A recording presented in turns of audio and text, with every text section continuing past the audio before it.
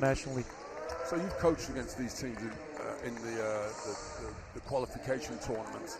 Barcelona, a lot of players back from last year. They're a highly touted team. Is this going to be one of the favorites to win this competition? Yeah, definitely. Barcelona is one of the favorites to win the competition. But again, all the other teams, Inter, Milan, Madrid, and we have overtime elite. I mean, Žalgiris, it's going to be really open. We'll see. These tournaments, it's just, one game at a time, and we'll see who's going to play that game on Sunday. But definitely Barcelona has a great team, and it's going to be exciting to watch. So this will be a good measure for them to check with Dubai, which is, most of these players, in fact, all their players have come from overseas to the Dubai Academy.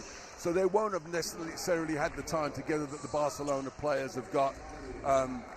But still, there'll be a challenge for Barcelona, although we will be expecting them to come out on top, potentially. Yes, always the first games are the toughest ones, and for each team. So it might be a little sloppy in the beginning, but they will get used to it at the end. And I feel like it's going to be a great test for each team. And so as a coach, do you get nervous? I mean, in a professional playing, you're not nervous about anything. Well, you sort of are if it's a championship game. But here, these youngsters, the whole thing is the young mindset that they've got.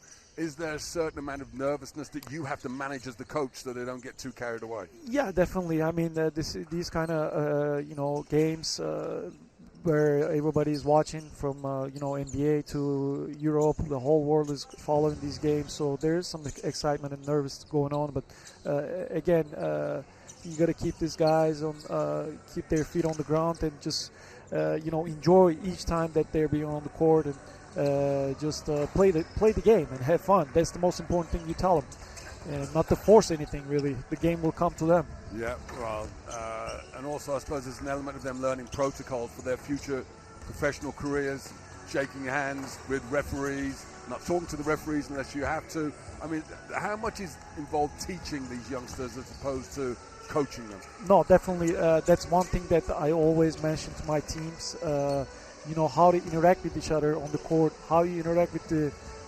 opponents, with the referees. So it's really important. All these guys and scouts and NBA GMs, they watch how you represent yourself or your team on the court. So it's crucial. Besides basketball, how you carry yourself on the court, and that's one thing that I mentioned on my first meetings with my teams. Yeah, and funny you say that although the attendance in the arena is sparse, as you said, there are scouts and fans all around the world that will be watching these young players, looking for the stars of the future. This is the 23rd Next Generation competition, and we've got a chance to have a three-peat of a champion. We'll talk about that later as we look at the starting five for Barcelona. Any other players you see on that starting line to stand out to you, Dosh? Well, yeah, definitely. Mamadou is one guy to watch as well, and Tomislav Vučković as well. So we'll see how they're gonna handle it. But these guys are experienced now with these tournaments, especially Barcelona. The way they played in the Ulm, they seem like they were ready for the finals. So I expect a lot from them to show in this finals. And as we look at the starting five for Dubai, they got some new faces added to the team. Simon Gradin, for example, the big Argentinian at number 14, only added since they played in the qualification tournament. I guess the players don't have a lot of time to get to know each other, and for coaches to put a system in place in preparation for something as unique as the Adidas NextGen. Yeah, definitely. I mean, again, this Dubai team, some of these guys joined the team 2 weeks ago, so it's going to be a challenge for them to see how they handle it and what they've done last 2 weeks. We will see what they come up with. Well, we are moments away from getting the first game up and running in the 2025 Adidas Next Generation EuroLeague Finals in Abu Dhabi. Teams have gone to the benches for their final words of inspiration and instruction from the head coaches. The floors are being cleaned. And there, as we see, the head coaches come into action. Carlos Marin for Barcelona. They champions in 2016. 9 years without a title is something that they are sorely keen to bring to an end, and the head coach for Dubai Basketball is Slaven Rimac. Interesting challenge for him. Dubai, of course, is developing as a real hotbed of basketball. Their men's team competing in the ABA. Dosh, how do you feel about the European basketball extending into the Middle East? Is that something that's going to be a great prospect for the future? Yeah, definitely. I mean, for the game of basketball, it's going to be great to just expand it all over the world. It's amazing that Middle East now investing a lot in basketball, and we'll see now Dubai basketball, being a big part of it, and hopefully we see them in the EuroLeague in the future. But it's great to see all these countries and teams, they're investing in basketball and helping grow the game. And it's a fabulous environment we were in. For those of you who are not familiar with the Mubadala Arena, this is quite a location for an under-18 Yeah, I mean it's amazing. It's really pretty, and the setup is really nice. I think it's going to be great for the kids to perform on this court. Yeah, well, the final introductions are taken care of. Starters are ready to get out on the floor. A little buzz of excitement around the arena and also on the commentary position. We always love this first game. There's a certain unknown factor to what you'll have as these players get underway. As Dosh has explained, there's a certain amount of nervousness. You've got to try and get the players to have fun and remember that they are still youngsters. But when they step on the court, they're playing against their peers, and they think that they are world champions elect.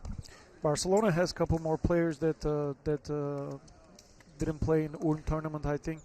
Especially Pena and Pulivnet. I don't remember seeing him in Ulm, but now I'll get to watch him.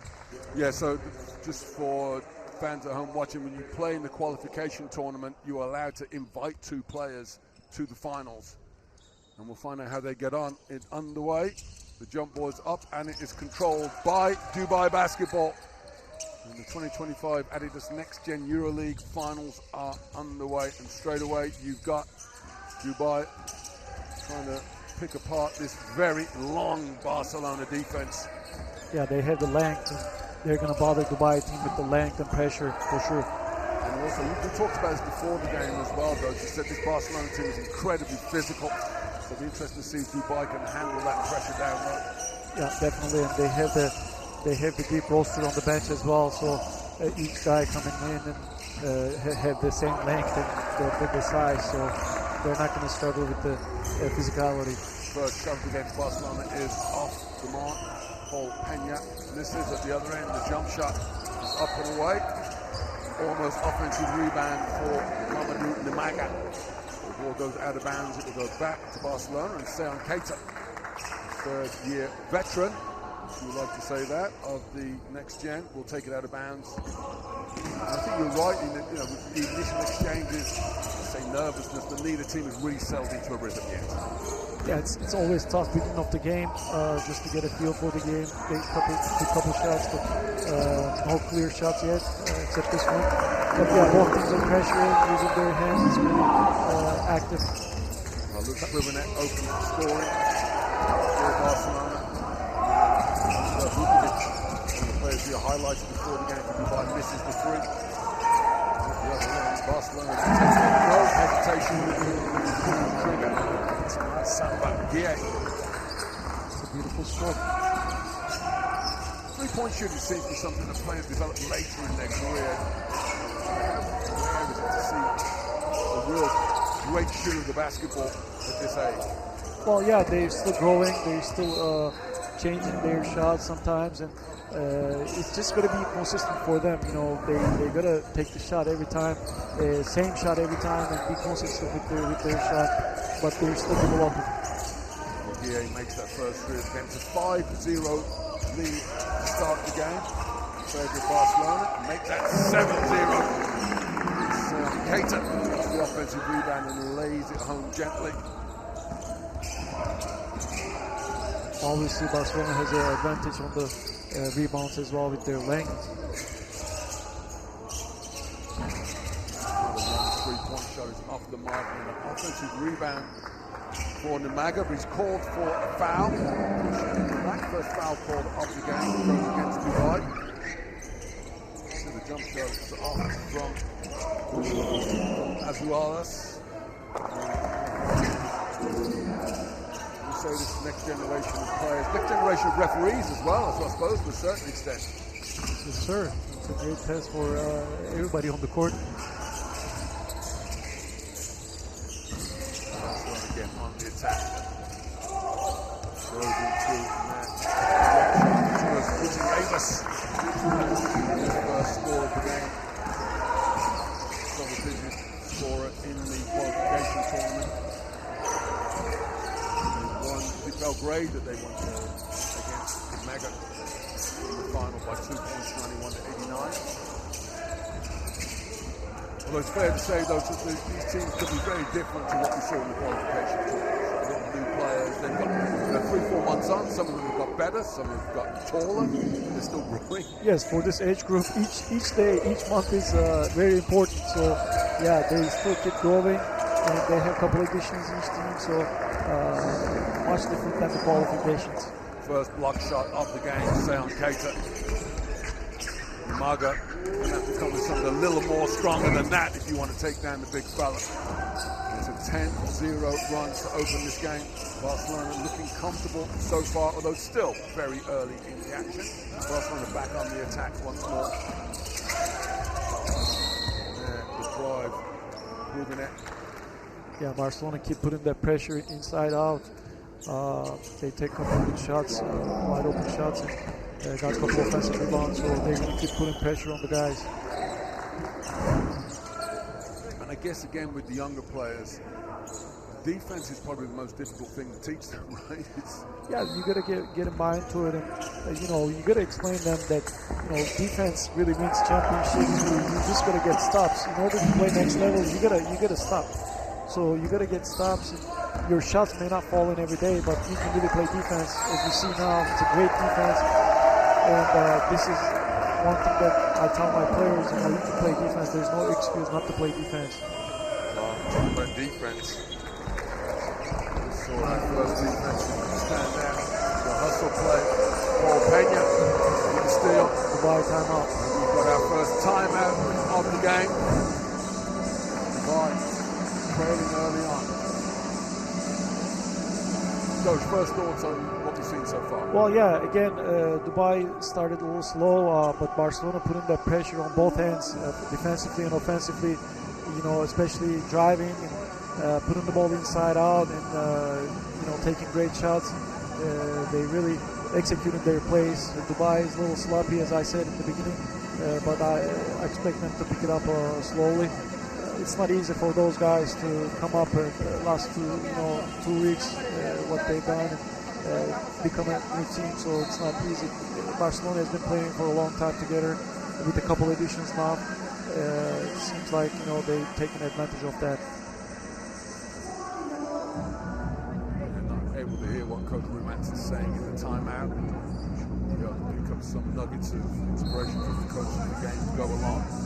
Difficult start for Dubai, and I guess the main thing now is just to make sure the players, you talk about enjoying the game, so just relax and just let the game be what you're hoping for. Don't look at the scoreboard now and think the whole weekend is over.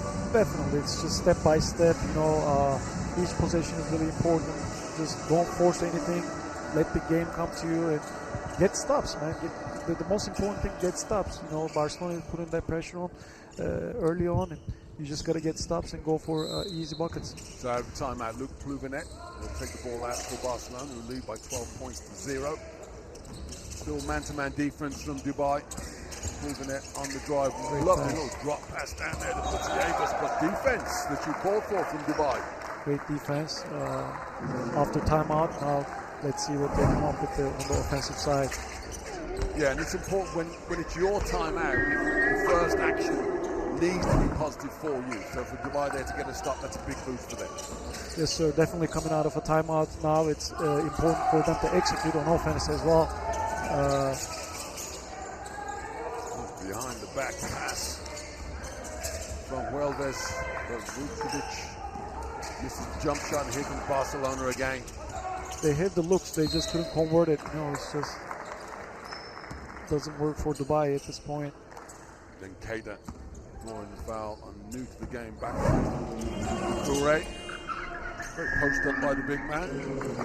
Again, we touched this before. It's so much important to get teaching how to play the game. These kids all know how to shoot. They all definitely know how to dunk. But getting your foot, that post up there that's from it. Keita, that's just little details.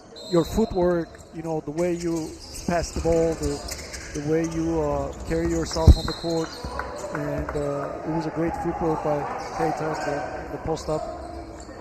And it's all about little details. Eventually, we hope that they develop into two-time EuroLeague champion like yourself. Again, I throw take you back to being 16, 17.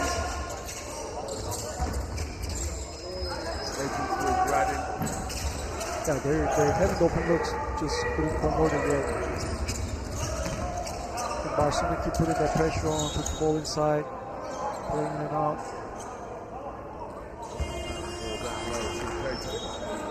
First substitution, he'll take a break. The size continues from Barcelona. One thing that does stand out, this team is big in the middle. It doesn't get much bigger than Mohamed Kone.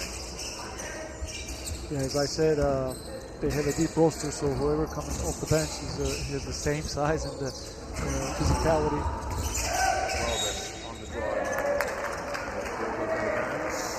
Back to Barcelona. Dubai still looking for their first point of the game. Barcelona might go inside again. Some expectation on Juricic as he drives down the lane. He turns the ball over. Got an air ball last time. Of course, he's got a lot of experience with the men's team in the EuroLeague as well this season. So we highlighted him before the game. A little more pressure coming back to this level, having been an integral part of the men's team for the last couple of months. Yeah, it's great for him. It's great experience for him to be with the senior team and now back with his team in NextGen finals. I'm sure he learned a lot from his big brothers and being with the senior team, practicing with them, playing a couple of games. It's all about the experience. He's just got to soak it in. Off the mark for Dubai once again, and they're still looking for their first points. Correct. This is the jump shot off the offensive rebound. Down low. Gutierrez gets his first points of the game. Beautiful pass. Dumped in by Guille. I think that wasn't a few things. That was Gonzalez with the no-look pass down low. Surely, first points of the game for Dubai. Thomas back in Bukhari. Assist to Andy Valdez. It's good to see Dubai on the scoreboard. 2 points to them, 14 for Barcelona. We're over midway through the first period. Barcelona looking like they're in control right now, that has to be said. Jump shot away from there's a good convert for three. Barcelona perfect from downtown so far. Coaches would dream of that, isn't that right though? Yes, sir. Unlike Dubai missed 63s at the beginning of the game, but Barcelona felt more comfortable shooting those threes. Dubai had open looks, just couldn't convert it, but good start for Barcelona. Yeah, and there's one of those examples there, the defensive lessons learned. The double team comes on the baseline. I see the bucket here from Dubai. Have them dive down, taking away the easy layup opportunity. Ball goes back to Dubai on the baseline. 5 on the shot clock. Have to get working quickly here. 4 inbounds. The shot is away by Ahmad.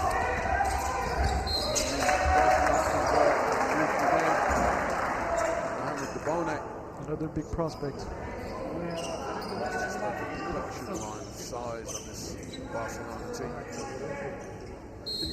Bone and one of the more spectacular athletes you will see this weekend. Yeah. Example. Yeah. You don't have to be jumping. Yeah. He got caught in the air, but recovered quickly, blocked the shot. It's incredible. I think that's what they call bands. Did you have Bunnies. bands? We used to have a little bit. Oh, you were dunk contest when you were 16, 17. Don't let me make talk you down. I was up there, yeah, when I was young. Yeah, I was up there, but that led to many injuries afterwards. Flying up and landed hard. Did you eventually learn the value of becoming a ground warrior? Yes, definitely. At the end of my career. It gives longevity, right? Yeah. Yes. Yeah. At the free throw line, Lebone gets his first point of the game. In the finals in Belgrade, he had a double-double, 12 rebounds, and 10 points and 12 rebounds in 17 minutes. That's what he loves his young man to be. Now he extends his team's lead. It's a dominant first quarter by Barcelona.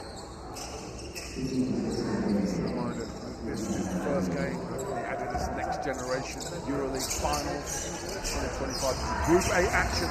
Dubai basketball against Barcelona. And so far, Dubai have 2 points. Barcelona with 19. Dubai struggling with fantastic exterior defense. Offensive foul. Paul, what do you see there, though?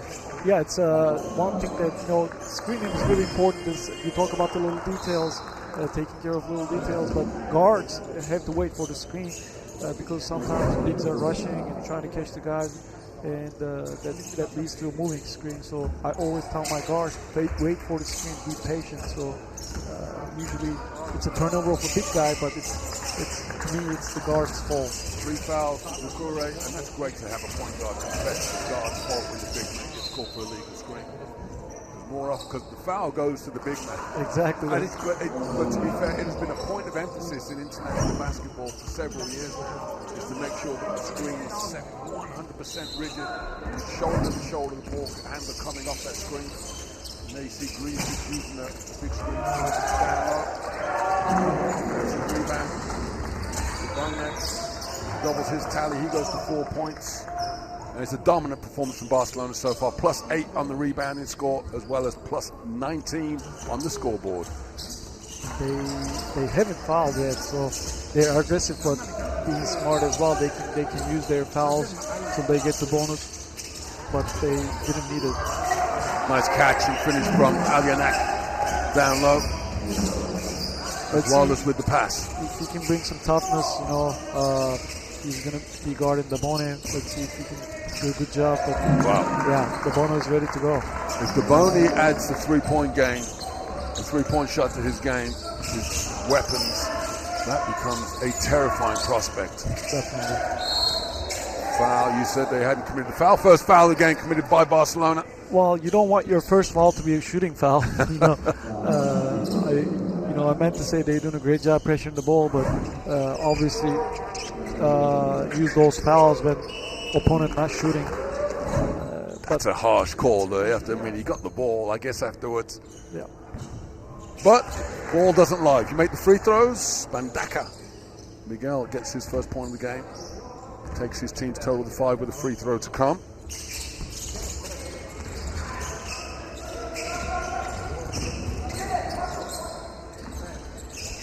Just over 2 minutes left in this first period. Gricic on the drive, kicks to the corner. Strong baseline penetration. Gonzalez perhaps had the open look, but they move it on, and Gricic hits another three. A remarkable start from Barcelona, 5 of 5 from deep, and they stretched out to a very dominant 22-point lead as the first quarter drags down. Step back jump shot is off the mark, and here comes Barca once more. We're going to see their fast break action now. Gricic drives down the gut, converts the layup, and then he does a little bit of breakdancing there to flip back to his feet.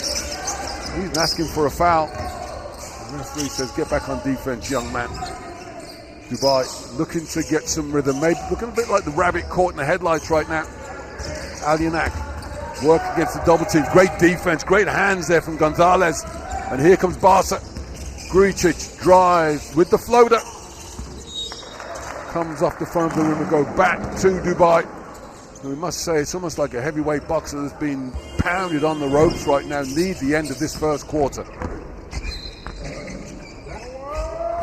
And you see Gricic converting the layup. 5 points for the number 9. It will be a Dubai basketball as the first quarter winds down. More substitutions. If anything, Mo Keita comes in the game. Barcelona keep pressuring the full court. Let's see if they can force him to a turnover. It's hard to believe with Mohamed Keita out there, they're a bit more athletic, which is hard to believe how way they jump all over the court. And look, the pressure on every shot. Daboni with the defensive rebound. And they'll settle down. And their game management has been okay, it's 10 minutes. It's a very small sample set. But they know when they got the chance to run, and they know when to try to pound it inside. Great pass. Yeah, again, I mean, we see that Dubai is struggling shooting from behind the arc. And, they're gonna what Barcelona is doing, putting the ball inside. Once they put the ball inside, they find open shots outside. So Barcelona is more organized at this point in this first quarter. Well, their quality is showing through of Barcelona. It has to be said. That's resulted and definitely being demonstrated on the scoreboard.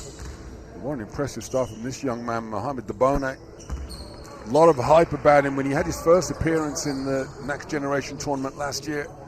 People could not believe how athletic he was. But we've seen so far a balanced performance from him. He's at 8 points. Yeah. 3-point shot, block shot. Contributed as soon as he came off the bench. It's a great mentality, being ready when your name is called. And it shows a great character to me that come in and contributing right away on both ends on the court. Open look for Alyanak. Misses the three. Offensive rebound and the stick back. Miguel Bandaka with his first field goal of the game. And Barcelona will hold for the final offense of the first quarter. The lead by 24. Daboni made his first three.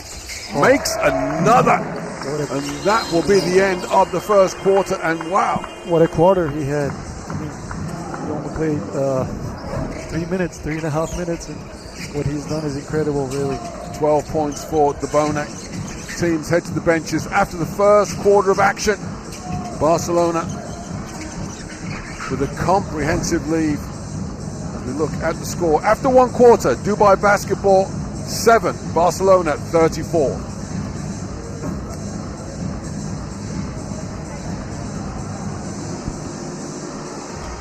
So we take a look at the first quarter highlights, and it's fair to say that most of those are going to come from the blue and garnet of Barcelona. Slicing through the defense early on, getting over the early game nerves. And we've certainly seen an array of weapons from the talented team from Spain. Dos, your thoughts on that first quarter? Definitely Barcelona coming up big. All these guys coming off the bench and starters, they were ready to go from the jump ball, and the mentality they had, and defensively and offensively, they share the ball. They don't rush things, so they look much more organized than Dubai team. But we already talked about Dubai team. It's a new team, and playing against Barcelona is not easy. They were a little sloppy, not organized at the beginning. But definitely there's a difference in quality. Well, it was a 14-0 run for Barcelona to start the game, and a pretty remarkable performance statistically. You look at the shooting percentages, Coach, it kind of steps out to you. Yeah, I mean, nine threes that they missed. Dubai Basketball, it's tough when your shots are not falling in. Maybe find a way to put the ball inside and finish it from inside. But again, it works.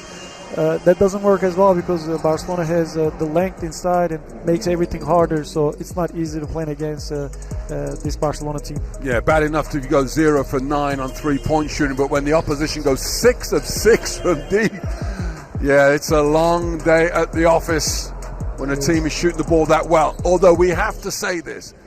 I've never watched a game where a team shot 100% from the 3-point line for 4 quarters. So they will start missing eventually. Maybe they relax. You would expect Dubai to make some kind of run. Maybe here's the start of the second. Second period underway. Barcelona using the full depth of their bench. Miguel Gonzalez kicks it down to this young man, Daboni. And the only, I can't call it a weakness, the only thing that he seems to have any issue with is just his physique. He hasn't got the power to get through the double team in the post. Dubai with the stop. And now, Welves drops the ball off. The strong drive. Manolopoulos is called for the offensive foul. As Mohamed Keita steps in front. Manolopoulos said, I'm not scared of the big fellas, but they didn't go for the block shot. Like the drive from the point guard, but went into the trees, and the oak tree was not forgiving. Barcelona once again on the offense, leading by 27 points. Again, they put the ball inside, keep pounding them from inside. That makes a huge difference and open up the shots for the threes as well. So everything works out perfectly for Barcelona so far. Keita with the finish in the paint. Dubai off the mark. The offensive rebound by Alianak. Nice footwork by the young Turkish player. We talk about how important footwork was. That then creates the basket for him by being able to step through. Definitely, he didn't rush once he gets the ball. He just read the defense and great footwork, not travel the ball. It's a good finish. Barcelona on top with the ball. The drive. Mohamed Keita misses the layup. Here comes Dubai. Manolopoulos. I have to admit, he's only short sample set, but Alianak gets his team's first three-point shot. Well, they missed 9 in a row in the first quarter. If they make 9 in a row here in the second, they'll get right back into this game.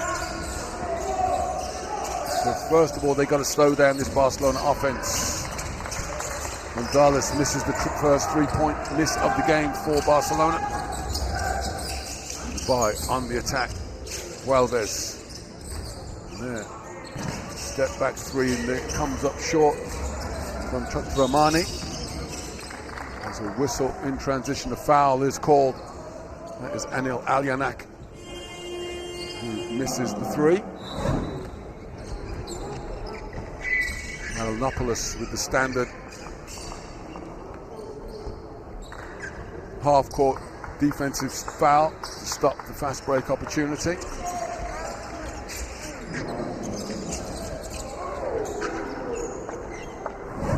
Dubai needs to play a little more aggressive on defense in order to get back in this game, because it seems like shots are not falling in, and the only way to get back in the game is getting some stops, which they're struggling with, especially inside game. So they've got to do a better job pressuring the ball, not to let the ball go inside easily.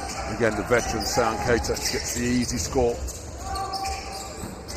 Another missed three from Dubai, but they get the offensive rebound. Nice spin move to the baseline by Gradin, and he's fouled by Mohamed Keita. The Argentinian big man will go to the free throw line, looking to get his first points of the game. Nice drop step, leaning into the basket. Keita leaning in, getting in with the body and the arms.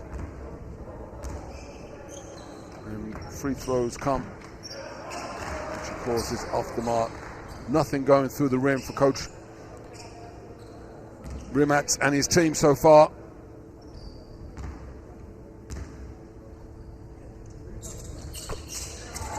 Converts the second. Dubai 13, Barcelona 38. Dubai is the nominated home team in this game. Of course, it's all central venue. Got to have a home team and away team. As Barcelona get on the attack again. Paul Pena scored the first basket of the game. Kicks off to Guille, scored the first three. There's a steal. Transition opportunity. Welves down the lane, can't convert the layup. Rebound is stripped away by Barcelona in transition. Pena! He gets the layup to go. And you like the energy to get back on defense after he makes the score. Barcelona by 27. There's another charge. Nope. We'll see which way the referee's going to call this. The referee has called that on Mohamed Keita. These are good fouls. They're, being aggressive and helping helping their teammates. So these fouls are completely okay. You see, there's three guys around him when he drives. Barcelona is really trying hard to help each other on defense. I'm not sure Mohamed Keita knew too much about that foul, actually. You see Pena laying the ball home at the other end. Keita comes to his feet and he'll take a break. I'll say he's sort of helping on defense, as you say, which is great help, but he pivoted into guard coming at full speed. Actually, it's Simon Gradin. No, it's baseline possession. That was not judged to be in the act of shooting. Manos Marinopoulos will take the ball out of bounds for Dubai. Vukovic swarming defense from Seyon Keita with the intensity on his face. But Vukovic is equal to the challenge. And he gets the score. Very good finish. He didn't settle for three. Took the advantage of big guy and attack him. Strong drive. Even stronger offensive rebound, but can't convert Seyon Keita, but they get another chance. 6 offensive boards for both teams now. Yeah. Not much happening there. Been impressed with Seyon Keita so far. Number 63 of Barcelona. Keita has been great. Shooting high percentage, being around the rim, getting rebounds. And again, I'll defend him again because he's in practice, Gueye probably shoots that every single time. And now you decide to try to pass to me. Right, yeah. It's just decision making. Sometimes, these guys, they're being too unselfish too. So when there's a right shot, you got to take that shot, But this is a facet of the game that you learn. That there's certain players, when they get loose, they're not thinking about passing the ball, and it's not a bad thing because he's going to put it up. Right. So either get back on defense or go block out. Exactly. Another missed jump shot there from 3. Dubai now 1 of 13 from deep. Barcelona back on the attack once more. Plus 9 rebounding, 21-12. This is what Dubai needs to do. Just get stops and go for easy transition. Yeah, Manos Manolopoulos, been impressed with him since he's come in the second period. Young Greek guard. You hate to stereotype players by his nationality, but you think over the years the great Greek guards, Sloukas, Spanoulis, they're all aggressive, strong, going to the basket. Cerebral players as well who see the floor, read the floor well. We're seeing this in Manolopoulos early on as he makes his first points of the game.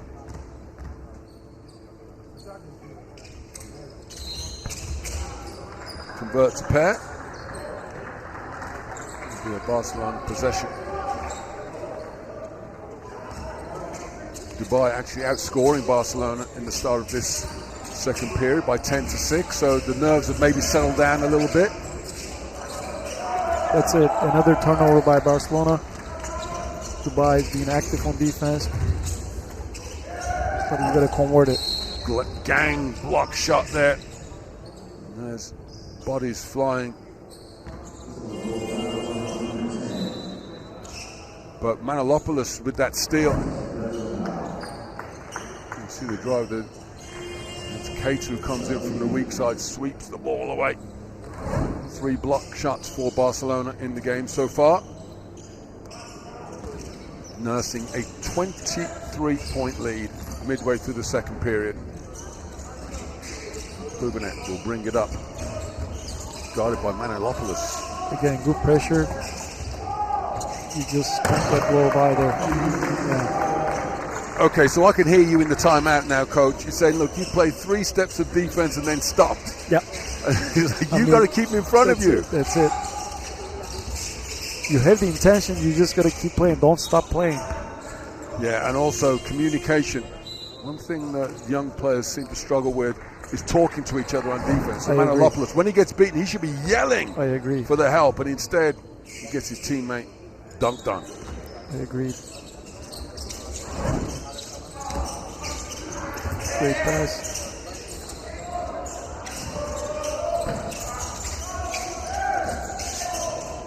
Good hustle on the backboards from Dubai. Certainly been a lot more competitive here in this second period. Can't say Barcelona have relaxed. Dubai have raised their game. Manolopoulos at the buzzer. And another offensive rebound. This time Alionak. Well, this will certainly give encouragement to the Dubai basketball team, especially Vukovic can make a three, which he can. And if you're Coach Marin of Barcelona, not panic stations, but at what point do you call a timeout? I mean, we were talking about the length of Barcelona, but we see that now Dubai has more, they have more offensive rebounds than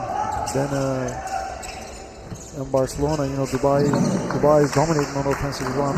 Barcelona has done a great job defensively, but they got to finish it up with the rebound. Well, credit to Dubai. They're certainly playing, out-hustling the Barcelona team in this start of the second period, but we got a steal. And a breakaway. Manolopoulos tells the referee he did not commit a foul, but instead, Massamba Gueye will go to the free throw line to shoot 2. It's just a miscommunication here. And you know what? Manolopoulos, he may have a point. Yes. Well, he got him on the arm as well, probably, but... Yeah, it's always controversial, when you hit the ball, there's a hand, not, it's part of the ball or not. It's just up to the referee, obviously. But it's always more difficult as a player. If you chop down on the basketball, the referee is more often than not going to go against you. Yes. Just because visually it looks like you've done something wrong. Gueye,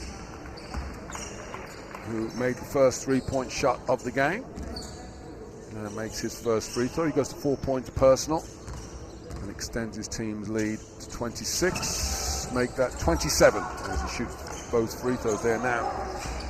8 of 9 from the free throw line as a team. Barcelona comfortably ahead, but Dubai certainly playing better in this second period as it winds down towards halftime. Alionak off with the 3. And there's that hustle again from Dubai. And it's not as if they're just going and grabbing it. They're just keeping the ball alive. Maybe Barcelona relaxing, not blocking out as well as they should do. This is something that can happen sometimes. You tell me when you're that much bigger than the opposition, you don't block out, you just go get the ball. And so they just dive around you. Yeah, it doesn't matter how big you are, you just got to box out. It's one of the main things that, we talk about details. No matter how tall you are, it doesn't matter that means that you're going to get the rebound or, you just got to keep boxing out. Yeah, nice breakaway, fast break dunk for Dubai there. Namaga, who makes the slam dunk. Gutierrez answers with a 3. Interesting, Mamadou Namaga played for Barcelona under 18s in the 22-23 season. Gets his first points of the game. We've got a timeout on the floor, has been called. It is a 28-point lead for Barcelona as... Yeah, we talk about communication, defensively. You cannot keep your mouth shut. You just got to constantly talk to your teammates, especially on the rotations. That's one thing that Dubai needs to do a better job, especially on the pick and roll defense. 5 guys needs to be involved and constantly talk because Barcelona is really easy on the pick and roll, really well, and always find the open shot. This player with the ball, again, so I'm picking on you as a coach we must put more pressure players to on the talk ball. to each other on defense. You can't be shy. You got to be vocal. Doesn't matter if you're a guard or big guy. Big guys got to play screens. Guards need to be pressure on the ball. Ball. It's just a habit. It's just a habit. You keep talking. You can't be shy of talking. 1, 2, 3. Hey, run the guard. These guys, they're going to be playing in front of maybe 15, 20,000 people near future. So in order to, play better defense, you just got to talk. You got to communicate. You got to hear each other. Yeah, but you got to look cool while you're doing that too. Because I got a social media following. I got 40,000 TikTok followers. I got to look good, coach. We'll be talking on defense. No, believe me, if you keep talking, that's going to make you a better player, and you're going to get more followers and more interactions on social media. Well, team coming out, second quarter, winding down. Dubai being competitive here in the second period, but still trail by 28. Vukovic missed the three. The Bone back in the game and announced his presence with a monstrous rebound. And Grujic eases his way up court. Barcelona settling into the half-court set. The bigs screen for each other, then put that ball screen in. The Bone looking downstairs, feed his teammate. And that's big-to-big action. Right. Now, the Bone and Kone in at the same time. It's trouble for Dubai. It's going to be tough to contain them. Well, they got that switch on the high screen and roll, looking to get the matchup. Welves, who is 15 centimeters and probably 30 kilos lighter than Abdurrahmane Kone. And he doesn't even say thank you to his teammate for the switch. And it'll be Kone who'll go to the free throw line. Both teams have committed 5 fouls in this second period, so any more defensive fouls committed in the final 2.5 minutes will result in free throws. Abdurrahmane Kone got a little bit of a shimmy on his free throw stroke. Better be able to make it if you can do it behind the back before you shoot the ball. Remember, in the olden days, it used to be if you wear a crazy number like 00 or 99, you better be able to play. Nowadays, look, that's for the TikTok followers, right? As long as it works, he goes in. Well, he missed this one, but he doesn't. He could be 95%. I'll let him miss one. 29-point lead for Barcelona. They led by 27 at the end of the first period. Andy Welves tries to drop inside, but he just dropped it down to Nimaga, who gets in trouble, and there'll be a jump ball that's called between Kone and Nimaga. Referee not able to decide, and we do have possession arrows. It's a tough call. Well, referees can only go by what they see. We do not have the instant replay system in place for the Next Generation tournament. Welves converts a pull-up jump shot, gets his first points of the game. Grujic, well defended there. As Rolas putting pressure on the ball, forcing the turnover. Barcelona haven't taken care of the basketball particularly well. 9 turnovers so far, Dosh, in this first half. Yes, it's quite high for Barcelona team, but you got to give credit to Dubai. They're being active. They always using their hands as actively on defense and force Barcelona make turnovers, but they weren't able to convert those turnovers into a basket yet.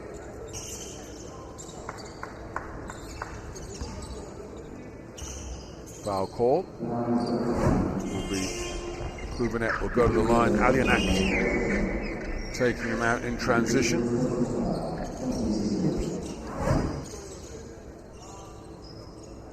Luke Klubanet, 4 points, 2 assists so far in this game. Going to add to that total.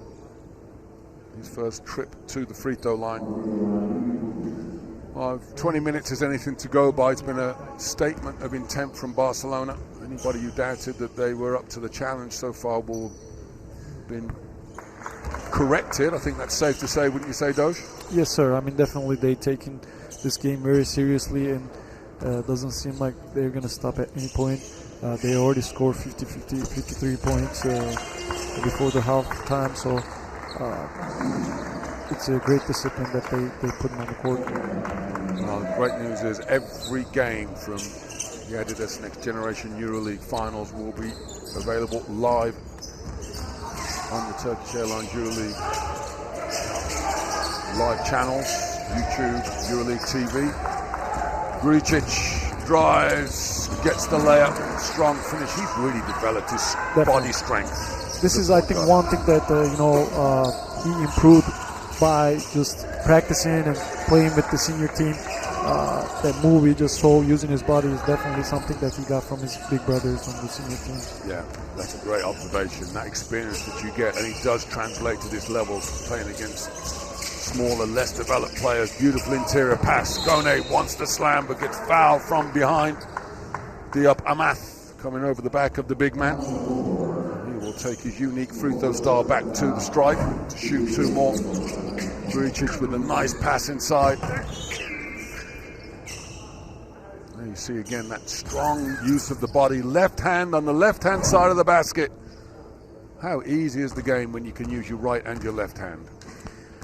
I mean, in a modern era enough, you got to use both. You know, it makes everything easier for you, obviously, but you know, you got to be able to finish. You watch Kyrie enough in the NBA, you know how he finishes with both hands. You can't really tell if he's lefty or right-handed, so it's incredible. It was once upon a time on the scout report they'd say he was right-handed or left-handed. That's almost like an afterthought now, because you're right, the necessity because of athleticism. Shot blockers come from everywhere. You have to be able to use your body, and we get a double dribble turnover. That's maybe a little bit of fatigue at the end of a brutal first half for Dubai. Andy Welves with the double dribble. It's his 4th turnover. Dubai now double digits, 10 turnovers in the period. Reaching hesitation dribble, turns it over. Amath goes coast to coast and converts with the left hand, just as we talk about it on the left hand side. Amath goes to 2 points personal. First half winding down. That's 7 seconds between shot clock and game clock. Dubai should get the ball back. Gricic looking to feed Kone downstairs. Welves with the steal. And then Guille steals it right back, and an unsportsmanlike foul is called. And as Welves, frustrated, tries to get him back and commits the foul. Great job by Guille, you know, not giving up. It's a crucial steal. And forced Dubai to foul him, which ended up with unsportsmanlike. And Barcelona is going to have the ball again for the last possession of the game. Welves gets the unsportsmanlike, which is his 3rd foul of the game, along with his 5th turnover. Pesky defense from Guille. His team's 5th steal of the game, although Dubai have got 7 steals themselves. Guille makes the free throws, and with 7.8 seconds left in the first half, Barcelona will have possession. So to close out the first half on a high, you got 58 points. I don't see how you can have any disappointment with what comes out this final 8 seconds, but let's see. It will be sideline possession. Paul Pena will take it out. Dubai maintaining man-to-man defense. Gricic working the dribble, the high screen, the roll, the rip through, stolen away by Amath though. And that should be it for the final 20 minutes. This was his 3rd turnover in a row, unfortunately. But, you know, he's got to learn from it. These guys are, obviously, he's trying to help his teammates out, but that's something that he needs to refocus in the second half. Great hustle there from Diop. Amath playing hard, even though his team are down by 32 points. 0.6 seconds left. Barcelona have got the ball back because the possession arrow up to jump ball. Ball's lobbed up, and that is actually it. Caught the first half a little bit early. So players leaving the floor. It's a dominant first 20 minutes by Barcelona. Dubai will go to the locker room. Plenty to talk over, plenty to improve on, although that second quarter was much better by them. And we lost the first by 7 points to 34. The second they go down 19 to 24. Players slowly leaving the court. And at the half, it is Dubai Basketball 26, FC Barcelona 58.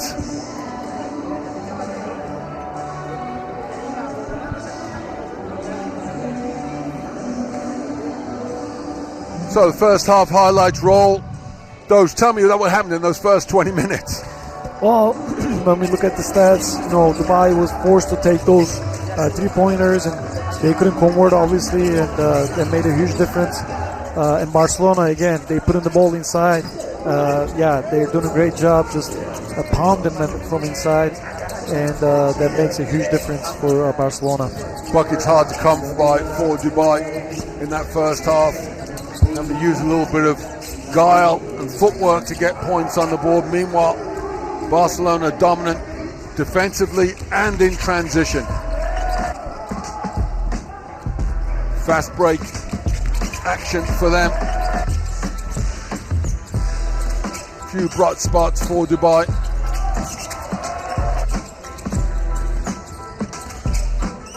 And where did they improve in the second half, though? Well, Dubai, they cannot rely on the three-pointers so much. They got to put the ball inside a little bit more. And defensively, they got to be a little more aggressive, picking up full court if they want to cut the deficit. And Barcelona, they're doing a great job executing the players, but they got to take care of the ball a little bit more. Yeah, looking to see Barcelona cut down on those turnovers. We're going to take a look at the stats in a minute. As we see Dubai much better in that second period. And the numbers bear that out. You think how poor they were in that first period. But statistically, Barcelona three-point shooting, though, still 89%, 8 of 9. That's difficult to come up against. That's a high percentage shots, but they did a great job executing their plays and finding open shots. I'm going to mention it again. Putting the ball inside really opens everything up. Well, the first half, we'll take a little break here. Teams are going to get some oranges in the locker room. Dosh and I will do the same thing. We'll see you after a short break.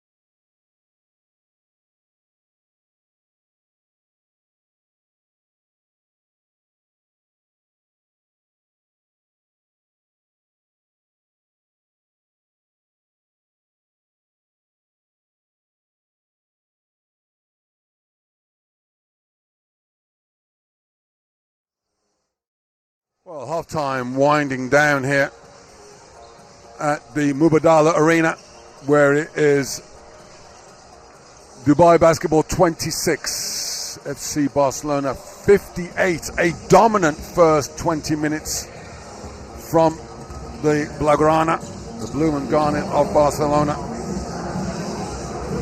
Certainly been impressive in every facet of their game. Meanwhile, Dubai learning on the fly, shall we say. Some new faces. We look at the numbers. Dominant for Barcelona. Dubai much better in that second period, losing that one by 5 points. But the whole, they dug themselves going down by 27 after 10 minutes. Has really left them with a mountain to climb. But remember, a reminder that this a 4 teams in each group. Looking at the key stats, the key player in that first half for Barcelona, Arturas Butievas. We highlighted him before the game, 13 points, including 3 of 3 from the three-point line. Certainly showing why we thought he would be a special player to watch. But he's been ably supported. One of 2 players in double figures, but we look at him. Started the game quiet at the start, didn't really go to him, but the thing we have to like about the way he's played, he's allowed the game to come to him. This team celebrated for their athleticism. Gutierrez had his part to play in that as well with the alley-oop slam. As Barcelona stamped their authority on this game. Back-to-back threes to close out the first half as well from Gutierrez, just to reinforce their 30-point lead. And the young Lithuanian power forward certainly showing why he's been highly touted as a player, not only of the future, but very much of now.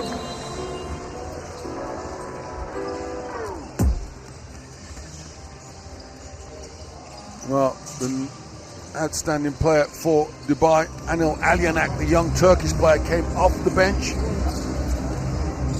And he was definitely impressive. 7 points for him to lead his team in scoring. Even more impressive when you remember that his team only got 26 in total. Alyanak, 4 rebounds. Play some tough defense as well in amongst those trees, the number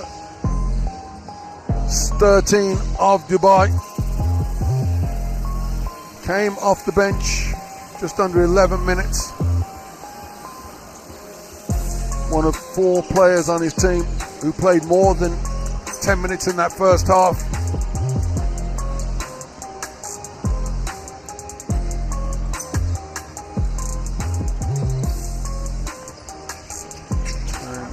And had an instant impact.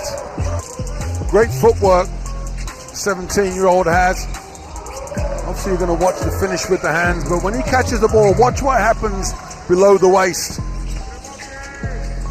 Because sometimes if you can't get over them, you can go under them. And there you see there, perfect example of the step through and the layup. Alyanak with a 7-point performance. Keeping his team in touch, albeit with a big deficit. Reminder that coming up after this, we've got the second game in Group A. EA7 Milan against Mega Super Belgrade. And then in the afternoon, the Group B games. Inset Paris against Zalgiris. What a game that could be. And then the back-to-back reigning champions, Real Madrid, close out the day's action against Overtime Elite. You'll be able to watch every single game live on Turkish Airlines EuroLeague channels, including our YouTube channel. And just a little reminder, if you have any questions, we do get the feed from our YouTube channel. Keep it clean, folks. This is an under-18 competition.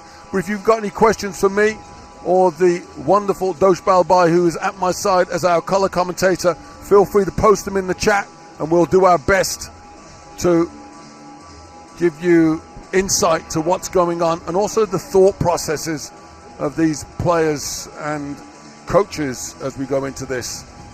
So Dosh, after the half, teams have had a chance to work, talk things through.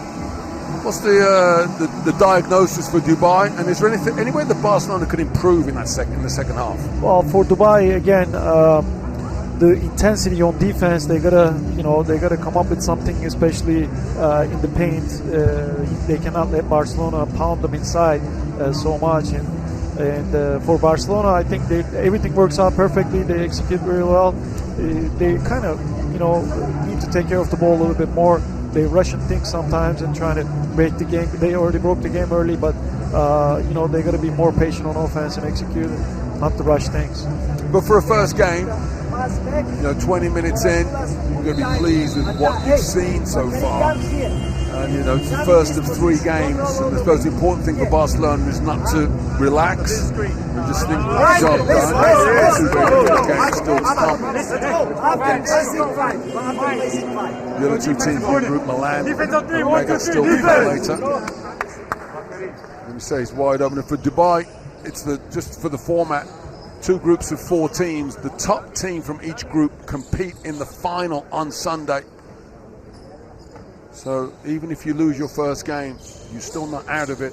The only time you're out of it is when you lose 2. So the pressure will be on Dubai if they go down, and also for Barcelona, they've still got work to do. Getting out for the second half, it will be a Dubai possession. Looking to build on the second quarter. And as long as you get better each period as the game goes on, there's something positive to take away. And then we get the action going. And it is Zwulas. And feel Alionak down low. He's in trouble against Debone. Yeah, I see the frustration on Coach Rimac. They come out and didn't really execute what he drove, so he was going crazy on the sideline. Well, who'd be a coach? You can keep that job. I'll let you have that. I won't be competing if you apply for another head coaching job. Good defense there from Alionak, forcing the miss, and now Dubai have got numbers, 5 on 4, but then Alionak just drives into trouble. And here comes Barcelona on the fast break.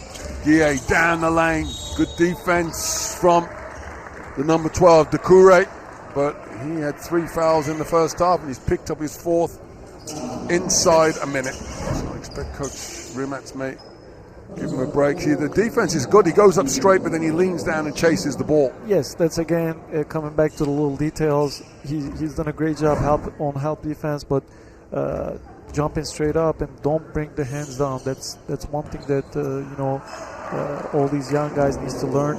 Once you bring your hands down, it's an automatic foul. But just to remind people that you've got somebody charging down the lane at you. Massamba Guille on the drive. The last thing your brain is telling you to do is just stand in front of him and take a charge, right? So this is all part of the learning process. That's why we play these competitions. You think some of the great players that have laced up in the next generation tournament, the likes of Luka Doncic, Victor Wembanyama, of course, just to name a pair. Shot clock running down. Dubai looking for the first points in the second half. The 3-pointer is off. Good hustle from Mohamed Keita. Barcelona transition offense. Debone double teamed in the low post. Can he get rid of the ball, find the open man? Eventually they do, and that turnaround jump shot is finished. That's a nice move by Mohamed Keita. His first points of the game, and the first points of the second half. The lead goes to 37. Turnover from Dubai. And there the foul in the open floor. Apenas Zwulas halting the action. Daniel Gonzalez was looking to run the fast break for Barcelona.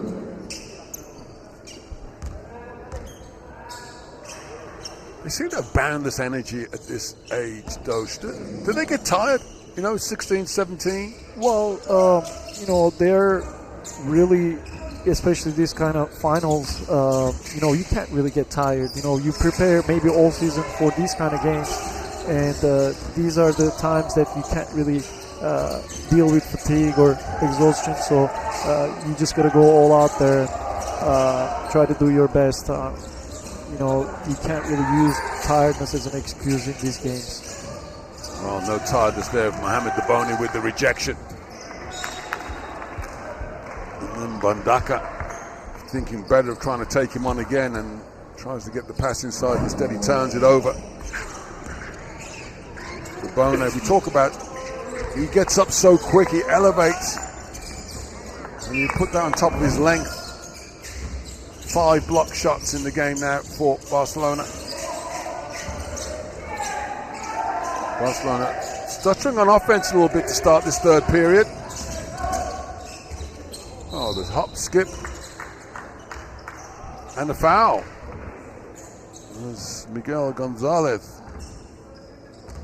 Dances down the lane. Broken play. Takes matters into his own hands. Skips through. Foul is called and he will go to the free throw line.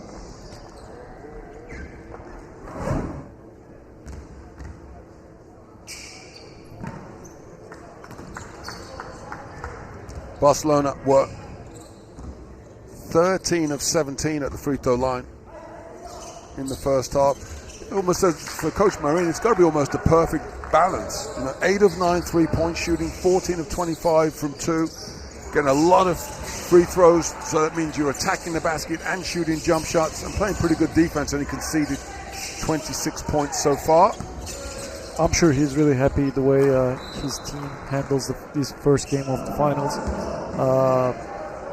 But you know, glad to see him, you know, still wants more from his players, which is great because these kind of finals, you know, you can't never relax. There are 8 great teams in this finals, and anything can happen. So there's no time for relaxation. Indeed, anything does happen as Miguel Bandaka gets the layup. And there's a first 3-point play of the game. Well, it's offensive foul, I think. Well, I think the referee's called that and one. He's called a blocking foul. Wow. Tomislav Vukovic taking the elbow to the face from Mohamed Keita. We can see why he's called a block. Yes, he gets him with the elbow, but maybe his feet weren't quite set. And it's one of those times when you get a foul because your face got in the way of the other player's arm. Not the best way to pick up a foul, but Coach Rimac is having a chat with the officials to debate whether or not there could have been an offensive foul. Officiating never something you fancied? Picking up a whistle? You know, players make mistakes on the court, and obviously they're human beings, referees as well, they make mistakes, so it's something that you can't really get stuck with or rely on. You know, anything can happen on the court, so you just got to accept the fact, whatever they call. Obviously, with the adrenaline stuff, you know, you just sometimes don't accept the calls, but it is what it is. You just got to go to the next play and focus on the next play. Well, that's what players have to do, is to learn. You know, I've been around a long time in this basketball game, and I've yet to see a referee to say, oh, I'm sorry, that was not a foul. I'm going to wave it off. Once they've called the foul, it's not a reviewable play. You can't change the call. You have to be happy about it, but there's no point losing any sleep over it. Barcelona in possession, leading by 41 points.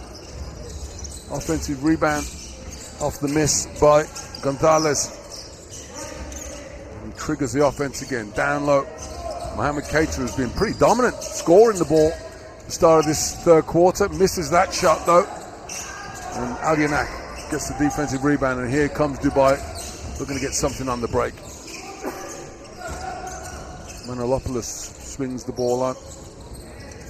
All the Dubai players on the exterior. Welves drives down the lane. I think that's going to be a foul.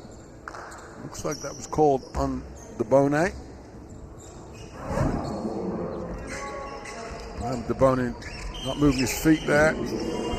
Welves draws the foul. And it should be a sideline possession. He was not in the act of shooting. there's got to be a natural drop-off intensity-wise from Barcelona when you've got a 40-point lead at halftime, 15 minutes in the locker room, looking at the stat sheet, looking how great I am. So the challenge, again, this is part of the learning process, right, is to how to bring yourself back to that same level of intensity you had in the first 20 minutes. Definitely. The game is 40 minutes, so you can be up or down, doesn't matter.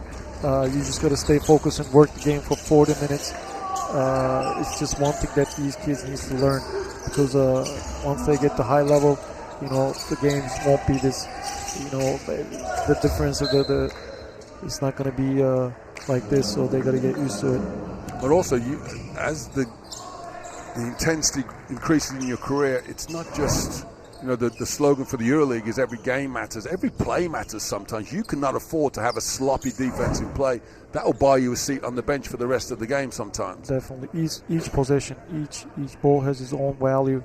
So, again, you got to take care of the ball, and you got to take not good shots, but great shots on offense. Each possession matters. Once the players have tucked their shirts in properly, we'll get back underway. It'll be baseline possession for Barcelona. Currently lead the game by 41 points. Mohamed Debone inbounds to Mo Keita. He takes off on the baseline. They're looking to get something in the paint instead. They try to kick through and turn him over. Gonzalez has the ball stolen away. Both teams with 8 steals now. Dubai being held to just 2 points so far here at the start of the third period. So any questions about the intensity of Barcelona have been answered. They are leading this third period by 11 points to 2. And they force another turnover. And here they come. Gonzalez on the wing. Uses the high screen from Debone. He dives to the basket, does not receive the ball. Dubai, I have to say their defense man-to-man has been a little less energetic here in the third period. This man here, Mohamed Keita, though, has been definitely raising the intensity. Gets another offensive rebound. They missed the stick back. In transition, Maranopoulos goes to the basket with no fear, but Maranopoulos can't convert. And then at the other end, the deuce is converted. Miguel Gonzalez gets his first field goal of the game. Dubai basketball 28, Barcelona 71 midway through the third period. This Group A action in the Adidas NextGen EuroLeague finals. We're in Abu Dhabi for 2025. This is the warm-up action for the Turkish Airlines EuroLeague Final Four. What a Final Four we have in process. Maranopoulos with a steal. He shows his defensive nous, continues to be aggressive. He gets the field goal. He's got 3 steals in the game so far, Maranopoulos. His team trailed by 41 points. Barcelona, shot clock goes under 10. Guille makes the 3. Is there anybody attention to the three-point shooting? They are now 9 of 11. Again, great execution on offense. They share the ball, pass the ball, from one side to the other side until they find the open shot. So, great execution by Barcelona.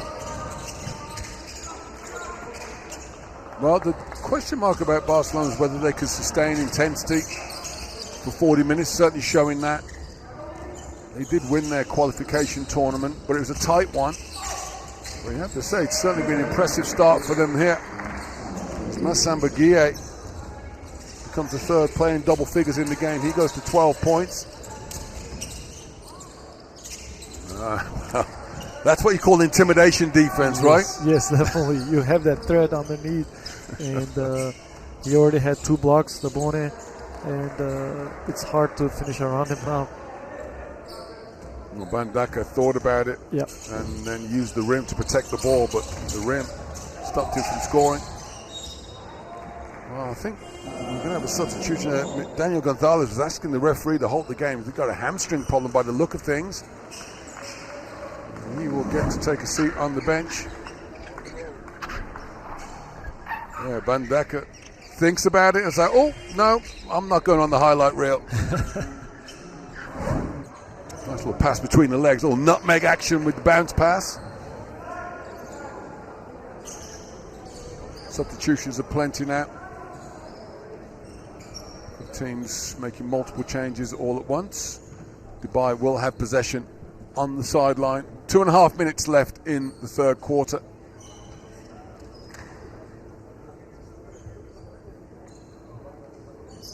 Just a little pause at the scoring table and the action back underway. Manolopoulos brings the ball up the court, guided by Paul Peña. Little miscommunication there with the mismatch. I mean, they did the switching, but they didn't talk. Again, it comes back to communication there. As I said, doesn't matter if you're up by 40 points, you just got to keep talking. One mistake and Dubai just punished them right away with the three-pointer. And dare I say, if you do that when you're in a game where you're not leading by 40, a two-point game, that can be defeat for you. Definitely. Strong layup, strong finish by Mohamed Keita, who's certainly been impressive here in this third period.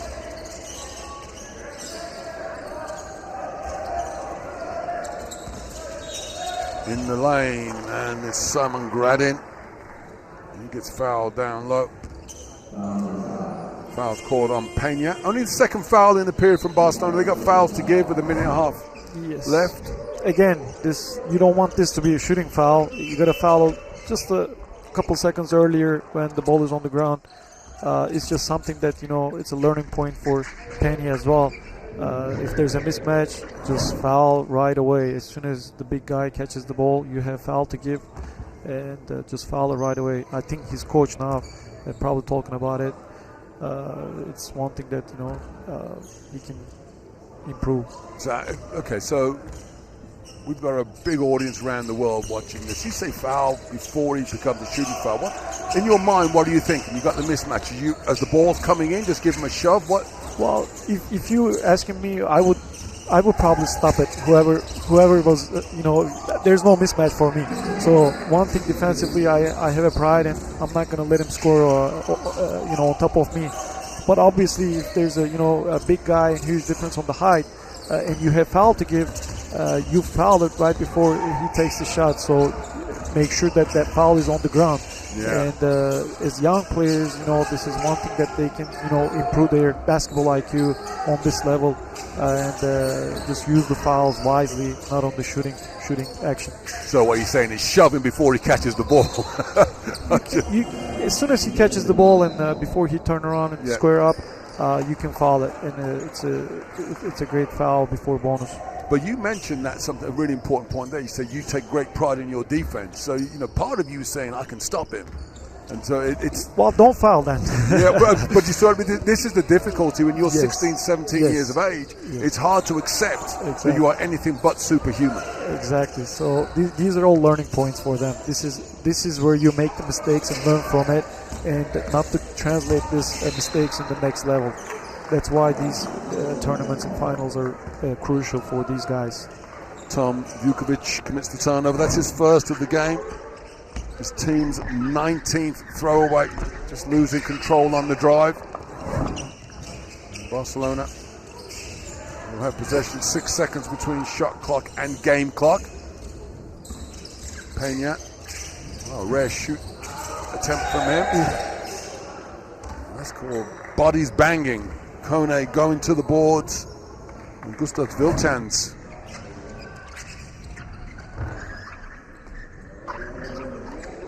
goes to the deck. So Dubai could hold for the final shot of the third period. It will be Johannes Wallace, closely guarded by Peña. Shot clock down to 5. Working off the dribble, pulls the trigger from deep. Doesn't get the 3 to go. Offensive rebound by Gradin. He can't convert, and that is going to be it for the third quarter. It's another dominant period from Barcelona, conceding just 8 points in 10 minutes. They stretch out their lead after 3. Dubai 34, Barcelona 80.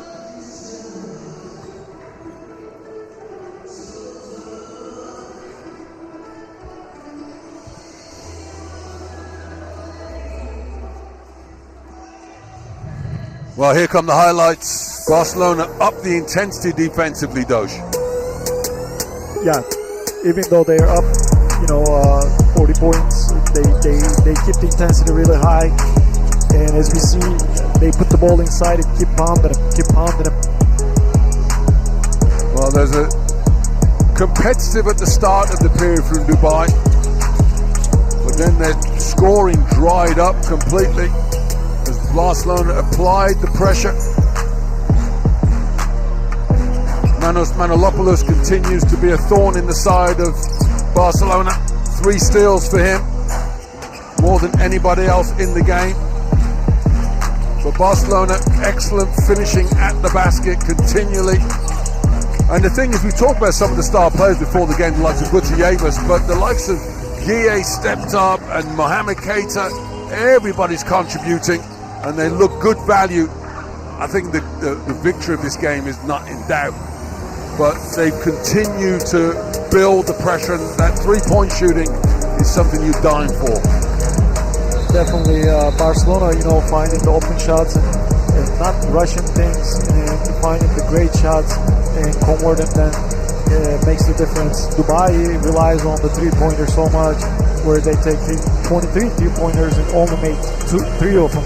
So I think they got to do a better job putting the ball inside and putting pressure on the Barcelona big man. Yeah, difficult game shooting from 3-point line. They were 1 of 5 in the third period, getting their total of 3 of 23. So they shot fewer threes, but I think there's also their turnovers that hurt as well. 19 turnovers for Dubai, 16 for Barcelona. So both teams could improve taking care of the basketball. Again, Barcelona with those 2 bigs out there looking to play high-low interior. Instead of Gricic on the drive, gets the shot and converts. That's a difficult shot. And we keep going back to the value of training with the men's team that Gricic has had over the last couple of months. He's got the confidence to go in there and have no fear. Yeah, it seems like the game has slowed down for him a little bit more when I see him from the last tournaments. He's doing a great job now, again, defensively and offensively, taking his time and coming with experience from the senior team and learning from his teammates in the Barcelona team. Definitely translates his game from senior team to juniors and doing a great job so far. You'll see another shot attempt from him there. Misses the 3. Defensive rebound for Dubai. We just missed an awesome finish from Manos Manolopoulos. We'll have to see that one again, I'm sure. As he goes in, battling for the rebound. This time he's not going to get around Sion Keita. Barcelona pull themselves back together. They lead by 46 points. I'm sure our statisticians will have the record books out somewhere telling us the various records we need to look at. Good double team defensively. Nimaga forcing Sion Keita into the turnover, and then in transition Simon Gradin looking for the foul, gets nothing. Here comes Gricic, drives down, and this time Keita is fouled in the act of shooting.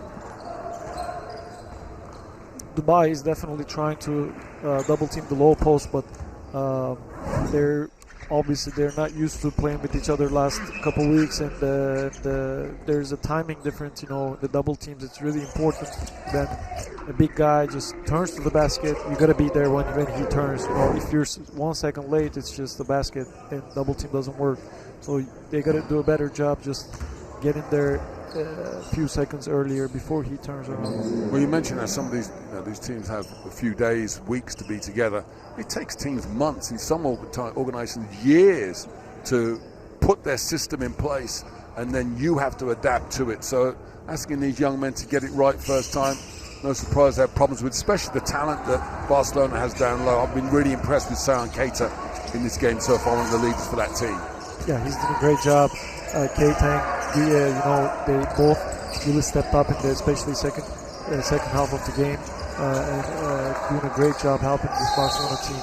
And you see the demoralization for Dubai. 7 block shots, couple of intimidations, and now when Nimaga gets the ball back, he doesn't want to shoot the ball, so he gives it to Manolopoulos, who's in trouble. They get the ball back. Be impressed with Manos Manolopoulos, the Greek point guard for Dubai. And here he goes in possession. Shot clock under 10. Trying to feed down low. Again, they find the right matchup, but they're settling for the shots. There was a mismatch now. Well, and Pena, he's got that ego that you've got defensively. He said, I'm not going to foul. Didn't foul, and he got the air ball instead. I like that, yeah. I like that. It's great. He's not making the same mistake twice, so it's great to see him doing it. And forcing a turnover, the first 24-second violation we've had. Gricic working off the dribble. You can see that his composure is on the next level compared to the other players on the court. This is the three-point shot, but Butyavis, offensive rebound. You see they're always looking for the next pass. That's why this execution is really important. They always find the right guy, yeah. And there's the finish we've been waiting for. The first real power slam. Great ball. That was all 5 players involved. Moving the ball around, passing, and then they get the finish they've been craving. Chance to show the athleticism.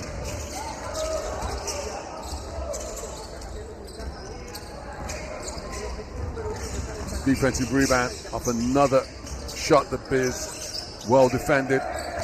San Keita puts the ball on the floor before the double team can get to him. Gricic. Whistle is blown. A foul is called on Manolopoulos. Looks like we've got multiple substitutions again. The beautiful pass, that final pass of a great, well-executed, full offensive set, though. Definitely, almost everybody touched the ball, and they found the open guy and finished under the basket. It was a great offense by Barcelona. San Keita goes to 11 points, one of 4 players who've scored double figures. All of those are wearing the blue and garnet of Barcelona. Turnover again, but they steal it right back. Both teams sloppy with the basketball. That's one thing they've got in common today. Butyavis, strong drive on the baseline. Takes it to the basket, can't convert. Here comes Dubai. Open look in the corner. And the three-point is off, but there. Rebound from Gradin, and then Gricic just takes it away like he's stealing his lunch money in the playground. Offensive rebound. Ball will go back to Dubai. Butyavis couldn't get the shot to go. Then San Keita going after the offensive rebound. See the length, just the elevation there. You see Barcelona still picking up full court. Well, you said they can't get tired. You're only 17. No, So they're using their bench as well, so there's no way they get tired. They can do this all day long. Every player on Barcelona has had significant court time. The fewest minutes is Joan Omoruna, who's played 7 minutes so far. Dubai also have gone deep into their bench, but they are trailing by 49 points, 36. I guess in terms of psychologically, if you're Dubai, you'd like to see 50 points on the score sheet. And of course, for Barcelona, there's that psychological milestone of putting up 100. But if you can hold a team under 50 points at this level, that's an impressive defensive performance. It'll be a statement. It really is. Keeping them below 50 points is huge, and it's a great boost for them to going into the tournament. Always next game is going to be tougher, so it's great seeing them doing a great job defensively. Gricic has all the time to get the three, and an unsportsmanlike foul has been called. I didn't see where that foul was committed. Did you spot that, Doge? No, the referees are talking. I'm not sure what they're thinking, but we'll see what they come up with. There was a lot of contact in the paint. The unsportsmanlike. Maybe he went underneath. Well, let's see. I think it's in the paint there. There's body on body. Did he step underneath him on the three? I thought he was wide open. Well, I think if anything, it looks like we'll keep a look. they've caught it on Namaga, and that's so indeed, yeah, he stepped underneath the shooter. And this is, again, one of the points of emphasis. When a three-point shooter releases the ball, if the defender steps underneath his feet, it's almost an automatic unsportsmanlike. Would you agree? Well, yeah. Sometimes though the shooters, they jump forward, so it's just the judge of the referee. They gotta see real well. Well, we see the play again here. Yeah, I mean, it's a tough call. I'm not sure, but yeah. He's landed on his foot, yes, which is where you gotta read it very well, because the shooters sometimes they jump forward, so it can go either way. And Grujic made his second three in a row. Shooting it well. Isn't it always the way? He makes one and immediately makes another one. There's a blocking foul that's been called. Amaruna is slow to his feet, and when he stands up, he'll be welcomed by a foul against his name. Talking about Grujic now, 16 points personally, he's the leading scorer in the game. Gutierrez was the leading scorer at halftime, 13 points. Hasn't scored in the second half, but he hasn't played much either. To be fair, Coach Marino has used the full depth of his bench. Tomislav Vukovic misses the pull-up jump shot. Midway through the fourth period, Dubai just 2 points so far in the fourth. Defense by Huelves forcing the turnover. Well, one thing, if you want to try and highlight something with your players after the game for your Barcelona, you talk about how many turnovers they've had. They've thrown it away 19 times today. Yeah, most of them are unforced turnovers, so you don't want, you really see your team having so many turnovers, especially the unforced ones. That's one thing that they need to really work on going into the next game. Trying to make it up defensively. I have to say they've done well at this end of the floor. They've only conceded 36 points. I like the way they play, everybody with their hands up the whole time. Active hands, and they have the length, and they jump to the ball. They're doing a great job helping each other. They make fewer mistakes on defense, just miscommunication sometimes, but they really try hard on defensive end. Well, Alyanak draws the foul on the inbounds pass. Yeah, you see right away, Guille recognizes it was his mistake, losing his defensive assignment. So at least if you get it wrong, if you know you got it wrong and you own up, then there's a small token of forgiveness you might get from a coach. Yeah, I mean, the coaches already know it's your fault, but admitting it is not a bad thing. Yeah, I mean, it's just the most important thing is not to make the same mistake twice. That's in the same game, especially, that makes coaches go crazy. Well, Massamba Guille has had a good game so far, 12 points, 2 steals, and a couple of blocks as well. Got a couple of minutes left to try and correct that mistake he made. Again, the passing game for Barcelona. Amarana loves that finish.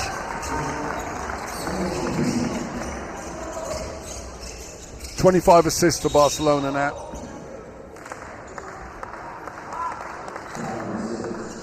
Yes, that's one thing that we need to really emphasize on the Barcelona team, how they share the ball, move it from one side to the other side, and 25 assists is really amazing. That shows how they execute and share so many unselfish plays. If you can keep 25 assists and get that turnover total down under 10, then the coach may even smile for you. What I do like about this, it's not just passing the ball, but they pass and then they move as well. Move yourself, move the basketball. It's the body movement is as important as the ball movement. Yes, their spacing is really good. They're not being stagnant and keep moving. And obviously they're super organized and disciplined on offense. That reflects on the scoring table as well. Dakari,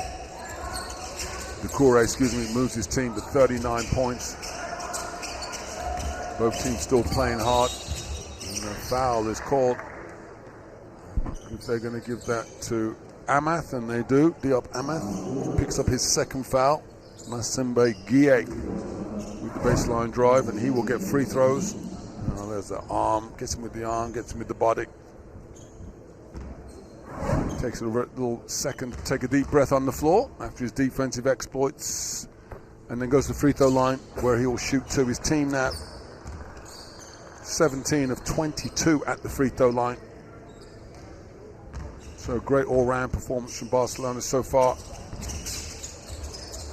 Dubai, like I said, the psychological edge for them is to get, if they get to 50 points, they'll feel like they've improved in the second half, but they've really been under the cosh here in this fourth period. It's a 15-5 run in favor of Barcelona. Dubai doing anything to get an open look, and they end up shooting an air ball three, and here comes Barcelona. GA with the rebound,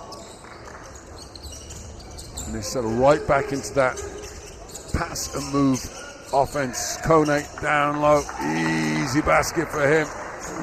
Well, if you think if you're Dubai, switching a guard onto Kone is almost like a death sentence. Yes, because there's they do that, but there's no pressure on the ball that makes it much easier to pass the ball to the mismatch. And if you switch, then you got to press the ball. You got to press the ball, make it harder for the. But yeah, I agree with you. There's a huge size difference. Certainly paying the price as Alyanak gets the layup, his first points of the second half, and well, Mohamed Keita hits the floor hard on the foul. Sometimes athleticism doesn't work in your favor. He goes to the sky, and they're just coming down in a heap. I always say to people who don't know much about basketball, you have to understand it's such a contradiction in what you expect. The basketball court is relatively small, and you've got the biggest athletes in the world competing on it, trying to put a tiny basketball in one bucket, and so you get bodies going down. Have they elevated this one unsportsmanlike? Certainly looks that way. They did, yeah. But I mean, these are dangerous plays. I know that it's not intentional, but you also got to know how to fall down and how to land on your feet. It's really important, and not to get hurt. Especially games like this when you're up by 40, 50 points. You just got to be more cautious going up. Well, Mohamed Keita is saying maybe I didn't want an unsportsmanlike foul as he gets an air ball on the second free throw. And just to explain to our audience and our fans around the world, unsportsmanlike foul has nothing to do with intent. It's not about whether or not you intended to hurt somebody. So we had the Namaga stepping underneath Grujicic. That time there, Huelves wasn't trying to hurt Keita. It's just if it's a dangerous play, violent conduct. Right.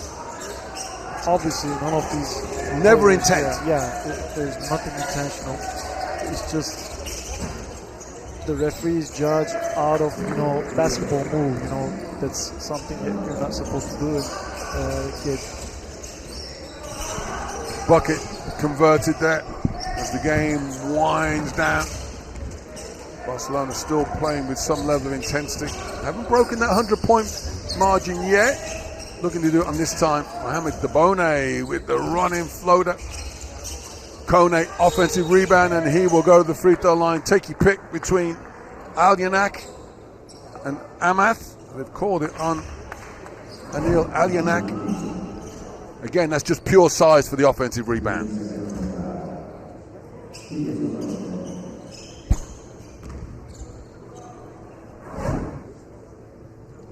Kone at the free throw line. 3 of 4 so far today. Make that 3 of 5. Just over 2 minutes left in this game. Dubai 39, Barcelona 101.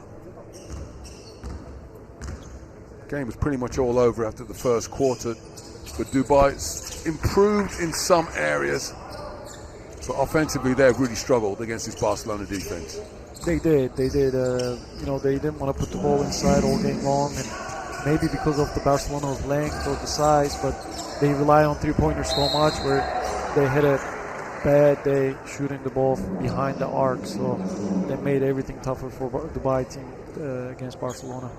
It seemed that when they catch the ball on the wing, they're trying to play the offense instead of play the man. So it's like square up and attack off the drive. You say to get the ball inside. You haven't got to pass it into the post.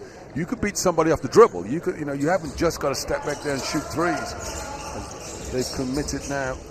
They were too hesitant, I think. I don't know if it's the threat of blocking shots in the paint, but they were just not leaning towards going into the paint for some reason. Yeah, and even when they're a shot blocker, sometimes the best way to take care of a shot blocker is go right at him. Don't wait for him to come from the weak side. And use shot fakes. Once you get in the paint, go 2 feet plays and use your shot fake, pass fake to get fouls. But they haven't done a good job all day long. Well, after Mahani, Kone, now 5 of 7 at the free throw line. Goes to 7 points total. Gets the roll, and that will be another point to his total. 6 of 8 at the line, Kone. 8 points, 6 rebounds. Interesting that Barcelona have out-rebounded Dubai by 16 in this game. Yeah, there's no big standout rebounder. The biggest rebounder in the game for them is Arturas Butievas, who we haven't seen in the fourth quarter. He's got 7. Double team, the big man. Kone with the steal. Shows some ball handling skills, the big fella. And he will go back to the line.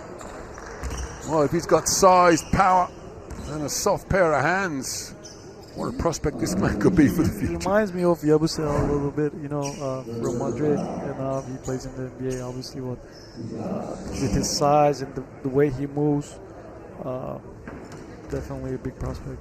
Yeah, that's a great steal. Normally, when a big man gets a steal like that, the coach is screaming out, "Give it to the guard!" And he shows he's got some nifty ball handling skills. 9 points, and it's a really promising sign, especially for big man. I'm 2 meters 8 myself, so I'm in the big man community club. But for a big man to get the 10 points and he's getting them all at the free throw line, that shows he's been doing the job that you want him to do. Yes, it's huge for him, and using his size and strength, especially in the paint, and getting to the free throw line. And even though you kind of make a joke about this shimmy, but he made most of his free throws. Look, as I said, if he's making them, I don't care if he drags it around his back, flips it in the air, kisses it first. Exactly. He really did a great job on the free throw line as well. Follow-up offensive rebound by Alniak. Anil Alniak now. First player for Dubai into double figures. He goes to 10 points as we hit the final minute of this game. Foul is called on Gustav Vilchans. And that's the drive to the basket that Dubai have not been able to get. Right. That's the kind of play that they could have done. That's one thing that they were missing, and made a huge difference in the game. They were just settling for shots, so many shots, even in the mismatch situations. They would rather take the shots instead of going to attack the big guys. But I'm impressed with Alyanak as well. He's one guy who's trying to stand for his team, for Dubai. He's been dealing with the big guys from Barcelona all day long. So I thought he really tried. We'll expect to see him get more court time in the remaining games for Dubai. They play against Mega Belgrade, Super Belgrade tomorrow, and they close out against EA7 Milan. Barcelona was the other way. They play Milan tomorrow in the early game, and then they will close out against Mega.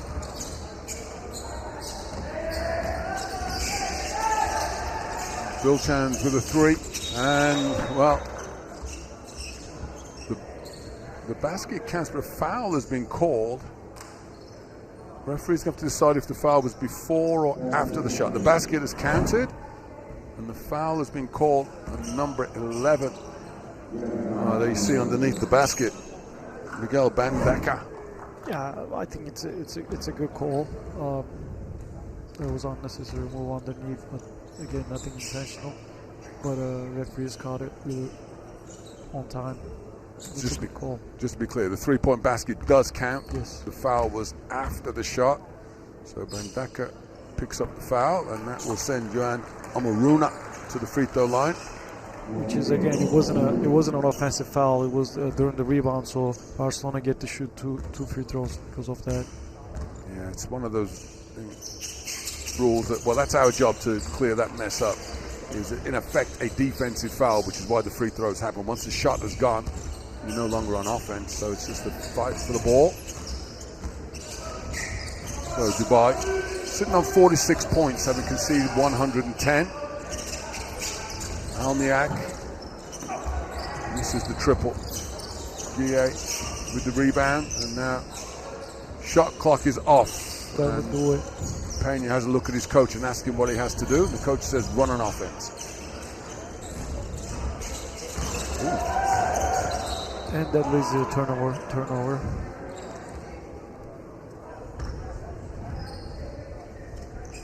I think Guille knew he got away with a carry there. He did, but ball didn't lie, you know. Yeah.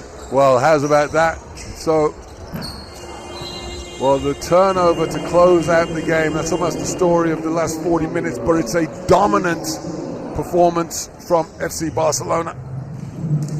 They take care of Dubai Basketball. The first game of the 2025 Adidas NextGen EuroLeague Finals is complete. Smiles all round for the blue and garnet of Barcelona. They have a comprehensive victory.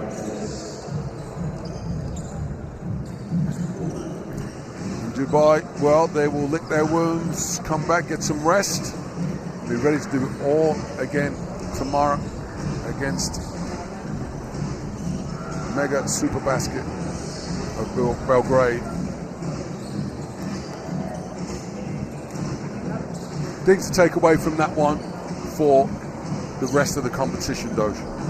Well, Barcelona really showed, his ability and the strength. They have a deep roster, and going into the tournament, first game was the toughest one, but they got away with it, an easy win. And from now on, it's going to get tougher and tougher. So here we go, folks. Final score: Dubai Basketball 46, FC Barcelona 110.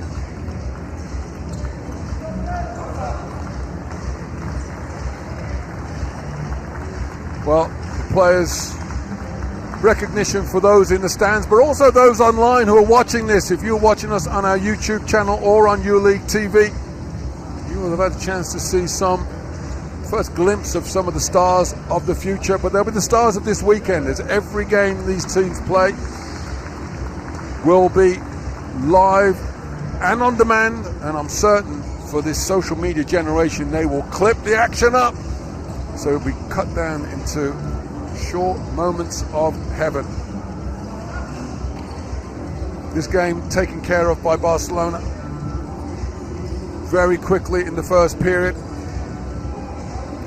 Milan and Belgrade waiting to take the floor. We're hoping to get some comments from players of the game as the players leave the court, and we'll take a look at the stats. So, Doge, we look at the numbers. Doge, what are you seeing in these stats? I mean, do they tell the story of the game? Yeah, definitely. I mean, you see Barcelona is shooting 54% from the two-point field goal, and also 65% from the three-point line. They shoot really high percentage, and that makes a huge difference, I think. And rebounding, Barcelona really dominated on the total rebounds, and those are the differences in the game. Yeah, 51 to 34, plus 17 rebounding for Barcelona. Dubai were pretty good offensive rebounding. They had 17 offensive boards, but defensively they couldn't stop the attack of Barcelona. And the rare chances that they did miss, they got the second chance. And the assist total is huge as well.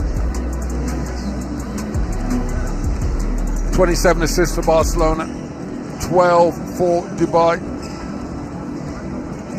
Well, we're going to get some comments. First up, head coach of Barcelona, Carlos Marin.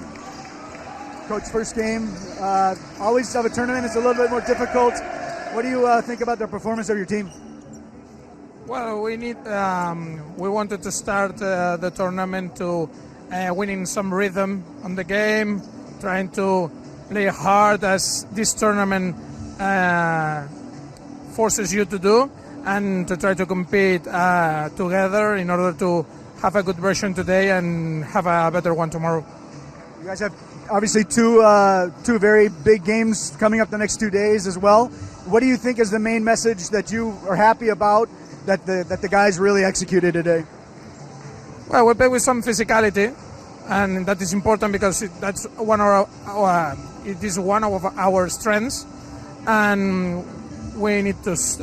We are just going to focus on the next game, trying to play more with more physique, playing together, trying to share the ball, being aggressive to the rim, keep on defense, wanting every ball, and keep playing. I know you have a big game, so I'll let you go. Thanks. Thank you very much. Yeah, so job done in game one for Barcelona. I guess it's hard for the coach to summarize what he's witnessed that day. Yes, he summarized it very well. He said they used their physicality and they wanted each ball. So yes, till the last second they really used each ball carefully in each possession, and he summarized it really well. What his team done it today. Well, we've heard from the head coach. Let's hear from one of the stars of the game, Arturas Butievas. Congratulations, first game of the tournament. Your thoughts about the team and its performance? I think we play pretty well. We play as a team. Tomorrow we got more. There's a jersey on the bench of Raul Villar, who's not here. He's with the professional team. What does it mean for you guys to play with him not being here, but he is here obviously in spirit? For us, he's always with us. We play for him. We need to bring the trophy for him. Let's go with that. Good luck tomorrow. Yeah, this comment there. Great performance from Butievas, but a comment there for Raul Villar, another player who's been kept back with Barcelona for the men's team performance. Butievas, though, certainly was impressive in this game today. Yes, he's done a great job. His stats shows a really very high percentage shooting from the three-point line, and along with his other teammates. Well, the highlights roll, and we get the chance to reflect on a dominant performance from Barcelona, who are looking to get their second next generation competition championship winners in 2016. It's been a 9-year drought. With that performance anything to go on, they certainly will be in the mix to win Group A and qualify for the finals. And for Dubai, Dosh, what are they doing now? They want to just get better next day and just chip away? This is a long tournament. They're going to play a couple more games, so they're just going to forget about today and learn from their mistakes and analyze it quickly, and tomorrow is a new day, so focus on the next game. For Barcelona, well, they certainly had the best of the highlights. Strong attacking the basket, outstanding shooting three-point shots, and they get a big, big win. Can't get any better than 46 points conceded, 110 put on the board. Yeah, it's impressive. They kept them below 50 points. It's really one thing that you ask from your players, and it's great to see Barcelona keeping them below 50 points. Because normally the game wears on and you stop playing. So to get a 64-point victory and hold the team to 12 points in the fourth quarter is huge. Still got Belgrade versus Milan coming up next. It's been a terrific opener to this competition. We'll catch you for the next Adidas Next Generation EuroLeague Finals action next from me. It's bye for now.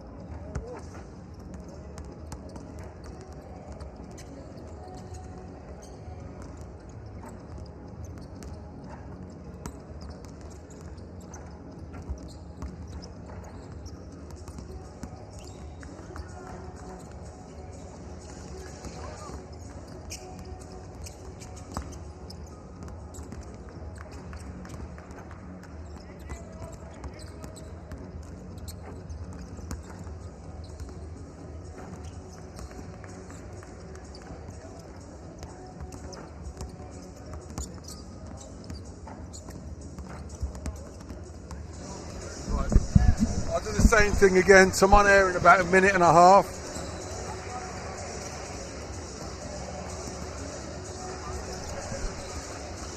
No. Just saying no, so we're on in a minute and a half.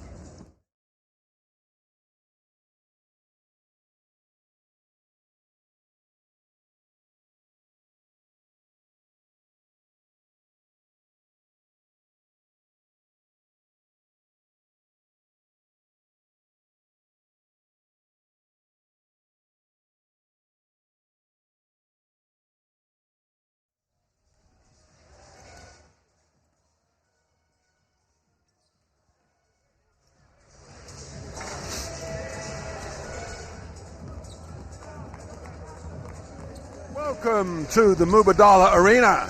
This is the Adidas Next Generation EuroLeague Finals. We are in Abu Dhabi, where it's a toasty 40 degrees centigrade, but in the arena, the heat is on the court as we are here for Game 2 in Group A. EA7 Emporio Armani Milan taking on Mega Super Belgrade. Second game of the day. First game for both of these teams in the Adidas Next Generation EuroLeague Finals. Game already in the books. Dubai Basketball against Barcelona. 46 Dubai, 110 to Barcelona in that one. We'll have every game live for you on demand as well on the EuroLeague social media channels, including our YouTube channel. My name is Martin Henlon. I am your lead commentator, and I'm thrilled to be joined by Dosh Balbai, who coached the select teams in all the qualification tournaments. So Dosh, you're familiar with all of these players, most of these teams as well, and we got a good game on the cards here. Yes, Martin, definitely this is going to be a great game. We personally played against Mega Team in Istanbul, great team.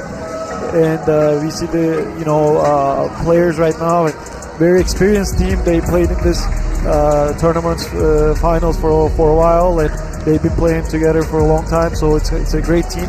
And Milano as well, great group of guys. I got to see him in Belgrade, great team, and this is going to be an exciting game.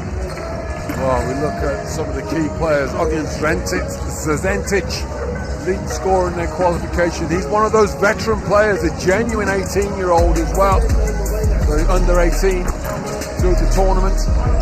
And then Pavle Bachko. Someone said to me he's like a baby Jokic. Is that what we're going to see today? I agree.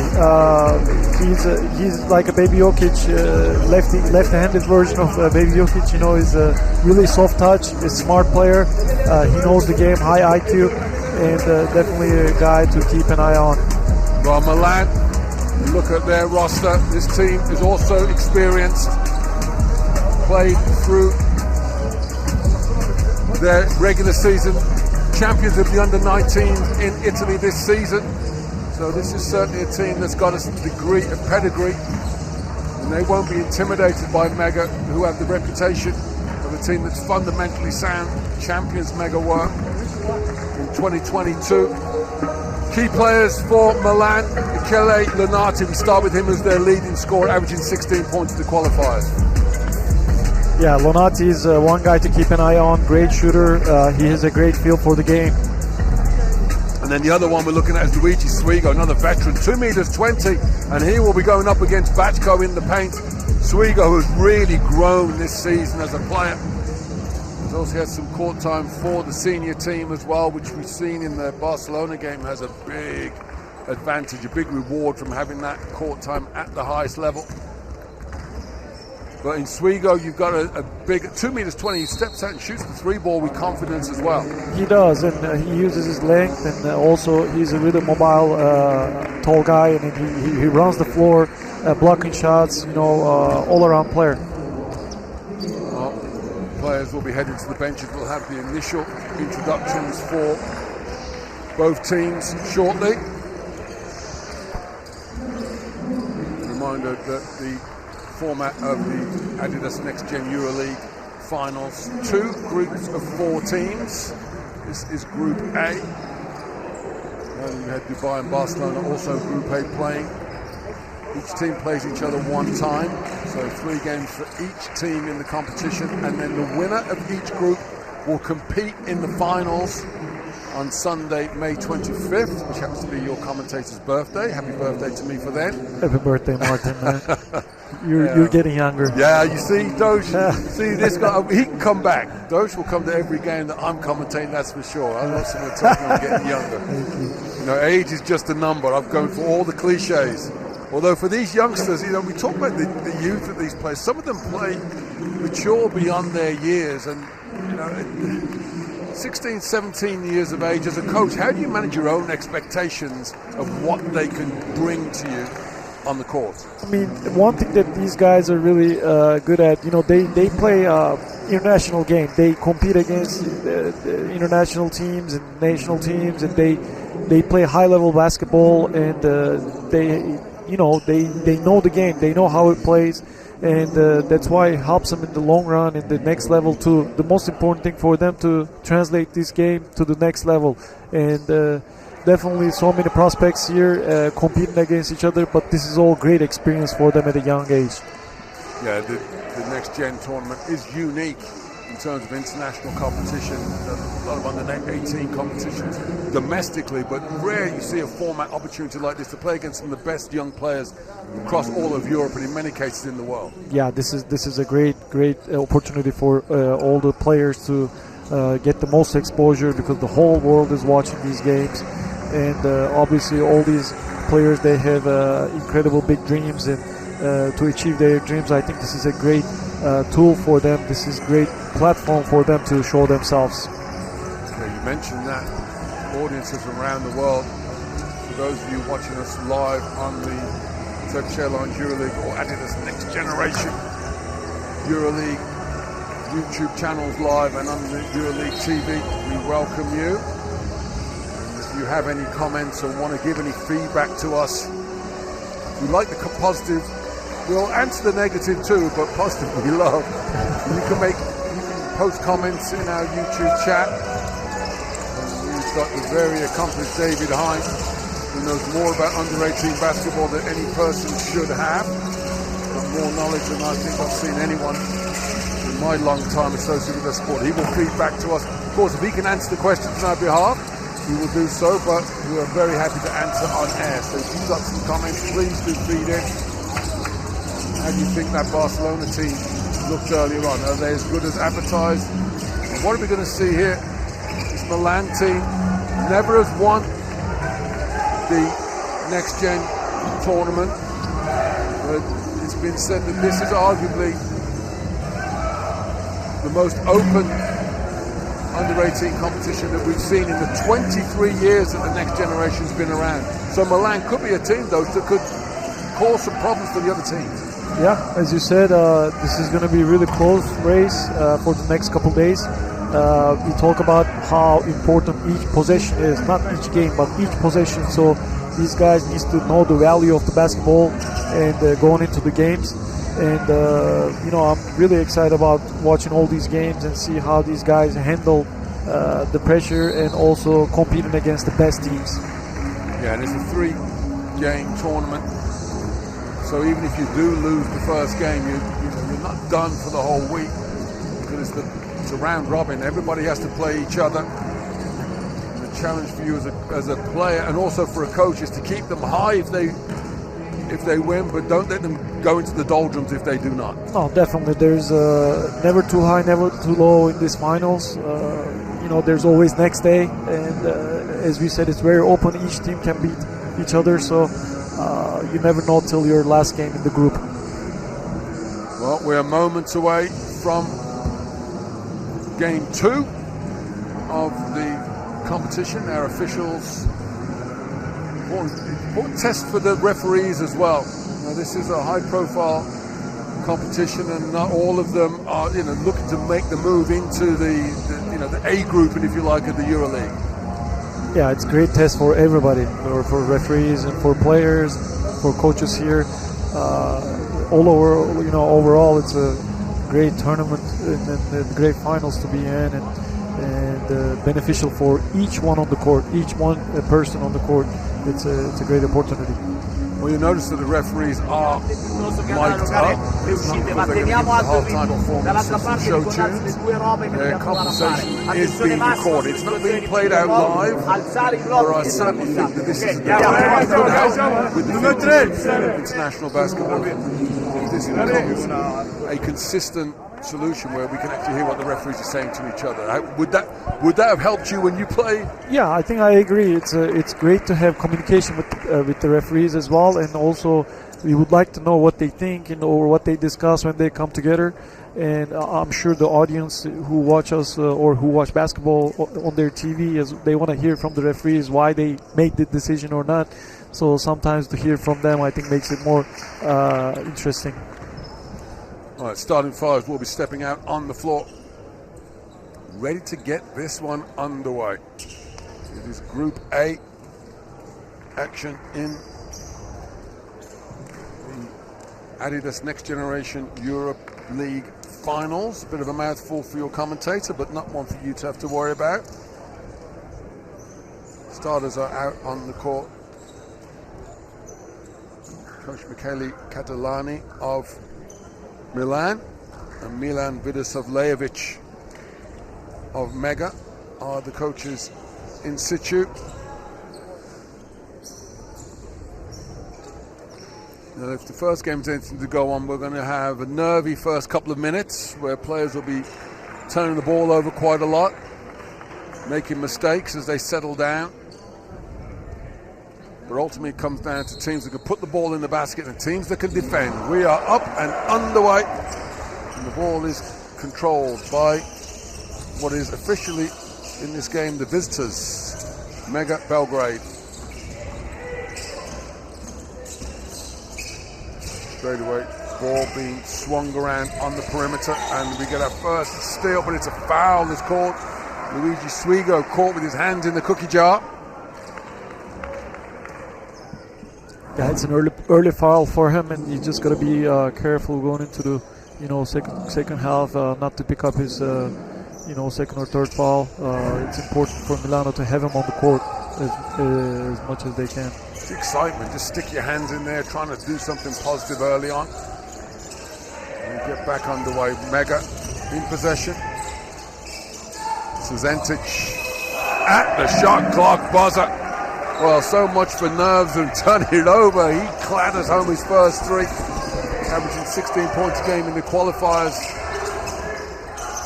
Now we're going to see if they can match that defensively. Quick three-point shot for Milan. Offensive rebound. So Swigo was open but wasn't ready for the pass. And Mega go coast to coast and one. Vuksin Musikic gets the steal. He streaks down the court, gets fouled on the way to the basket. An opportunity for a three-point play early. A great start by Mega. Yes, they definitely come out and execute their first two plays, and their bench as well. I was really impressed with how the bench is involved, and they want this game so bad. So from the beginning, they put that pressure on Milan right away. Well, when they hosted the competition in Belgrade a couple of years ago, I think that was that your first or your second EuroLeague championship in Belgrade? That was my second. Yeah, so it was old hat by then. You was like, oh yeah, I'm back to that. Right. But that was a huge turn up when they turned over Madrid in the final. Here we go, transition opportunity. Lunati. And the fast break, dropping down. But Belgrade, as you said, we talk about this competition being open. They will fancy their chances, a team that could go all the way once more. And they certainly started out with a statement of intent. Yes. On the first 5 points of the game. You see bodies thrown around, they diving for each ball, so it's going to be a hard-fought battle right here today. Well, Mattia Chiquetta with the 2-point shot on the inbounds pass. So Milan definitely well drilled on offense, moving the ball and getting another steal. Great ball movement, great passing. Can't make the jump shot. But Milan have come right back at Mega after their explosive start to the game. Oh, what a start. Wow, yeah. Suzentic. Expectations are really high on Suzentic, and so far he came out to play today.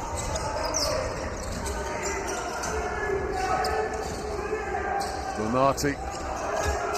Well, the ball around the horse. Chicato. The shot clock buzzer can't convert.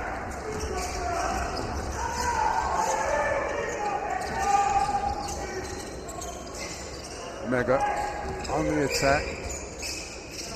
To say the pace of this game, the energy level from both teams has been impressive so far, but Luigi Swigo, and he knows it. You see his hands behind the back. He knows he's just committed his second foul. Yep. That's why that picking up that first foul, unnecessary foul, maybe it's going to affect this whole game. Yeah. You watch him stick his hands in there. Again, you go. Don't reach. You're You're 220. Just go out there and help or try to block the shot. These are just small details that you've got to be careful. Well, they reached. He reached again and third foul. Wow. Did I jinx him or something? No, he's jinxed himself. Yeah. Look, we talk about the nervousness of these players. This is the right. I mean, I called it earlier, and he picked up his third foul in 2.5 minutes, a little more than 2.5 minutes. It's his first half is over, I think. Yeah, and you're not blaming the coach for that, for him picking up that foul. But again, at 18 years of age, this is the third time you've played in this competition. You've got to be able to think, I need to go and stand somewhere else, away from the basketball. 3 fouls, basically the same foul every time. Same foul, reaching foul, unnecessary, and he kind of punished himself, just sitting on the bench for the first half, and we'll see if it's going to be helpful in the second half. Well, in the qualifying tournament finals, he had the same problem against INSEP of Paris, where he got in foul trouble and he was ineffective, and they got down big in that final, ended up going down. And he's such an important player, not just because of his stats, but his sheer size on the court. Yes, his presence, just being there. He's got the height advantage, with 220 blocking shots, running down the lane. But unfortunately, he left his team out there, picking up his third earlier. Petar Stojic missing the layup. Interesting defensive strategy. Just dive on the floor underneath it. Good defense that time, though. Govalia. The ball will go back to Mega. Just great vertical defense. And we talked about this earlier, how difficult it is for young players to go vertical, not bending down. Right. There's communication mistake again, and right away Mega tried to punish it. We talk about both things. We said coming up, straight up, not to put your hands down. It's an automatic foul, and also defensively, communication part. You make one mistake on communication, and the team just punishes you right away. And also, you see the price paid for Milan with Oswego on the bench with 3 fouls. The offensive rebounding gets an easy score there. They just keep the ball high, Mega, tip it around until they get the deuce. Right. So whole game plan is going to change because he's out. They're going to probably struggle with the rebound. Well, they've basically got 5 guards on the floor now. There isn't a bona fide big man out there, and they're getting their shots blocked when they attack the basket. Chikato has his shot rejected. Mega, if they're smart, they're going to pound the ball inside. It's exactly what they do. And they do not get the points from Musicic. Now, if you're Milan, you want to speed the game up, right? They want to get fast break. I think that's what they're going to do. They're a great running team, and we're going to see this next, rest of the game. They're going to keep running. As soon as they get stops or get the rebounds, they're going to keep running. And they got to make layups, though. Good hands defensively. Anton Chikato gets the steal. He's fouled in transition. But I guess you've got no option. When you haven't got a big man, we're going to have to play run and gun. Let's get out and run with them. We get our first timeout of the game. Teams go to the benches. It's a bright start for the team from Serbia. Milan 6, Mega 12.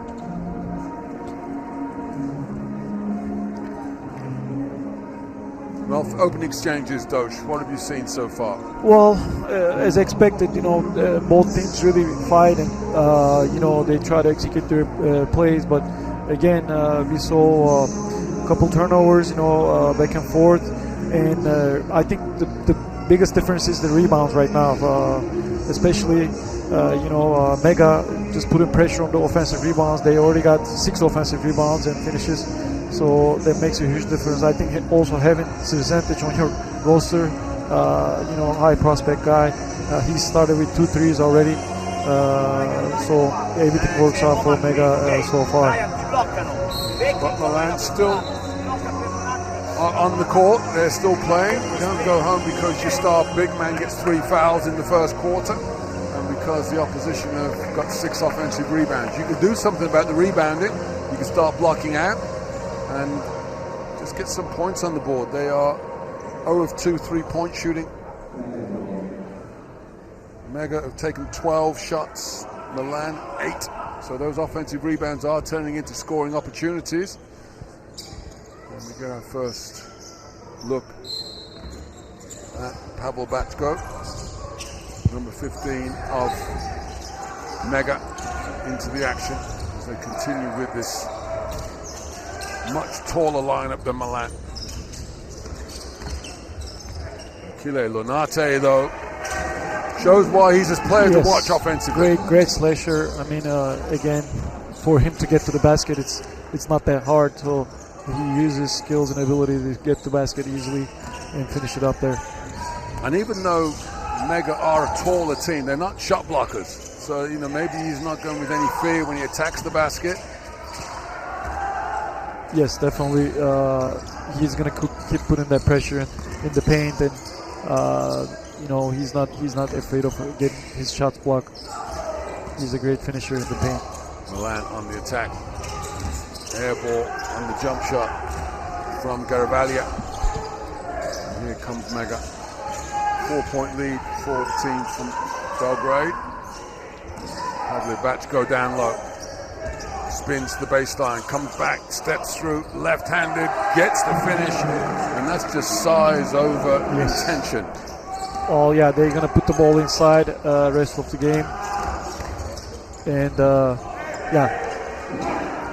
well, defensively though they gotta get stops. They getting blown by easily. Let's go again. Again, very soft touch, and high skilled player. Once you get the ball around the basket, you had a great point that people make him look like a baby Jokic. I definitely agree with that. Very soft touch, smart, high IQ player. Steal and breakaway slam dunk for Ognjen Srzentic. He goes to 8 points.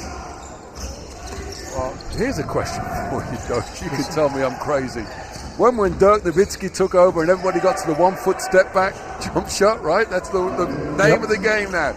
You've got Jokic, and now you've got players out there like they're modeling their game on him. You've got Bachko, he's soft hands, leaning in, he's not doing anything athletically. It's just the game is evolving. I mean, players change the game. This is a game of players, and each player, Jokic, Nowitzki, even Luka, they come in and change the game. Steph Curry, we see how the game is evolved, and now all the big guys are taking shots.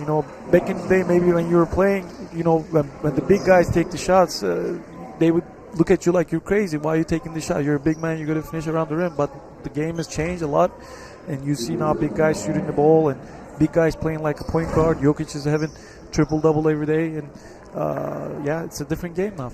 In my day, it was the bad boys of Detroit, so if it moved, you fouled it. It was much easier for me. Yes. Yeah, but no, you're right. I think it's just the way the game evolves. Michael Jordan made everybody want to dunk the basketball. Right. And now you've got Jokic, and it's great to see big men, because the game has become so much involved behind the three-point line, and the bigs became almost an afterthought. But now big men they're coming back. They're on the charge. Yes, if you have a high IQ, basketball player, a big man who can pass the ball, you'll have a huge advantage. Definitely can create for the shooters and create his own shot. That's why Jokic is so valuable, because he knows how to pass the ball. He can shoot the ball. He has everything you ask for. So. Well, they pass the basketball. The pass becomes a weapon, almost in the same mold as being able to dribble, because you've got to protect against him passing the ball, which opens up the one-on-one opportunities. You don't double team him; he'll pass out of it. Right. Foul there. I thought it was a travel, but they've called a foul. So Milan will retain possession on the sideline. They trail by 7 points. Lenati will take the ball out of bounds. Milan 12, Mega 19. Garavaglia from deep and gets the three. Well, you said that they seem to be a team that are confident taking the shots when they move, taking the ball out of the offense. They're comfortable with each other. Good chemistry. Yes, definitely. They know how to play, and they really pushing the ball and putting the pressure on the Mega team right now. And they're not shy of getting to the lane and going to the basket or taking these open shots. They just play the way they're supposed to play. Well, I was just about to say, an example of the passing ability of Bachko, moving the ball down, but then they throw it away, trying to kick it out from underneath. Turnover. You just got to keep it simple. I mean, whoever is open, you pass the ball. Try not to be fancy with the ball. Just keep it simple, and if you try to be fancy with the ball, that's going to create problems and more turnovers. Well, the good news is you've got a game on our hands. These two teams are certainly showing that they've got the right intention and the right degree of effort there, as Kareem almost trying to get the steal. Mega will retain possession, but nothing coming easy as this quarter wears on. I guess the nerves are settling down. And I have to say, again, you see guard setting a screen for a big man, which is it was unusual when you look back 10, 15 years ago. Now this is a reverse screen, guard setting a screen for a big man, so big man can create. Obviously, that was a bad decision, but a good recovery from the defense. Yes. I'm impressed with Milan defensively. They're not switching on that high screen and roll. They keep the big man getting back in the action, Youssef, and then they get an easy bucket at the other end. Well, Milan, many say they're the dark horse of this tournament. Would you say that seems to be something looking true so far? I agree, yeah, I agree. Definitely, they're fighting on the court, all five guys. They're diving on the floor, each possession. So they're not going to give up. You see how they recover on defense, and they don't get screened. Well, Guglielmo Youssef commits that foul there. Just give him it to him. Will confirm. They'll give him to Brian Angeletti, who commits the foul, and that puts Mega in the bonus. 5 fouls for Milan. Only 3 for Mega, so they've got 1 to give if they want to make sure Milan doesn't get an easy bucket.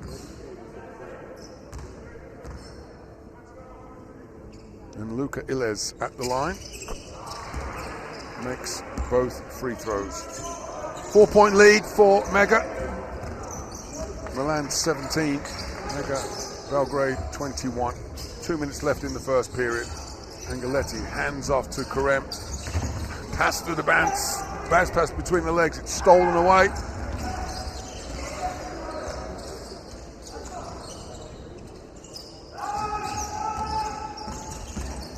Ilez drives into trouble, throws it away, but they get it back. And then they definitely throw it away. Well, sloppy ball handling by Mega, though. It was, yeah. You going into the paint, you don't make up your mind. It's just a bad decision by Mega players. You always got to think about the next step. What are you going to do before you go into the paint? If you go with no plan, that's going to lead to a turnover.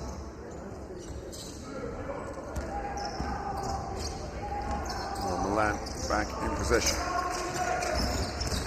Garavalia gets it back to Omar Karem on the wing. Pulls up off the dribble, misses the long two. Ilez with a defensive rebound. Mega. Again, he's sitting up now. Ilez trying to use his body to create space. Fumbles the ball, but gets it back and converts the layup. Gets the lead back up to 6 points. Final minute of the first period. Slow wind up, and the three-pointer is away and good for Yusuf. Simple pick and roll and good read, and they're not shy of taking these open shots, and as long as they make it, they're in the game. But now they gotta try to stop Bako in the paint. Good strong drive and finish there. George Ignato down the lane, and they said they had a foul to give, and they've used the foul wisely. They did. That's a good foul. Now they're in bonus after this foul. They got to get this stop, and they might have another 4 or 5 seconds left on the shot clock for offense. Yusuf winding up, taking his time, making sure the three goes. They missed their first three pointers, Milan. They've made 2 in a row. That's got them back within 5 points. Mega have led by as many as 7 in this game.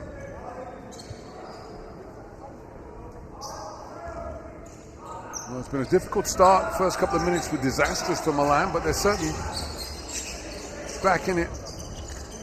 And if they keep making triples like that, they'll do more than get back in it. Again, another simple pick and roll, and they found the open guy. They keeping it very simple. They're not making things complicated. Bako gets his shot blocked, but I think it's coming down the lane. Who fouled him that time? Do you see who it was? It was Lona. It was, yeah. I think it was. Oh, maybe Chechato. Yeah, I think you're right. Yeah. Yeah, he was again a second late. He should have been there already on the outside. That's a fair question, though. The quarter's running down. They're setting up the high screen and roll between Bako and I think that Ilez. Yes. Shouldn't the defense anticipate that? Yes, he should have been there already. For the roll, because the shot clock is winding down and you have a couple seconds left. But they either gonna take that shot or pass the Bako, but it was just a mistake. Streaking down the court. Referee doesn't call the foul, but Cordellino gets the layup, and that score there means at the break, end of one period, it's a 2-point lead. A lapse in concentration from the defense there, Dosh. Yes, you cannot give up this point. There's 4 seconds left on the shot clock. You shouldn't free throws. You should be already communicating on the front court not to let anybody run down the lane, and it was just a miscommunication on defensive end for Mega. So at the end of one period, EA7 Milan 25, Mega Super Belgrade 27. Well, a positive start for Mega. They scored the first 5 points of the game. then Milan got right back into it. Ognjen Zazentic, good as advertised. He created his own shot. It's 2 threes that he made in the beginning. Very comfortable with the ball. And then a parade of soft fouls from Milan is what got them behind. Achille Lunati, we said to watch out for him. He was definitely impressive on offense. For sure. I mean, you see how he gets into the lane very easily. It takes his time to finish the layup. Very experienced player, very smart player. Well, Milan, despite playing without a recognized big man for most of the first period, have moved the basketball well. Passing has been outstanding for them, and we'll see that when we look at the statistics. Definitely playing the pick and roll with the purpose makes a huge difference, especially Lonati coming off the screens and creating for his teammates. It makes a huge difference. They play the pick and roll with purpose. Yeah, and look at that statistics there. 9 assists for Milan, only 2 for Mega. And that's reflecting in the scoreboard. Passing the back, that's a big foundation to build on. If they can keep moving the ball like that, that will negate any sort of negative aspects they have because of the foul trouble. Yes, definitely. They play with 5 short guys, and they keep moving the ball. They have a great spacing. So if they keep in the way they play, they're going to create more shots. Second quarter is underway. Scaravaglia straight away into the action. Cordellini moves the ball back up top, and there's that man Lunati down the lane and snakes his way through the defense. Yes.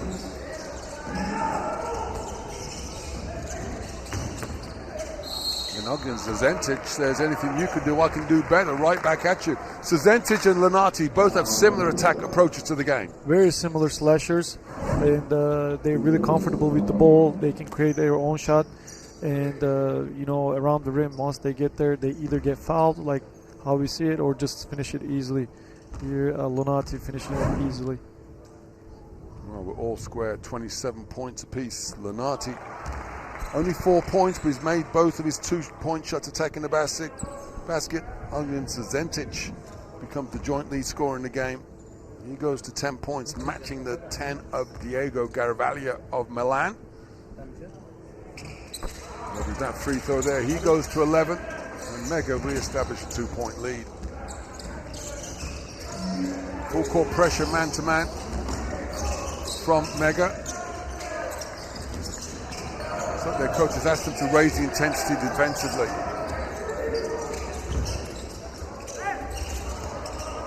Good defense there, the block shot by Stojic. Now Zazentic feeding his big man down low, and Petar Stojic can't convert. You see how Milano runs. They run the lanes real quick. As soon as they clear the rebound, they get the rebound. All 5 guys you see, like in synchronized, they just running at the same time. They're gonna put that pressure on the fast break. And well drilled. They're getting to the right spots on the floor.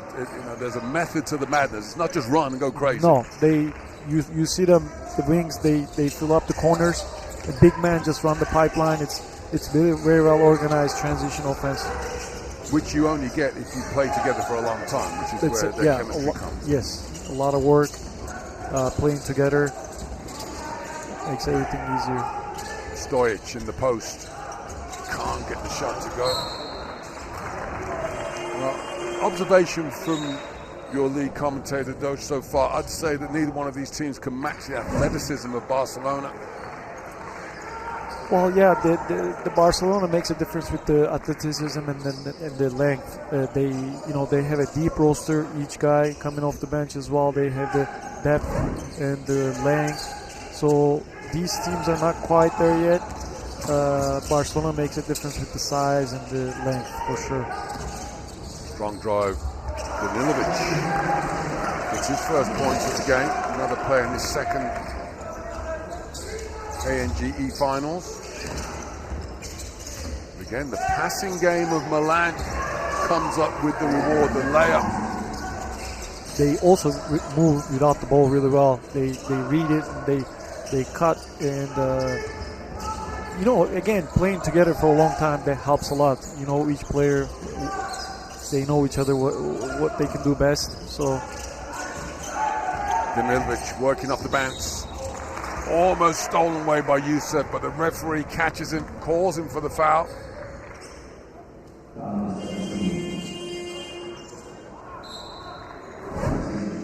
The referee may have called that. Certainly not. Is that an act of shooting? Because he's Gaddester, indeed it was.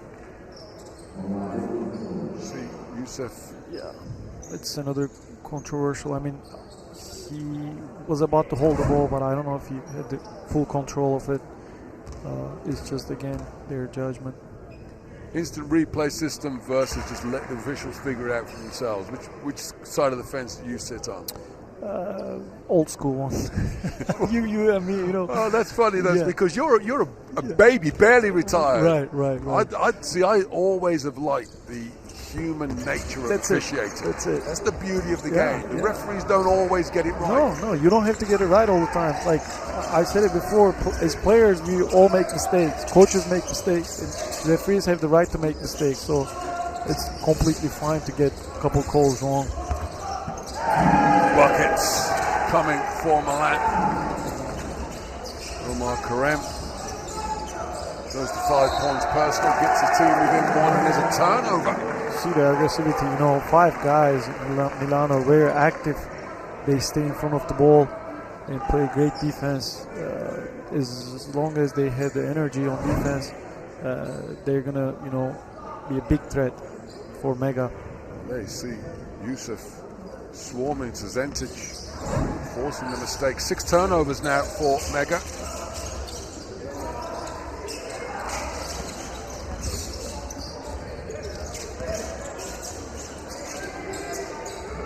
Down in the post, the drop to the baseline. They throw out of the double team. Lenati steps in, misses the long two. That's a smart rebound. That's a great awareness. Great rebound.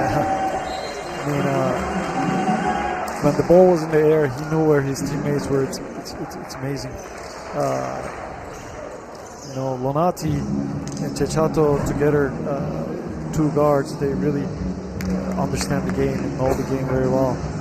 What you liked about that for Lenati is he's not going in there thinking, I've got to grab the rebound. It's like he knew he'd missed the shot when he let it go.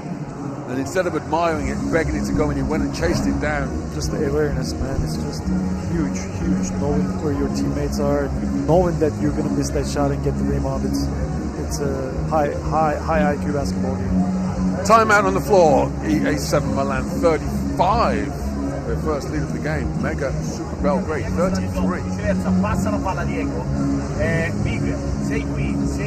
I'm really impressed how they play with 5 short guys and still put a lot of pressure on Mega and get the defense and the paint as well. It's just all about the aggressivity, ball pressure, staying in front of the ball.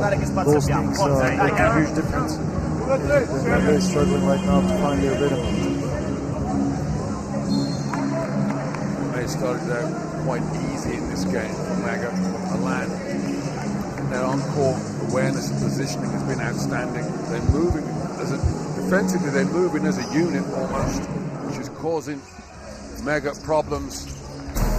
But their 3-point shooting has been rather special, particularly from Diego Garavaglia. He has 10 points personal, including being 2 of 3 from beyond the arc. High percentage shots by Garavaglia, and then moving without the ball it's a skill. So early he got double digits already. Out of the timeout. Hopefully back coat down low, steps through and uses his length to step through and get the layup. Mega take the lead once more. And they will retain it. And Sportolino misses the 3-point shot.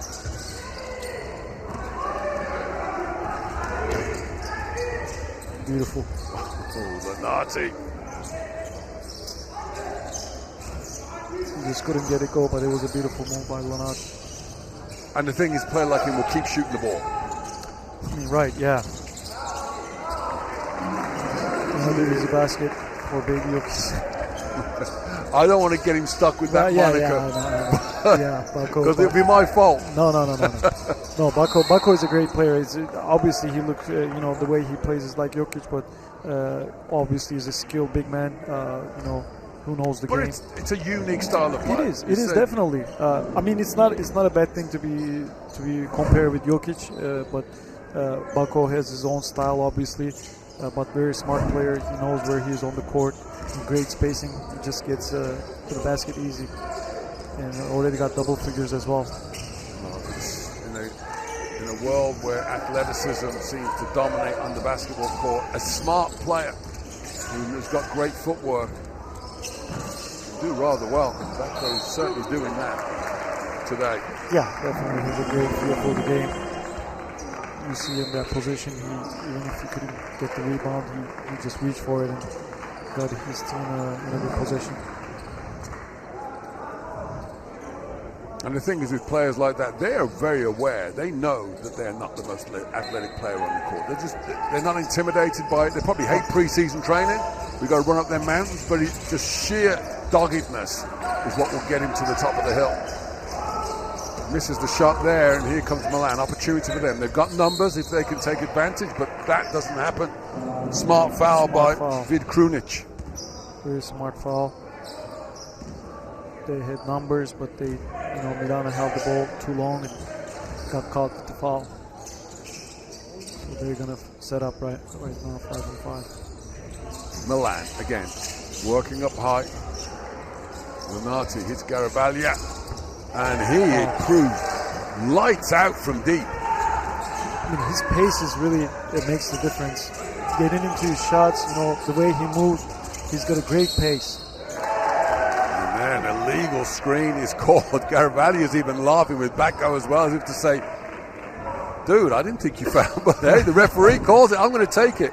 There's the screen. Oh, he maybe sicks that right hip out a little bit. It's just a great hustle, though. Great hustle by Garabaglia. And that's an important point you make there, isn't it? Because without the hard work from Garabaglia, Bako doesn't get called for the foul. Yes, you don't get that if you don't try it. So. Well, that's a strong drive, Ognius Zuzentic, and he's asking for a young sportsman like. How's about that for vertical straight down the line? It's a great attack by Zuzentic, but it's a good foul as well. I mean, no easy baskets. That sends a message to Mega. We're not going to let you score easily, and this is a great foul. I think reaching the ball and not letting him Zuzentic to get easy basket. Sometimes your reputation precedes you, and you better believe on the scouting report, Ognius Zuzentic is somebody that Milan recognise has the potential to go for big numbers. So do not give him any easy points, that's for sure.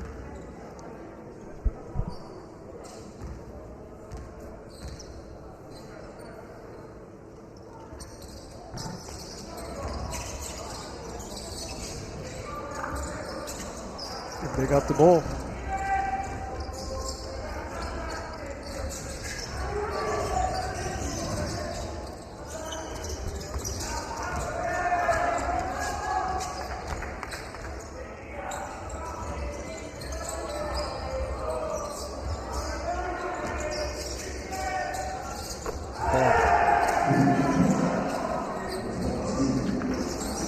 Well, he tried hard. I mean, it's not a bad gamble.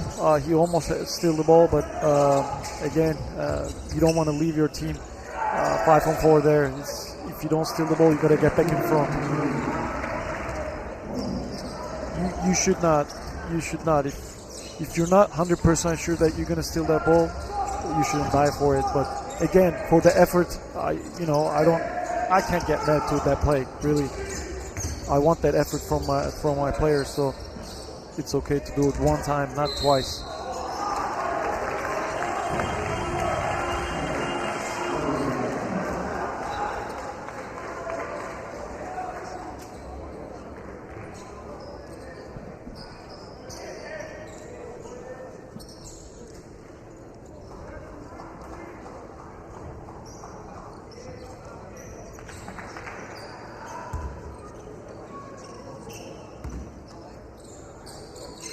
it's all about their defensive aggressivity. All 5 guys, they move together, they pressure the ball, they don't get screened, so that makes a huge difference.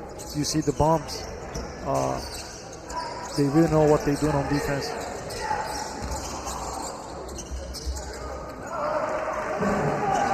But again, offensive rebounds, Mega is doing a great job following their shots, and unfortunately Milan has no big guys getting these rebounds, so they got to box out. They got all 5 guys have to box out, and guard needs to help.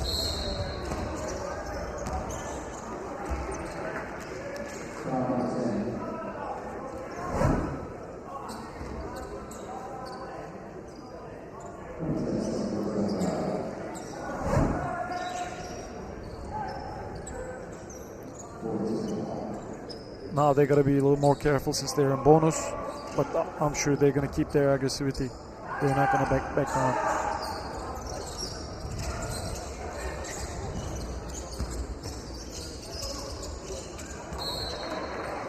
Active hands again. Great job defensively. Milano just using their hands a lot, and that what keeps them, in the game. And even though they were out rebound by 12, and they're still tied up with Mega, it's impressive what Milano is doing defensively. Suzentic, this is the jump shot. Milan in transition. There on the wing. Grassi. Excuse me, that's not Grassi, that is Mattia Ciccato. You mentioned him and Lenati in the backcourt have been pretty outstanding. It's a great tandem, having those 2 guys. They both can, again, another shot by him. Didn't go in this time, but Lonati got the rebound, secured the rebound. They're just moving the ball. They're just sharing the ball, playing simple basketball. And, they're up by 3 right now. And you see the timeout from Mega. Let's see what they're going to come up with now. But even though you had the mistake, the turnover, as you say, just to reflect, just confirm the score as we get the timeout. Milan 44, Belgrade 41. Even though they turned the ball over, quick 3-point shot, offensive rebound, and as a flash, they're swinging the ball around, looking for a good look. Yes, the style that they play is really impressive. The ball doesn't stick. The ball doesn't stick. They move the ball. They trust each other. They believe in each other. They take open shots. If they don't have open shots, they drive and try to create open shots for their teammates. So Milano team is doing a great job executing their plays. Well, we talk reflect that how important that passing game is. You look at the assist totals. Belgrade have got 3, Milan 14 assists. Already, yeah. And we talked about it earlier how important it's great to have a big assist number, but the turnover needs to be low as well. You see Belgrade with 8 turnovers. Milan passing game without a recognised big man on the floor is what's got them ahead. And the pace of the game, tempo, is something we always talk about. The importance of, would you agree that Milan are controlling the pace of this game so far? Yes, definitely. Their aggressivity on both ends of the floor, really defensively being aggressive and having active hands, and offensively sharing the ball, having a good spacing, and not shy of taking any shots.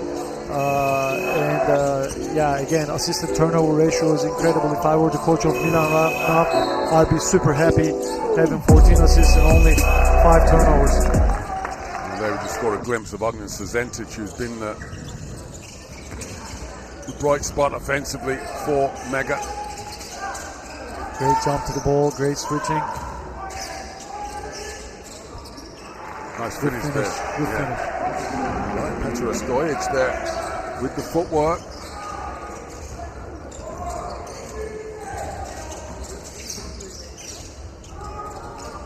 Nati made his last 3. That one came up short. Under pressure there defensively. Suzentic's body's flying all over the place. It's the summary of the game. Summary of the game. They're not shy of diving or taking bombs or charges. It's great to see these young guys going at each other. Nikola Karalic. As you see the bodies go down. Karalic with the drop. There's the foul from Cordolino. It's a strong finish. Nikola Karalic with the deuce. Yeah, I mean, he got fouled, but still managed to finish it. It's a skill as well, you know. Well, it's a 6-point swing in favor of Mega. They trail by 3. Coming off that timeout really helped Mega and refresh everything. Now they're up by 2 points. Caravaggio in the post, faces up, squares up, misses the jump shot. Defensive rebound, Mega. Minute and a half left till the end of the second period. Suzentic trying to work one-on-one against Chikato, who's having none of it. Suzentic, though, persists. The fadeaway does not get the roll. Offensive rebound and stick back. And that's Vucevic. Gets the bucket. Great reaction by Mega. Used that timeout and you know, came out really strong from that timeout. And now they're ahead 4 points. It's just a great reaction by the Mega team. And now Coach Catalani and Milan, they respond with a timeout of their own with a minute left. They're trying to seize back momentum going into the half. What adjustment now is Milan making with a minute on the clock? Well, definitely, you know, they got to stick with their game plan. They've done a great job sharing the ball, moving the ball. They can't rush things. They got to come out and execute their play, whatever the coach is doing right now. They got to come out and execute it and take the great shot, not the good shot. They got to wait for the best shot ever and go from there. But you know, they got to stick with the game.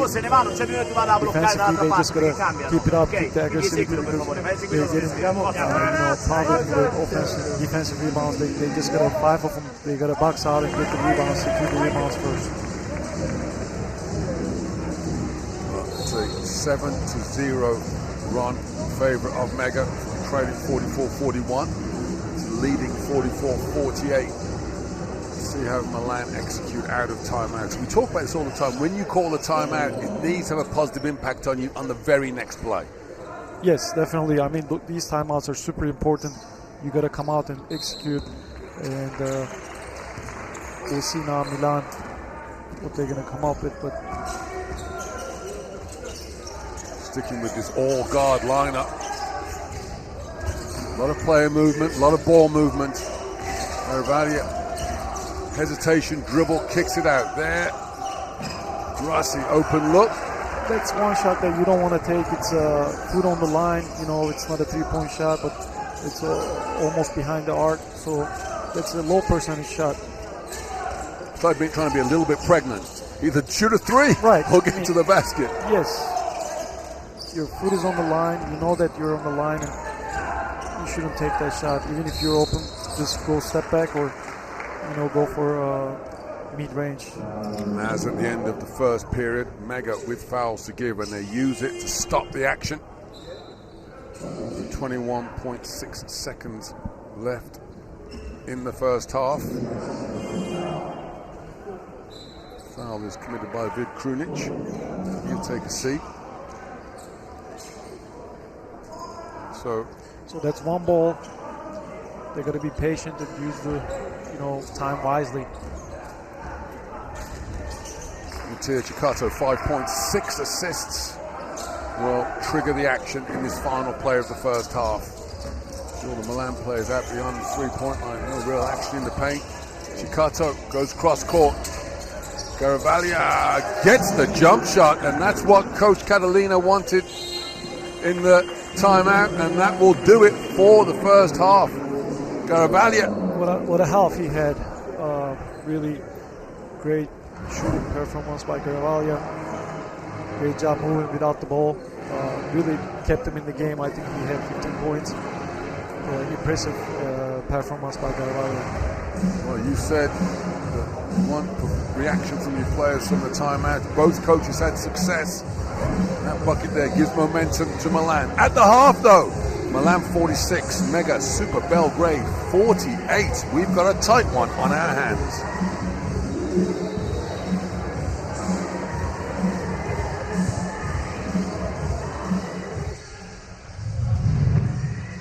Well, Doge, tell me all the action in the highlights. What did we just witness?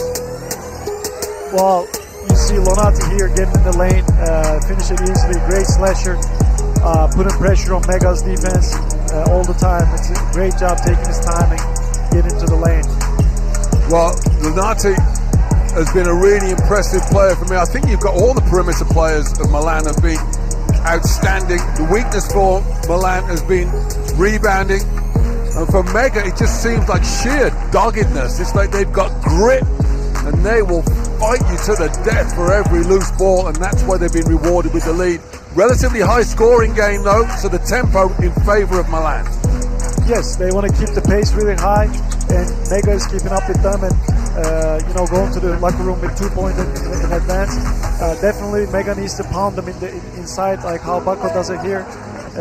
They're doing a great job putting the ball inside. They got to use it more since Shuigo is out with three fouls. So we'll see. He's going to be more involved in the second half, but they got to put the ball inside with Bako more. Well, Milan trail by as many as 7 points. They got the lead by as many as 3. You talk about 2-point shooting. Mega pounding the ball in the paint. They've only shot 5 3-point shots in that first half, 32 2-point shots. And the numbers, the stats, those will tell us a story. Yes, you will see it here. I mean, rebounding is the huge difference. They almost double them up, and 30 rebounds by Mega, it's huge. And 13 of them is offensive rebound. And, that makes a huge difference. And assist-wise, Milano stays in the game, sharing the ball. They have 15 assists against Mega. And both teams, I think they take care of the ball well. Less turnovers on both teams. But we'll see in the second half with the rebounding if Milano can come up with more rebounds. Well, the story is that this game is tight. It's 46 to Milan, 48 to Mega. We are going to take a short break, and we'll catch you for the second half action very, very soon. Thank you.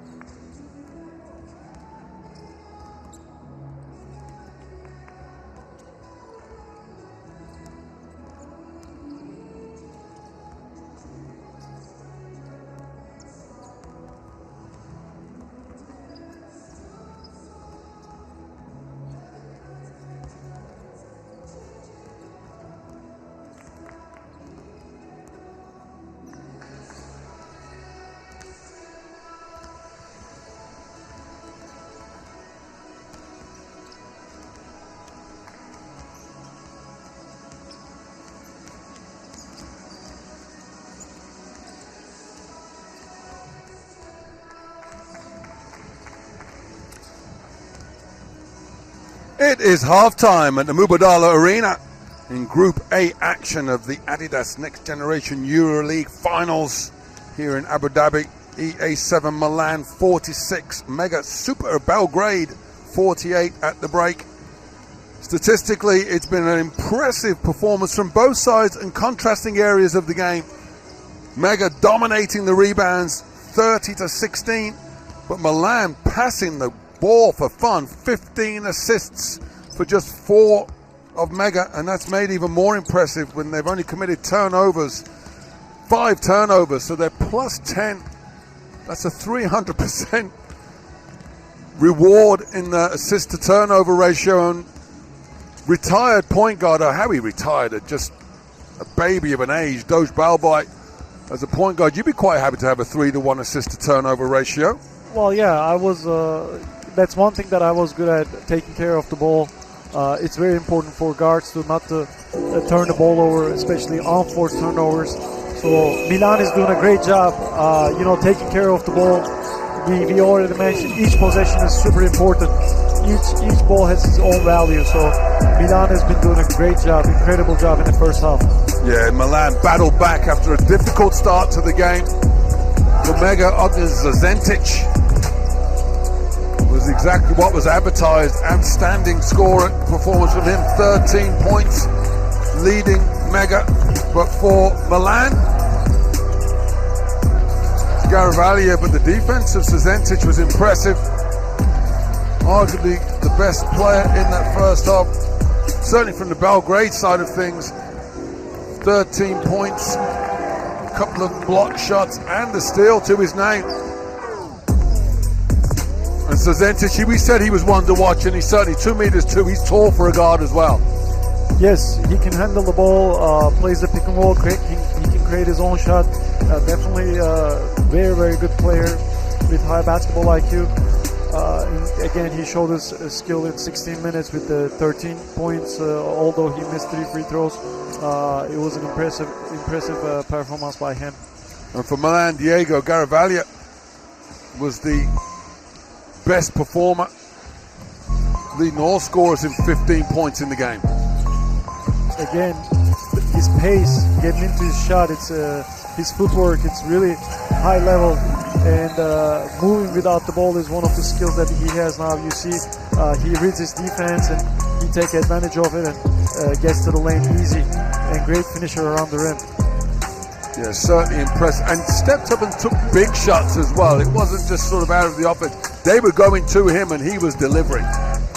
Yes, especially these kind of situations where you have an open shot and you knock him down. It's super important for keeping his team in the game. Well, you mentioned court time. Garavaglia, 19 minutes.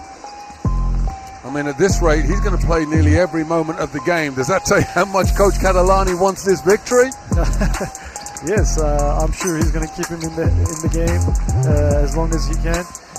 Definitely one guy to, have him around, and all game long he's going to contribute. I'm sure if he doesn't have a foul trouble, he's going to stay in the game. Well, okay. So looking forward to their future careers, you look at the EuroLeague at the highest level. Coaches try to have their top 5 players average about 25 to 27 minutes a game.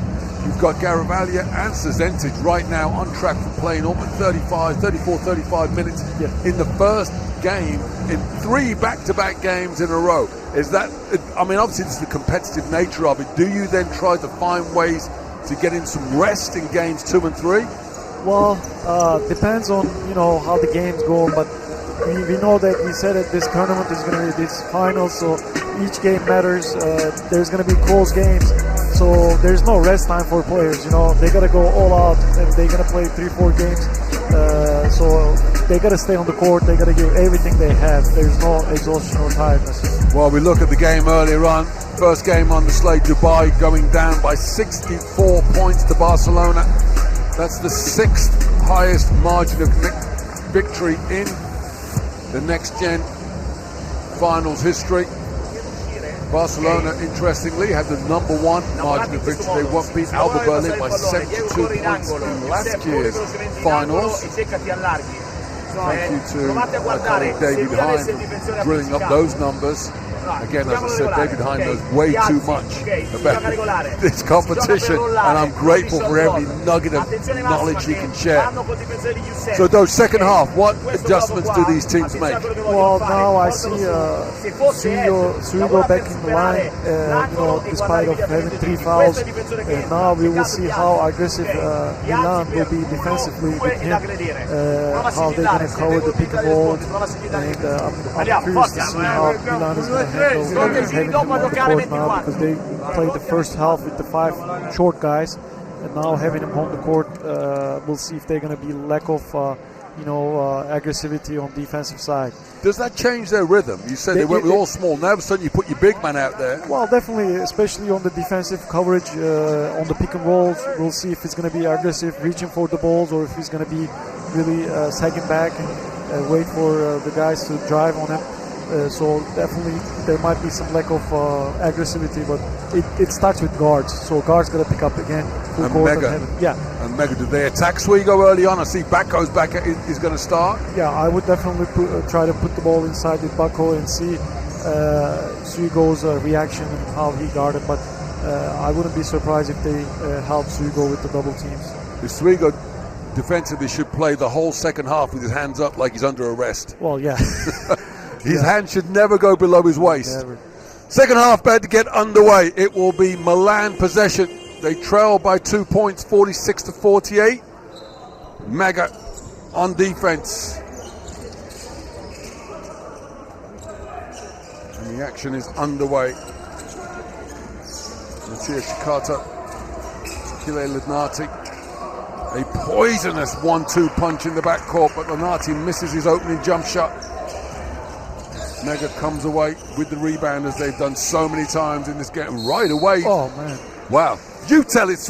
I'm tired of talking about it, Dosh. You tell me. Well, that's one thing that you can't really teach. I'm sure that his coaches really taught them in the halftime, keep your hands up and not to reach for the ball. But if his hands were over his head, like you said, like he was under arrest, he can't commit that foul with his knees. No, 4 fouls inside a minute. Same mistakes over and over. I'm not sure. And that's got to be playing on his brain. That's got to be really hurt his mind. He was all sides. And you said you hate football. Yeah, well, he ends up getting points out of a broken play. But now if I'm Mega, I am going right to Pavle Bako. There we go. Turnover is committed by Big Krunic. Let's see, what does Coach Catalani do? Do you leave him out there now with 4? You say, look, we'll just get the most out of it. Might as well, yeah, just leave him and see what he does with 4 foul. Maybe you have him out there almost as a gimmick, like a Helen of Troy, like the Trojan horse is in there trying to save Helen. There, Garavalia though answers and gets the score for Milan. Don't ask me where my Greek mythology came from. And then straight away down the lane, Suigo. Wow. Yeah, it was close. I mean, he kept it up. Ish. Yeah, he did. It's funny, we talk about the cliches of basketball. It's an easy game. You pass the ball, you shoot the ball, you score the ball. That's it. But I tell you, these shooters, though, they're doing the job shooting-wise. Lidnati gets the double. And it's a 7-2 run to start the third period. Suzentic looks at Suigo, thinks I can have a 5th foul, tries to pass it, and there, Chikato. I'm telling you, Mattia Chikato's performance, we've almost underrated, even though we've been talking about him, he's been underrated. 5 points, 6 assists, couple of steals. Amazing. The way he plays defense too, Chikato is doing a great job. He has 2 steals. It's a huge performance by him. Very high energy guy as well. Uses his hands, active hands all the time. 0 fouls, 0 turnovers. Impressive. That's your point guard. Yes. Don't ask for any more than that. Very impressive. Well, I'm glad to say we've got another 2 minutes into the game, and Luigi Suigo has not picked up another foul. This is a positive. I'm really happy seeing him keeping his hands up right now. Not to pick up his 5th foul yet. Well, look, And he's an important part. You know, we try to make light of it, but he's such a talented player. Huge.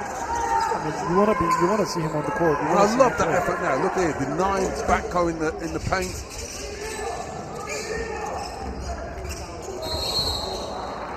Chicato picks up his first foul. Good drive there, though. Very good drive, and he showed the foul. It's also a great skill to show the foul. You know, he picked up 2 free throws. Yeah, you just don't put your hands down. You know, keep your hands high.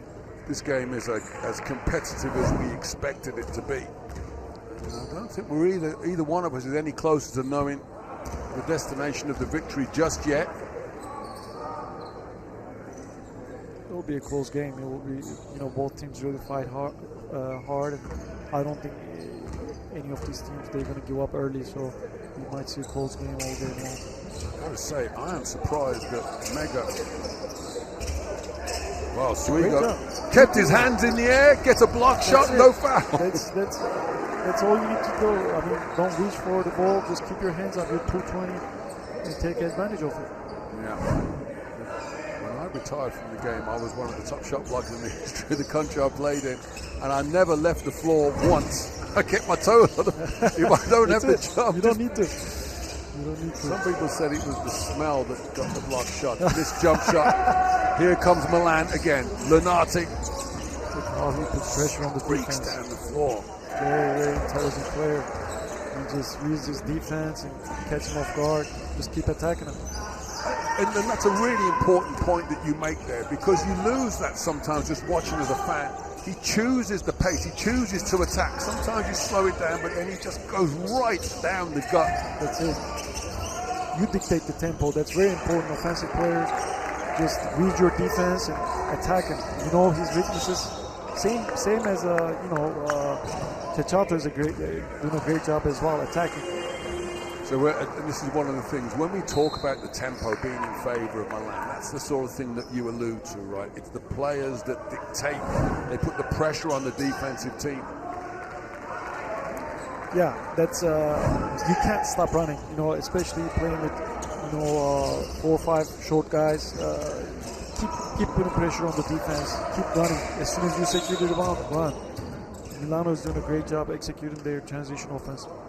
As this game wears on, Chicato, Lenarti axis is exerting more and more pressure on Mega there. Iles picks up the foul, trying to stop Lenarti from penetrating.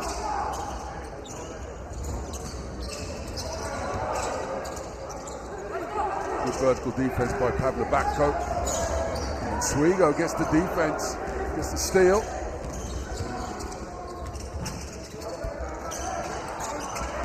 And then battle for the loose ball. Referee will give the ball back to Mega. Chicato misses the jump shot. Swigo. Well, it was Garavalia who knocked the ball loose, and well, the ball ended up in the right position. It is Mega in possession, trailing by 4 points. Good hustle. Swigo breaks up the pass. Lenarti. Mega is the run. They got numbers. Great job by Susan. Very confused. Well, how's about that for defensive hustle? Well, Garavalia with the rejection of Ognian. I was about to say Zazentic is the only player that Mega's got that can really attack the rim in transition, but how's about this for a defensive stop? Great effort by Garavalia on both ends of the floor. He just came up big, huge with the block shot, and lead his team to a fast break. And then on the back of that, Swigo gets another block shot because he's playing with his hands in the air. That's it. This game is so easy. We should play this sometime. He's keeping it simple. That's all he needs to do for the rest of the game if you want to stay on the court. Milan by 4, 59-55. Midway through the third period. There you go, Garavalia feeds Swigo for the alley-oop pass. Swigo converts the layup, and what a change in fortunes for this young man.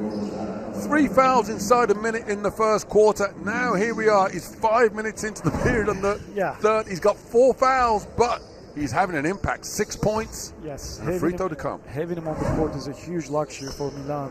And as long as they keep their aggressivity on defense and Hugo using his hands wisely, it's a huge luxury for having him on the court. So let's see how the rest of the game, if he can stay on the court, because he's a great help for a great contributor for Milano team, Hugo. Well, what we've seen from Swigo in this third period is a demonstration of how much he has improved, because the Luigi Swigo of last season would have been fouled out by now with 0 points. He averages about 12.5 points a game. He's up to 7. If you get his average out of him and he fouls out, you'd almost say job done, but he's playing very vertically, hands in the air the whole time. That time Garavaglia commits the foul. Mega retains possession, and then he picks up another foul there. 2 in a hurry for Diego Garavaglia. That will be his second. Both teams are in bonus. And the fouls coming thick and fast to both sides. They say both teams now committed 4 or 5 fouls. Swigo will take a break. Coach Catalani can let his heart beat once more. His big man still in the game. Steal again. Well, that's a foul there. And I think that is Luca Iles who takes him down. It's 2 shots there, they try to cut the fast break, but send him to the free throw line. But again, Milano guards, now, Omar and all these guys, they put in the pressure on Mega a lot. And pushing the ball with the fast break, it's one of the skills that they have. Keep him in the game. Well, this guard, the depth of guard of Milan have given him a 7-point lead. He's got a timeout. All by Mega. They trail by 2 points to 55. Šta je problem? Sljedeći napad Well, if you're Mega, definitely they got to get this stop, now I took the 2 free throws, but after free throws they have an offensive play, so they got to come out and execute, because if Milano converts these 2 free throws, it's going to be a 9-point game, so Mega has to stay in the game, and it's going to be crucial offensively coming out of this timeout. They've done it in the first half, but let's see if they can have the same reaction coming off a timeout in the second half. Well, as you said, the reaction from timeouts, but Milan has been the reaction from halftime. 16 points to 7, they lead in this third quarter. Swigo was definitely the difference maker in the second half. Great job defensively, and offensively finishes around the basket, getting M1. Definitely was a difference maker for Milano. I think it was John Wooden, the head coach of UCLA, one of the greatest college coaches, the greatest college coach of all time, who said you can't coach height. 2 meters 20, he's the biggest man in the building, and he certainly had an impact in this third quarter. Definitely. Guglielmo Youssef at the free throw line makes 1 out of 2. It's an 8-point lead for Milan. Mega, well, they've lost their way a little bit here in the third period. They haven't got any rhythm offensively. Where do they get that improved? Well, again, now coming out of a timeout, they should have converted it, but now defensively, Mega has to get better. Mega has to do a better job on pressuring the ball, using their hands, especially when Swigo is out now. Milano playing with 5 guards. Mega has to get stops. And this thing with Mega, they've got 4 assists, 14 turnovers. These kids know how to pass the basketball. What are they getting wrong? Well, they put the ball inside, but the ball sticks in players' hands too much. They got to move the ball from side to side a lot more than what they did in the first half. So that's one strength that they have is offensive rebounds, but they got to convert it. There you go. They move the ball a little bit, then cannot convert the shot or the offensive rebound. And then what does Milan do? Gets assist number 21. Share the ball. Find the open guy. Keep it simple. Well, the circus shot there from Ognin Cezentic, but the foul was called before the shot. 21 assists for Milan, just 6 turnovers. They've been rewarded with an 11-point lead, 66-55. What a contribution by Youssef. He's been incredible, especially whenever he comes in from the bench. Just gives energy and aggressiveness on offense as well. What a impressive performance by him. Well, he needs to be. He's playing with odd-colored shoes. We're talking about free throw behind your back. If you're going to wear different colored shoes, you better be able to back that up with a performance. Yes, definitely. I mean, the color of the shoes are interesting, but as long as he performs this way, I don't care if he goes and plays with socks. So if he's playing bad at the first half, does he swap the shoes around and put them? Look, yeah. And these things are. These young players, they do these things to get noticed, so I'm not going to complain. But I'll tell you this, Milan are certainly becoming more and more confident shooting the three-point ball.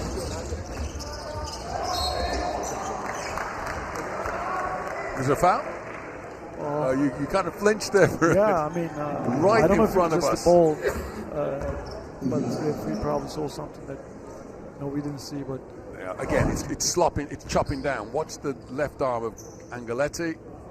Boy. Yep, don't bring it down. You're already there, hands up. Don't bring it down, it's foul. There's Zetic. 17 points for him, 18 points, leading scorer in the game, surpassing Diego Garavaglia of Milan.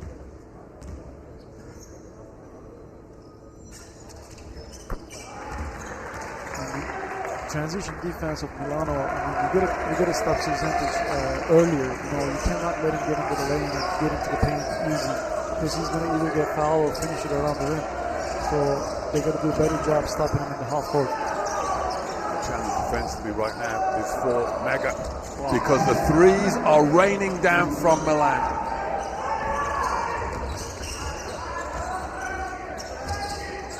They're shooting 50% from three-point line. Some of the shots that they're taking is tough shots, but they managed to convert those threes. How's about that for the defense you were talking about? Great defense, sacrificing your body, staying in front of your guy, and taking the charge. Great job by Chisato here. Just keeps moving his feet, staying up, and then the offensive player hits him in the middle of the chest. Yeah, that's it. That's all you need to do. Stay in front of it, chest him up. Don't use your hands. Another one. That was a heat check. Yeah, well, but also it's the confidence that they're shooting the ball with. So even if he misses it, Mega are nervous now because they're waiting for him to shoot the three.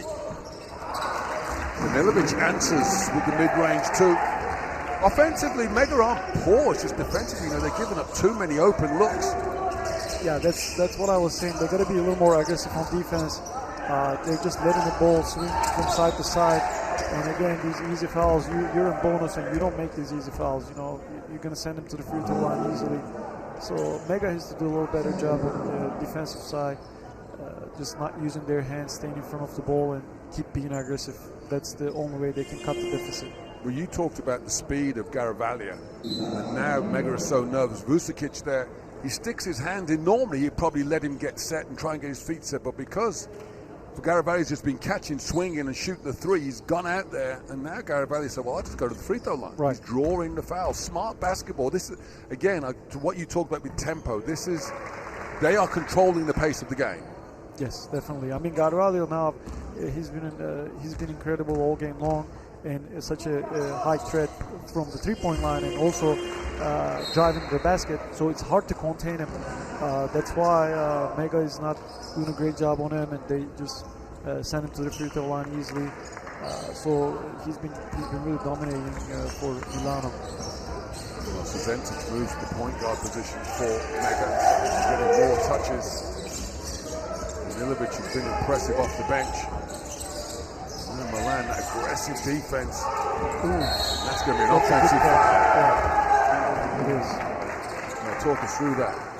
Well, there was a size advantage of Bako for sure, but he used his elbows. Don't just use your body, use your hips instead of your elbows. That was an easy call for referees, and great job defensively. And just use your hips. You're a big guy, just push your defensive guy under the basket by using your hips and you use your legs. That's all you need. He bends his knees in established position, and the defenders got to work harder to get around you. And it's noticeable because Bacco got a lot of touches in the first half. Has barely touched the ball here in the second, except on the defensive rebounding. And he gets another one there. Mega still dominating on the backboards, plus 20 rebounding-wise. As Cikato picks up the foul, that'll be his second, and Ognjen Suzentic go to the free throw line. But again, assists.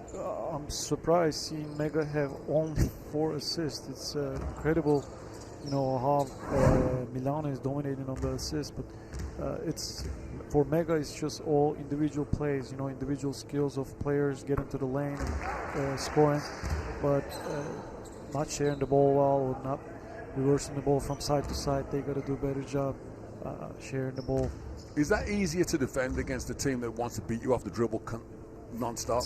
Yeah, it's much easier than for a team that share the ball from side to side, because they make when they share the ball from side to side, the defense shifts and opens up the space for offensive players. But if you try to solve everything by just dribbling or try to create your own shot, it makes it easier for defense to contain. So this is what Milano is doing. They jump to the ball. They know that they're not going to pass the ball. You see Suzentic here, he's going for his own shot. And Milano knows it. That's a great game plan. They just sag back and help each other and contain it. While obviously Suzentic is a great player, he finds the way to go to the free throw line. But again, when you look at the game overall, they don't share the ball. They don't create for each other really. Well, Suzentic normally plays off the ball, and they have other point guards to create from. They put him on the point. So then all of a sudden that means he's your main scorer. So you know he's going to go to the basket. Well, yeah, it might be a game plan for Milano as well. Just let Suzentic have 20, 30 points and not other guys not to get involved for assists. So maybe Milano don't mind having Suzentic having 30 points because other guys are not really involved right now. That's a great observation, Dosha. And the other thing is, if that happens, then if he gets down the stretch of the game, fourth quarter, if it's close, they have to go to him because nobody else has shot the ball. Exactly. So that works in favor of Milano so far. Well, last minute of the third period. Cikato. Very, very good player. I mean, beautiful the game. His mid-range shot is really makes a huge difference for him. Look at him defensively. He gets to the mouth, pushes the ball. Look how he pushes the ball. Milano gets to the lanes. Corners are filled up.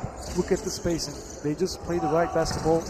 This is a good shot, but they play the right way. They play the right way. That makes a huge difference. Well, this is where, as a coach, Catalani, you don't mind missing the shot as well because you put a lot of pressure on the defense. That wears down them a little bit fatigue-wise. Almost get the offensive rebound. And if you're Mega, you almost don't know which way to turn. You led by 2 at the half. It's an 11-point swing. They trail by 9. They can hold for the final shot of the third period. Aggressive defense from Milan. Milic. Tough finish. But again, a one-on-one play. One-on-one play. That's but you'll all take Mega it. does. Yeah. I mean, as long as he goes in, it's good. But again, you cannot play like this all game long, especially against a team like Milano. It's going to be tough to keep up with them. Well, there, Danilovic with the final score of the third period. Grand mistake defensively by Karem. Allows Mega to cut the deficit to 7. Vuk Danilovic goes to 8 points personal. Remarkable. Then after 3 periods, Milan 72, Belgrade 65.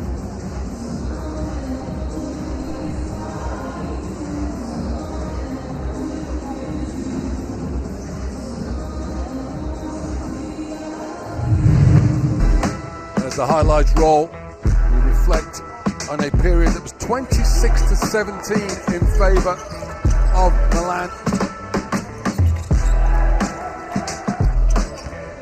Found easy ways to score consistently, particularly through passing the basketball. And their enigmatic big man, Luigi Swigo, got in the mix. Picked up a 4th foul at the beginning of the period, but then he made a big contribution. with 7 points and a couple of rebounds and some block shots. Mega doing everything through one-on-one basketball. Meanwhile, you see Garvalia here being a huge impact on the offense, creating for his teammates, playing inside out. It's you see now taking advantage of mismatch. Overall, he's done a great job for his team. Well, Garvalia, the leading scorer, joint leading scorer in the game with 21 points, but his points have come out of sharing the basketball as reflected in the assist totals.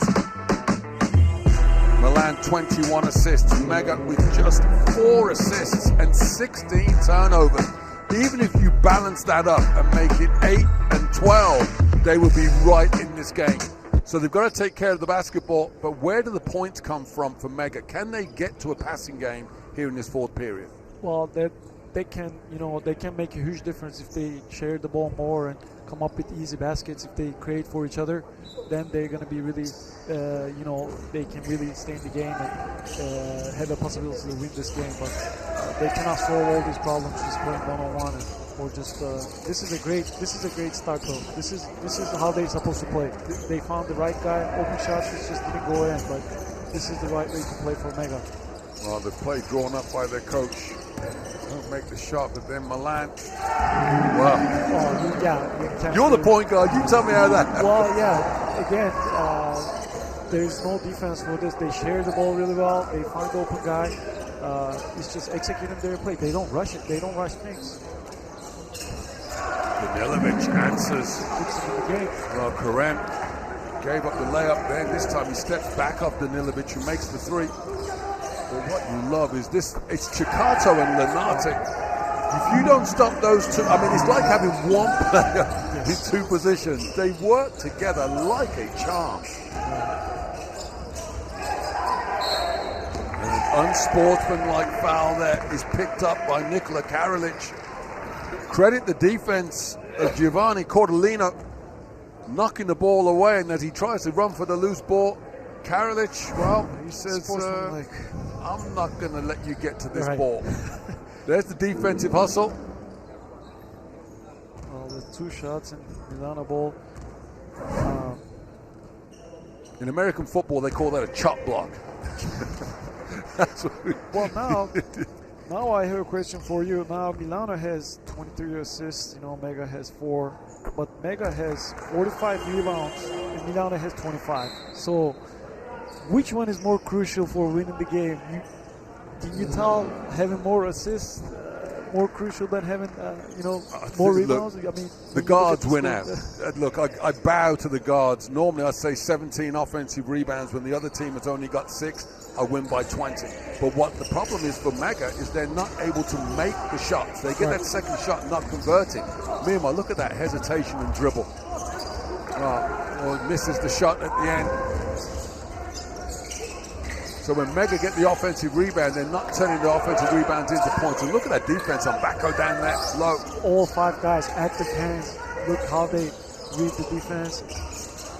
That's a forced shot. That's not a wide open shot. There was contested shot, and Milano never gives up. They don't get screened. Correct. It's collective effort on defense for Milano. Look how they run back and try to stop it. Wow. See, this is the way they're supposed to play. Mega, now they share the ball, pass the ball to Bacco. They can keep him in the game if they run like this and share the ball. Well, Cezentic creates the bucket before taking a break. The penetration drops off to his big man, who gets pushed from behind. Cordolino picks up the foul. I'll make that 2 on him. Bacco, who's been very quiet in the second half, although he's got the 12 points. Now with a chance to get the 13 from the free throw line.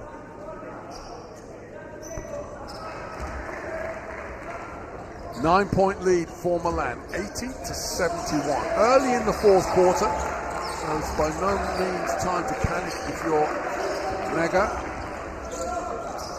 But you've got to get some stops, that's the main thing. In this small man lineup out there for Milan, and Garavalia, who's been killing them from outside, suddenly goes down low.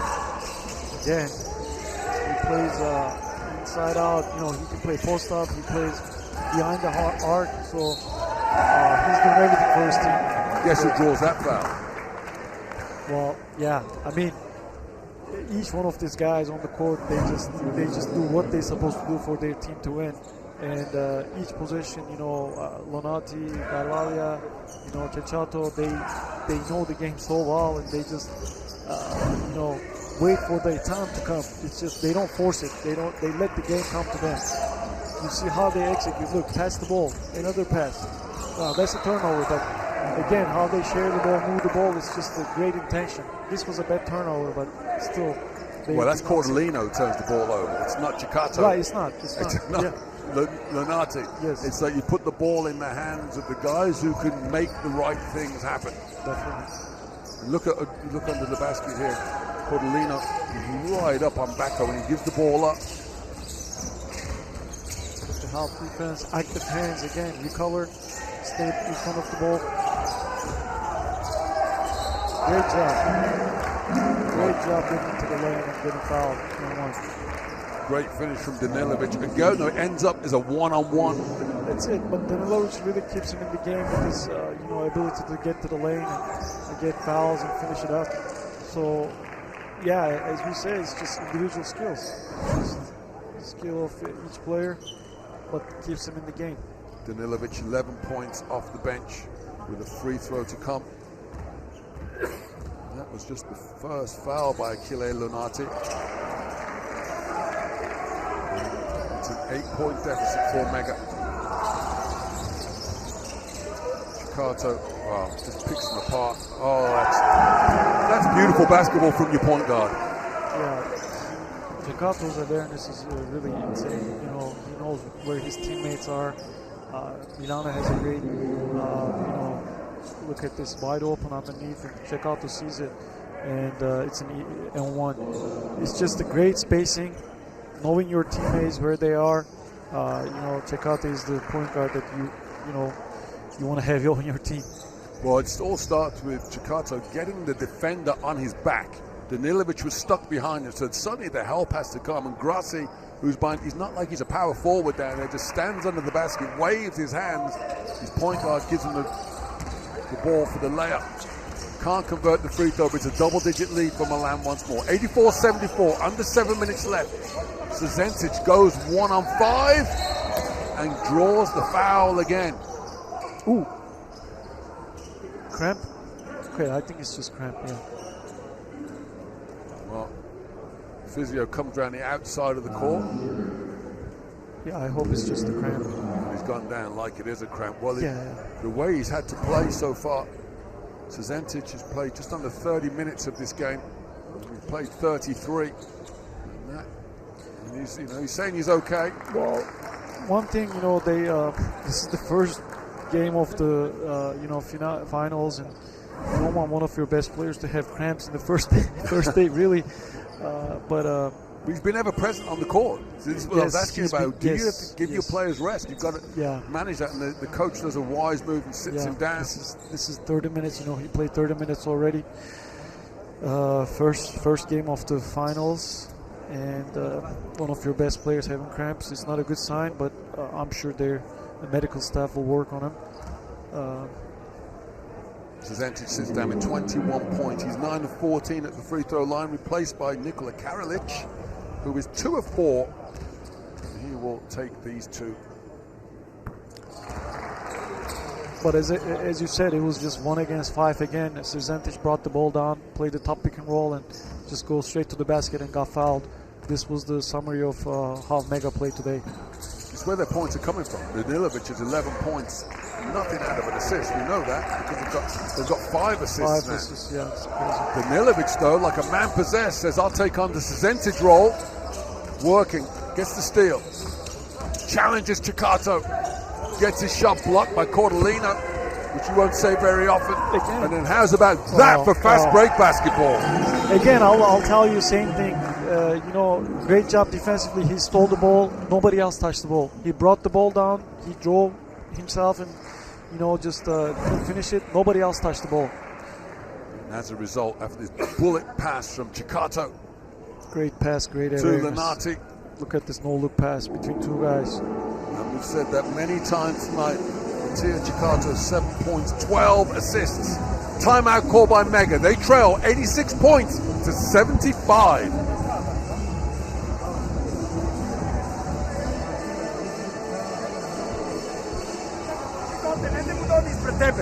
Well, Coach Vidasevic berating his team. Yes, it's defense he's talking about. They're playing against a superior collection of guards. So, I don't know what the solution is. They've gone away from pounding the ball inside. So what do you do with 6.5 minutes left down by I'm sure they're getting away from their game plan right now. They got to put the ball more inside. What they did in the first half was great. They just getting away with the game plan. But look how Milano plays, how they share the ball now. Starting from Ceccato, sees the open guy and passes the ball. Lunati has been incredible all game long as well. 20 points for Lunati. Yeah. And he just gets to the right place at the right time, and he knows his partner in crime is going to find him. Great tandem, those two guys. Well, you had something similar back in your days with FS, with Anadolu, with Vasily and Larkin. Misic and Larkin, similar. It's like having one player, that's a huge two luxury. bodies. Right. That's a huge luxury to have those two guys. Okay, so you can do that in 5 years at professional level. These kids are doing it at 17 and 18. Impressive, really impressive. Swigo back in the action. He forces the miss. Partial block shot. Luigi Swigo playing vertical defense against Bacco. He figured it out in the second half. Better late than never, It's just maybe the first game of the tournament or the finals. And glad to see him just figuring out at the end of the game. Well, better he does that now in game one. But also now with 6 minutes left in the game, he's got 4 fouls. I'll take it. Yeah. But did he have 3 fouls in the first minute? I don't remember. Right. Well, look, we talked about tempo. Now I think you have to talk about body language. Milan, do they look like they've got the confidence to close this one out? Yeah, definitely. I think they have that experience and playing in the other tournaments as well. They have the confidence to close this game really on a high level. They just gotta stick with the game plan and keep sharing the ball, keep attacking. As you see, Gaivaglia, putting pressure on the defense and be able to finish it with the N1. Milano has so many weapons, so many weapons. Their guards are incredibly high skilled, and that makes a huge difference. That's a tough finish, though. Tough finish. And this is his not first N1. I think that he hit multiple. But that is confidence. That's the sign, the swagger that they've got. It looks a little bit, reminds me of a Scotty Wilbekin type player. Just drives in, get out of my way, I'm going to score. That's it. Converts the M1. The game's leading scorer with 25 points. A steal again. Kale Lunati in the open floor, one-on-one. It's almost cruel to make him score it because the points could just put him on the scoreboard. And this is it. Milan breaking it open. A 16-point lead. Timeout call by Mega. Again, unforced turnovers, just, being careless with the ball.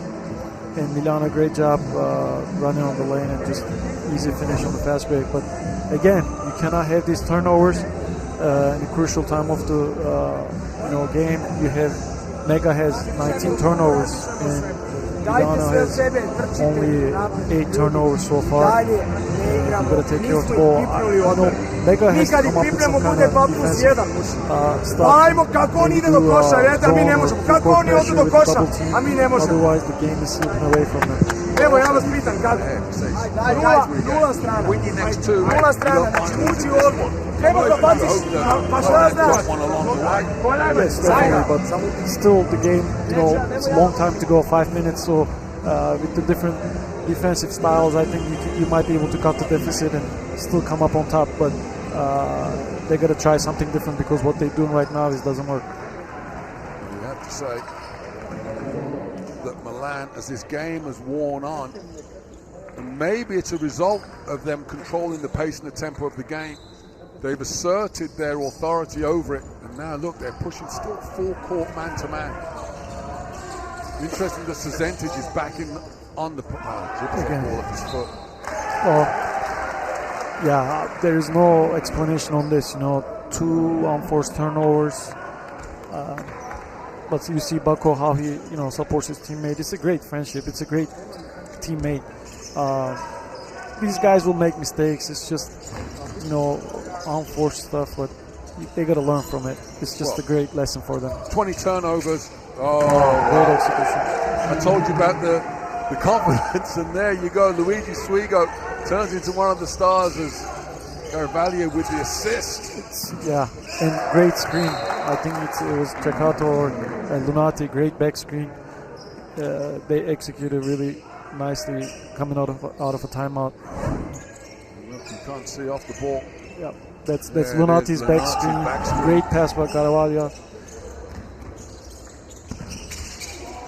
Not a bad shot from Danilovic out of the offense as well. Rare we've seen that so much, not one-on-one, but he can't convert.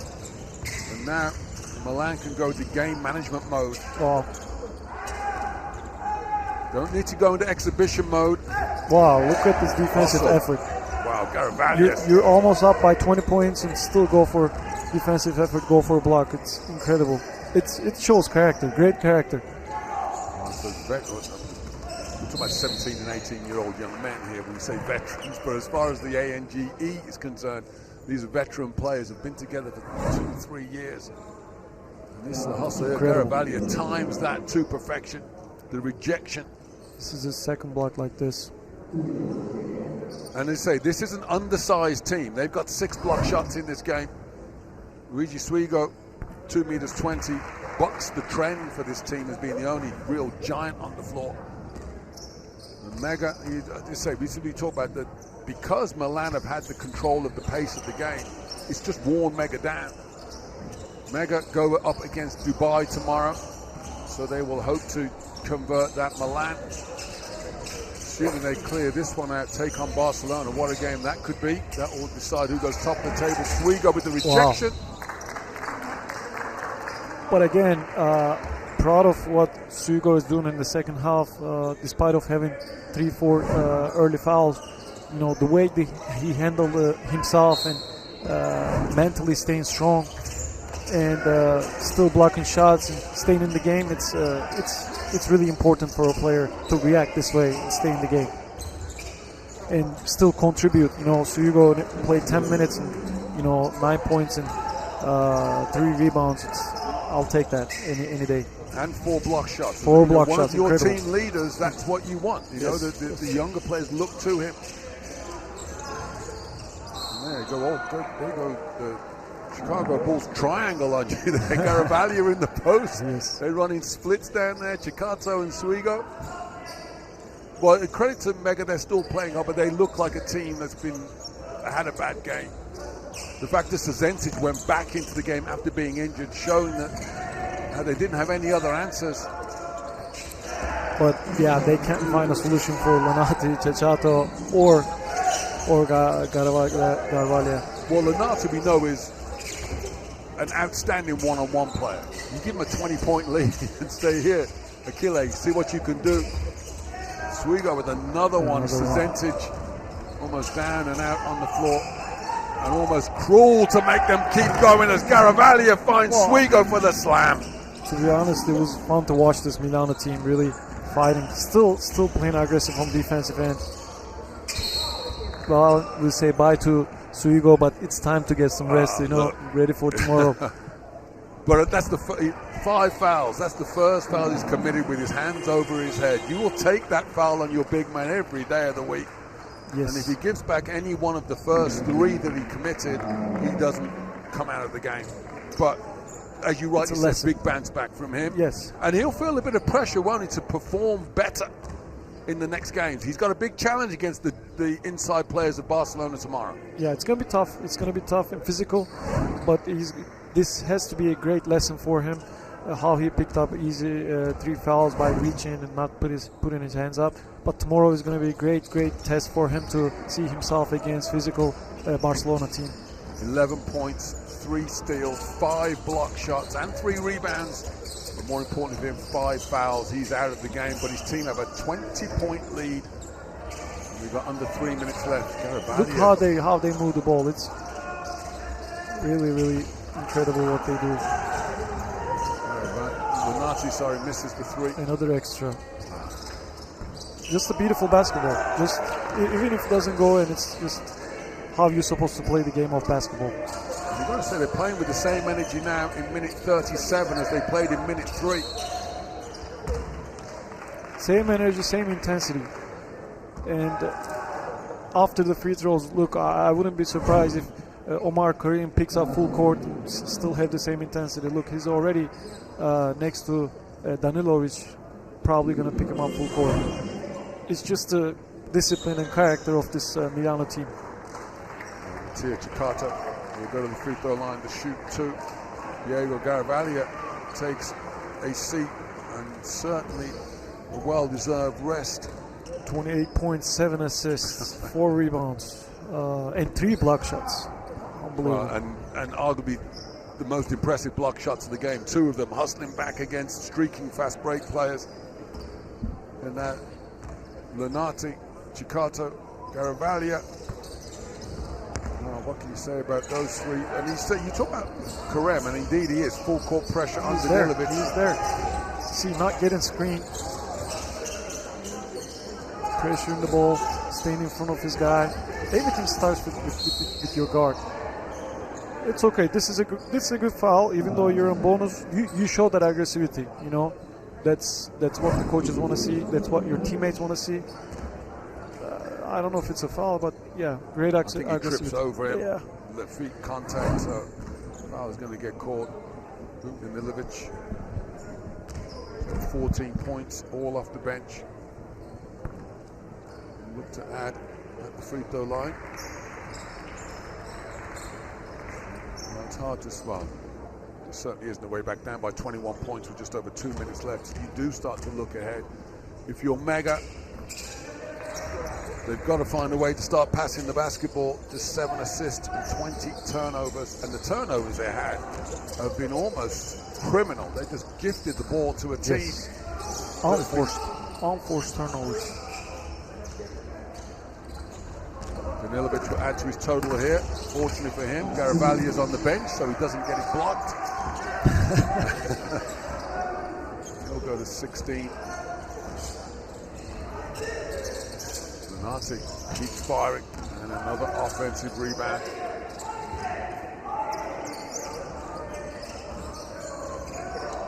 Chicato. Rare mistake from him. I'll make that his first turnover. Danilovic with the miss. Coach Catalani, we talk about the difference between coaching and teaching.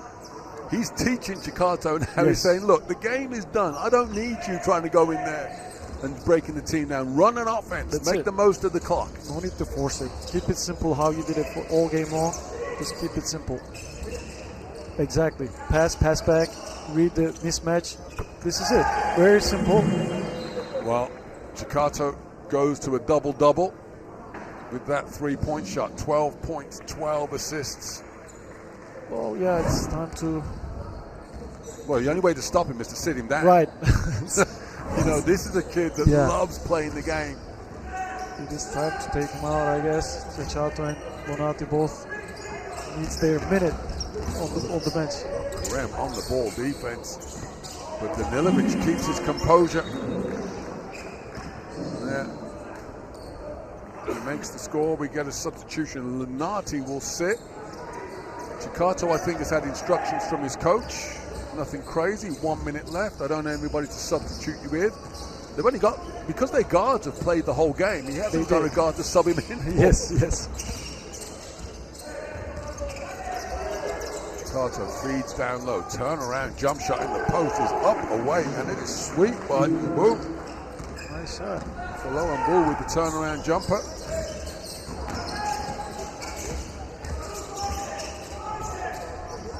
Showing some springs. Offensive rebound. Here's the offensive rebound, number 19 for Mega. He's still trailing by 28 points.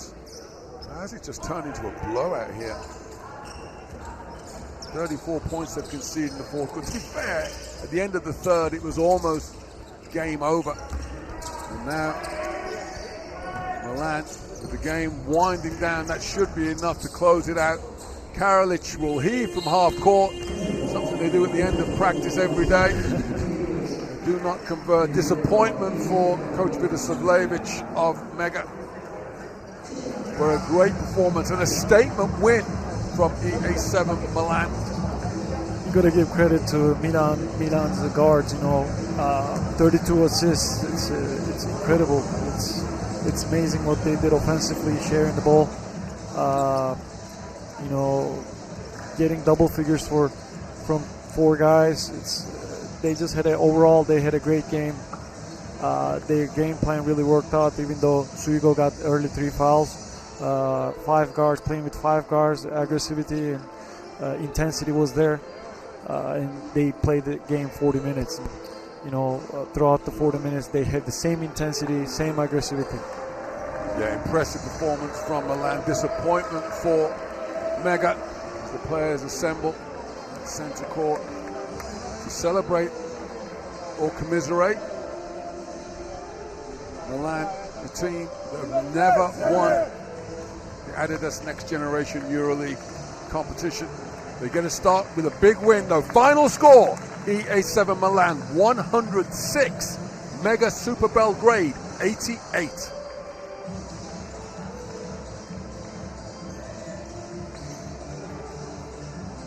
Well, the players leave the court.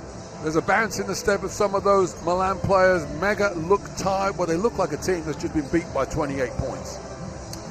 Well, yeah, I didn't think the game would be ended this way, but again, the way Milano played 40 minutes, they never relaxed. They never, stopped attacking it. So made a huge difference at the end. When we look at the Mega side, not sharing the ball, just having so many individual plays, it just didn't work out for them today. Well, they led up 48 points to 46 at the half. So the second half was Milan dominated. We're going to hear from some contributors. First up, head coach of Milan. Coach, congratulations. I don't think a lot of people thought that we would see this result. Your thoughts about your team's performance?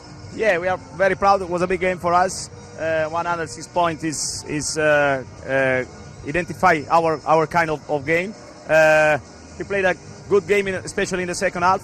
In the second part, we lost Gigi Suigo at the beginning for some problem with the faults, but we react very well as a team, and we are very proud of our second half of the game. We need to restart tomorrow from the second part of this game, because I think this how we can play and how we can approach also every game for us. Talk about the motivation of this team. The Italian club has never won this tournament. How motivated are you guys to actually become the first one? It's a big opportunity to be competitive, to try to be competitive in this kind of competition with this team. So this is our motivation. We want to be competitive every time. Let's go with that. Thanks. Milan won that second half by 60 points to 40. Outscored Mega by 20 points, having trailed by 2 at the half. So a big second half from Coach Catalani. We're going to get some comments from the players. We talked about the guards of Milan, but the standout for me was Mattia Ciccato. Mattia, congratulations. What a game. Your thoughts about this performance by your team? Yeah, we did a great game, especially in the second part. We go on defense, especially in the second part, and this is the best for us, because we are a defense team that we want play really hard defense, so we win for the defense of the second part. Defensive team that scores 106 points. You had 12 assists. Talk about how you were able to really run the show today, also with Gigi for a long time. Yeah, the defense is the best part in the game. If we play good defense, we can attack really better. I mean, if we play on course like we run, we can do a great attack. Let's go with that. Congratulations. Yeah, what a performance by Mattia Ciccarto. Not the leading scorer for his team, but he really ran the show, and he triggered them defensively as well. Yeah, I mean, that was a humble answers for when David asked for his assist, he had 13 assists, but he kept playing, talking about his defense or his team's defense. So that shows how good character he is. And he's a team guy for sure, team first guy. Well, the energy that was displayed by the guards of Milan rifled through the entire team. Mega in the first half fed the ball inside, went away from that in the second half and tried to compete with Milan on the exterior, but those guards of the Milanese, the little red shoes, they showed some skills today.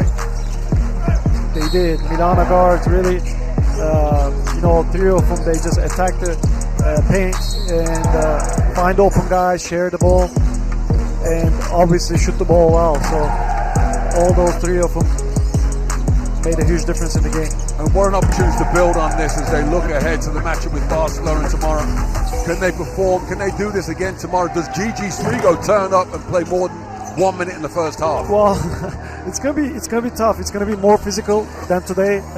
Barcelona has the length and strength, so it's gonna be a great test for Milano to come up tomorrow, and I'm sure they're gonna try to play the way they played in the second half today.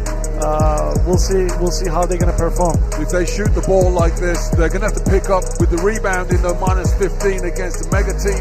When you look at the standings, that 18-point victory, my maths got a bit carried away. I said 28, but I failed maths when I was at school anyway. Barcelona by 64 points against Dubai.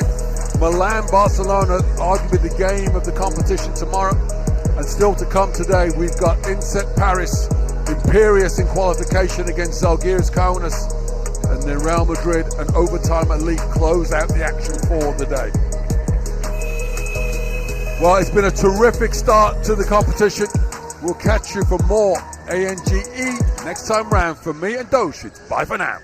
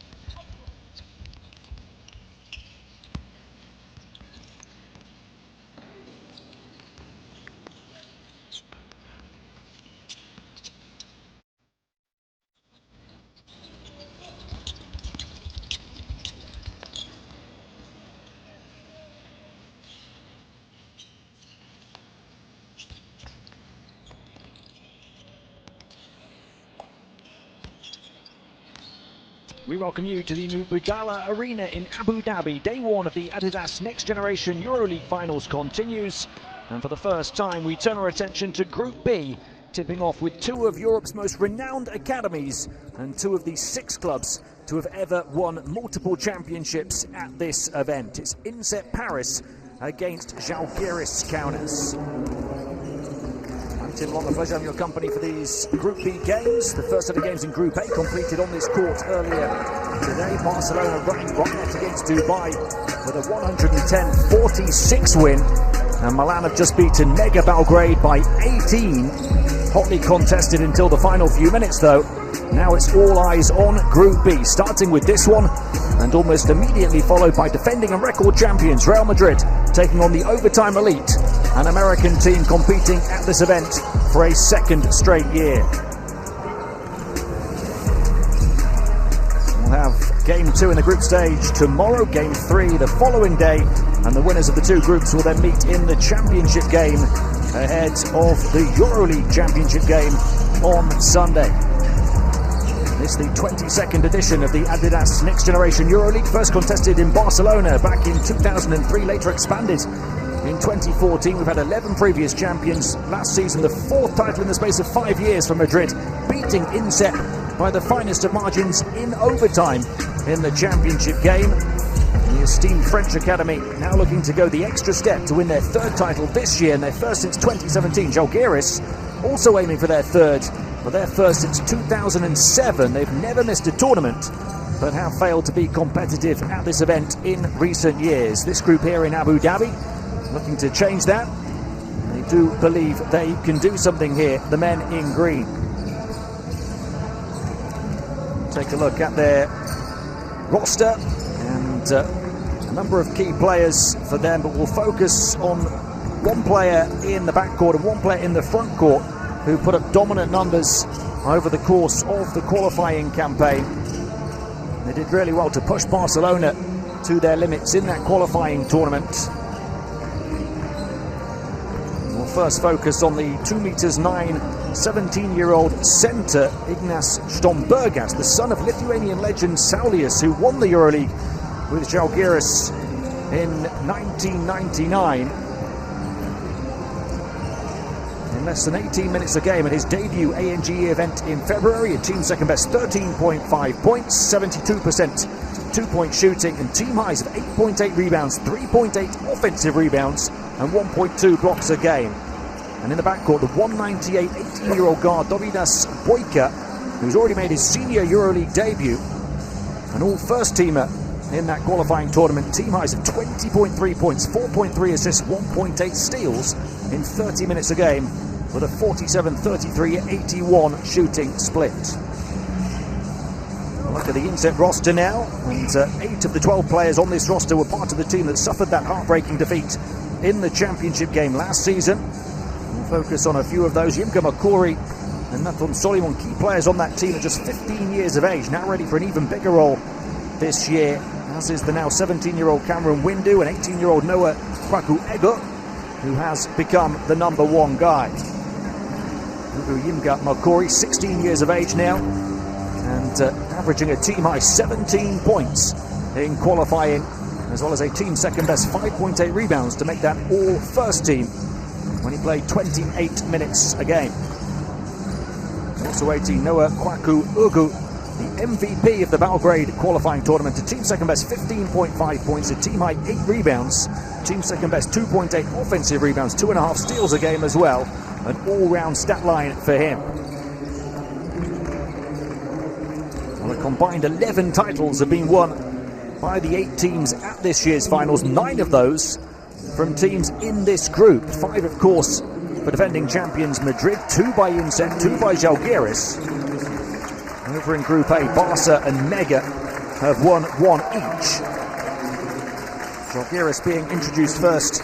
While worthy of being invited to these finals, they only lost the final of their qualifying tournament by 2 points to Barcelona in February. That's after comfortably sweeping their group. They beat Asvel by 14, Dubai by 32, and the host, by 16. In the final, they launched a 28-point fourth quarter, but just fell short. A great effort under their new head coach, Rokas Kondratavicius, for the home team, who was an assistant at this level for 4 years previously. Atis Maho.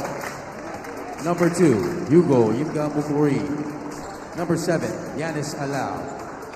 Number 14, won the qualifying event in Belgrade in March. Jonas Bulafa. Wins in the group stage by 29 over Trento, by 7 in double overtime against the Next Generation Select team, coached by Dosh Balbai, Number 29, who will have alongside me for the Group B games tomorrow. Number Group A today. They also won by 19 over the host Partizan before a 14-point win in the final against Milan, a Milan team who we've seen impress on this court already today against Mega Belgrade. Francois Perronet, the new head coach this season for INSEP, taking over from Lamine Kebe, who's led the academy at INSEP for 8 years before leaving his post this season. Not within a whisker, of course, of winning this trophy last season with that overtime defeat to Madrid in the championship game.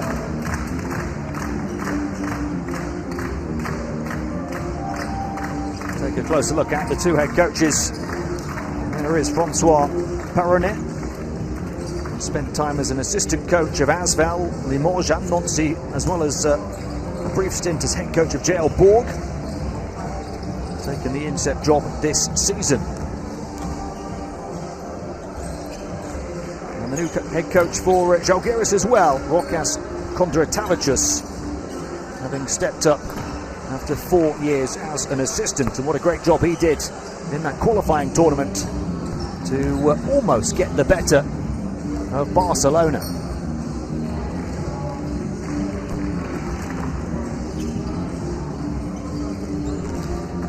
The starting 5 for Žalgiris.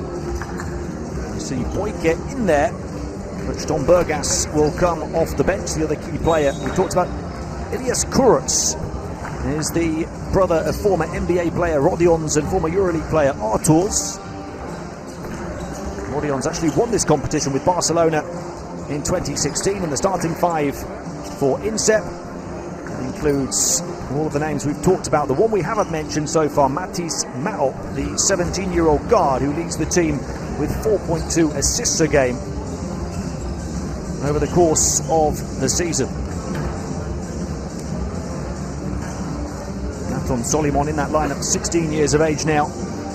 In qualifying, averaged 11.2 points, 5.5 rebounds, 1.2 steals. The son of ex-EuroLeague player William Solimon. Lots of history for these two academies, of course. Lots of family ties and links to the past for multiple players on both sides.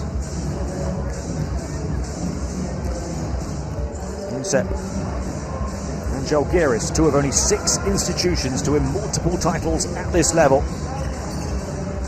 For INSEP, it was in Paris in 2010 when they beat FNP by 10, with Livio Jean-Charles winning tournament MVP. And in 2017 in Istanbul, they beat another Belgrade team, Mega, by 7. Ivan Fevrier MVP. Last season, back to the championship game for the first time since then, having struggled in each of the previous 6 ANGE seasons. Žalgiris missed out last season on the finals. They're back on this stage, having played as hosts in Kaunas 2 years ago.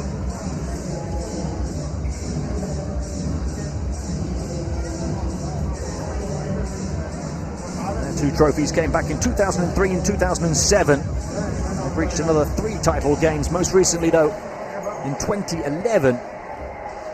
Only record champions Real Madrid have played in more finals than Žalgiris, but they've only won 1 game in total at this end of season showpiece over the course of the last 7 years. This is a group that feels they can do better, they can challenge. Star guard Davidas Boyka has said that Žalgiris are here to win and will give it all they've got to go for the trophy under coach Rokas Kondratavicius. And of course, as ever, Žalgiris well supported wherever they play in the world. Here in Abu Dhabi, bouncing green for game one.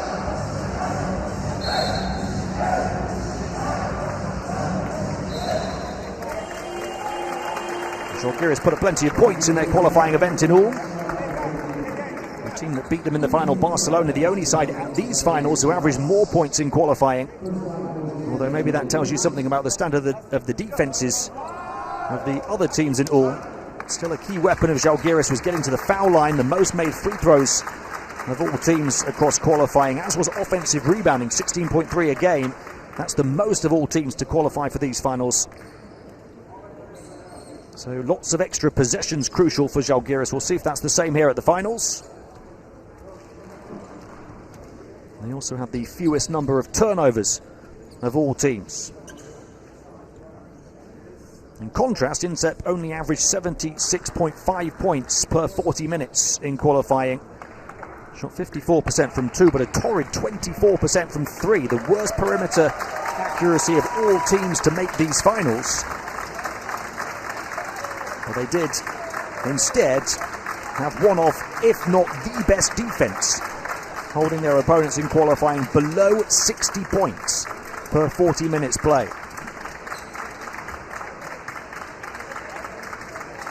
So perhaps Rokas Kondratavich's offense against INSEP's athleticism and defense.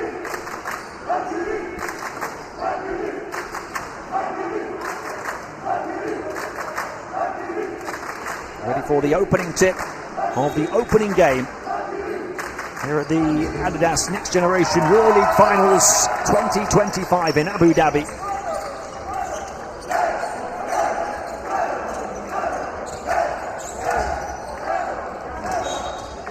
And straight away a turnover on the backcourt violation for Žalgiris, after we've just been talking about them being the best team at limiting turnovers through the course of qualifying. And that's that defense of INSEP. They're a long, athletic team, INSEP.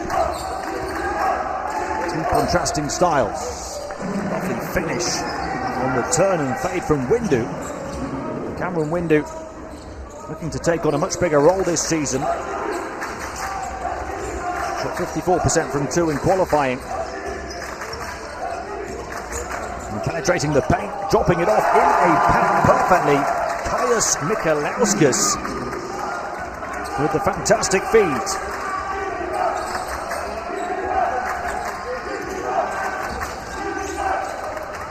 Switching the shot mid-air, backed up with the rebound, Kwaku Ugu.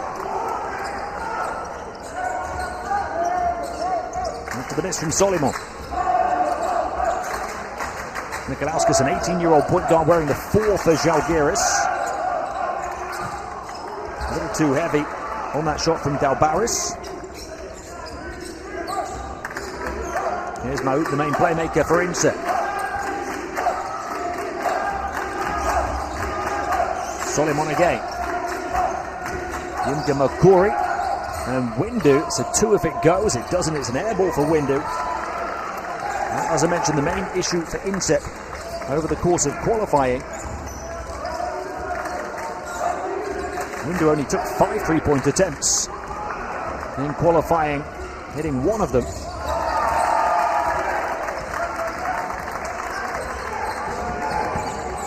Mikalauskas started Lithuania at the Under-17 World Cup last year, and Žalgiris able to level. Karidas Boyka, another star in the backcourt alongside Mikalauskas.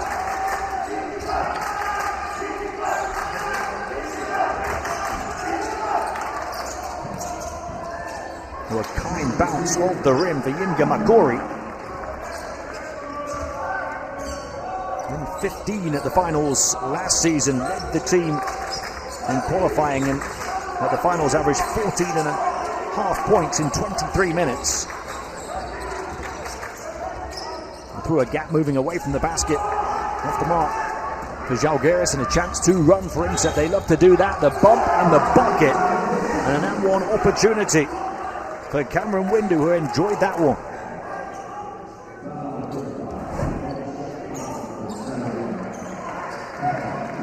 Windu off the window for one.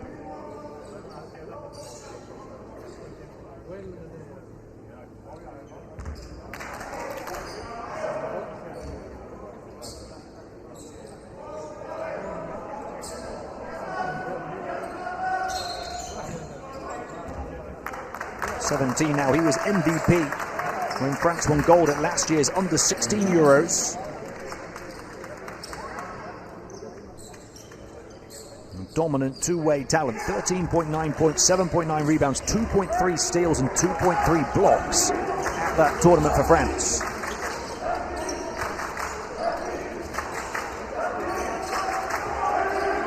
Boyka. His turn to be the main ball handler. Gets the switch off the crossover, hand in his face, short on the shot. Rebound Yimga Makori.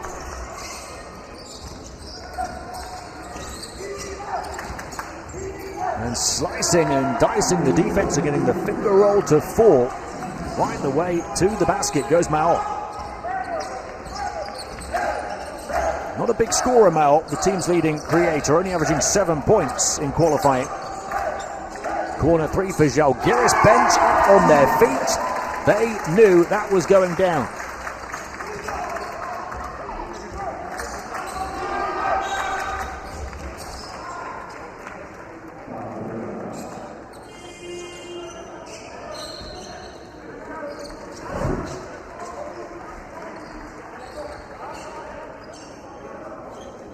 Reaching foul on Brnovic, a Montenegrin, who's one of just a couple of non-Lithuanian players on the Žalgiris roster.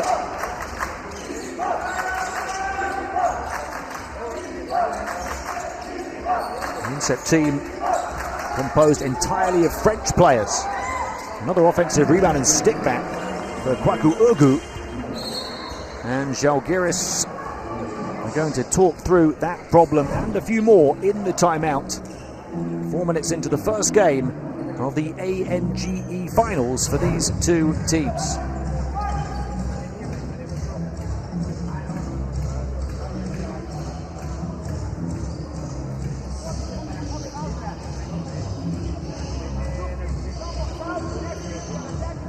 Nobody's passing out. And you make the passes out every time you're open, guys. Toliau skaityk graito, atsivedė jau tą pirmą ir tu kvietiesi ką jis Aš jau rodžiau kirstis, pats atėjo. Aš rodžiau kirstis ratu. Ai, komunikuoti, padėkit vienas kitam. Padėkit, ne? Vienintelis dalykas, kol kas jiems duoda dominuoti, jie lengvai dirba, tas pats, ne, tavo vidutinis. That corner shot for Žalgiris. Only a two-pointer. So down 6-8 has been the largest lead so far for INSEP. By 4 points off the back of those two offensive rebounds. Kwaku Ugu. And 6 points for Cameron Windu, who's 3 of 4 from the field but missed that and one opportunity.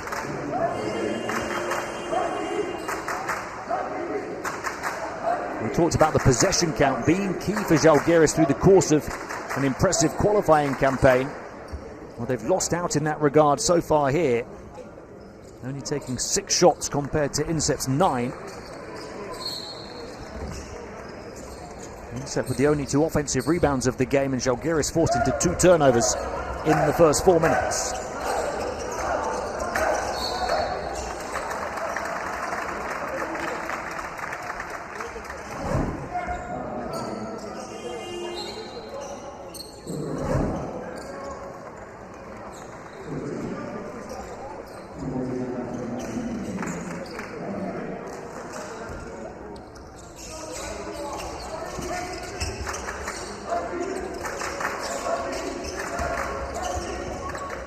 Skimming bounce pass down the baseline. They work it around it. Trying to shift the defense. Mikalauskas will take the 3. And it was way off left for Mikalauskas. And Žalgiris fall to 3 of 7 from the field. Neither team has been able to hit a 3 so far.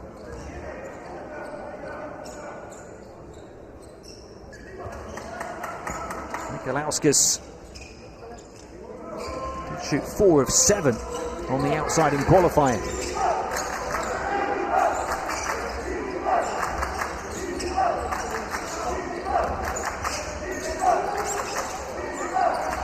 defense just collapsed away. Offensive rebounding game, they haven't solved the problem. For the first time, they're not punished for it. Nikolauskas.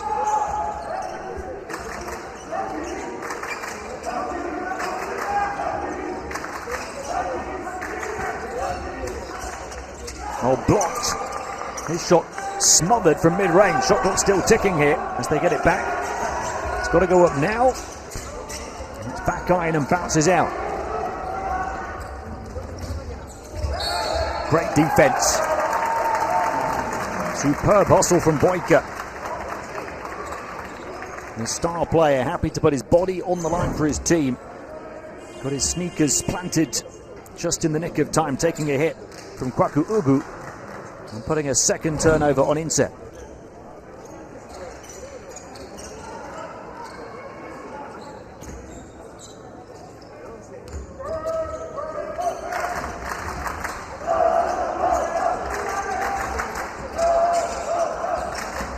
Grunkis hit hard.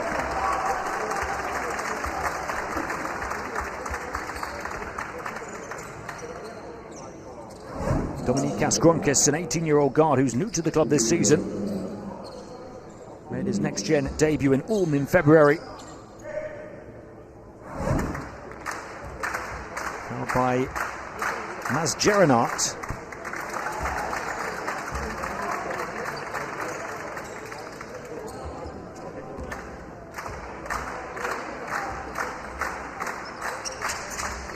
Grunkis shot 87% at the line in that qualifying tournament and makes them both here. So from 8 down, Žalgiris have halved the deficit.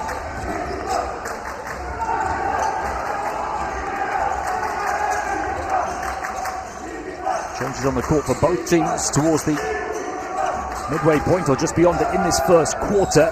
Fai with the feed. Wouldn't go down on 2 attempts from close range for Windu.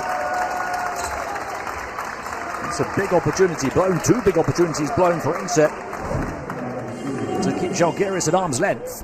Windu blew it twice from almost on top of the basket.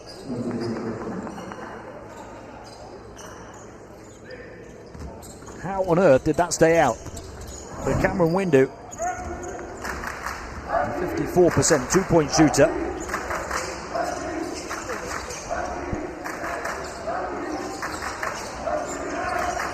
Grunkis now the main playmaker. Slips it through a gap. Žalgiris looking to get back within 1 shot, but turn it over for the 3rd time. Boulefard, we've not talked about him yet. A big boost for Inter to have him back. He played in the finals and stretched the floor with his outside shooting last season. Didn't play in qualifying this season, as we see him miss that one, and both teams are 0 for on the outside. But watch out for the number 16, Jonas Boulefard.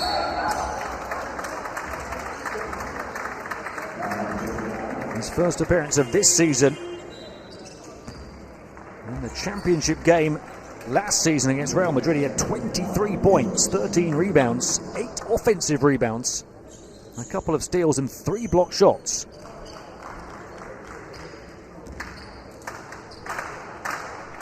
This is tough to take for Francois Paranet with his team at the foul limit already. Nearly 4 minutes of the first quarter still to play. In contrast, Žalgiris have 2 fouls still to use. And again, I talked in the pre-game about their ability to get to the line.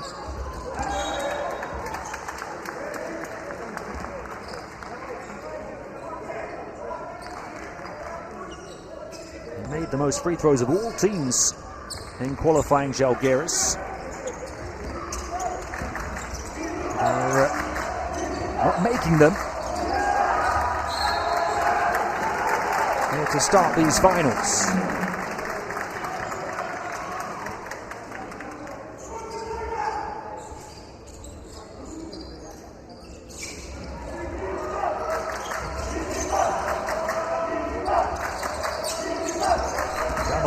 Goes Boulefard, determined to get back in business on the ANG stage, but he misses. Quarterback pass into the end zone.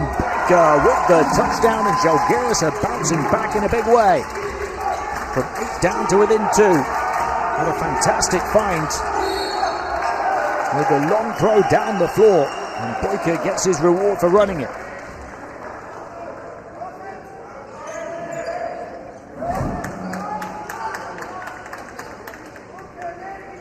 Raised arm towards the side of the face of Grunkis. There's Boyka beating the shot block attempt from Windu. Plenty to contemplate for coach Peronet after the hot start from Inset. The points have dried up for his team. Windu determined, tough shot though on the turn, couldn't get it. Inset able to salvage possession.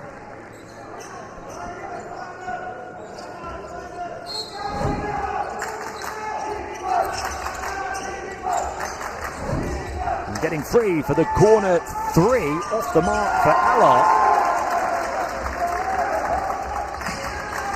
So Inset 0 of 4 on the outside now. A chance for Žalgiris to tie or even take the lead. Free path, kick out to the corner. Allah knocked away, no whistle. And here comes Allah down the floor, going glass and going to the line.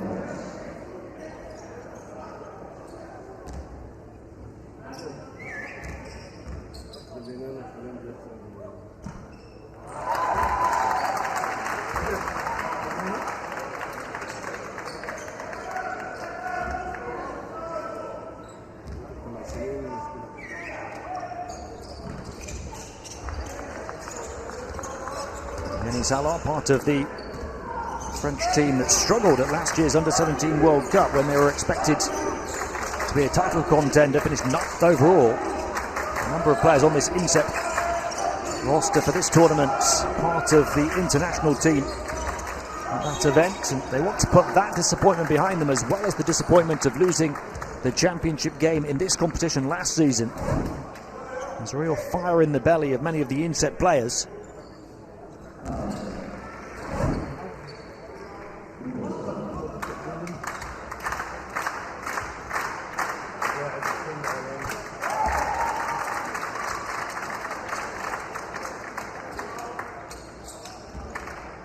They have 12 points on the board Inset inside the first 4 minutes.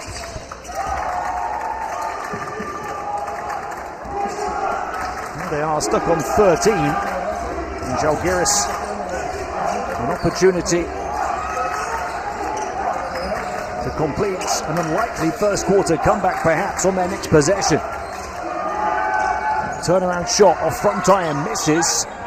Backed up Boulefard and a foul.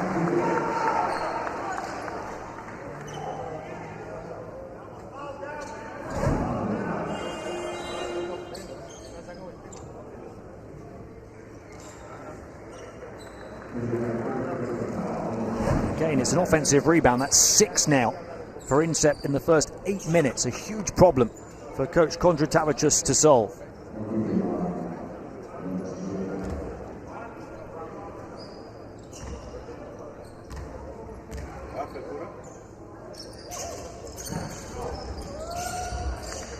And the bounce for Boulefard.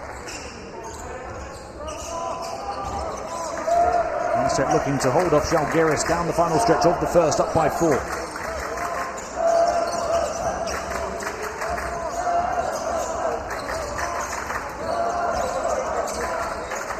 Nikolauskas directing traffic from the wing into a difficult area for Stombergas.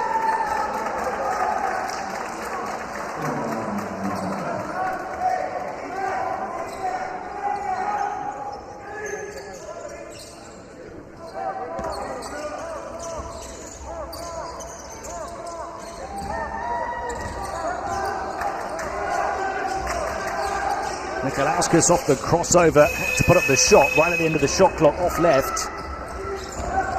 So both teams still unable to hit a 3.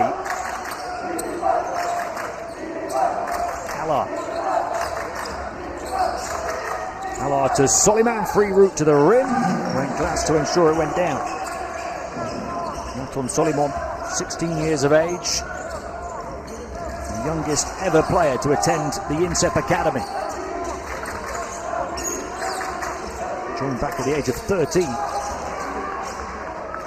Transition opportunities with which INSEP thrive, and they do in emphatic fashion this time. Windu getting air in his sails right the way to the rack. And back up by 8, just like that. In a couple of blinks of the eye, they tie the largest lead. And Žalgiris come back and cut it.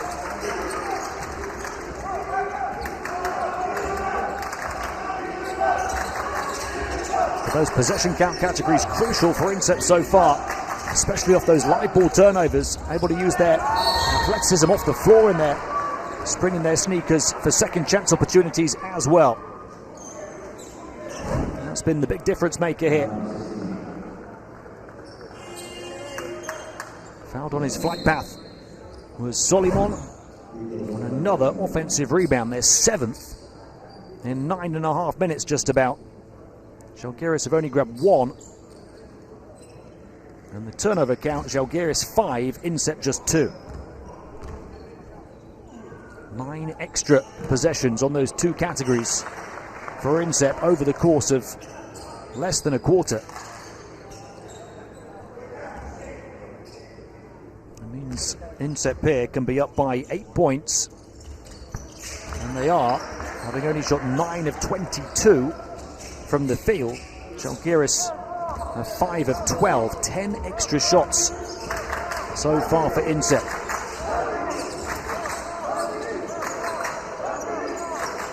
Not far off doubling the field goal attempts of Žalgiris over the first period of the first game. And behind, moving away from the basket, kick to the corner. There's a whistle. Both teams at the foul limit.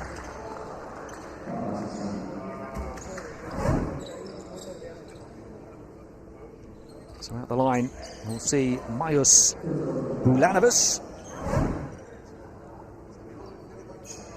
Speaking of putting disappointments behind them, Žalgiris, it was a great qualifying campaign, but they only lost by 2 points to Barcelona in the final of qualifying. And the man at the line here, Bulanovas, was a nightmare, 1 of 10 from the field, including 0 of 7 from 3.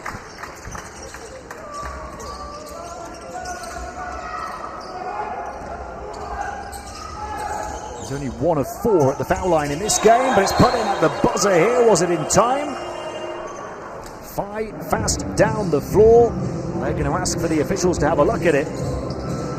But INSEP with an impressive start in a first period in which they begun hot, cooled down, and then quickly heated up again. Was there fire at the finish? Fire off the fingertips. Did the backboard light up first? At the end of 1 as it stands, INSEP Paris 22, Žalgiris Kaunas 14.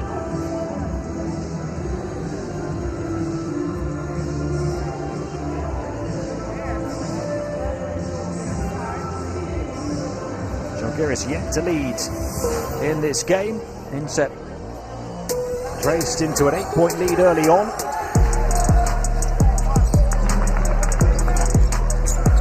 Windu 8 points in the first period, as well as 4 rebounds and a steal. He's been the star along with Natan Solimon, who's done well in his 6 minutes so far. Žalgiris came back, got within a whisker of tying it. Did it with their defense. But INSEP then found the right combinations to open up an 8-point lead again. Soaring and scoring, Cameron Windu. He's 4 of 8 from the field. Right at the end, Fai looking to finish it with an exclamation mark. But 22-14 is the score, and 8 remains the largest lead. And you can see they've done it with only 45% shooting from 2 and 0 of 2 from 3. INSEP, that's because of the rebounding count and the turnover count. In particular their offensive rebounding, 7-1 in Inset's favour. Only the 2 turnovers committed in 10 minutes.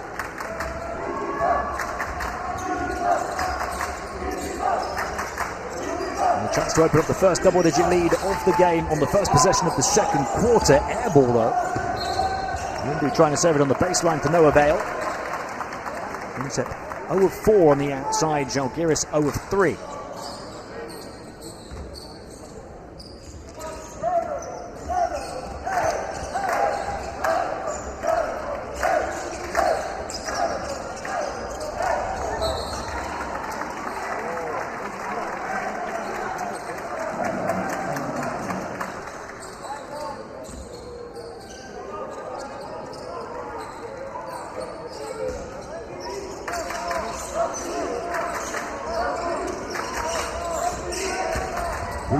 Barged over. Again, it's that nice skim to the corner. Again, it's a miss on the outside, though. Inga Makori will take it against the smaller opponent. Now,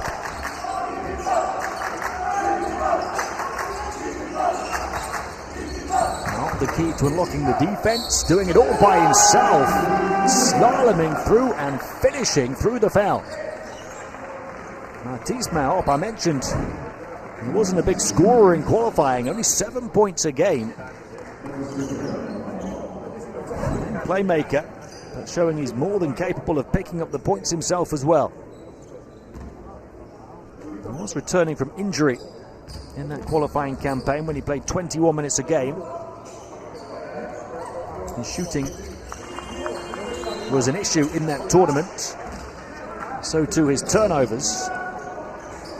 I expect to see a better version of Maop here. He's just turned 17 as well. One of the younger players on this Inset roster. They have their largest lead at 11 now. Boyka. Boyka guarded by Solimon. Lots of switching ability for Inset with their length. Offensive rebound, a rare one, and the first 3 of the game. It comes when Žalgiris needed something special from Dominykas Grunkis. Having trailed by 11, the first 3 for either team on the 9th attempt, and off the back of just the second offensive rebound of the game for Žalgiris. Now up again, puts it on the floor this time, off to Boulevard for the assist.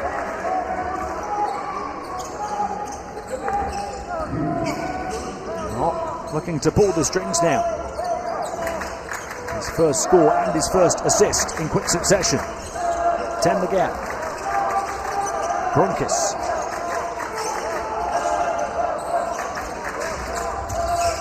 Grunkis the show and the go, and the defense not budging. And the foul came. As Grunkis did well to steady himself and avoid the travel. And a bump from Boulevard.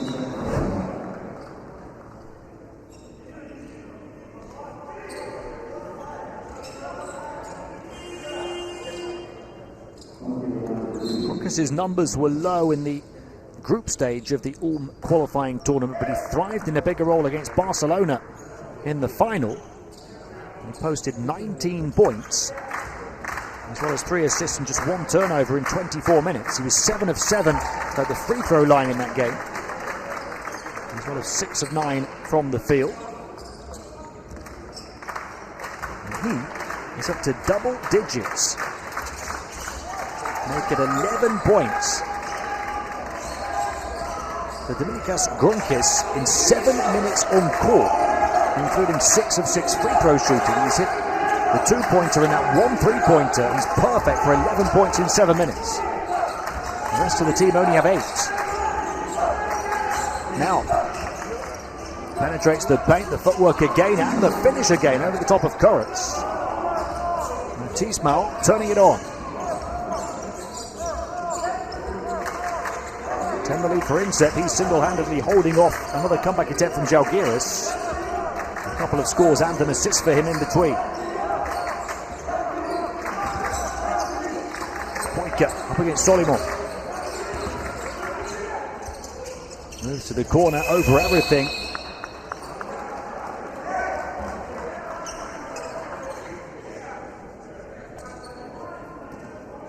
Tough shot for Boyka on the move.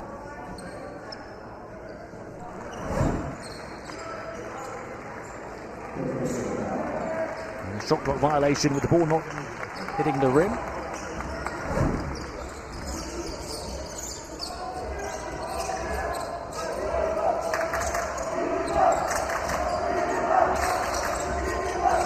Again, everything going through the 0-0.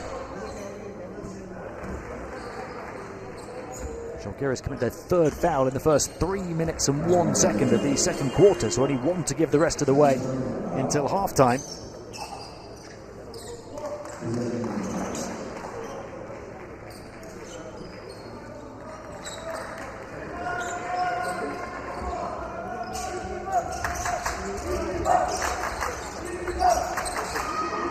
Doing it here with a different combination of players on the floor in set.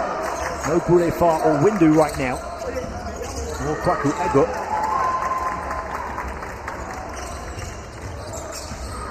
Boyka to Grunkis. Grunkis perfect for his 11 points. Down the baseline. One side to the other, they work it around. Žalgiris trying to shift that lengthy inset defense.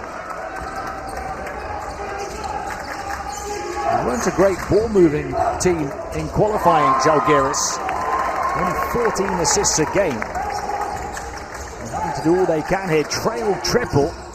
Won't go down. Big crash of the glass and crashing body to the floor. It's come at a cost, that challenge to grab the defensive rebound for Inset. The outside shot buried for Žalgiris. But the big concern here is for their opponent.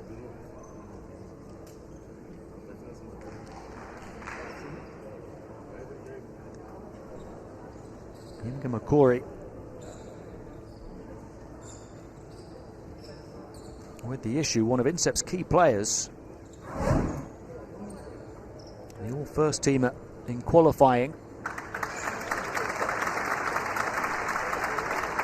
Fans here in Abu Dhabi applauding as he gets back to his feet and seems to be moving okay as he walks across to the bench.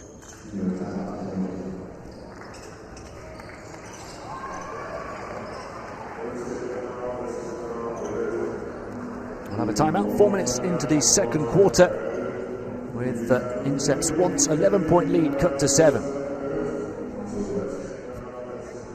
Just watching now. Go to the bodies. Go to bodies, push them out of the frame. Push them out of the frame. Now, guys, the problem there, how many threes they shot? 2 or 4, why? They need to shoot it 30. Now they're playing zone. We are playing zone. They're going. Go fucking aggressive stand. Leave the player. Why be afraid for a three-pointer? Now they are killing on the drive.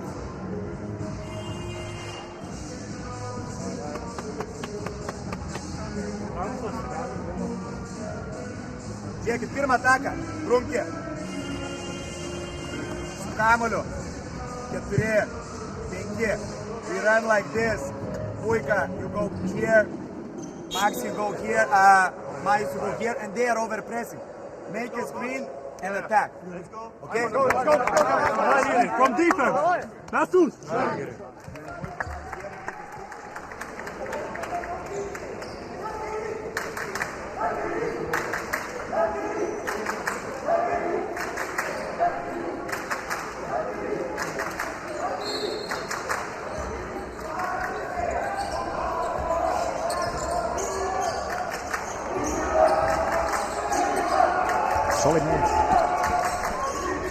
Gets it back, up fake, attacks and finishes. The lead at 9 points. Solimon 6 points now, 2 of 2 on the inside, but missing 1 on the outside. Grunkis going to work again, hanging, not hitting. Rebound Mo.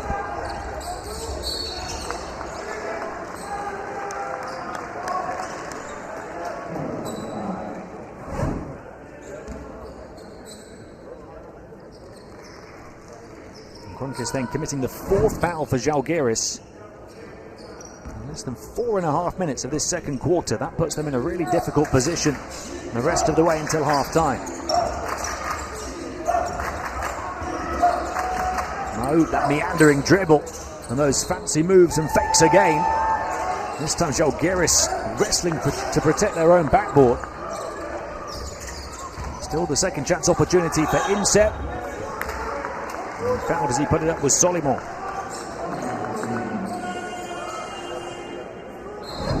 Solimon at the line for 2, or he's already 2 of 2. Biting on the bait was Dalbaris.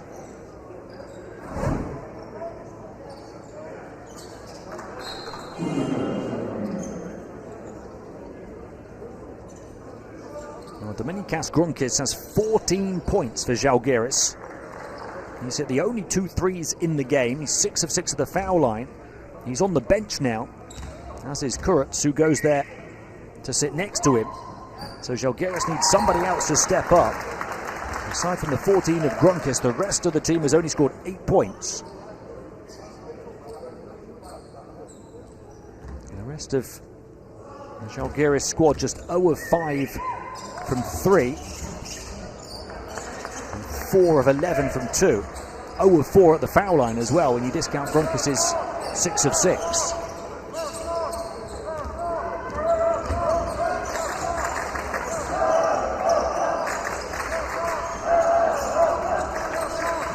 Mikalauskas.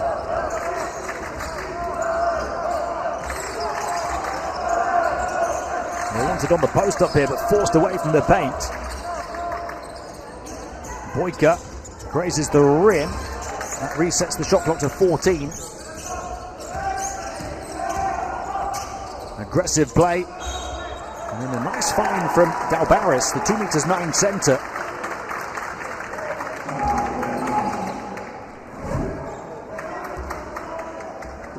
Passing away from the Hout defence.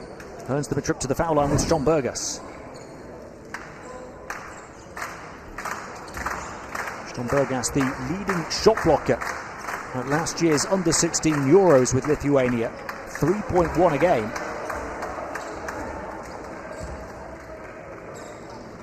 Made his ANGE debut in February in the first game of the qualifying tournament, and he posted an insane 31 points, 21 rebounds, 11 offensive rebounds and a couple of blocks against Asvel at a 49 PIR.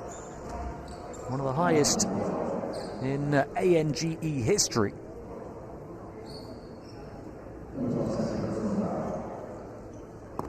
Did well against Barcelona as well in the final of that tournament. But this is the problem for Žalgiris, hitting the foul limit early in the second.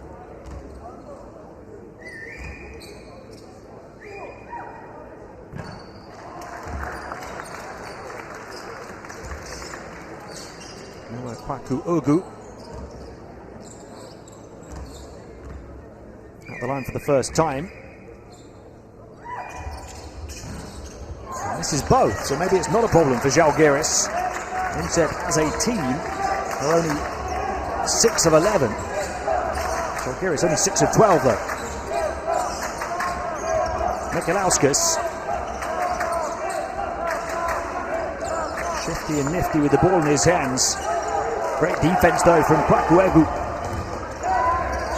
And Solimon was fouled by Boyka.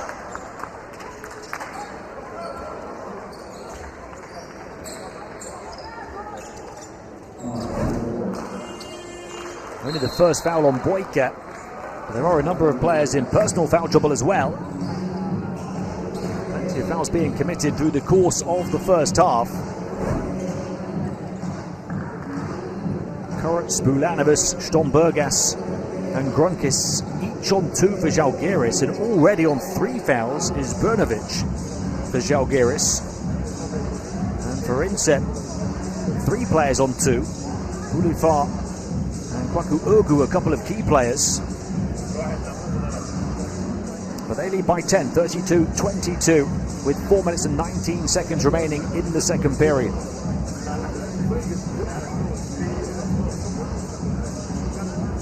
gali Daubario išleisti iš off-screenų, nes jūs, blėt, užtvaros nei vienas nepastato. Kas yra? Ko įsigan? Didesni už jų? Laimės, perspaudžia, pramuš. Viskas, nereikia sukdavot, žaiskit paprastai, ble. Žaiskit paprastai, jūs dabar visur stresit. Einam rejectas, ne? Shoulder for, kebra, padarykit. Tik iš karto calling, mes problema labai ilgai užtrunkam, jie mus išstuminėja visur. Jau kai Kajus pereidinė, iš karto eik statyti aukštą užtvarą. Čia, ir gaunam, jie dabar eina dvigubinti su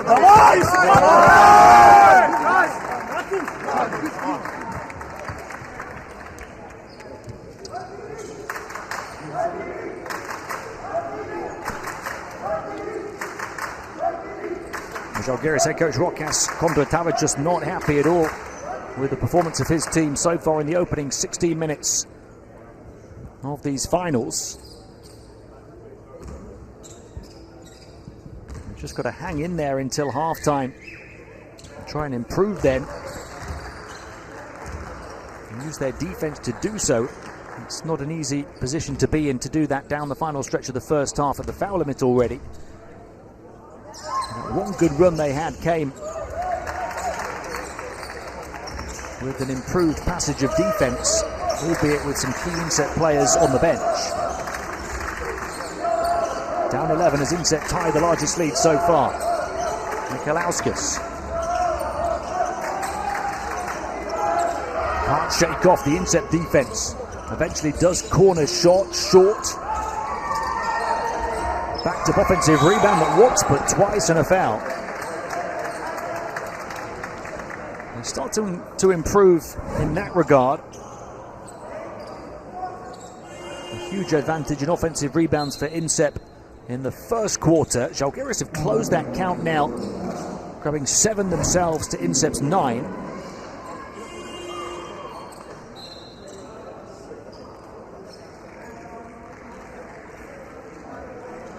It was 6-1 against the Lithuanians after 10 minutes. And they've got to hit their foul shots. 6 of 12 so far. John Bergas there now.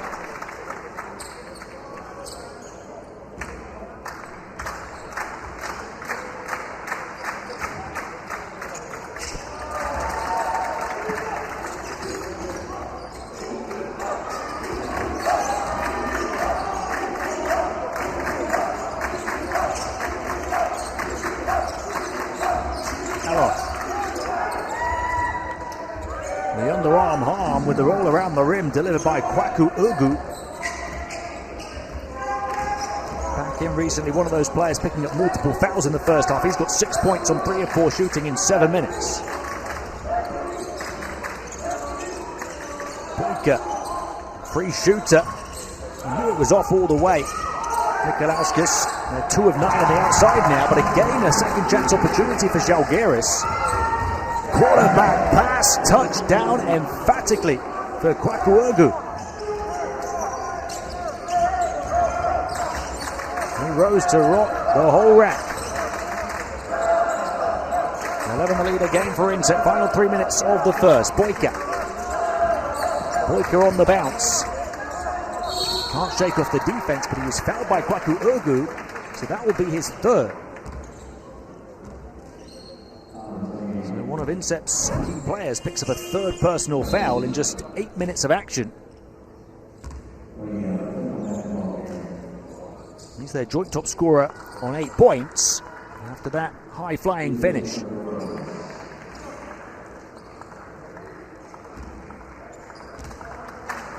Four of 5 shooting from the field, but 0 of 2 at the line for Kwaku Ugu.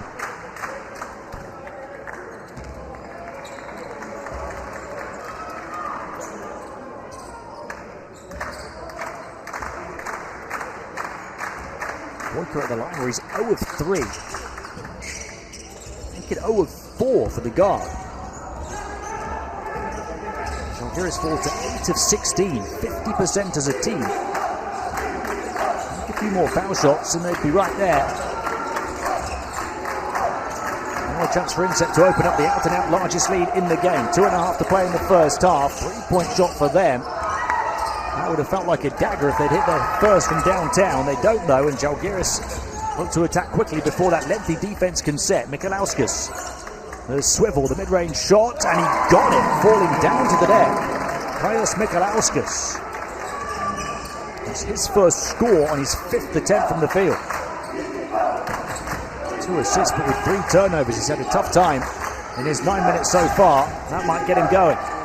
Defense collapses away, 3-point shot misses for Insep, who are 0 of 6 now on the outside.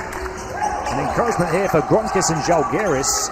Stombergas sparging through the defense and converting.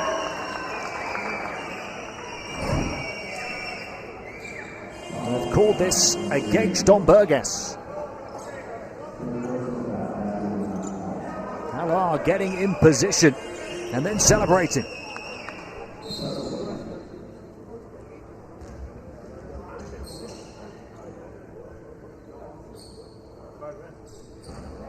Windu, who's got a joint team high 8 points and 6 rebounds already. In close conversation with Coach Peronet.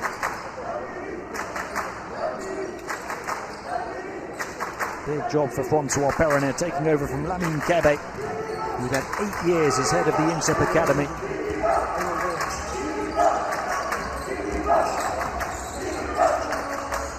'17 champions, close to being champions again last season. Solomon. Lincoln McCory, good to see him moving fine after that earlier injury scare. Hand in his face from Stombergas, forces the miss. Boyka. Boyka going through the gears. Getting to the goal but not converting. Lincoln McCory.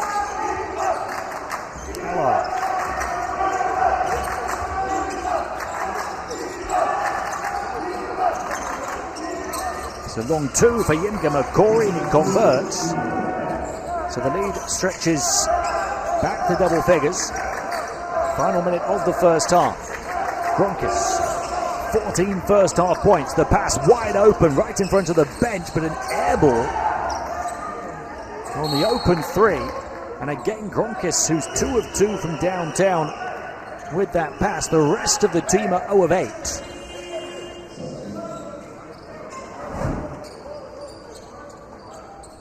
That time the miss was from Martinas Bazdaitis, one of a couple of players new to Žalgiris this season. And getting another go here. Shot clock down to 5.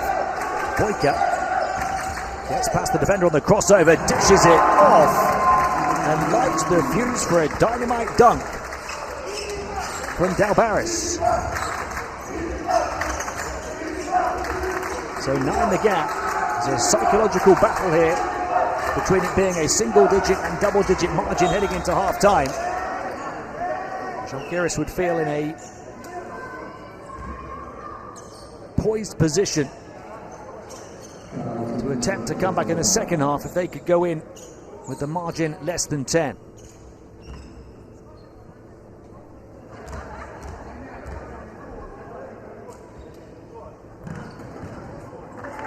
Fight misses a foul shot. So Inset fall to 50% at the line as well. 7 of 14 for them. Žalgiris 8 of 16.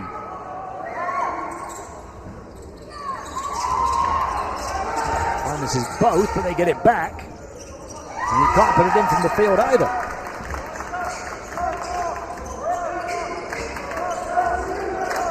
A chance to make it even better than a 9-point margin. Boyka, 5 to shoot here. He passes. Is this the time for the 3? Yes, it is. Kaius Mikalauskas at the buzzer at the end of the first half. Makes it just a 2-possession game. After Žalgiris had trailed by double figures the majority of the second period. The first Žalgiris player to hit a 3, not named Dominykas Gronkis. Finally, somebody else fires. And Žalgiris put a tough first half behind them with a big silver lining on the end of the second quarter. Insep 39, Žalgiris 33 at the main break. on game day 1 of the ANGE finals here in Abu Dhabi.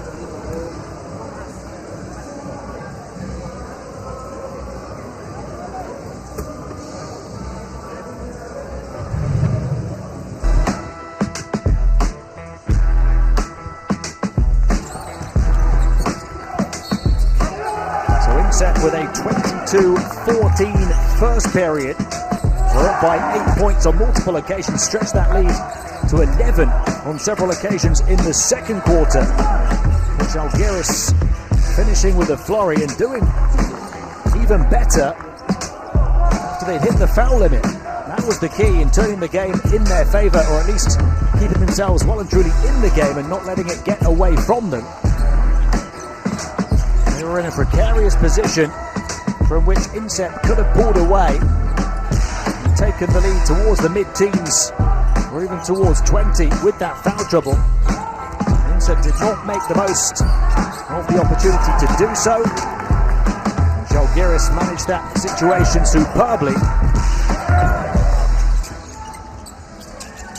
improving their offensive rebounding ability in the second period, finding the answers in that regard, cutting out the turnovers as well. Those possession categories we mentioned were pivotal for them in qualifying, went against them in the first quarter, went their way in the second, and that big outside shot right at the buzzer from Mikalauskas closes it to just 6 points. Puts them to 3 of 11 on the outside.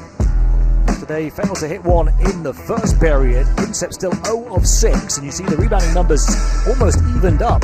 26-25 in total rebound. INSEP have still only committed 2 turnovers. The Žalgiris had 5 in the first quarter, only committed 2 in the second, so a big improvement in that regard as they won the second period 19-17 to trail 39-33 at half-time. We'll be back with the second half shortly.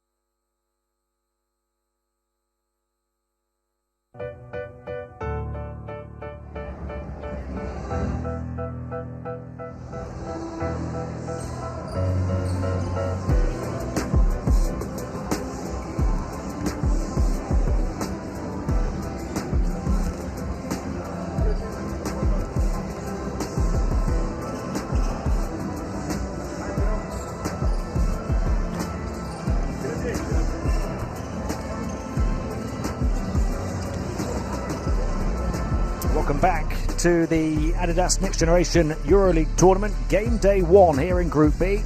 39-33 to Inset, but that does not tell the story. They led by 11 on multiple occasions and fairly late into the second period as well. So Žalgiris will be delighted to be only down 6. They hit a buzzer-beating 3 that closed the gap from 9. And held Inset to only 17 points in the end in that second quarter. Maybe the only 3 threes of the game, Žalgiris. And the first couple coming from Gronkis, who had 14 points in the first half in 13 and a half minutes of action. And the rest of the team were 0 of 8 on the outside until that buzzer-beating one from Michalauskas that closed it to 6. There's the line for Dominykas Gronkis. 1 of 2 from 2, 2 of 2 on the exterior, 6 of 6 at the foul line. And he's got 3 rebounds as well for a 17 PIR.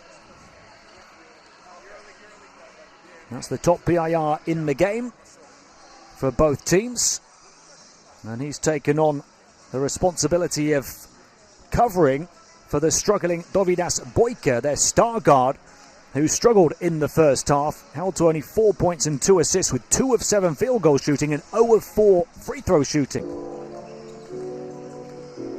Now we'll take a look at the top player by PIR for INSEP over the first 20 minutes. Natan Solimon, one of their younger players, 16 years of age, but experienced on this stage, having played last season at the finals as well.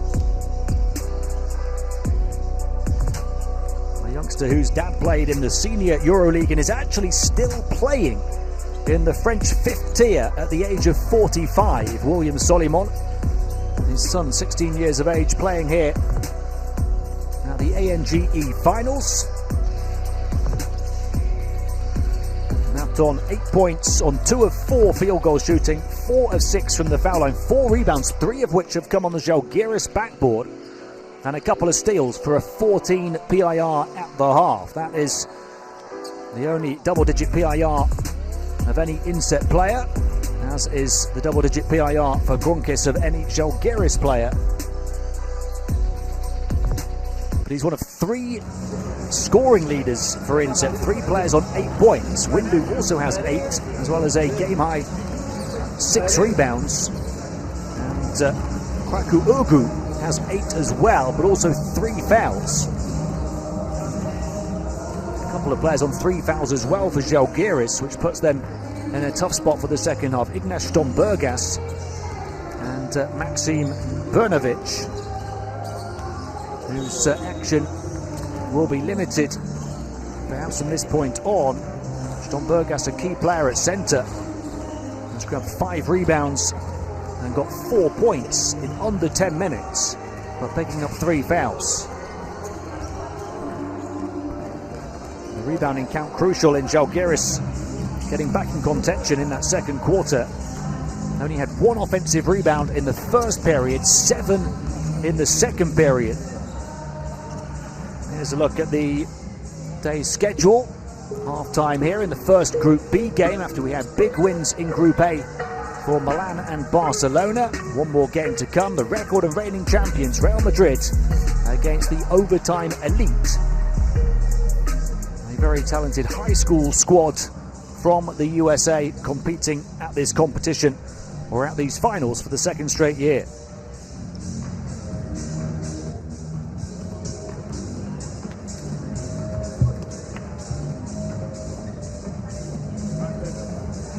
Those who've struggled for Žalgiris so far will be really encouraged by the scoreline. Pirma ataka. Žiūrėkit, padarysim paprastai. Štomba, statai greitą užtarą aukštą, ne? Čia, krūpki paeini. Išleidinėk puikai topą. Puikai topą. 3 čia stovi, Dauba, tu šitoj vietoj, okei? Gaunasi, puika, gavai kamulę, ne? Čia. Štomba, prisim kamulį, kad yra trajeko. Nustenkis maždaug va čia, bet su kontaktu. Ir tuo momentu bėg va čia statyti va taip užtvarą. Jie keis. Flash, inside, tu kirsk. Čia turėtų atsidaryti laisvas žmogus. Jeigu nėra, tai kad man. Toj vietoj, kai jis bėga statyti, Majaus, su grumkis susikeis, kaip vietom, kad šitą prisitrauk žmogų. Ok, toliau.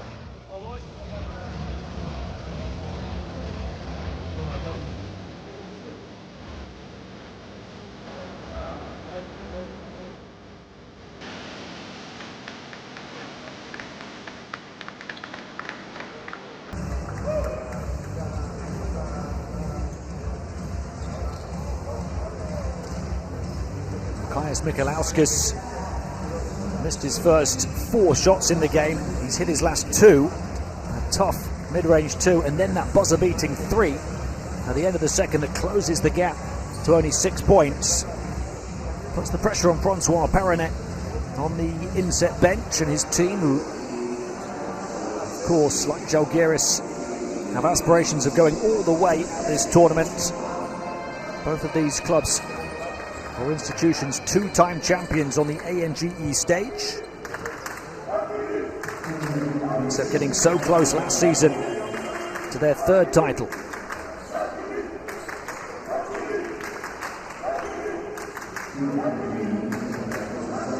Davidos Boyka will look to improve on his 2 of 7 from the field performance in the Žalgiris backcourt as well. Lots of promising signs for them, but lots of talent and experience in this position for this inset team. We'll see how the coaches and indeed the players manage the foul counts as well. There's a foul straight away. It's gone against Inset. Stombergas, the defender, reaching in, so the concern would have been that that was foul number 4 on him. It was not.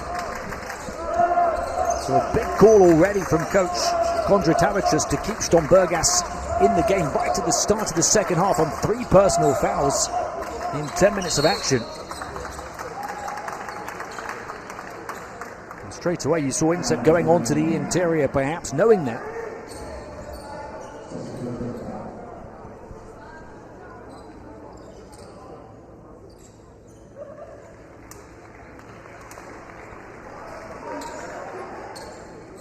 Boyka can only get better. He'll inbound the ball for Žalgiris here, looking to close the gap from what has been 11 to lower than 6. But the offensive foul drawn by Inset. So both teams start the second half with a turnover. Grunkis called for the foul. It's his second. Most players, most key players have at least 2 fouls.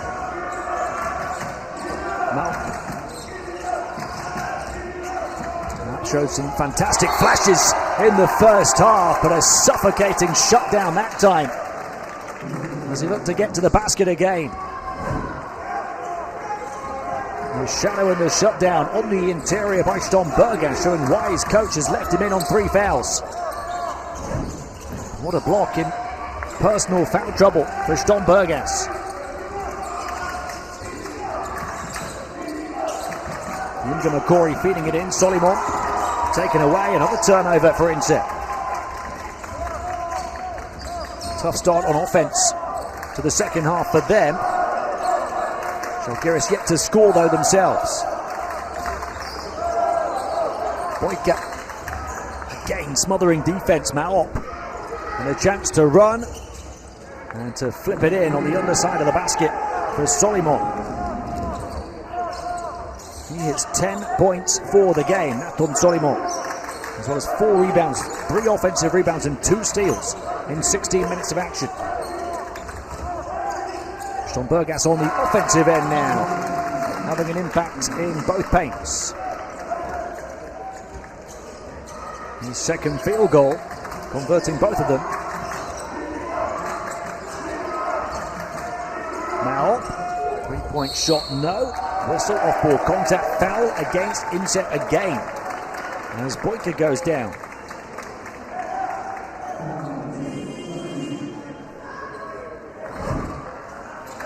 So a couple of fouls in the first couple of minutes of the third quarter on Inset.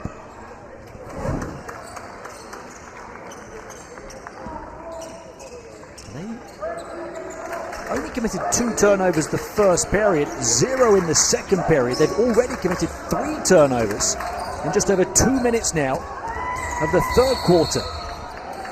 So more turnovers in the first couple of minutes of this half than the whole of the first half.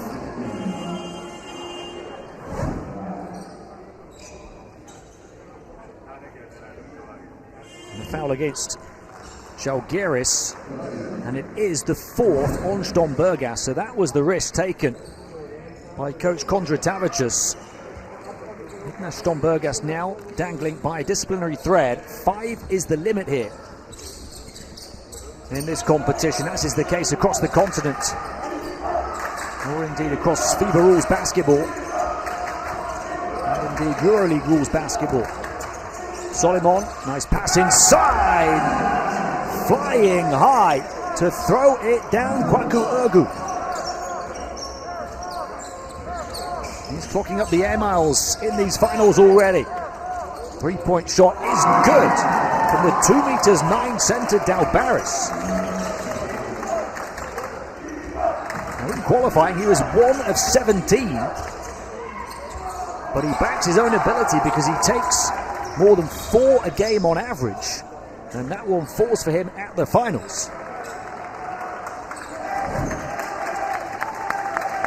Here's the big dunk first from Kwaku Ergu. The highlight reel play as he goes high to the rack, but Žalgiris answer with a 3.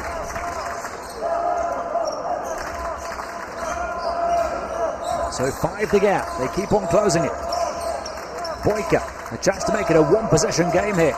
Boyka on the bounce, 3-point shot and a foul! Domidas Boyka, who could hardly buy a bucket in the first half, now a chance at a 4-point play. And from 11 down, Žalgiris could get within 1. And the foul on Kwaku Ergu is his 4th as well. Kwaku Ergu, the MVP in qualifying for Inset, now 1 foul away from fouling out. Boyka's 0 of 5 from the free throw line, but yet it could get even better for Žalgiris here. 3-point shot opposite side off would have given them their first lead of the game. Now Boyka shot 81% at the line in qualifying. He's 0 of 5 in this game. Talk about finals nerves. Solomon gets it back on the broken play, can't put it in. This is going to be Žalgiris' possession again.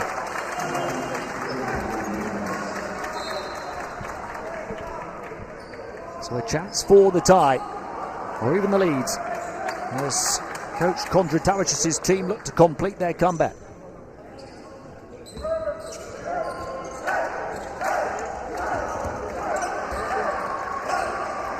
It's too early really to talk about it, but a win here for Žalgiris would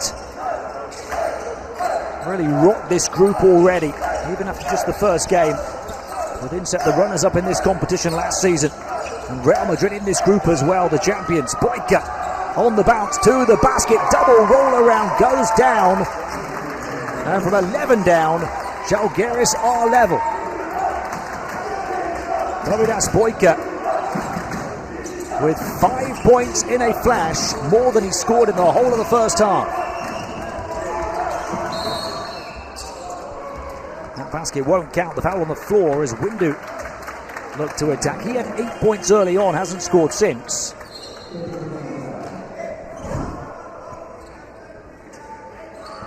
He's fallen to just 4 of 9 shooting, Cameron Windu.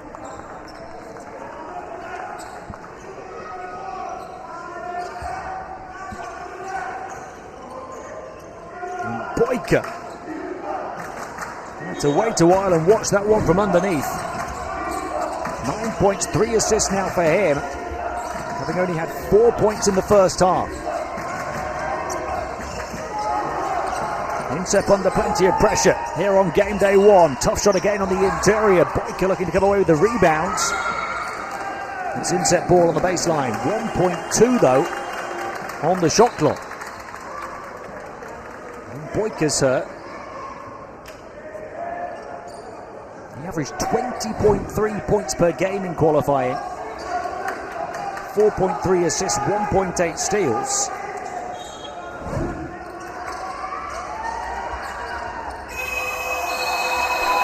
Nothing doing for Insep.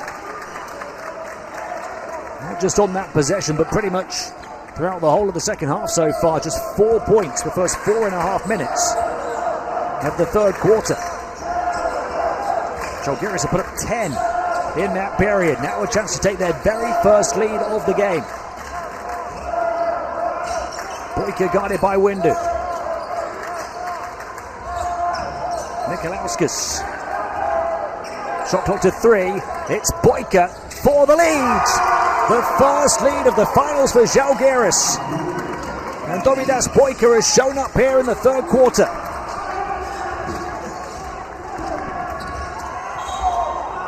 There's a clattering on his route to the rim for Solimon, but Boyka with 8 points in this period already.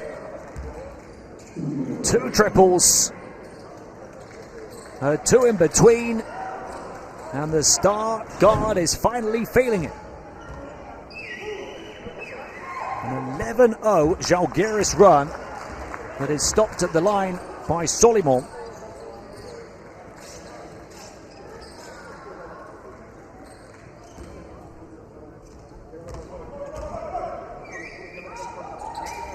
So Solimon up to 12 points, including 6 of 8 free throw shooting.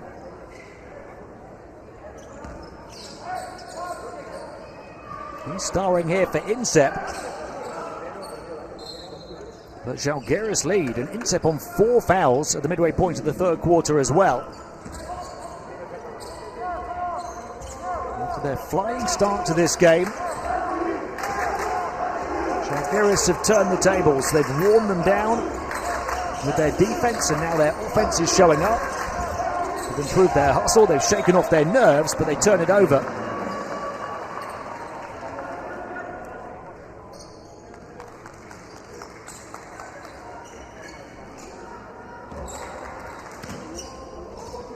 Give coach Kondratavic some credit.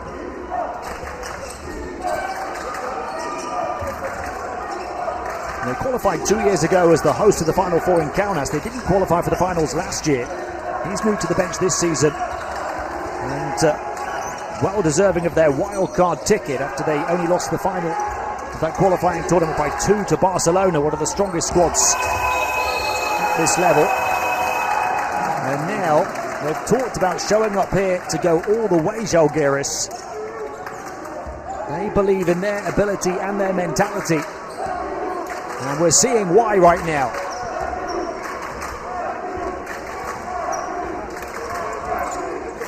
The lead from 11 down against last season's runners-up.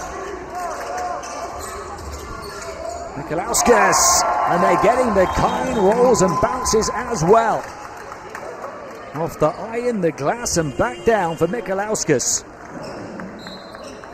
Missed his first 4 shots, he's now hit 3 in a row. We saw that double roll around as well for Boyka not too long ago.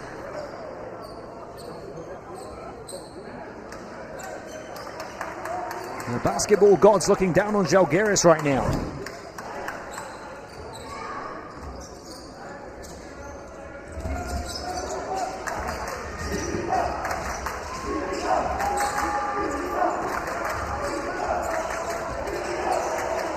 Smothering defense again.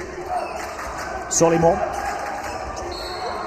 One of 3 double-digit scorers in this game now. Solimon on his 12 points. Boyka's up to 12 after just 4 in the first half, and Gronkis had 14 to carry Žalgiris before half-time. We're seeing the first Appearance on the final stage for Matteo Gabriel de Board here, the number 27 for Inter. Luma in as well for just a couple of minutes in the second half. They're trying to find the right combinations, Inter, and failing. And the unsportsmanlike foul called off the back of the turnover. That gives Žalgiris free throws and possession. The hard work on defense from Bulanovas, and then the unsportsmanlike foul on Ailuma.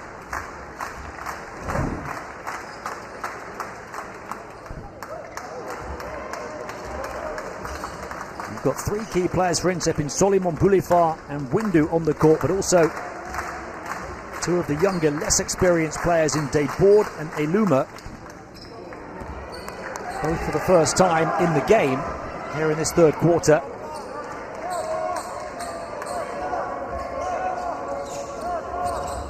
Žalgiris already 8 of 19 from the line as a team.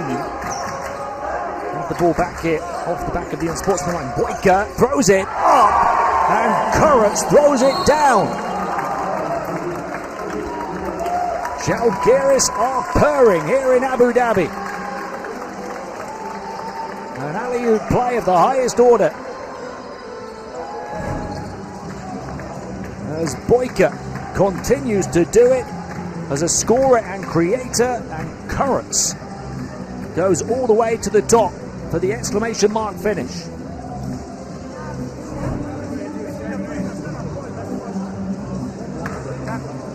Žalgiris have their largest lead by 5, dominating this second half so far.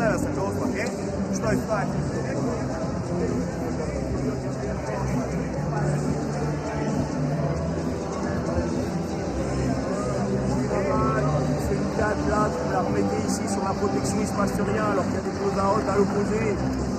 Ouais, vous faites le 4, on attaque à l'opposé, sauf si on ne sait pas haute, là je comprendrais. Ouais.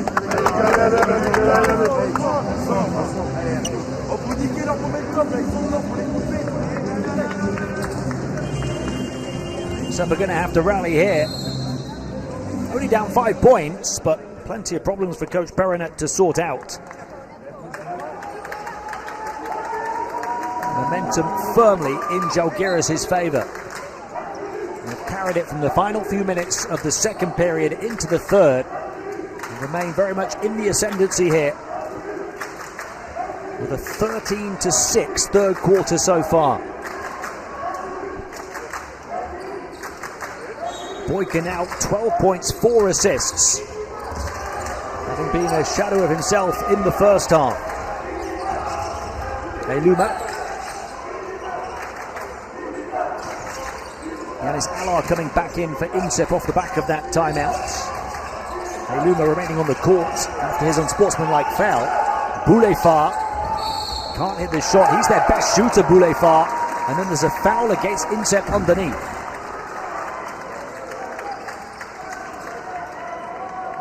Remember as well, Insep have got their MVP from qualifying on 4 fouls already in Kwakuugu. That foul is against Windu, that's his third. Yimga Makori also on 3.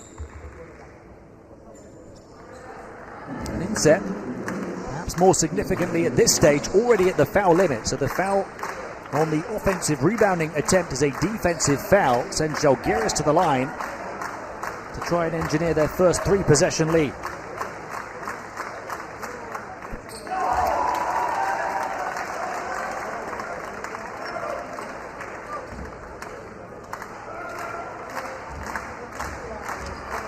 Part of Žalgiris' underdog DNA on the continental stage to battle no matter what the deficit, and that doesn't just apply to the senior team in the EuroLeague but also to the juniors at this level.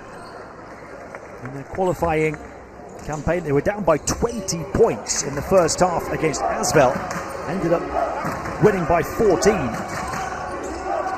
They've been down 11 here and they lead by 6. Yimga Makori, the high-arcing 3 will drop for him. And that is the first 3 of the game for Insep on their 11th attempt. It comes at an important juncture, with Incep really struggling for scores. His first attempt, so the rest of the team are 0 of 10. Yimga Makori knocks down a big three.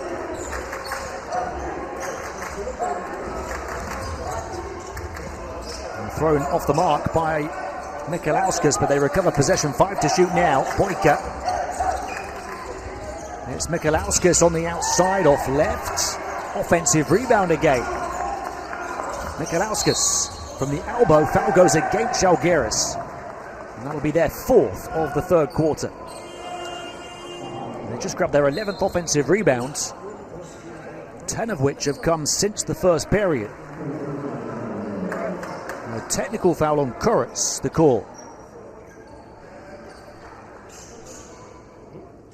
That's his 4th, so Kurtz, Stombergas and Brnovic each have 4 fouls now for Žalgiris.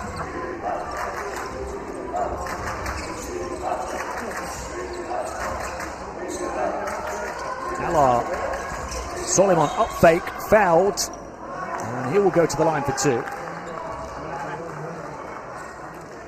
6 of 8 there so far. The rest of the team are only 3 of 9. Both teams have struggled at the stripe. Incep as a team 9 of 17. Žalgiris even worse, 9 of 21. But Soliman for Incep and Grunkis early on for Žalgiris, 2 players who are hitting them. And Soliman now 8 of 10 for 80%. It's way above the team percentage.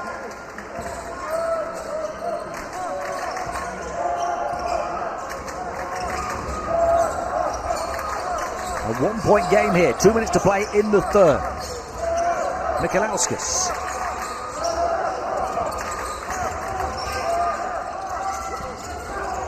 And now a chance for Incep to regain the lead. Yimga Makori. And Allah.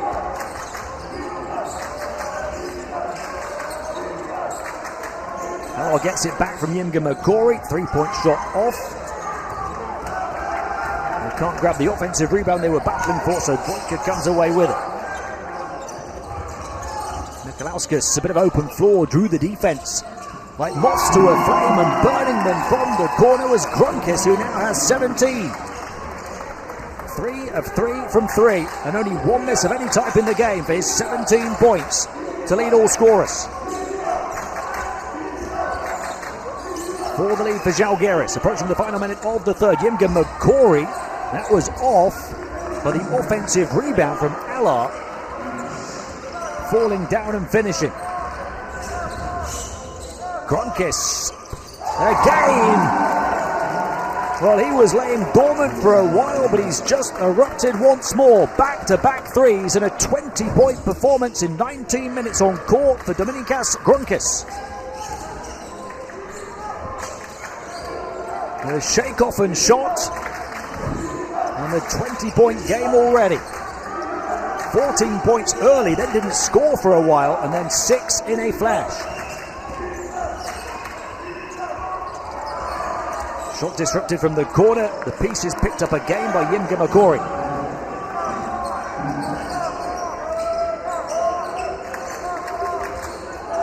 .6 rebounds and a couple of offensive rebounds now for him in 15.5 minutes. Final seconds of the third. They beat the buzzer with this young man Mikalauskas at the end of the second. Couldn't quite repeat those heroics at the end of the third. What a fantastic game this has been. And it is a 1-possession game as we head towards the final period on game day 1 of the Adidas Next Generation EuroLeague finals here in Abu Dhabi.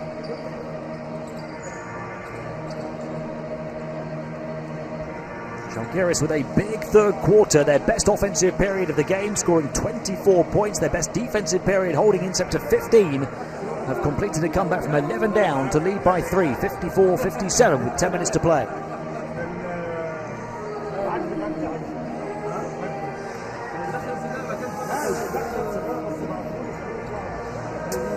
The issue for them is 4 players on 4 fouls now, and can they maintain that kind of intensity right the way to the finish? But Stombergas doing well, 6 points, 5 rebounds, and a block for him, a block at the start of the third quarter that was key to helping them remain firmly on the comeback trail. The biggest key was Boyka showing up after a tough first half. 4 points at halftime for Boyka. 1 period later, he's now got 12 points and 4 assists. A couple of made threes, even fouled on one of them. And the kind bounce of the iron in favour of Žalgiris, but Inset looking to bounce back, with Yimga Makori doing well towards the finish of the third. Nikolauskas, though, cancelling his contribution with a couple of late threes. Or rather, Grunkis, who's now up to 20 points to lead all scores. And Žalgiris shooting 40% on the outside. 4 of those 8 threes coming from Grunkis, who's a perfect 4 of 4. Sep only making their first 3 on their 11th attempt. They're 1 of 14.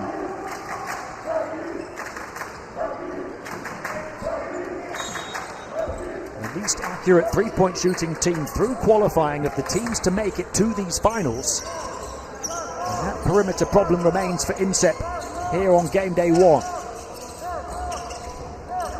Backdoor cut, Boyka puts it in on the beautiful bounce pass. So Boyka has 14 points. Žalgiris by 5. 6 has been their largest lead.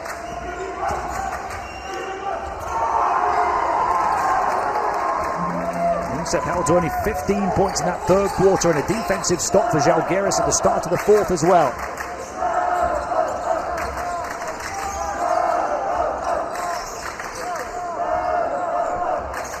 Boyka showing up big time here in the second half, directing traffic from deep. Final few ticks of the shot clock, wants to do it all by himself, and having absolutely none of it was Boulafar. They can't convert in transition though, the way they often do Inset. Alar, second chance opportunity for them off the back of their 16th offensive rebound. Yimga Makori, high arcing 3 again, and he strings it. His second in quick succession, bridging the third and fourth periods.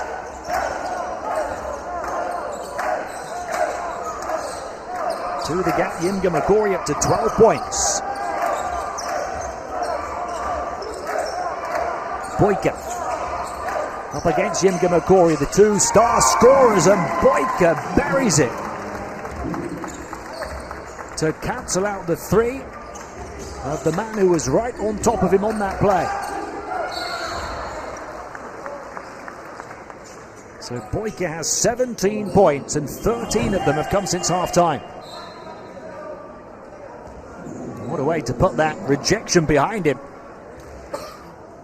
Boulafar putting up the defensive ceiling.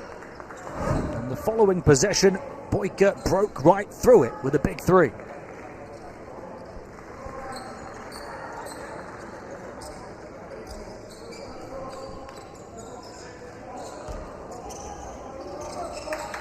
Talk about that Žalgiris comeback mentality.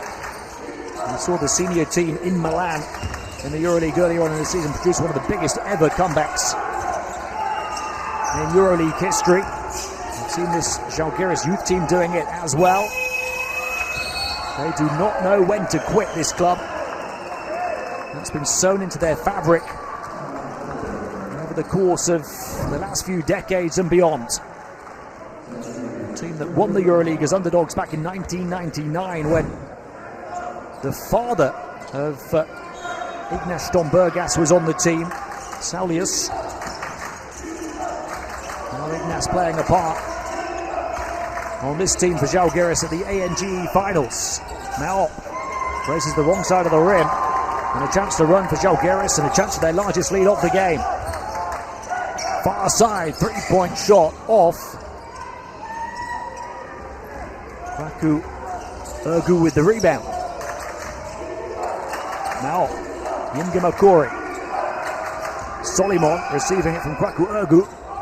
Can't convert, grabs his own rebound. Žalgiris putting up the defensive ceiling with 2 players, and Solimon finishing through it. So he's up to 16 points, 5 rebounds, 4 offensive rebounds, a couple of steals, and a chance to add 1 more point from the stripe. A 26 PIR for Nathan Solimon, the 16-year-old, only turned 16 last week. And he's improving his free throw shooting. He's 8 of 10 in this game, make it 9 of 11. Only a 60% shooter through his ANGE career. He scored those points consistently throughout the course of the contest. Boyka, the majority of his have come since half-time. Shot clock to 5. Boyka in isolation against Boulefard. Boyka off the footwork, 3-point shot rims out, offensive rebound and a foul. So a chance for the 3-point play the old-fashioned way instead for Milos Boulanovas.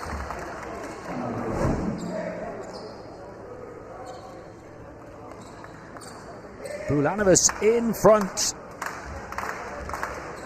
of a sleeping Solimon.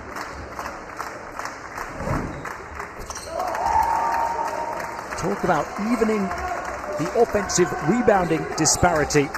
Boulanovas has been the key component of that. His 5th offensive rebound of the game. He's playing on 4 fouls right now. One of 4 players on 4 fouls for Žalgiris. His 7th total rebound, but 5 of them on the inset backboard. Into McCoy, offensive foul. So another chance for Žalgiris to open up their largest lead of the game on the next possession as he pushes off to get Michalauskas off him. That's his 4th foul, so 3 players on 4 fouls for Insep now.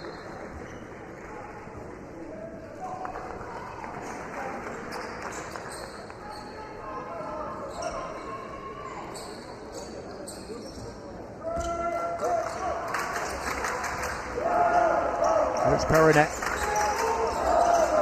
looking a little anxious, understandably so.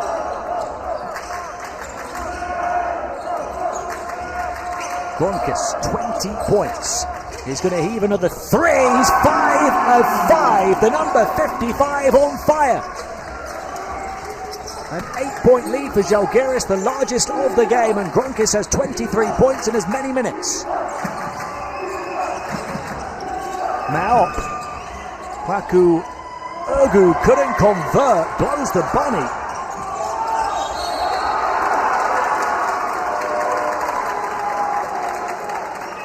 And Žalgiris are very much under Insep's skin right now. And Gronkis feels like he can't miss.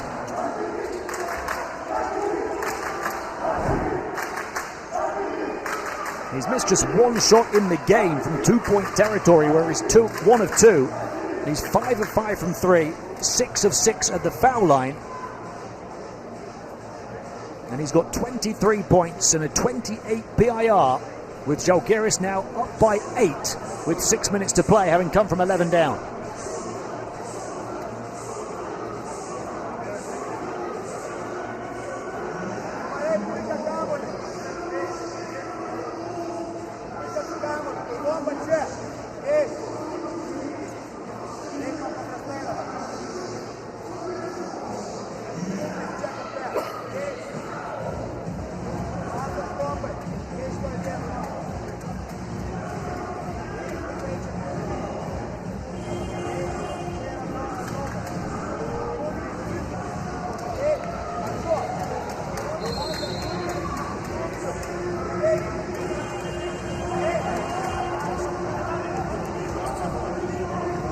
Season saw the resurgence of the Insep Academy at this tournament, reaching the finals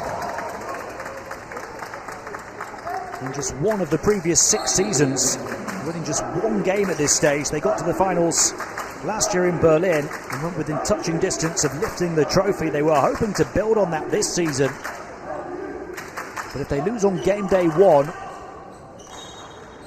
that could be a deadly dent already in their aspirations.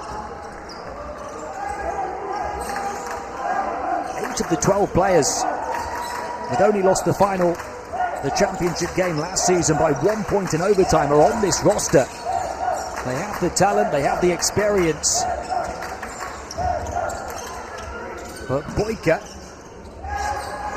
misses the shot off the inbound, as Žalgiris have the mentality. Now lost it on his way through and turns it over. 10th turnover for Insep, and 8 of those 10 have come since half time.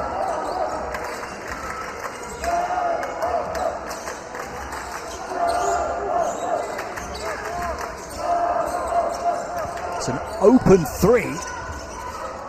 Alvarez had hit one earlier in the half, but he misses that one, forced to 1 of 4 on the outside.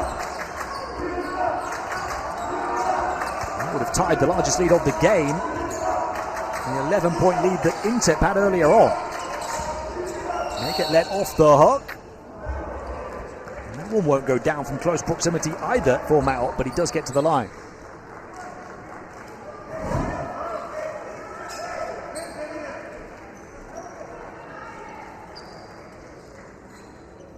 Indication was that Insep would arrive here with a real chip on their shoulder. A real will to go all the way after going so close last season. What would defeat here do to their belief ahead of the final 2 games? And it is absolutely possible that even just 1 defeat here in the group stage can leave you not capable of making the championship game. If another team goes 3 of 3, that is it.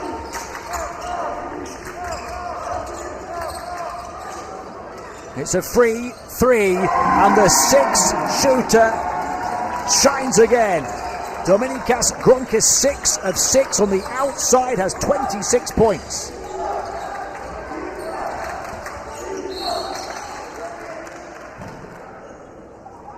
So Žalgiris, their first double-digit lead by 10, and Insep cannot catch a break. How is Gronkis that free to fire?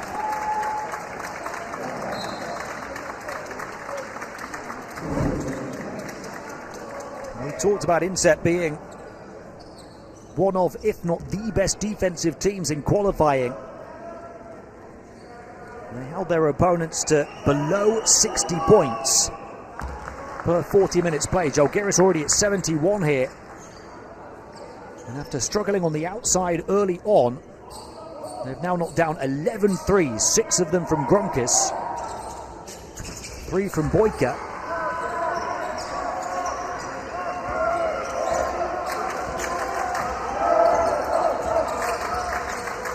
They hit, I believe, just 2 of their first 10. So they've hit 9 of their last 17. 8 the gap off the foul shots from Insep. Boyka, again, a free 3. Can't make it count this time with Bulanovas off the mark. There's a player you want to leave unguarded on the outside. Perhaps it's him, only a 20% three-point shooter in qualifying, despite taking 5 attempts a game.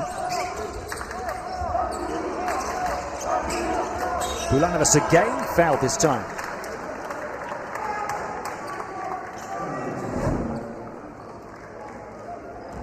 Bulanovas is only 1 of 7 from the field, including 0 of 4 on the outside here, but he's grabbed 7 rebounds and those 5 offensive rebounds that have been crucial for his team.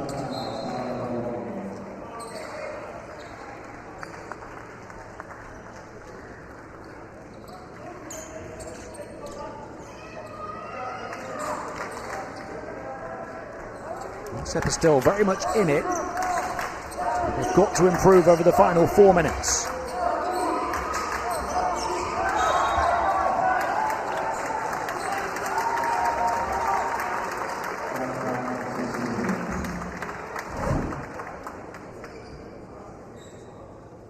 Foul on Boulefard.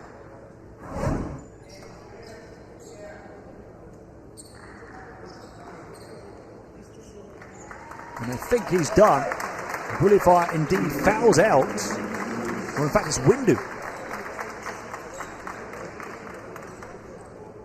Windu fouls out. He was one of those 4 players on 4 fouls for Inset.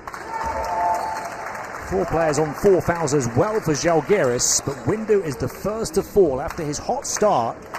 He fouls out having played 25.5 minutes with 10.6 rebounds.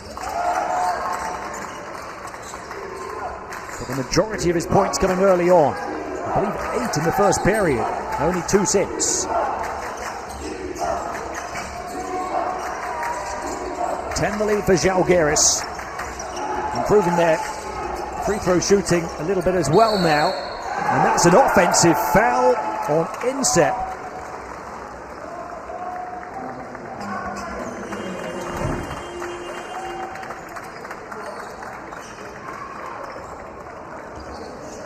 The high arms from Maop catching the face of his opponent.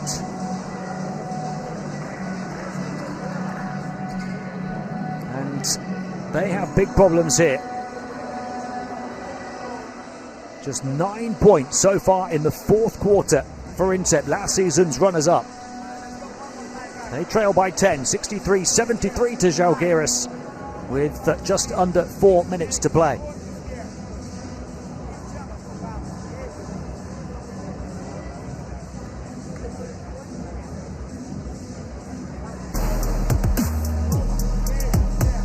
Grunkis keeps on doing his thing and doing it from deep impeccably. 6 of 6, 3-point shooting.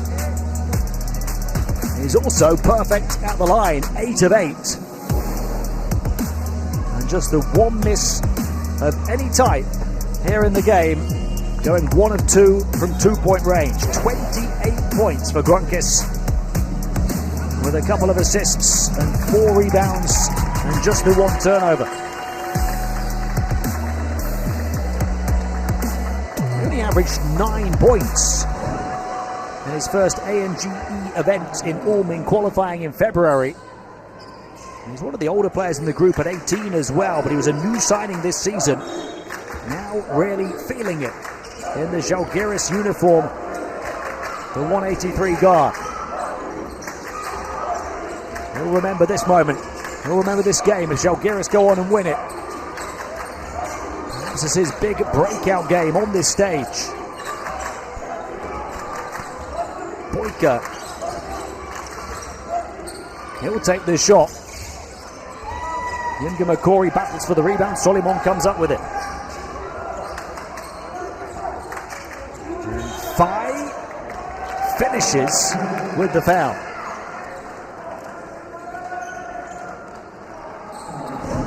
His first score may Fai on his 4th attempt from the field. He's also 0 of 2 at the foul line. Gets the and 1 here.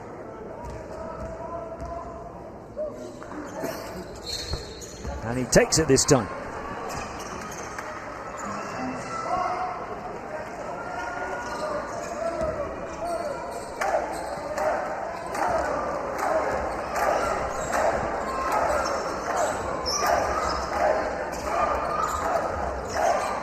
Remember, Žalgiris have not been a contender at the ANGE finals for a number of years now, despite winning 2 championships in the early years of this tournament back in 2007 and 2003. They have not won this one yet. A chance for Inset to get back-to-back scores, only down 7.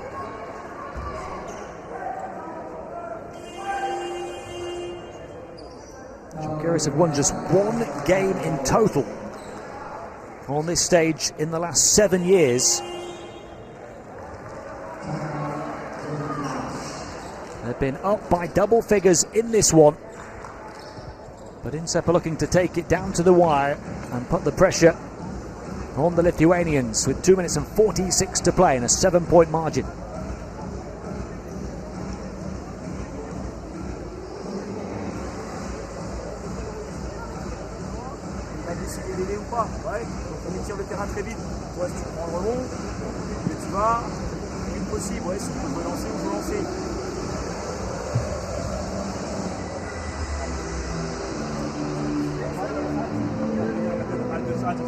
Now play for side, okay, one time. Puika, prabėg čia, nėra bonus, ne? Pabandyk pradžių pagauti reject, gal eisimės baudas. Pabandyk. Jeigu nėra, dauba, search for a dauba here, okay? Go and try to play if they're going double kick the ball out, okay? And now box out. And guys, now important, it's very important, tag up, box out, okay? Let's go. Energy, let's go, Vassal! Dominicas Gronkis has just fouled out, the top scorer in this game. With Stombergas fouled out as well for Žalgiris. So 2 key players fall for coach Kondratavic's team.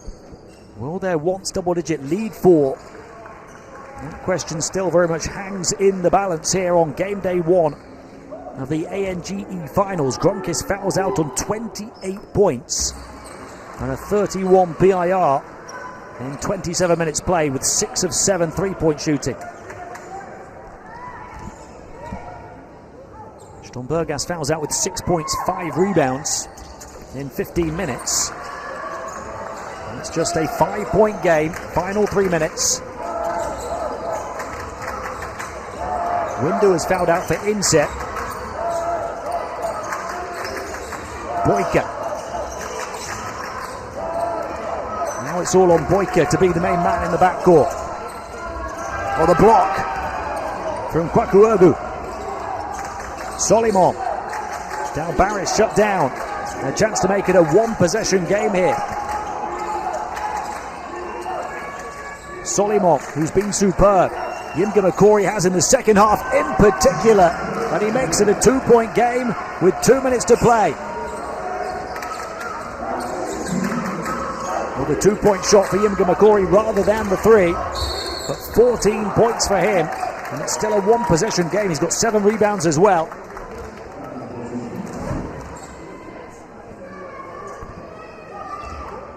Both teams at the foul limit. So Boyka to the line where he's 0 of 5.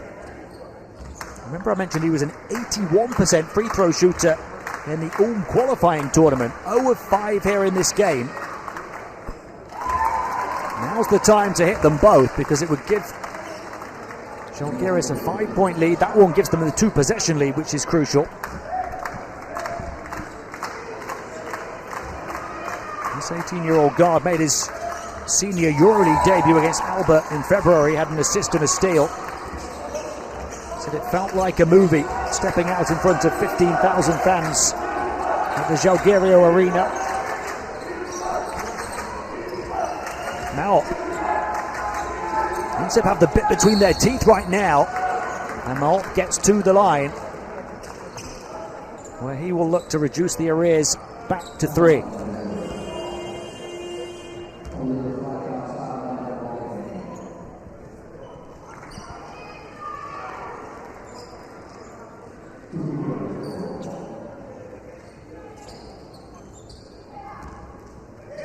He's been Insep's best plus-minus player through the course of the game. They're +5 in his 21.5 minutes on court so far.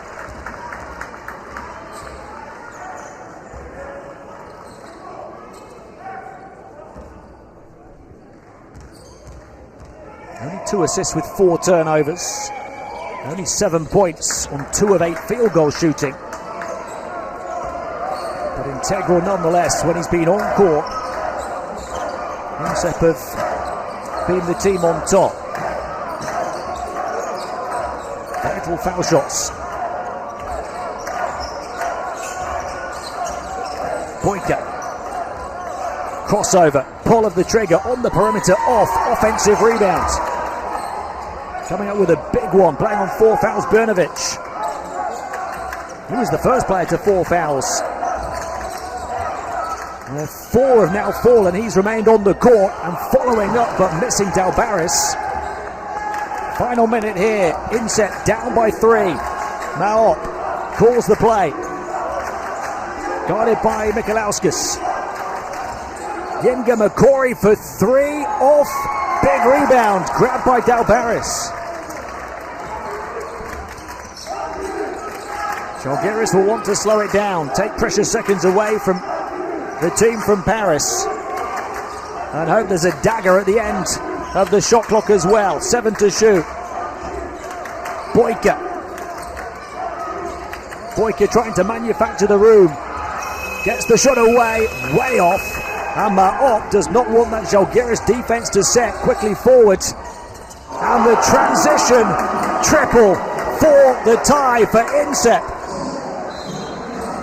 After they had trailed by 10 points. Back level with 17.8 seconds to play. Having only shot 2 of 17 from 3 through the course of the game. How about one to tie it? In the final seconds from Matisse Maop.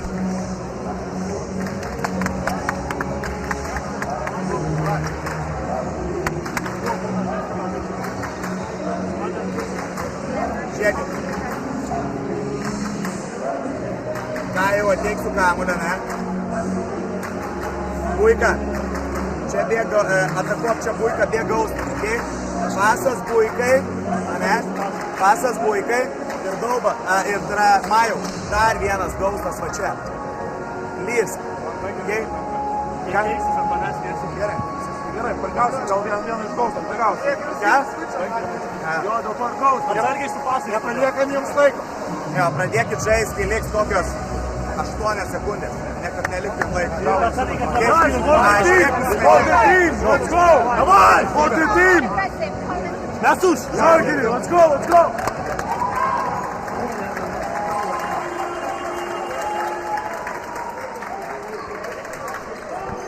So they led by 11 earlier on. Žalgiris a 21-point swing to lead by 10. But now it's not level. 17.8 seconds for Žalgiris to try to get the shot to get just their second win on this stage in 7 years. They could yet break Incep hearts. Boyka, their MVP, to the foul line, passes out. Catch was wide left, shot was off.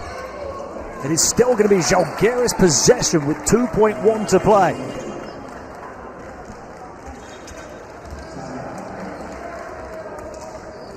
So another timeout for coach Kondratavicius to draw something up here for a baseline inbound with 2 seconds to get the score they need for the win.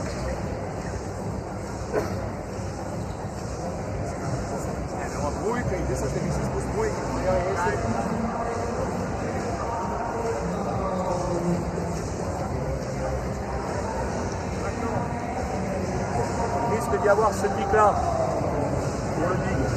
Ouais. Le switch, il n'y a pas de question à se poser. Ouais.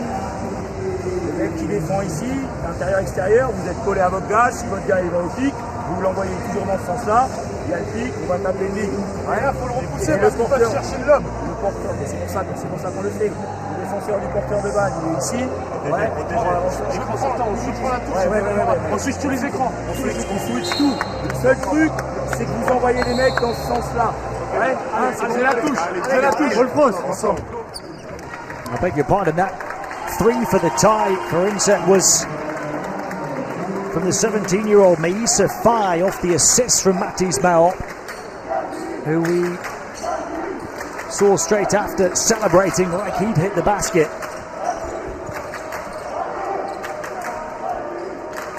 But now 2.1 seconds for Žalgiris to draw up the play for the win. Let's see what coach Kondratavicius has up his sleeve. Mikalauskas inbounding. Can they find somebody open? Boyka, a bounce, a shot off balance, off the mark.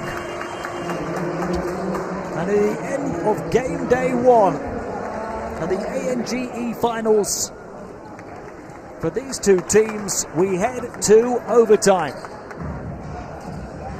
And for Incep, it happens again after they lost the championship game in Berlin last year in overtime. Their next game in the finals goes to the extra period as well. 75-75 at the end of 4.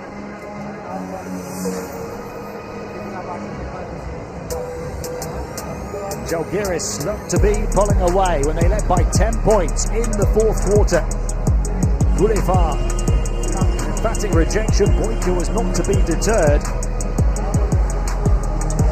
Fantastic second half for him.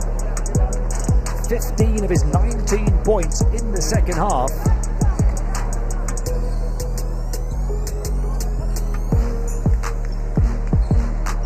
Solimon, the superstar for Inset, 17 points, 8 rebounds, 4 offensive rebounds, 4 assists and 2 steals, and 30 PIR for him. That's only bettered by Gronkis, the number 55 for Žalgiris, who has 28 points in 27 minutes of action, but is fouled out. Gronkis and Stombergas, as well as Kurtz, have all fouled out for Žalgiris. They've lost 3 key players. Windu is fouled out for Inset. They have 3 more players on 4 fouls. Žalgiris have 2 more players on 4 fouls.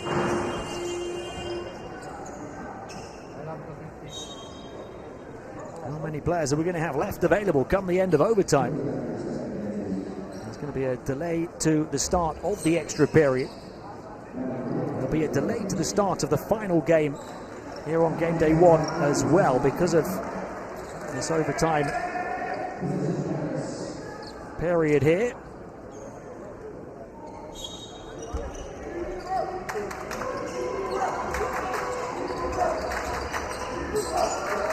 Because of the overtime period, overtime elite will have to wait as to Real Madrid, who are due to start in around 15 minutes time.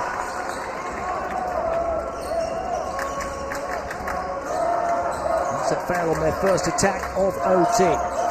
Remember, they lost the overtime in the championship game by just 1 point to Barcelona last year. Boyka.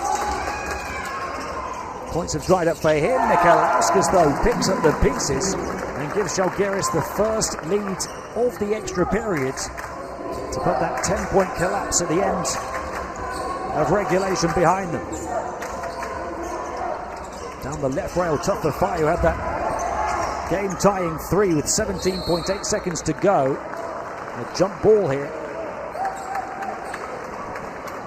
Both teams at the foul limit, with those fouls carrying over from the 4th to overtime. So any defensive fouls from either team in the extra period will result in free throws.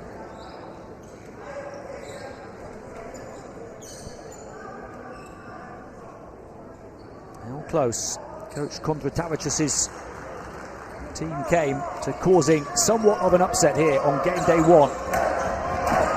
His first time coaching the ANG finals.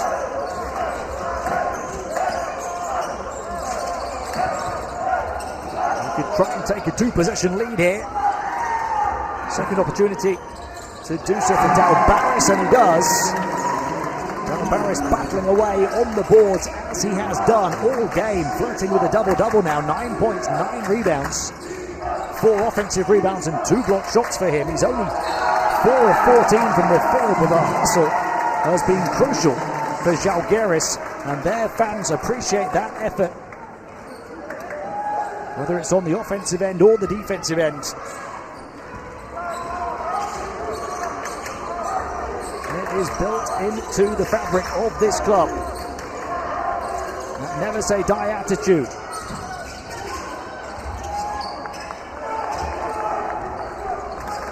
Now, going to go coast to coast. Defense got a piece of it. Brnovic still playing on those 4 fouls.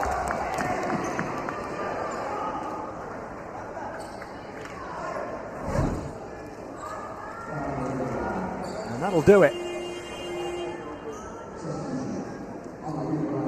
for Brnovic, who has fouled out. So 4 players fouling out for Žalgiris. Gronkis, the top scorer, with 28 points, along with Brnovic, Stombergas and Kurtz, all fouling out.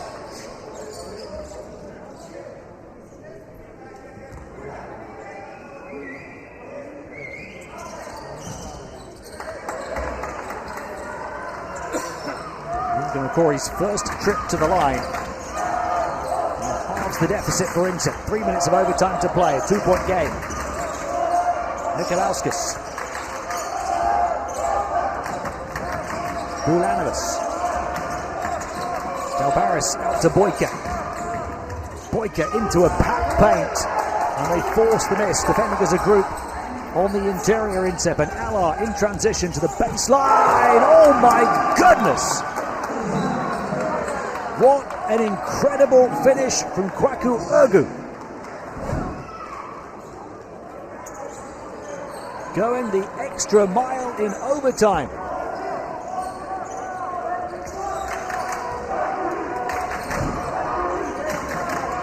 $12 points, 8 rebounds for him now.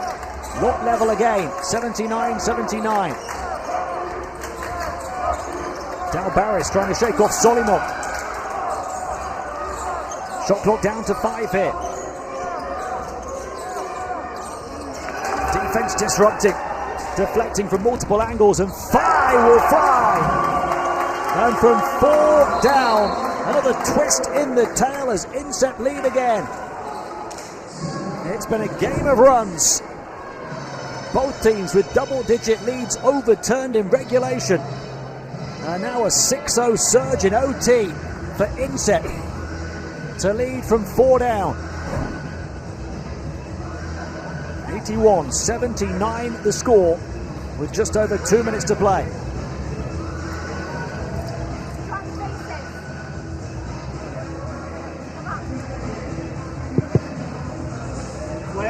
Let's go.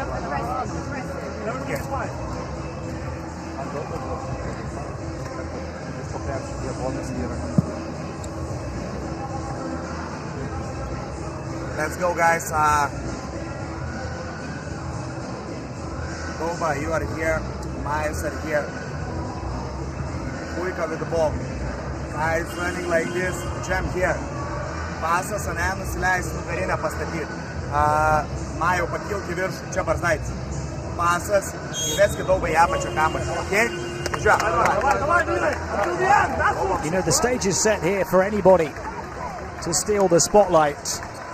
Just a 2-point game with 2 minutes and 14 seconds to play, but you look at the narrative through the course of the game, and Žalgiris only have one player on a significant plus-minus, and that is Dominykas Gronkis, who's fouled out.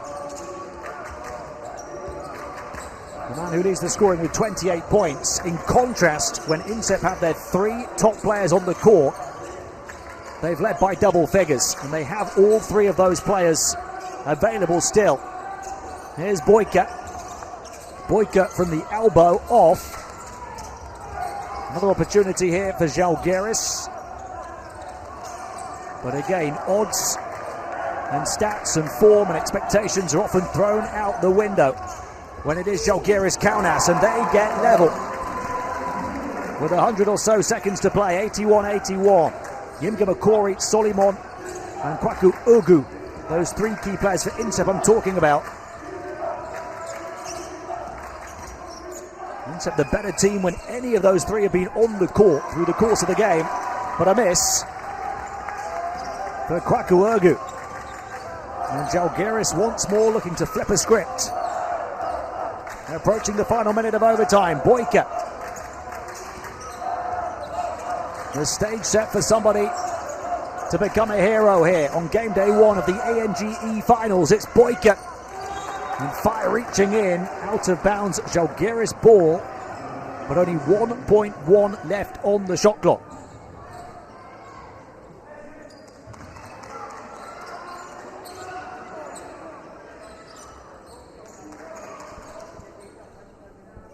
Mikalauskas to inbound.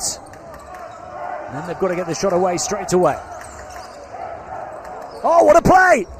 There's surely not shot. As Boyka points an appreciation at the magic of Mikalauskas on that inbound play to give them the lead with 1 minute of overtime to play. With 1.1 seconds to get the shot away, Boyka got in behind and the pass was perfect. An INSEP rattled perhaps from that miss at the other end. 45 seconds. How did they score here? Backdoor, Boyka, brilliant. INSEP heads hanging as Boyka hung and hit on that alley-oop inbound.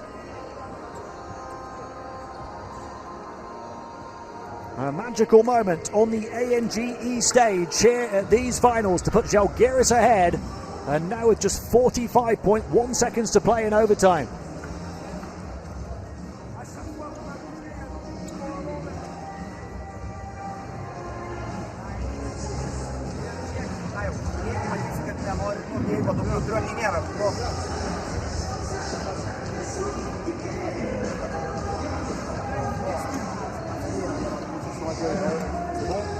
Ou sinon on fait un flash, on fait un flash, on s'en va pour que ton mec il hésite.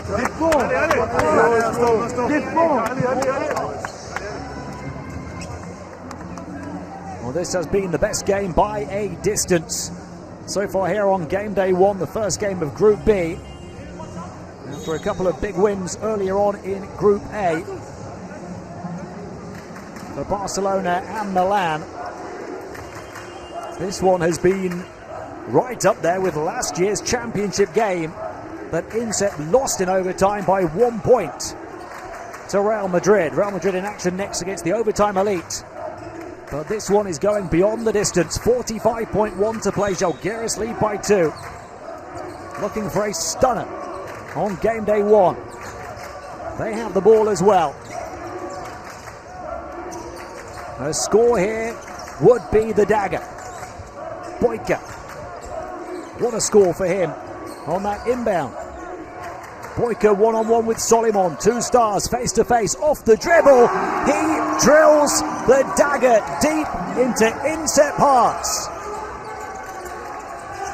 With only 20 seconds to play, a 5-point lead for Žalgiris. And Boyka, who had just 4 points at half-time, now has 24. Boyka nose-to-nose with Soliman. The drag to the side and the drop to drop Inset to their knees.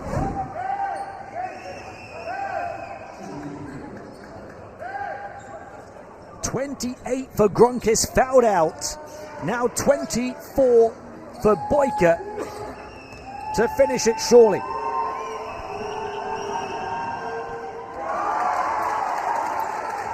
Inset have had issues at the line, as have Žalgiris through this game. This is not the time to miss, and that miss ensures that it will remain a 2-possession margin.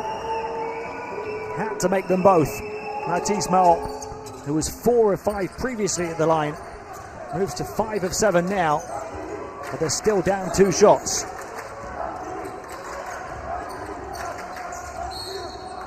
Have to try to force the turnover, and if they can't, have to foul. 10.7 to play in overtime. Žalgiris finding their second wind after their first pushed them into a 10-point lead in the second half.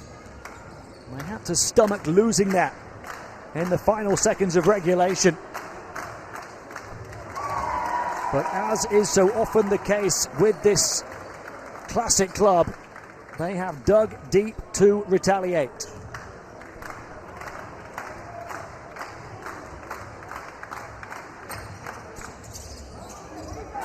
Nikolauskas splits the pair, but there's no time left for Inset.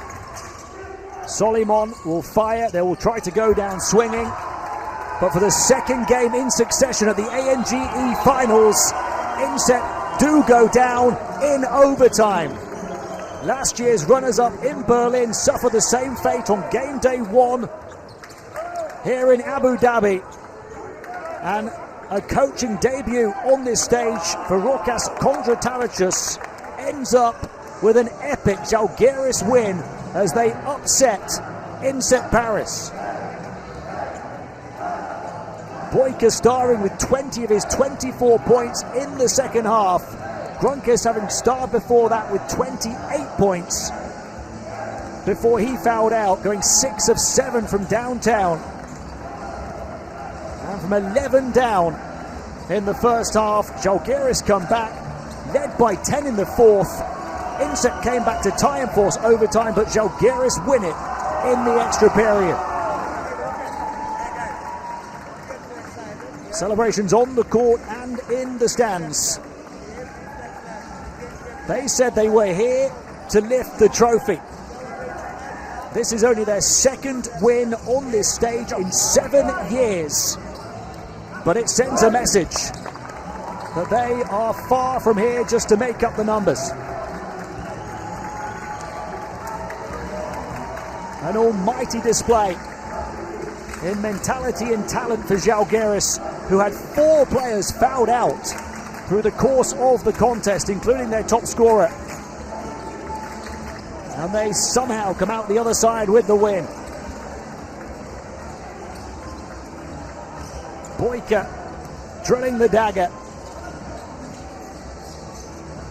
What a moment for Žalgiris, who are back on the ANGE final stage after a year away. There'll be a delayed start to our final game on game day 1 here. Real Madrid and the overtime elite out on the court warming up right now. This one won in overtime by Žalgiris, 87-82 over Insep. The 12 threes crucial, with Insep struggling on the outside as they did in qualifying, shooting just 14%, making just 3 threes. The third three was the one to tie it from 10 down with 18 seconds left in the fourth quarter and force overtime. But Žalgiris, the better shooting team throughout, and they levelled a rebounding disparity that was present earlier on in the game. Let's hear from their victorious head coach, Rokas Kondratavicius. Coach, first overtime of the tournament, exciting game. Just your thoughts about a great performance by your team. Yeah, tough game for sure. Bravo for my guys that they keep the physicality and energy level till the end, because it was a tough game. With the overtime, we played against physical team, strong team. So we started a little bit sluggish. We didn't give the contact we wanted, but bravo for the guys that they managed to do that after the halftime. So congratulations for them still. We didn't came here just for one game. 3 more steps left. We need to refresh our bodies, our minds, yes, and then be ready for the next game. But congratulations for my guys. They showed good effort, good energy, and good decisions in some moments. In the first game in Ulm, you were down by 20 points against Asvel and won by 14. You're coming back against a great French team and winning in overtime. What is the characteristic of this team that makes you guys so good? First of all, I don't know how to solve the problem, but in every first game we have problems at the start. I don't know, maybe they are getting nervous or something else. I need to find better words, but we are a fighters team. Like also in Lithuania in our season when we was playing also here in INGT, the guys are coming back when they don't have a lead. Then they show the disciplines, the good decisions, yes, because on the first half we didn't have good decisions also in the game. But now we give a good physicality and our heads started working, yes. We catch the situations when they was switching. We was aggressive, kicking the ball, shooting threes. So we are the fighters team, and for the coach it's better when my team is leading and we don't need to catch the opponents. But hey, I'm happy that we won this game, and I'm happy that we have that fighters, that Žalgiris mentality. I know you have 2 more games to prepare for it, so good luck on those. Thanks. That Žalgiris DNA showing itself again here at the ANGE finals, as Coach Kondratavicius' team get the win against last season's finalists. Let's hear from one of their stars, Dhabi Boyka. So what a game. It's easy for us fans to enjoy a game like that. Your thoughts about the team being able to overcome a lot of adversity and come through with this game? Yeah, so I think in the first half we were a little bit sleepy still, but in the second half we turned it up. So it was a brilliant game, as you've seen, with overtime. We should have finished it sooner, but a win is a win.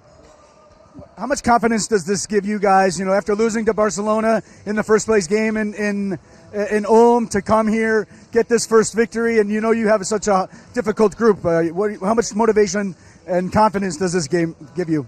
Yeah, it adds a lot of confidence, but we had confidence even before this game because we know that we are a good team and we will fight until the end every single game.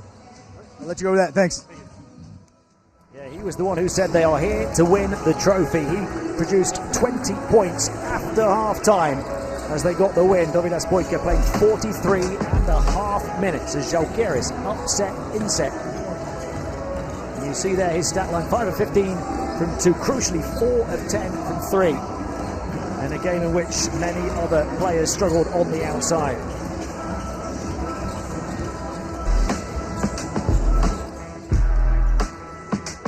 Look back at a story of a remarkable game here, in which Inset led by 11 in the first half and looked to pull away. The coach, Kondratavicius, was furious with Žalgiris midway through the second period. They were at the foul limit as well, but they mounted a comeback, closed the gap to 6 at half-time with a huge buzzer-beating shot from Mikalauskis on the outside. And then they turned it completely on its head, coming from 11 down to lead by 10 in the fourth quarter. Inset then produced a comeback of their own and tied it on a 3 with 17.8 seconds left to play. There was that buzzer beater at the end of the first half, and Mikalauskis really gave Žalgiris plenty of belief heading into the second half. They flew from there. Inset, though, asked plenty of questions of them, but Žalgiris turned it on again in overtime. 82-87 as they celebrate victory here on game day 1 of the Adidas Next Generation EuroLeague finals. As we see those stats again, crucially limiting turnovers, with 6 of those 12 turnovers coming in the first quarter. Up next, Real Madrid against Overtime Elite, coming in only around 20 seconds until the start of our broadcast, the final game on game day 1.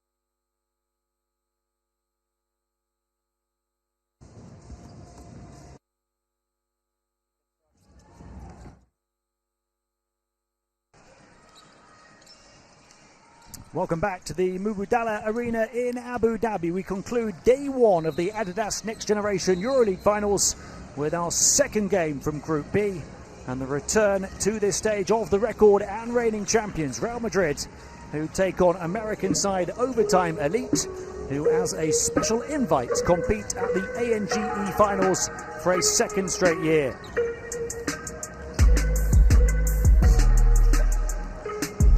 What drama we've just witnessed to start Group B with an overtime game between Inset and Žalgiris. Žalgiris getting the shock win on game day 1. That's why we have a 15-minute delay to tip off for this final game between Real Madrid and Overtime Elite, which we expect to tip off at the top of the hour. The game followed big wins in Group A to start the day's action for Barcelona and Milan. Last game exceptional, and that sets the standard now for the other teams in this group. Starting here with the Overtime Elite, just a 10-man roster here for them, and only 2 players who've returned for their second appearance at this competition. from their debut last season. We'll take a look at those two players. And Adam Umadouche, a 17-year-old guard, lefty guard at 195. In fact, we're going to see the Real Madrid full roster first here. Real Madrid have lost some of their key stars that took them to the championship last season, although they still have many players who are a part of that success.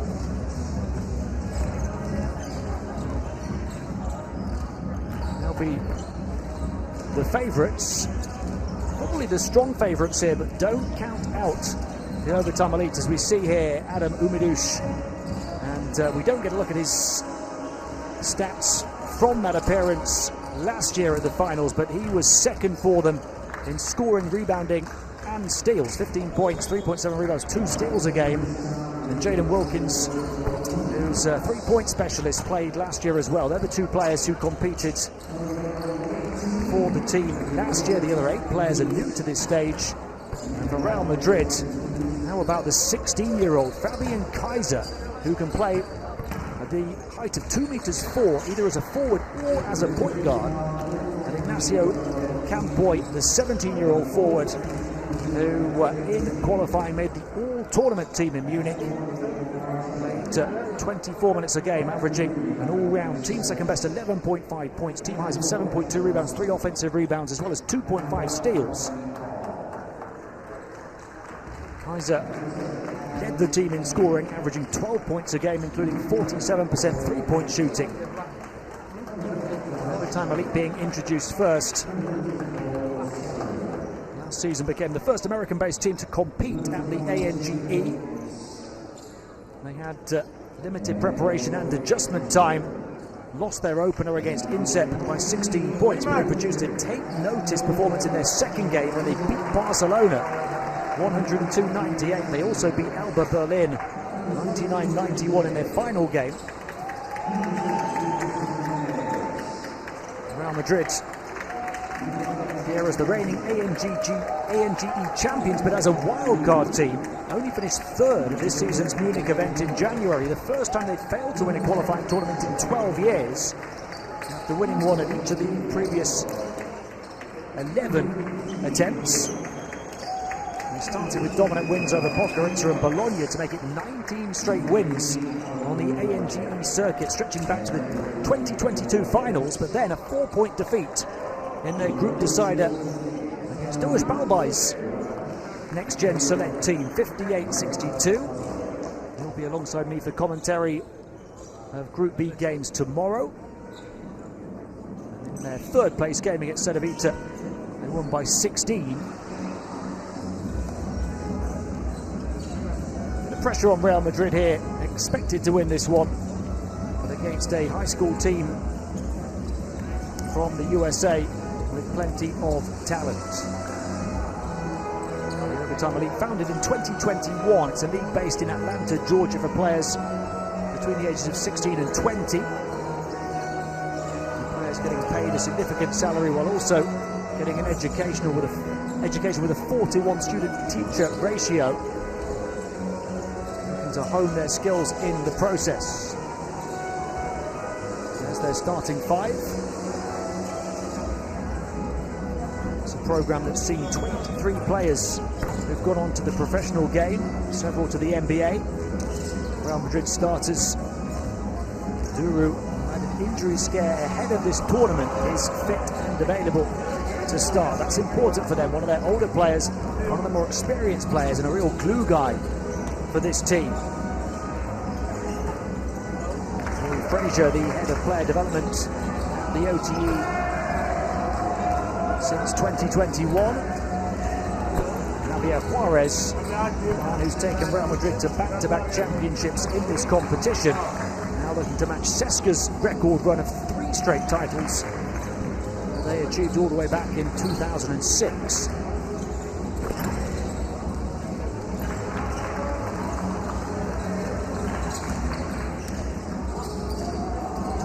Previous editions of Europe and now the world's most prestigious youth club competition. 11 previous champions. The last season, winning their 4th title in the space of 5 years. Real Madrid out in front as the most successful club on this stage. 5 championships for Madrid altogether. 2 ahead of the next best team, Cesca. Today they start the defence of their crown with a first ever meeting for them against the OTE, a different kind of challenge indeed for Los Blancos. In last season's final in Berlin, they beat Inset by 1 point in overtime, 85-84. One of the all-time great finals games in this competition. In the previous year in Kaunas, they beat the NextGen Select team by 11. The season before that, lost their group decider by 7 against eventual champions Mega, having won back-to-back titles as well before that against Barca in 2021 and against Mega in 2019. Sobre todo, que llevamos 10 meses, que llevamos 10 meses currando, que lo vamos a hacer bien seguro, concentración y dureza, ¿de acuerdo? No vamos a hacer faltas antideportivas, somos lo suficientemente listos para seguir haciendo unas faltas antideportivas y parar el balón, llego en el cuerpo, a cerrar el rebote todo, en el 1 para 1, lo que hemos dicho, intensidad, delante, poniendo una mano, ¿de acuerdo? Y duros, duros,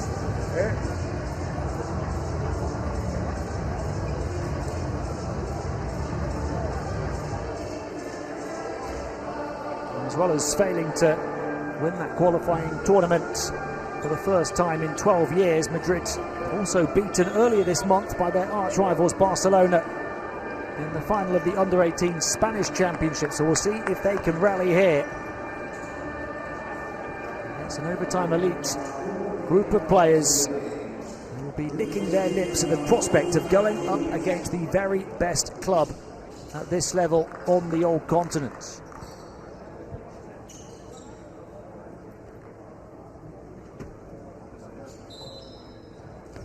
Declan Duru has said winning 3 championships in a row is a legacy. That's what Madrid want to achieve at this level. This group has been already thrown up in turmoil with Žalgiris' win over last season's beaten finalists Inset.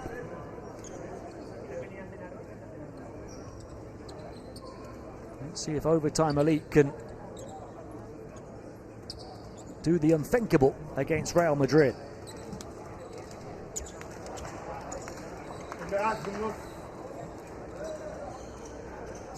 In qualifying, Madrid shot 60% from 2, second of all teams behind Barcelona, but they struggled from range, just 27% on the perimeter.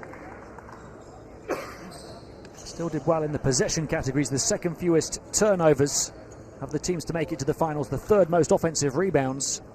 Problems for Corey Fraser, the head coach of Overtime Elite, to overcome, but he'll be worried about what his team can do and their strengths.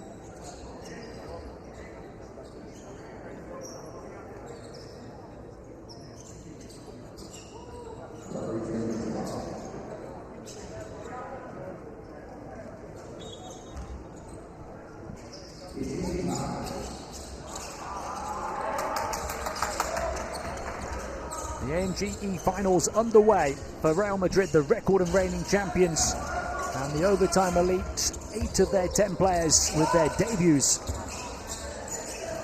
And how about a way to kick it off for them? Kevin Savage from the corner. K3 with the 3, and OTE send an early statement. Real Madrid looking to cancel off the mark with their first attempt.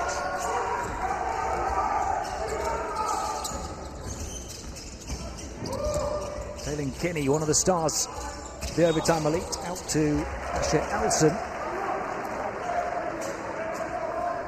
And they turn it over. Taylor Kinney, though, the number 0, is ranked as the number 4 point guard recruit in the US. Out of college next year.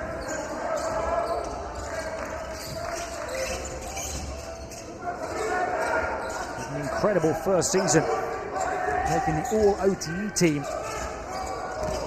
Season that finished in March. On the spin, the score for the lengthy and athletic Sidi Goy, the 17-year-old centre, who made 3 senior EuroLeague appearances earlier on this season. Top 3-point shot is off for Kinney.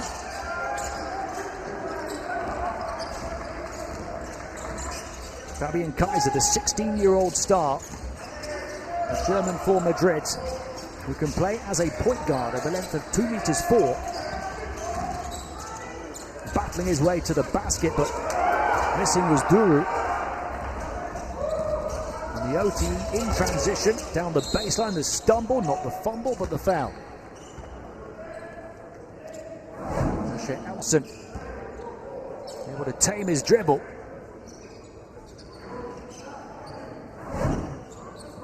'17-year-old, 2 meters 8 forward. Actually one of the older players for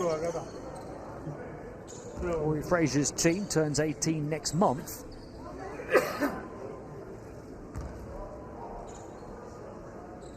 Went to the OTE semi-finals with his club this past season. In the playoffs, in just 19 minutes a game, he averaged 11.1 points, 5.3 rebounds. He's a 3-level scorer.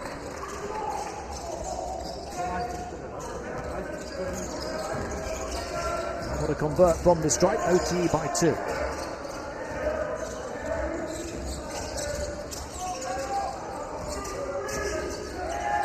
Kaiser threw it away, and Duru, almost running into a commentary table, couldn't save it.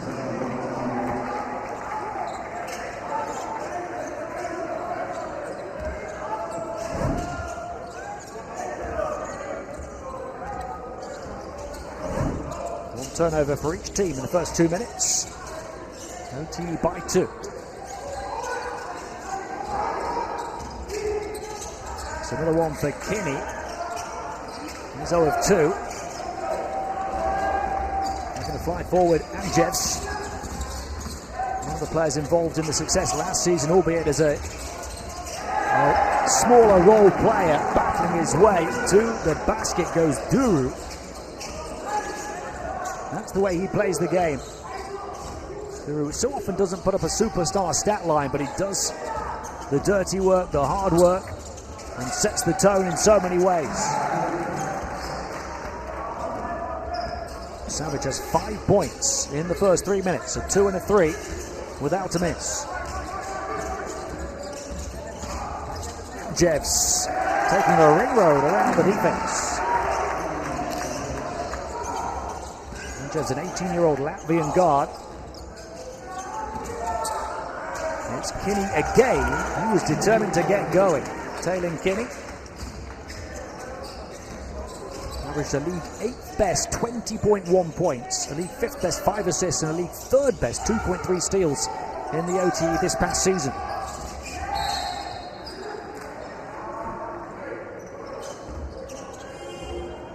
Jeff's heavily involved early on. He's the team's leader creatively for Madrid, 4.8 assists a game, as well as a team second best 1.5 steals. Only averages 6.8 points, but he's up and running, scoring the basketball already here.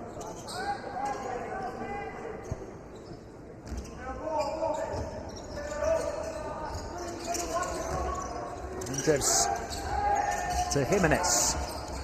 Poked away out of his pocket. Pieces picked up though. And grabbed by Elson. Shake off, drag back, drop, big time shot for Taylor Kinney. 5 and a flash for him, and he picks it back. It's another 3. Short this time, they'll crash the glass and convert. Through Colin Paul. He's only just come in, gets an offensive rebound and a stick back. An overtime elite lead by 7 against the record and reigning champions Madrid.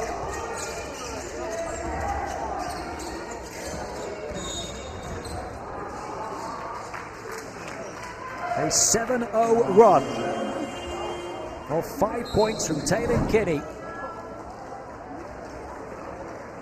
And then a couple from Colin Paul. Javier Juarez's team have a headache already.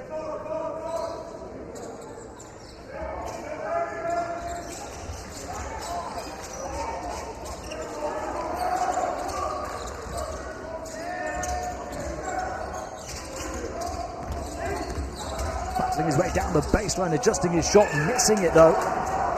Was Jimenez. Somebody's lost a sneaker. It's Colin Paul who has to come back to get his sneaker on that he left in the backcourt.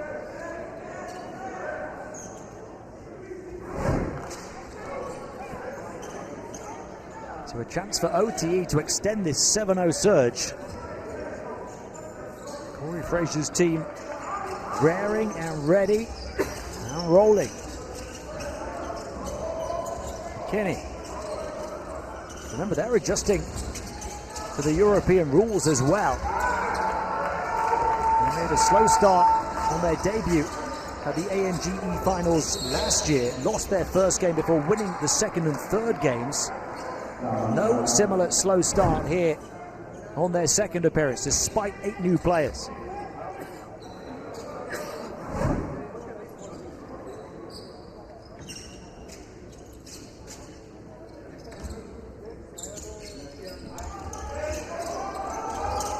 Duru. Real have to rally. Midway point to the first. Plenty of space in the paint, but a turnover. The pass took too long to reach Sidi Goy. And Real have their feathers ruffled. 4 turnovers in the first 5 minutes on Madrid. They've shot 3 of 6 from the field. They've had 3 fewer shots and 2 fewer free throw attempts than OTE off the back of those possession count categories, with OTE grabbing an offensive rebound as well. And on a 7-0 run, the Americans lead by 7.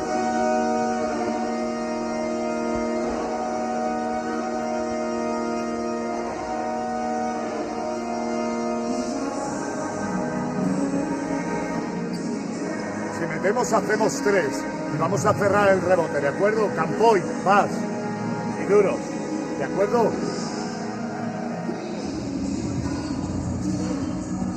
Tíos, lo que no puede ser es que lleguemos aquí, que juguemos sin fuerza, cambiando tiros y demás.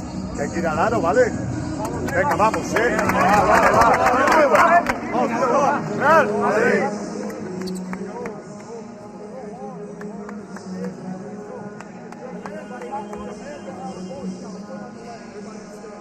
We'll talk about Žalgiris beating INSEP in overtime as a stunner. What it would do to this tournament if the OTE were to beat Madrid and pile on their problems after losing the Spanish Championship game earlier this month against Barcelona and losing their run of 11 straight qualifying tournament wins in this competition earlier in the year.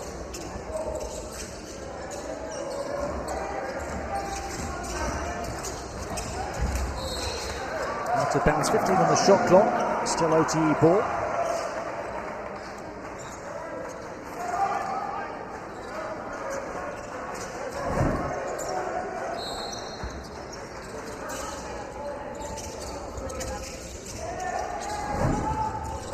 Deep inbound and the handoff.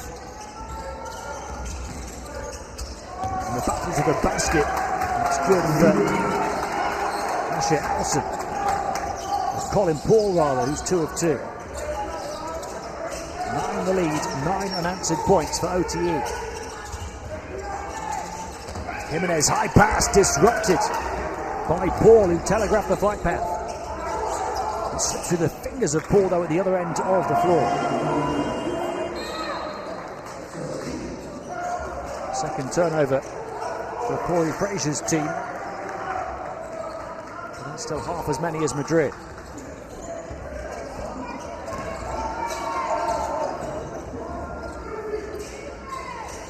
Madrid have committed 5 now in the first 6 minutes. Andjes, the ball going through multiple hands. Bjelic inside, they work it well. Goy, and he's foul. Much better for Madrid that time. They get Sidi Goy to the line, although he's only a 50% free throw shooter through his ANGE career. He's the second youngest player for Madrid on the team at last year's finals.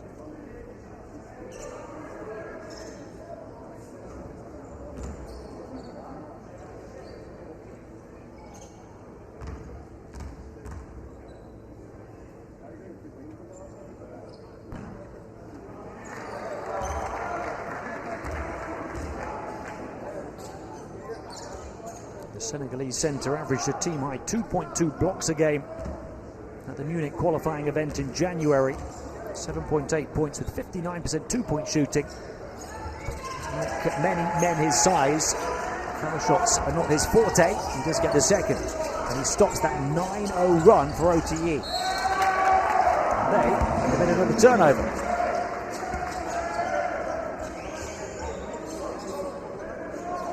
A chance for Real to start the recovery.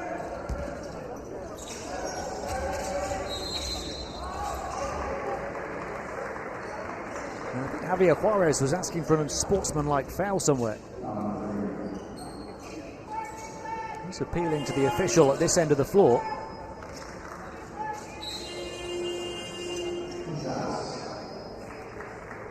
That is an issue for OTE, that they are now at the foul limit. So they've had a 9-point lead, which has been cut to 8. And now could be cut further by Madrid, who still have a foul to give in the first.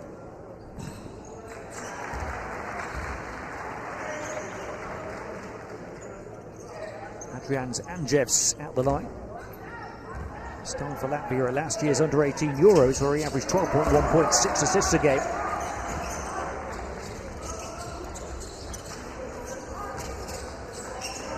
A 6-point margin, and that's 3 points coming from Madrid. 4 minutes to play in the first. Kinney gets it back. Quick touch pass onto the interior, and a quick pull of the trigger by Alson. Alson hitting his first field goal attempt.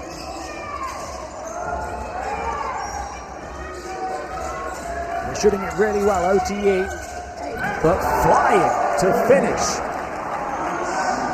1-7 going to the heavens against another. Hildas Jimenez past Umidush. 3-3 off the mark for OTE. But battling and then getting rejected. If at first you don't succeed, keep on coming. The message for OTE. They're showing the go and the footwork and the finish and the foul. And Hildas Jimenez with a one-man rally for Real. Off the back of the Goy block. Jimenez had the big dunk, and now a chance at a three-point play.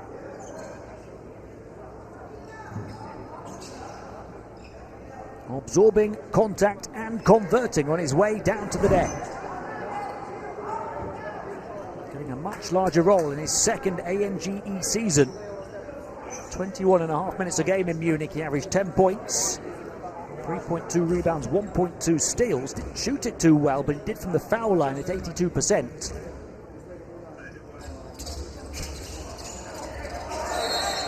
Talk about Madrid looking to put problems behind them. So too Jimenez, who in the decisive group game, that unsuccessful qualifying campaign against the select team, was held to 2 of 10 from the field, 0 of 8 from the field as well in the third place game. So he's looking to get right back at it, and the foul trouble now costing OTE as Madrid get back to the line with Campoy. Ignacio Campoy, the 17-year-old forward, who was on the all-tournament team in Munich.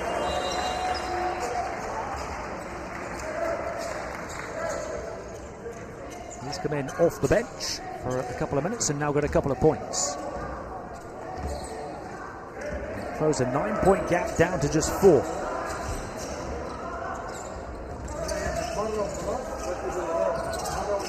3-point shot for OTE, air ball.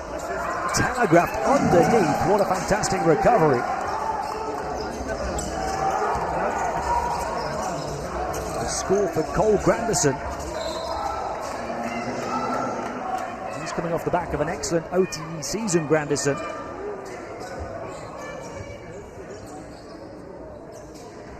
With 31 minutes a game in the playoffs, and raised his game, averaging 12.6 points. Took his team to the finals. He's got experience. One player as well as the two who played here at the finals last season. He's the other player as back into the basket goes Campoy for an and-one opportunity, and Real have recovered in a big way. The foul on Umadush. And Campoy, perhaps the key. And as I was saying, Granderson perhaps the other player who can adapt quickly for OTE at this tournament, because he played FIBA rules basketball at last year's Under-17 World Cup for the US. It is a challenge for these American players to adapt to the European game. Different size court, different rules.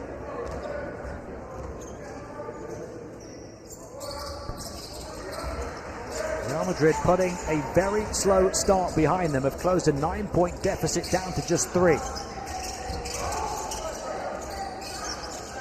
Campoy and Jimenez have been superb.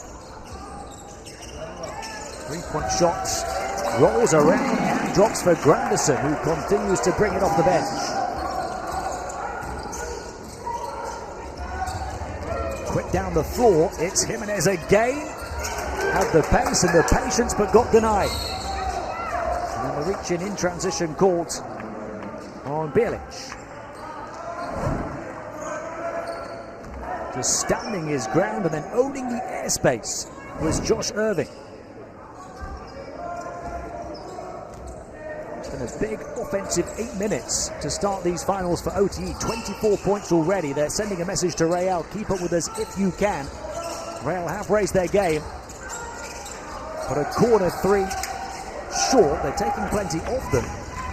8 3-point attempts, 10 2-point attempts for OTE. In contrast, Real have only taken 1 3-point attempt, 9 on the interior.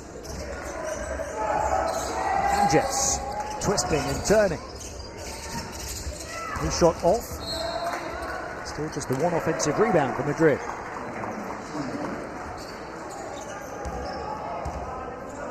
Jimenez has 4 points and a block shot.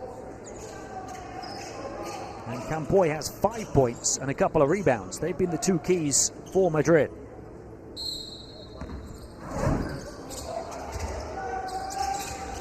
Here's Jimenez again. And a whistle.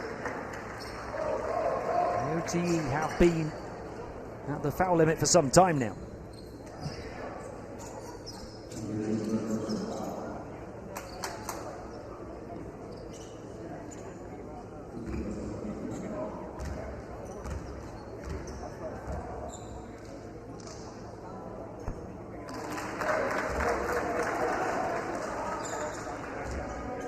The OT made a slow start last year because of limited preparation time. It's been a similar situation again this year for them. They only had a week of practice together, and that was a couple of weeks ago before they arrived here in Abu Dhabi. But what a stunning start. It's somewhat cooled now, but they still lead by 6.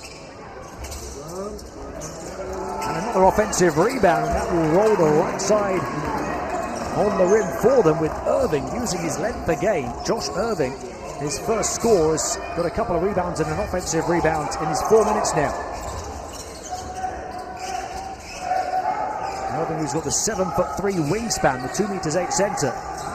One of a couple of special invites on this OTE team. Beautiful! Brian's Anjevs with the fabulous feeds, drawing the oohs and ahs from this Abu Dhabi crowd.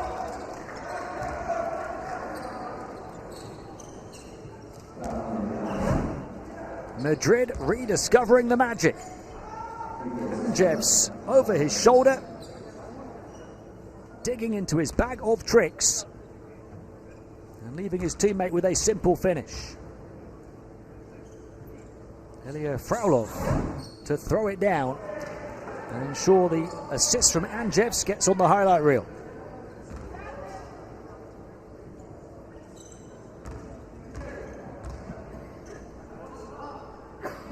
Irving at the line now. An offensive rebound from Granderson. Outside shot off. And Madrid into the open floor. Jimenez far side. Bierlich attacking off the Jimenez pass and scoring. So it's just a 4-point game after they trail by 9. Shot clock turned off though at the end of the first quarter, a high scoring quarter here. Ball in the hands of Taylor Kinney, the OTE star, the floater from mid-range off, but a foul.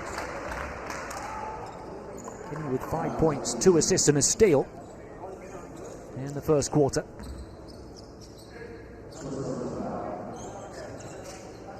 His first year made the All-OTE team. He was the #1 pick in the OTE draft. Ended up being a finalist for the league's MVP award. And also ended up with over 1 million followers on social media after he inadvertently created his own catchphrase.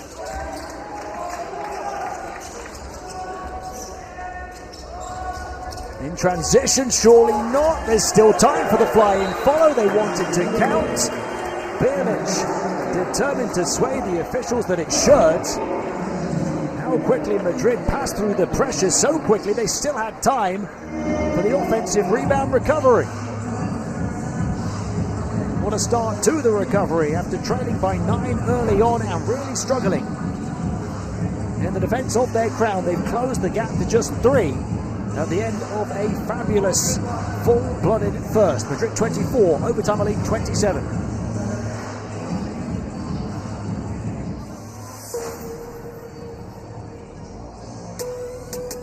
Well, the turnaround came off the back of a Javier Juarez timeout. But what a start for the Overtime Elites. Up by 9 in the opening minutes. The 3 right at the start set the tone from Kevin Savage, who had 5 points. They've spread their scoring around. 5 for Savage, 6 each for Paul and Kinney. But off the back of the timeout, Madrid got back to doing what they do best. And that is playing superb offensive basketball on the ANGE stage. Still, Overtime Elite have the lead, albeit by only 1 shot now. And Madrid have found their flow. Led by Campoys, 5 points in as many minutes, 3 rebounds as well. For the talented forward, Jimenez got denied that time, but he's been crucial as well with a couple of big plays in the comeback. And what a fabulous feed from Amjevs, one of his 2 assists. Overtime Elite shooting the ball at a higher clip from the field. Madrid also committing 2 extra turnovers.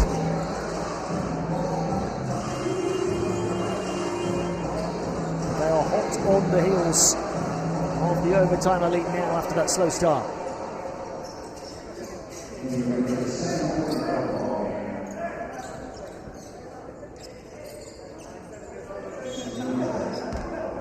Jaden Wilkins, number 21 for Overtime Elite, played 2.5 minutes. The first, starts the second. One of the 2 players who did play in this competition last season. So 2 if it goes, toes on the line, and it goes down for Frauloff, the 2'10", 16-year-old centre with an outside shot, albeit just the 2. Now Real trail by 1. Frauloff signed by Madrid last season, moving from his native Russia. The outside shots have dried up for OTE now, and Madrid a chance to lead from 9 down. Amjevs work it through Traore. Amjevs again on the move, looking to penetrate the paint, passes out Campoy. Amjevs puts it on the floor again, penetrates once more, showing no fear. Traore gobbled up the loose ball and got fouled. So Amadou Traore, who quite remarkably is looking for his 4th championship at this tournament, will go to the line to try to give Real the lead.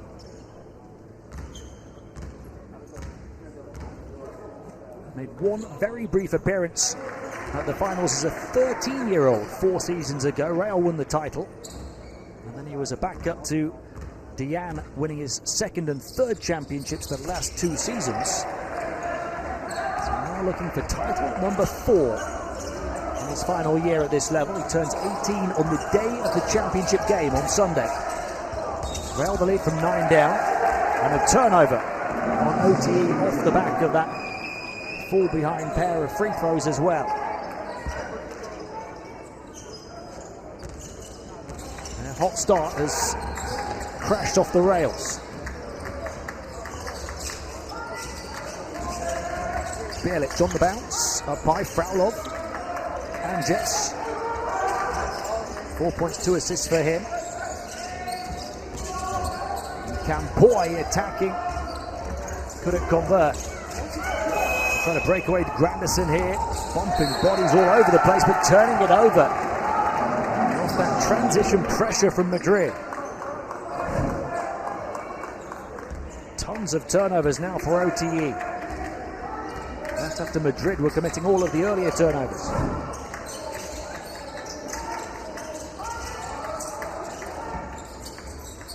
Anges. Through Campoy into the post up for Fraulow. Putting the spin moves on the OTE defense, grabbing the handle of the ball after it came back to him and converting. So Ilya Fraulow has been a key component of the comeback. Now 6 points in 4.5 minutes for the Giant centre on 3 of 4 field goal shooting. Fraulow drawing the attention of 2, getting a kind break, but getting the bucket.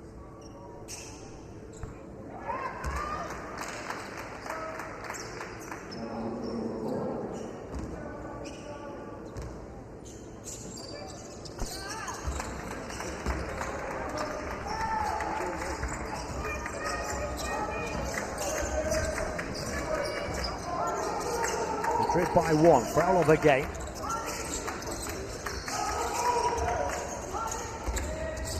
Towards Traore, who was passed upon straight away.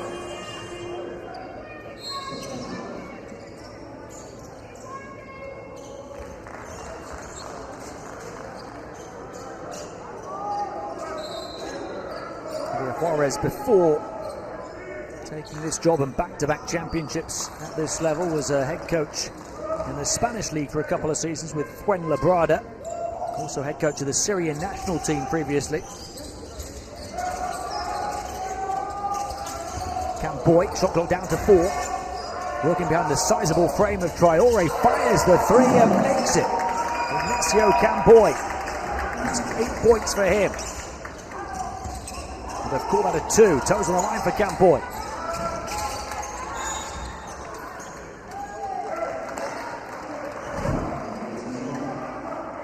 There's the shot from Campoy. Just putting that right foot on the line, but what a fantastic attempt from him with the shot clock winding down. So 7 in 7.5 minutes for Campoy, 3 rebounds as well.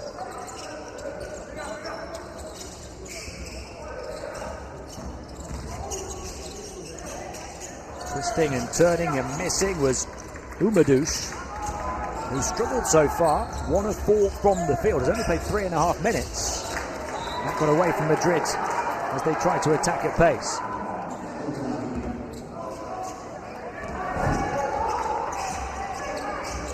The turnover, 6 points in 5 minutes for him. 3-point shot for Kinney, off, rebounds Campoy.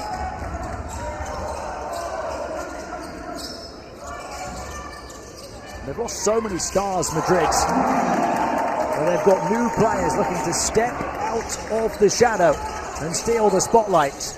They lead by 6 now. The first 3 for Bjelic. And the deadly transition attack for Jimenez, who gets highlight reel high again. Checks the rearview mirror and then soars and scores, putting his opponent behind him, who was breathing down his neck, on a poster. Taylor Kinney getting into that shot, determined to get the chase back rejection. But a strong finish from Jimenez and a strong response from Madrid, who've gone from 9 down to lead by 8, 37-29 against overtime elite.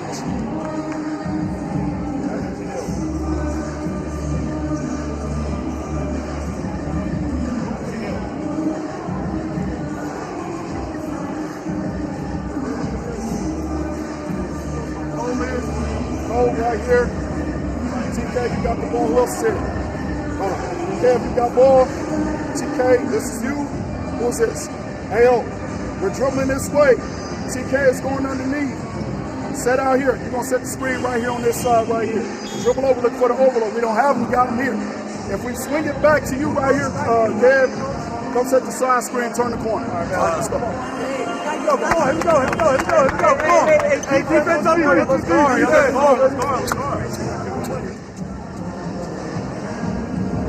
What a start they made, but Real have turned the tables in this game already. And now overtime elites have to figure out how to beat the best team in the history of this competition, trailing by 8 points.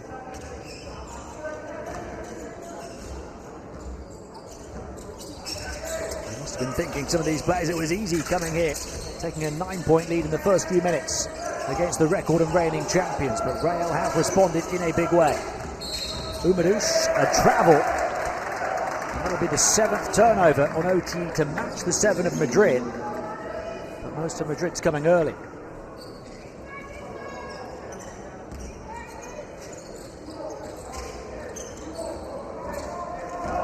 Three of those 7 turnovers from Adam Umadouche in just 4.5 minutes on court. Jimenez. Bilic, who's played a big part, and Traore on the quick pass from Bilic.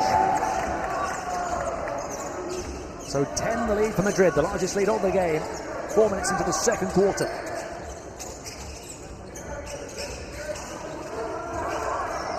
Kinney creates a bit of breathing room to attack, just pulls up for the 3 and misses it. Offensive rebound. Kinney falling to 2 of 7 from the field.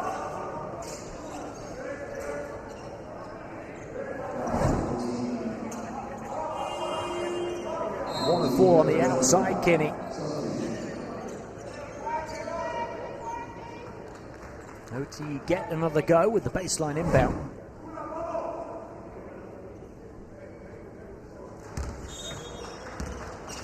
Kinney, a 33% three-point shooter in the OT this past season. Umadouche off again. He's only 1 of 5 from the field now, 0 of 3 on the outside.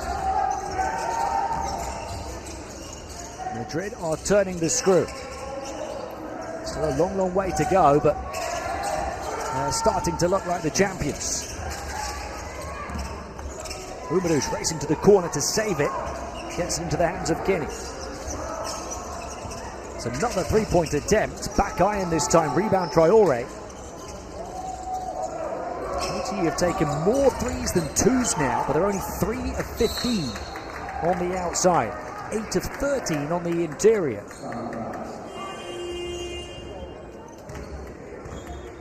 Trying to drop a load of 3-point bombs has not paid dividends so far. In contrast, Javier Juarez's team have only taken 3 3-point shots in the game, hitting 1 of them.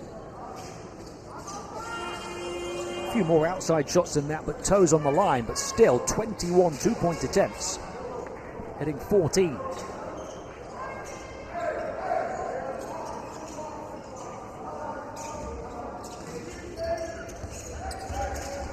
Traore. Jimenez, 6 points for him so far.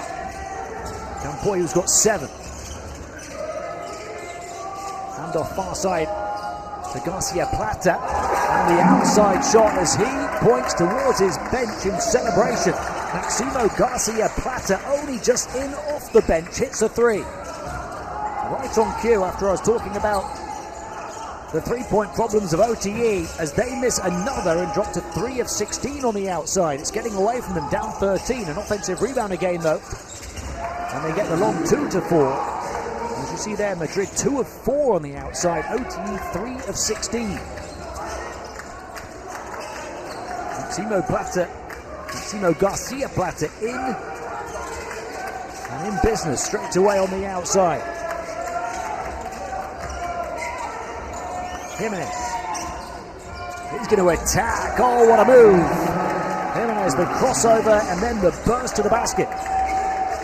Gildas Jimenez starring in the first half for Madrid. three. The three they badly needed from Savage. He's got 2 of their 4 triples. That's followed by a Madrid turnover. So further encouragement for Overtime Elite. But look at this move. A combination of skill and athleticism from Gildas Jimenez. He's got 8 points now on 4 of 6 shooting.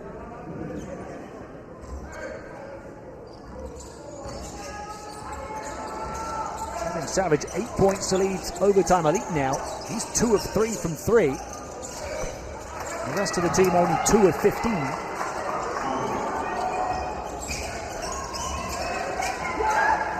Another turnover though.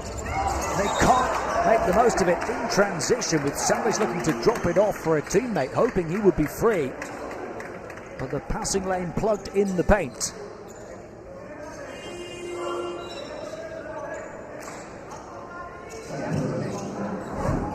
Big opportunity blown to get feet firmly on the comeback trail here. A quick jab out of the left hand from Gunnars Greenvelds.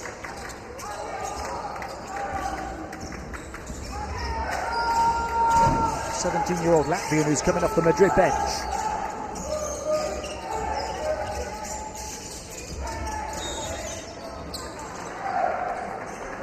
Fourth foul on OTE here in the second quarter. They've already got 2 players sitting on 3 fouls. Kevin Savage, their top scorer, picking up a third, and Colin Paul on 3 as well. Remember, only a 10-man roster for Corey Frazier's team at this event. So plenty of problems for them right now. They're rediscovering their belief on the court with the group that they have got out there. Nelson recently moving to 7 points on perfect field goal shooting. Kenny Granderson, Irving and Rosario out there as well.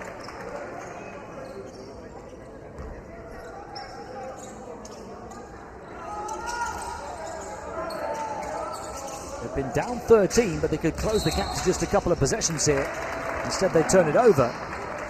9 turnovers for each team in the first half. That's too many, as far as both head coaches will be concerned.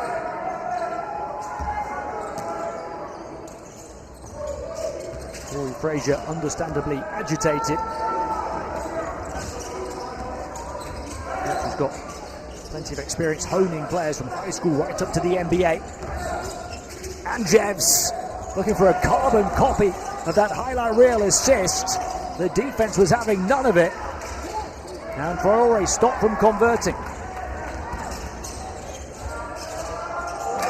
And off the back of the improved defense, Overtime Elite launched their offense. And more than half what has been a 13-point deficit here in the second quarter. The big rejection, the big stop, that led to a big bucket at the other end for Asher Elson, who's got 9 points, and OTE are back within 6, 44-38. A timeout with 2.5 minutes of the first half to play.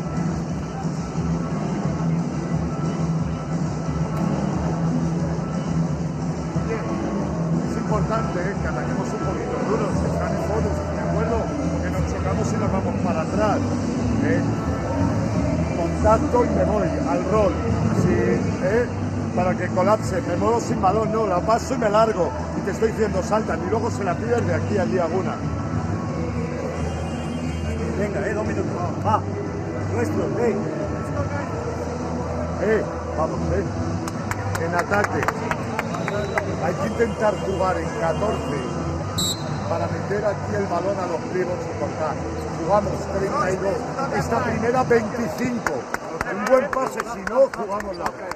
Well, Overtime Elite have only got 11 points in this period, but they've now got 7 without reply.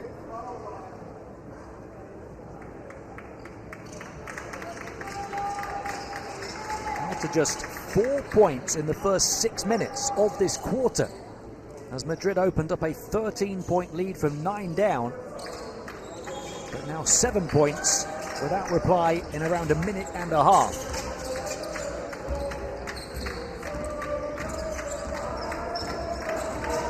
It's just a 6-point game.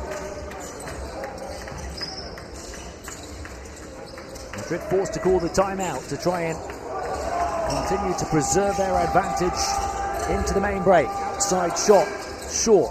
Back for the rebound. Campoy comes up with it. A bit of space on the interior. Right at the end of the shot clock and a foul. And Sidi Goy took off towards the basket. As the shot clock buzzer sounded, he was fouled first. There's the foul, and there's the backboard lighting up.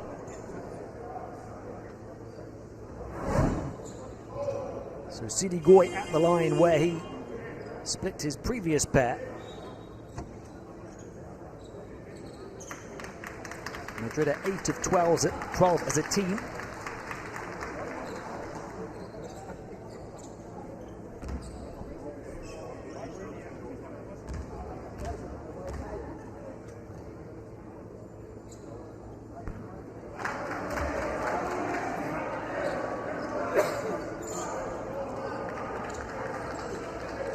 Scored his first EuroLeague points this season at senior level. Sidi Goy, 2 of 2 from the foul line in one of those 3 appearances he made. He splits the pair again. Right on par with his career 50% average. 3-point shot again for OT, halfway down, back out again. Into the hands of Alson, offensive rebound once more. Granderson the composure, and over everything with the shot. Shot clock down to the final few ticks, didn't hit the rim that last one. 3-point shot off again as Campoy closed out the shooter. And overtime Elite fall to 4 of 17 from 3.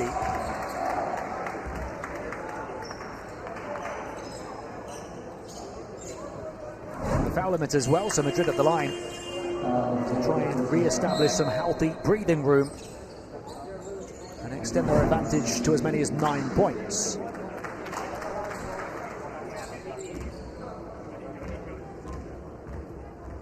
Campoy a perfect 3 of 3 there already in the game.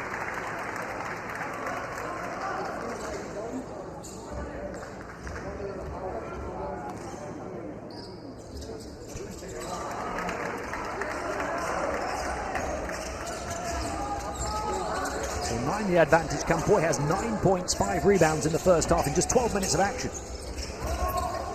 3-point shot again a miss. 4 of 18 now, but again an offensive rebound. I've been hoping that's the great equalizer. 12 offensive rebounds for OTE, just 7 for Madrid, but they're not making the most of them.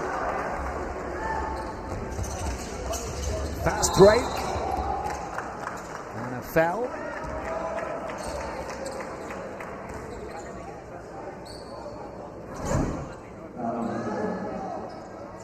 Trying to surf some skin over the top. It was Cole Rosario. Trying to take a hit for his team was Garcia Plata.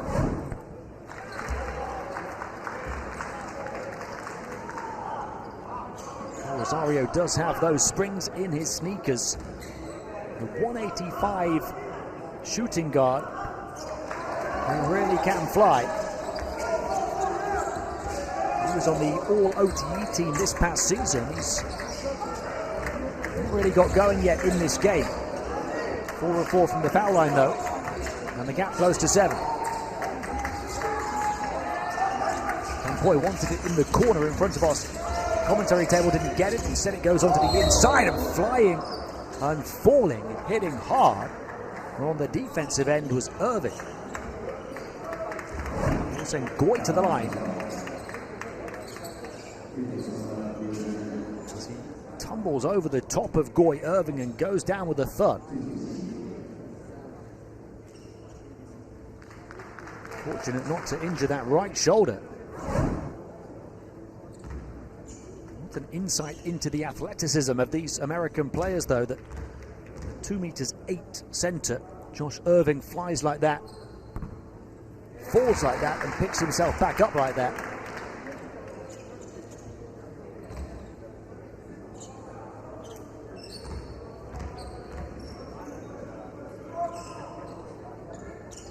Third trip to the line for Goy, the first time he's made both. So he moves to 4 of 6 from the stripe. That's a couple of big points for Madrid. 9 the lead. And touching distance of the half century before the half. 51 seconds to play. We're going to have a timeout for OTE as they look to continue their recovery. Having had a 9-point earlier lead, now trailing by 9 and having trailed by as many as 13.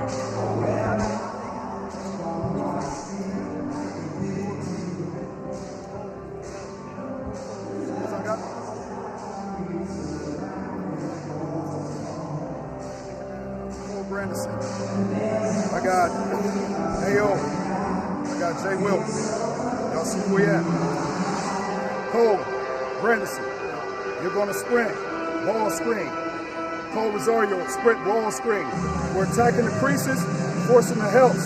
Float. This man got to help. You got spray outs or you got to lay up on it. Got it? You understand what I'm saying? And then go to the other side, do the same thing. Next time it'll be the opposite, Cole. You're going to go and then you go. All right? Together, let's go. Let's go. I mentioned Cole Rosario a few minutes ago. He's one of the 2 all-OTE players on this Overtime Elite squad, but he's 0 of 4 from the field on his ANGE debut here, just 4 points all from the foul line. He's played longer in this half than anybody else for his team, 17 minutes and 41 seconds, but scoreless from the field.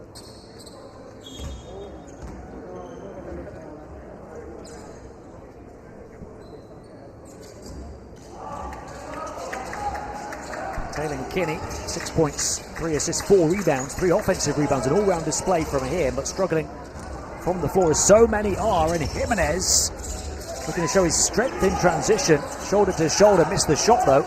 And the turn, and how about upgrading for a chance at a 3-point play for Ignacio Campoy, who hits 11 first half points. The Madrid lead hits 11. And the number 12 looks to take it to 12 from the foul line with the and 1.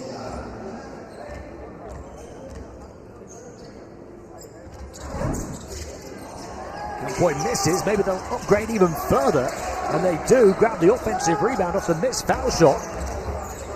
And skipping through, not quite scoring, was Garcia Plata, but he'll go to the line for 2. It's painful to watch, I'm sure, from the Overtime Elite bench for Corey Frazier.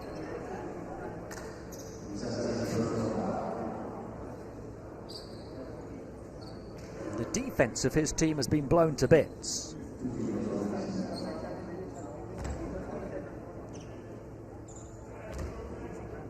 It's come largely on the interior, where Madrid are 16 of 26. Not taken too many threes, and 14 of 20 at the foul line now with 9 offensive rebounds. In contrast, Overtime Elite have tried to do their damage from deep. Boy, that has not paid dividends. 12 the Madrid lead. 2-second differential between shot clock and game clock, end of the first half. Kinney going to work in isolation, finds the feed, and his teammate finds the finish, falling down through the foul. Umadouche the score, and a chance to make it a single-digit margin with 4.9 to play in the first half, as Kinney gets his 4th assist. Umadouche this past season averaged a team-high 17.1 points per game for his OTE side. And last season, being the runner-up for the Next Up award that was won by Jaden Wilkins.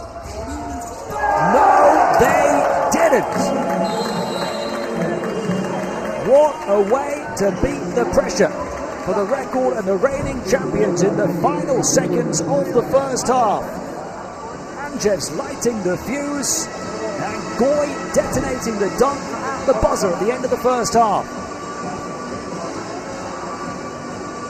Madrid by 11, 54-43, with a highlight reel play to cap a huge first half.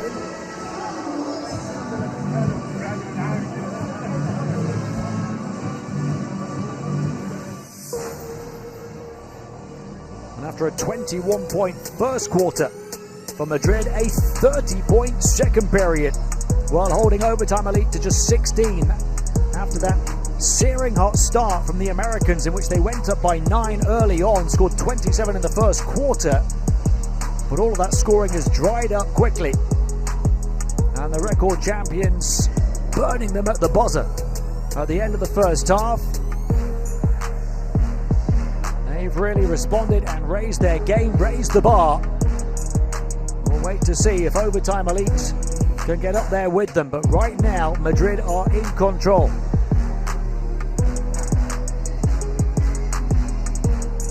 It's an 11-point lead, but really Madrid, putting that tough start behind them, have been more dominant than that since.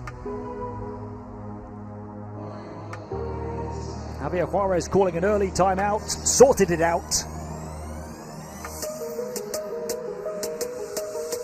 And now it's up to overtime elite to try to talk it through in the locker room at halftime to see what they can do about this rousing Real response. Madrid led by the 11 points of Ignacio Campo. He's got 7 rebounds, 4 offensive rebounds as well. He's been the star. Sidi Goy has been big, 8 points in 10 minutes. 3 rebounds and a block shot.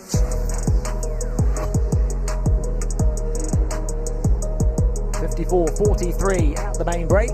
You see the 19% three-point shooting for overtime elite, who've taken 21 three-point attempts, just 18 two-point attempts, and they've only hit 4 of them.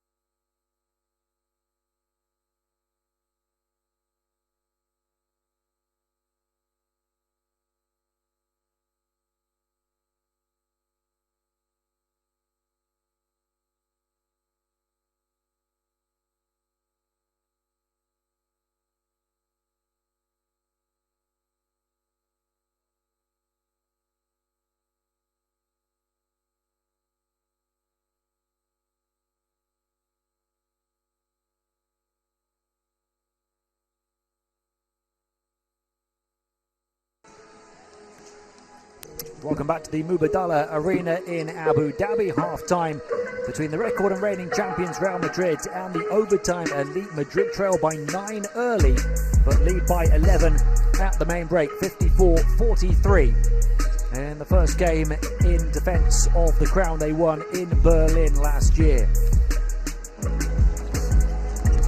Madrid looking for a three-peat after winning in Kaunas the previous season as well. That's only been done once before by Cesca nearly 2 decades ago. Pressure on Madrid early on in this one, with OTE up by 9, a timeout called by Javier Juarez. And Real have been running riot since, leading by as many as 13. Look at the three-point shooting of OTE, 4 of 21 from 3, taking more threes than twos. And in contrast, Madrid 17 of 27 from 2, only taking 6 three-point shots. A look at the leading scorers. First, Asher Elson, 9 points for overtime elite, but picking up 3 fouls. So he's been limited to only 9 minutes on court out of the first 20.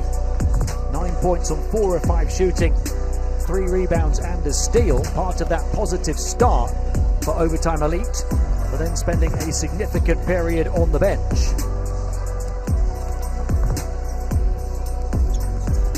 See if it's key to their attempts at a comeback. If he can get back on the court and play longer in the second half, as we see his stat line, but crucially bottom left in just 9 minutes and 14 seconds of playing time.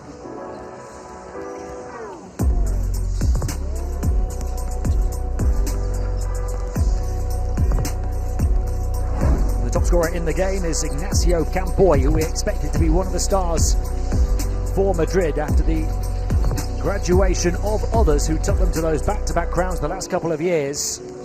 Ignacio Campoy stepping up, waiting in the wings and stepping into the spotlight. 11 points in just under 14 minutes, 7 rebounds, which is also a game high, as is 4 offensive rebounds for Campoy, the 17-year-old forward, getting a much bigger role this season, having been the youngest player on the roster at last season's finals when he only got 10 minutes a game over 2 games. A year later, one half of basketball, 11 points, 7 rebounds, 4 offensive rebounds in just under 14 minutes.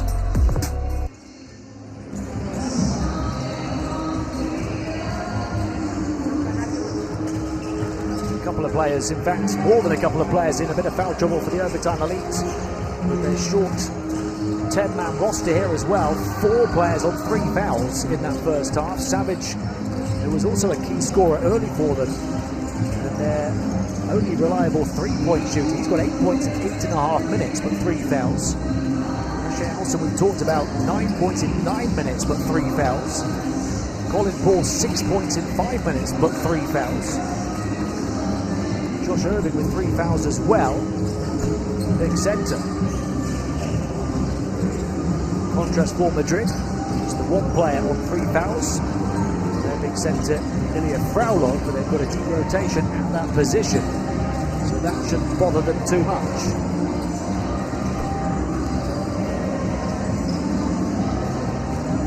So when Savage and Alston have been on the court for the overtime elite, they were able to make that early run. Those 2 players in foul trouble. Their momentum plummeted off a cliff. So we'll see if the return of Alston and Savage in the second half can turn this one back in the right direction for them.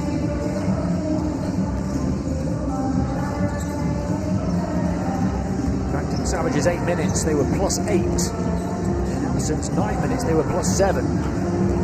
Everybody else has either a 0 or a negative plus-minus for overtime elite.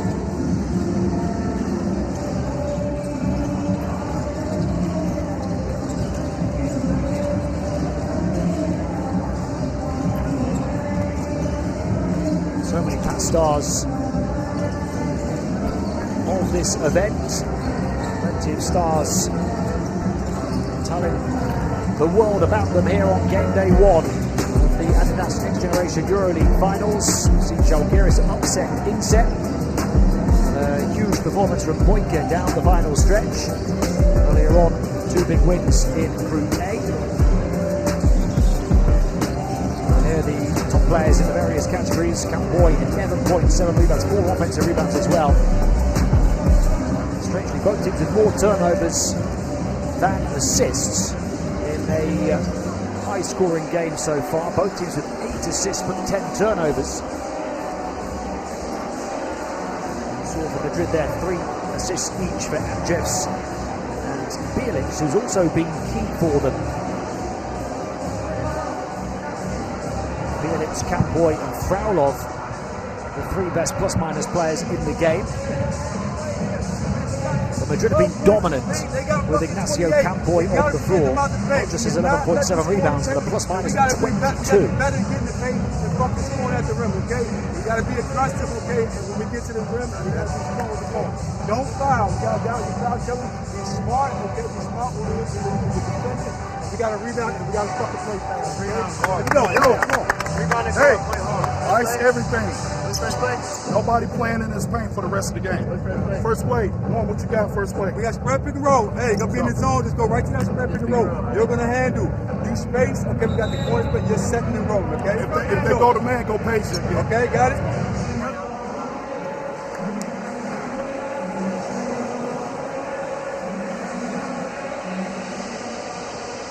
Javier Juarez and his team will be braced for a response with those players getting back on the floor for OTE, I'm sure.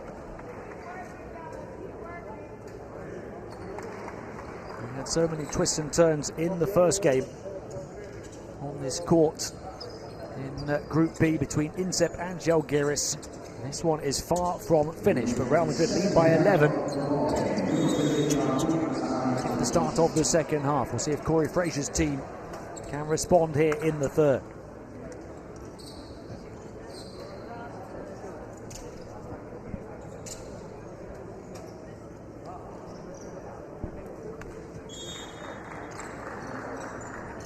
All of these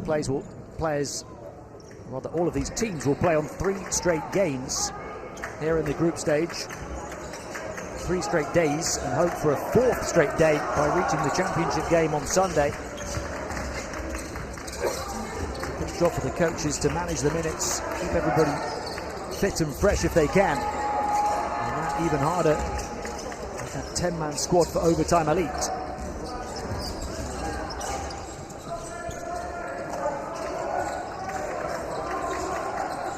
Thirteen has been the largest lead for Madrid. They'll try and get there again. Andrzejs lost it. So too did his teammate Tekin Duru, who's only played 5 minutes, curiously. Came in with a bit of an injury here, but he started the game. Picked up 2 fouls the first 5 minutes. That may well be the reason for his limited playing time. And Savage right back at it, 10 points. I've talked about him being crucial when he's been on the court. Duru. How does he went up? But Savage now the top scorer for Overtime Elite with 10 points in 9.5 minutes, just 1 missed shot.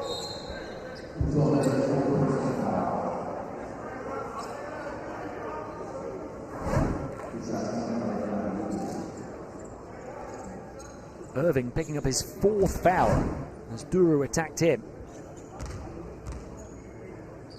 Josh Irving goes to the bench, the first of those 4 players on 3 fouls in the first half to then pick up a 4th here in the second.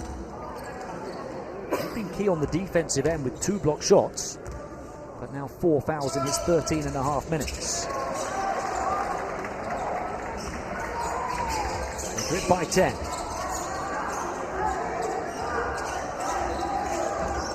Savage will shoot again. Back iron this time, offensive rebound for Paul. It's a different game with different players out on the court here in the third quarter. And they've made it a single-digit game.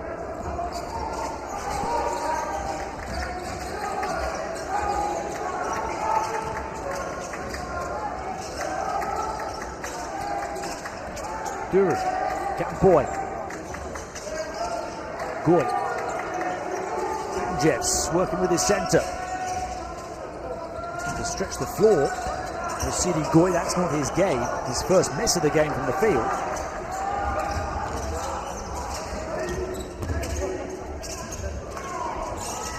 Couldn't back it in, Kinney. He's got 8 points, but on 3 of 10 shooting. And a quick attack for Madrid.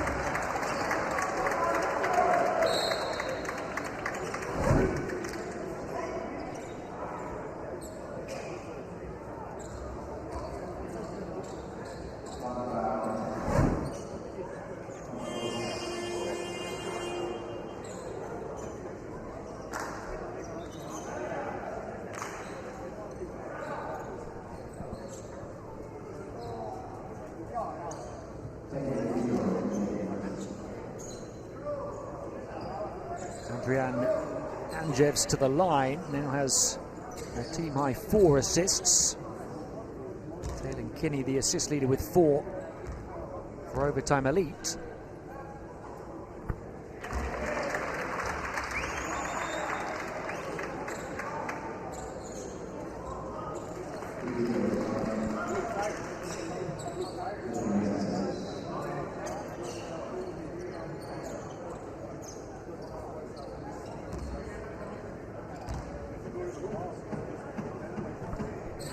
In that decisive group game in qualifying against the select team, held to only 1 of 8 shooting for 2 points in 21 minutes.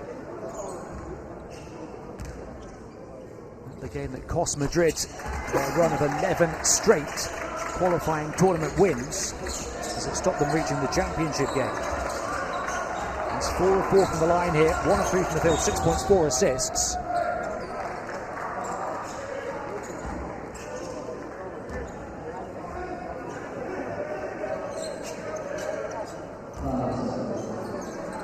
First foul on Madrid, 2 minutes into the second half. Long range 2, too long. Rebound Campoy. It's his 9th. 1 rebound away from a double-double now.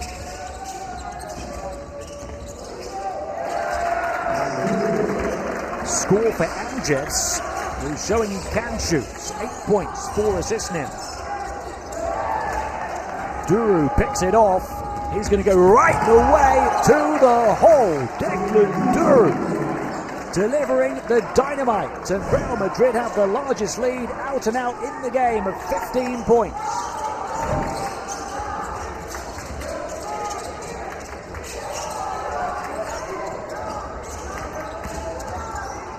Kinney, Shaw, Madrid really choking the Overtime Elite offense right now, looking to run off the back of it. That time turn it over though. Umadouche, who struggles, gets the scoop and score. Only his 2nd field goal. In fact, stats late to update, his 3rd field goal on 8 attempts. 2 of 7 before that.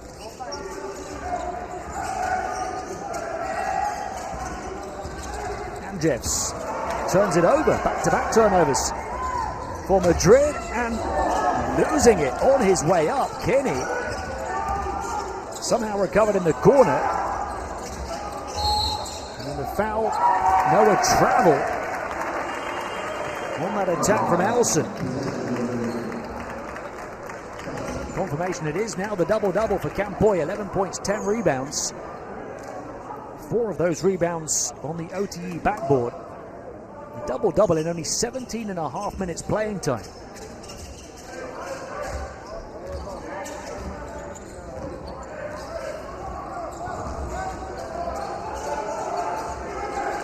Amjevs, Campoy. Hesitation dribble from Campoy, who can do it all, putting the moves on the defense, not converting. Back to by Jimenez.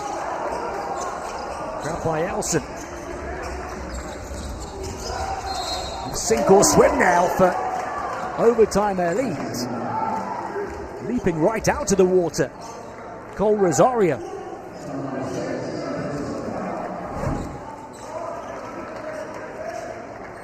How about that leap from Rosario, rocking the rack? But the foul came first. The basket does not count. 2nd foul on Jimenez. Rosario robbed of his highlight reel play. But he'll have a few over the course of this tournament, I'm sure.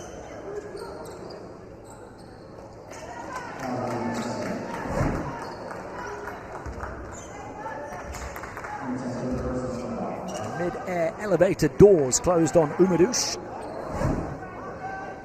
He felt that one. Another time Elite felt the full brunt of the backlash from record champions Real Madrid, who've turned a 9-point deficit into a 15-point lead in this game, now reduced to 12. Javier Juarez knowing it's not job done yet with 16 minutes still to play. We've seen how much of a crazy, ultra-competitive Group B can be already. In this game, and indeed the first game in this group earlier on, with Žalgiris coming from 11 down to beat last season's runners-up Inter. Jimenez right to the goal. Gildas Jimenez ties Campoy as Real's top scorer on 11 points. Umadush, three-point shot, short, grabs his own rebound. Mid-ranger before the defense could get there, dropped by Alson, who now ties those two Madrid players as the top scorer in the game on 11.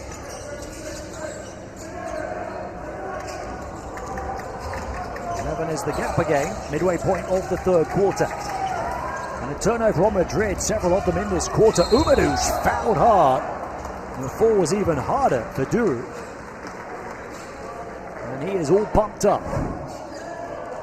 Duru losing it, trying to make amends with the chase back, ending up in a heap beyond the baseline at the feet of the cameraman.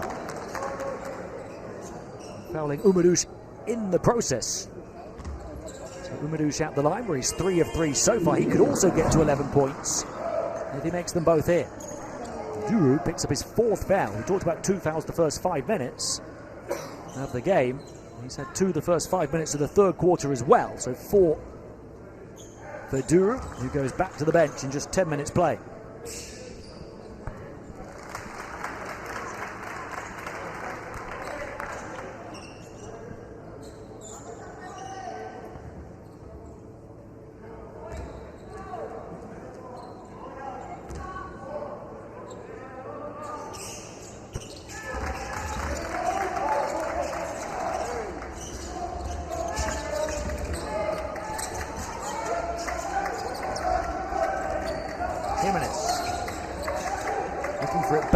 Goy got it, attacked straight away against multiple opponents, but can do nothing with it. And overtime Elite sensing perhaps this is their moment to really mount that comeback.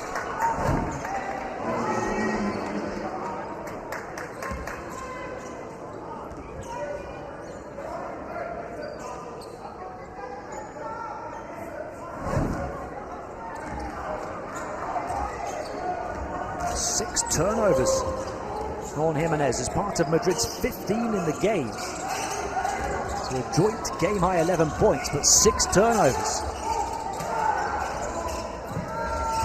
Campoy, another rebound. It's going to be an almighty double-double by the time he's done. 11 points, 12 rebounds, 5 offensive rebounds now. Creating his own free path through the paint, and missing was Anges, backed up by his teammate Goy. 10 points for Goy, 3 scorers in double figures. Overtime Elite knocking down a rare 3. Only their 5th of the game on their 25th attempt. The first for Rosario on his 5th attempt. So he's 20%, as are his team. And that one comes at such an important juncture in this game. That turnover does not for them.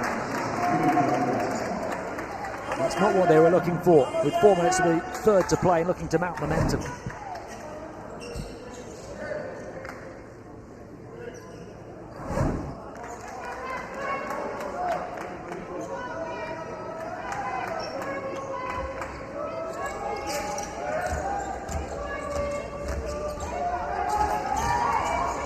Anges.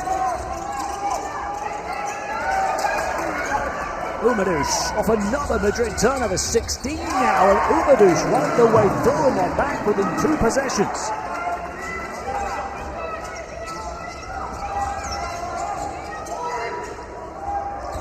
Boyd. Inside, little floater will go for Bilic.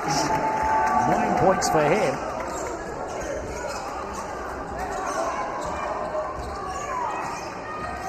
Feels like a key period of this game now. As overtime, Elite tried to reel Real back in, and they've got their offense back moving again. They're in the third quarter with Real in foul trouble as well. 19 third quarter points is already more than they scored in the second period. It's got off the back of defensive pressure and Madrid turnovers. They burst down the baseline. Jimenez with the highlight reel saw and score. Overtime Elite battling onto the interior, taking fewer threes now, crucially, and doing their damage on the interior instead. Remember at halftime they'd taken more three-point attempts than two-point attempts. They'd taken 6 more twos than threes. Jimenez up to 13 points and up to the top floor. But it's overtime Elite with the wind in their sails right now. Closing what has been a gap of 15 points down to 6.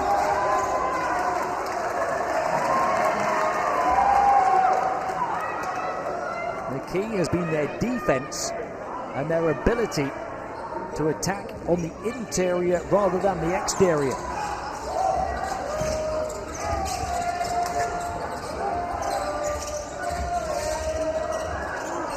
They go in the lane again, back out to Kinney, far side, they do get an open look for 3, and now they're going down as well. Rosario, who was 0 of 4 before making 2 in a row, and overtime Elite have been able to regroup as Real did before them. They've closed a 15-point gap down to just 3 with 2 minutes of the third quarter to play.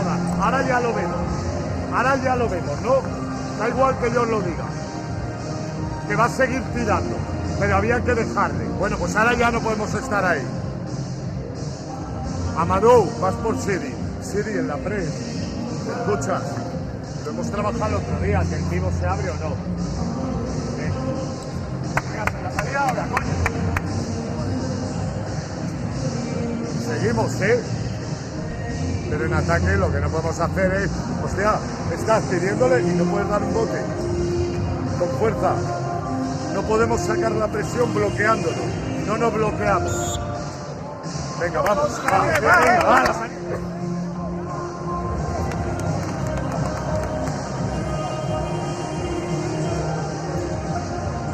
In this ultra-competitive group, just when it felt like one team will go on a commanding run, the other team show up again. First game in this group decided in overtime, and now this a one-possession game in the second game of Group B. The Real had a 15-point lead. The largest comeback of the day might come from overtime Elite. Camboy dropping it off delightfully, and Traore putting it in.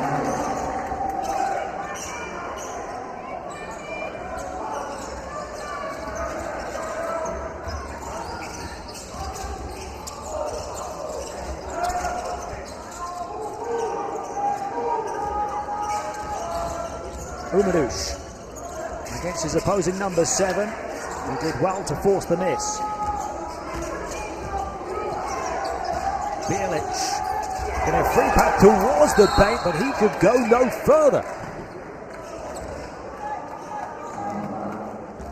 This is now a 24-18 third quarter in OTE's favour. The block that time from Paul, one of those players who got limited minutes first half because of foul trouble, like Alson and Savage.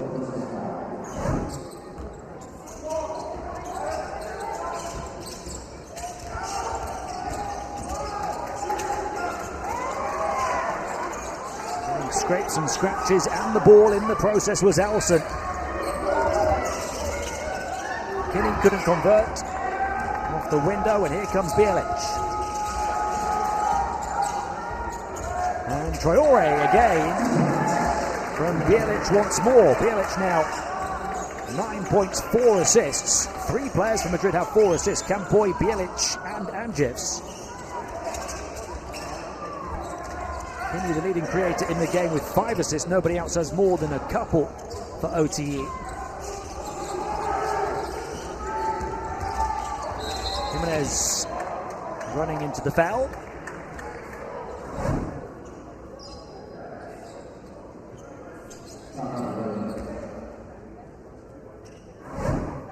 Madrid have scored consistently throughout the course of the contest, 20 points at least in each period.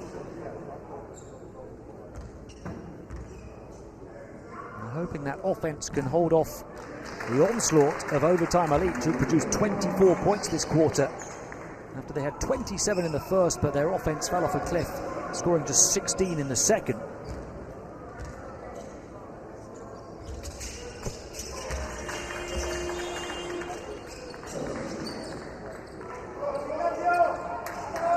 Madrid keeping OTE at arm's length, up by 9. They closed a 15-point deficit down to 3. The first game in this group saw double-digit comebacks from both teams before Žalgiris won in overtime.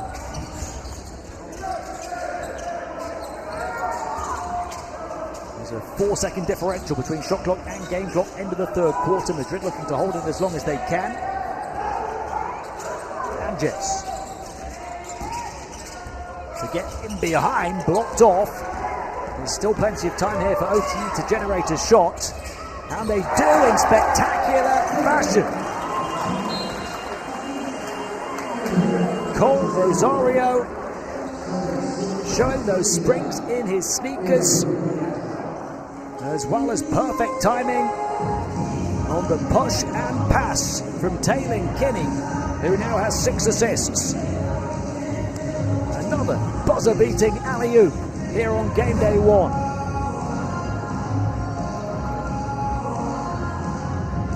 At the end of 3, Madrid 76, Overtime Elite 69. A big 26-point third quarter for OTE.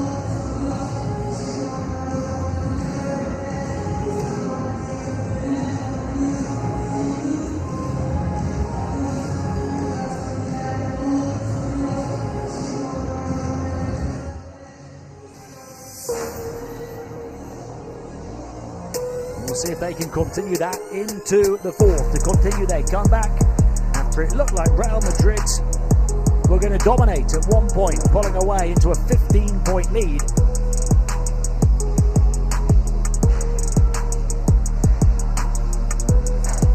But that came with key OTE players on the bench, and with them back on the court, they found their second win. With Kevin Savage on court, OTE are plus 11. With Asher Elson, they're plus 8. Having to manage the foul trouble of those 2 players. But they've kept themselves in the game with a big finish to the third quarter. Real did put the brakes on the comeback. After their lead had been cut to just 3 points, they're back up by 7. You can see 7 more 2-point attempts now than 3-point attempts for Overtime Elite. That important because they were struggling first half, taking way more 3-point attempts and missing the vast majority of them. They targeted the interior with their attack, more so in the third quarter.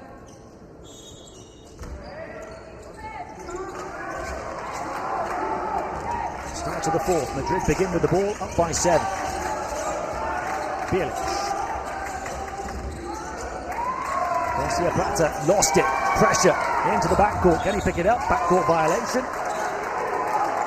And Madrid's 19th turnover. Now, the possession count categories heavily in OTE's favour. Madrid have now committed 5 more turnovers than the Americans. And the Americans have grabbed 4 more offensive rebounds than Madrid. So plenty Plenty of extra shots for OTE. Now they're going to earn themselves a shot to win it, a shot to shock the whole competition as they close the gap to 5 points. Nelson again crucial to the cause, 13 points, 6 rebounds, 3 steals in 17 minutes for him. Having to manage early foul trouble, but he's avoided picking up his 4. That could be the key for OTE. Underarm harm for Garcia Plata to the hopes of Overtime Elite completing that comeback. 7 to get, 9 to play. Taylor Kinney, a game-high 7 assists now. 5 rebounds, 8 points. Might be a triple-double threat through the course of this competition at some point. Umadush has found a way to score after a slow start now as well. 17 points to lead all scorers. Despite going 0 of 5 on the outside, he's now been able to attack the interior like his team to go 6 of 8, as well as 5 of 5 at the foul line. Madrid's outside shot off. A wrestling match for the rebound. A jump ball is the call. Ignacio Campoy's double-double is now 11 points, 15 rebounds.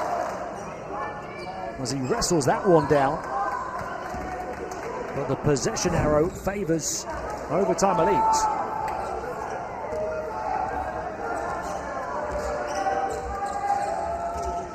So 29 PIR for Campoy. The 3-point shot is off. With an offensive rebound again. Umadush couldn't quite get the roll of the rim. Off the back of the 17th offensive rebound for OTE.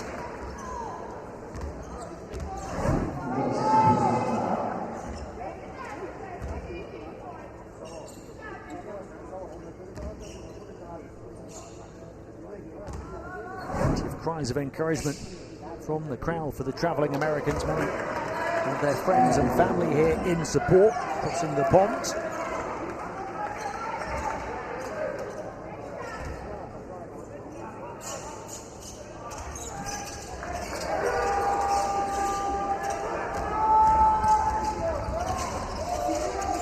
Quick corner 3.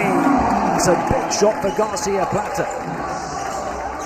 He's only played 9.5 minutes, but he's got 9 perfect points and a couple of steals. Able to cancel was Alson. And a 17th rebound for Campoy. Garcia Plata attacking and getting fouled now. But Ignacio Campoy with a big rebound for his team, because Overtime Elite have had so many offensive rebounds off missed threes. That time Campoy protects his team's backboard. Now has 17 rebounds, including 6 offensive rebounds. And Madrid could go back up by double figures.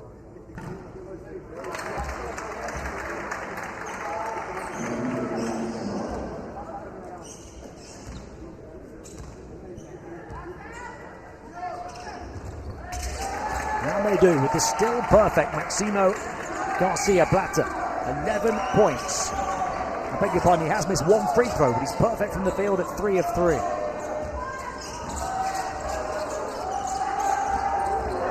Kinney breaking ankles and banking it in. Taylor Kinney gets his 8th assist as his teammate goes glass for the score.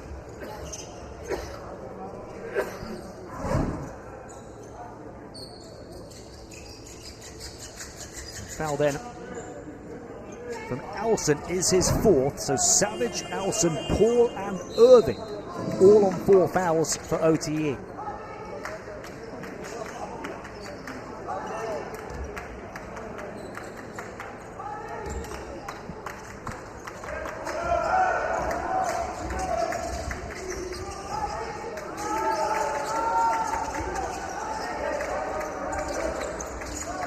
All right, left unguarded, won't shoot the 3. Garcia Plata, he certainly will. Gets inside. third foul on OTE in the first 3 minutes of the fourth quarter. It's tough to take for them. Only one foul to use the rest of the way before they start sending Madrid to the line.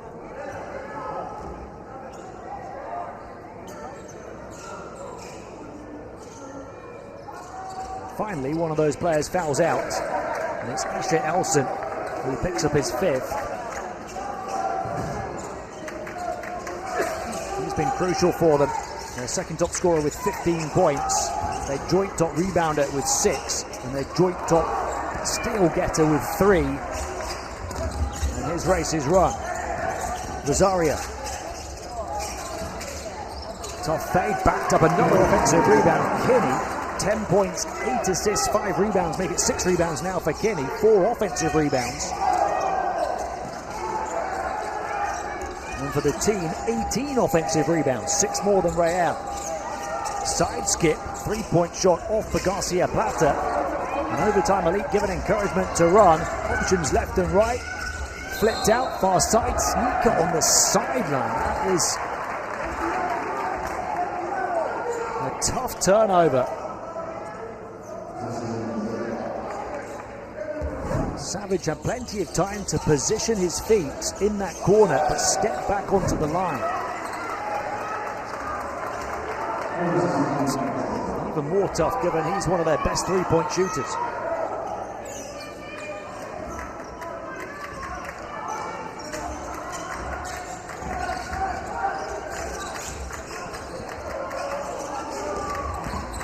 They're only down 6 though, and they get the ball back again. Traore the rebound.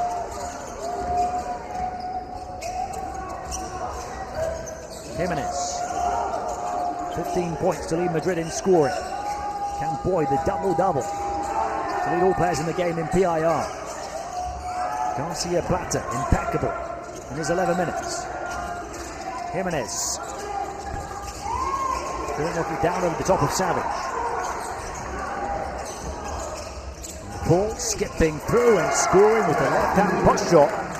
Colin Paul up to 10 points. Only 10 players for OTE on the roster. 6 of them now scoring in double figures. And spread it around. 6 players between 10 and 17. Madrid have 4 double-digit scorers, 1 more on 9, and 2 more on 8. So both teams have been really well balanced on the offensive ends. It's a 7th rebound for Kinney. So he's now got a 10-8-7 performance.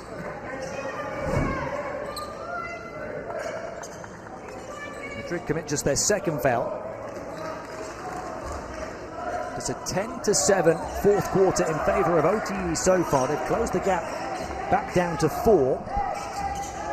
They've trailed by as many as 15. The kick out, the push to the corner. Umadu's big 3, and he gets it to get them within a whisper. Well, it's not a 3. Got a right foot on the line. Seen many of those today. Here in Group B in particular. That one certainly is a 3 if it goes. It doesn't.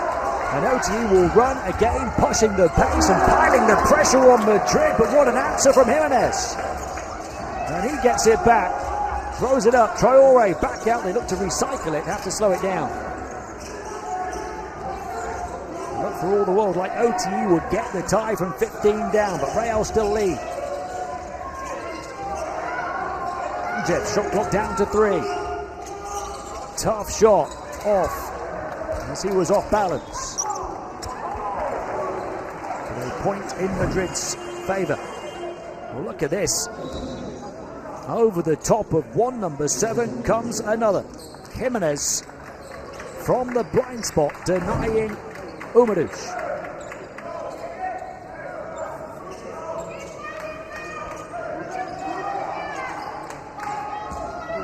What a play that is in an offense-orientated game on the defensive end down the final stretch from Jimenez. Umadush the rebound, another chance for the tie for overtime elite. Rosario trying to switch the shot, forcing to the miss in doing so. That Real lead dangling by a thread. They've led by as many as 15, and on 2 occasions now, Overtime Elite have been within touching distance of tying. The chase back block for Jimenez, and then the close shot from Rosario. 3-point shot this time, an Overtime Elite miss. 3.5 to play. The score here for Madrid would feel significant.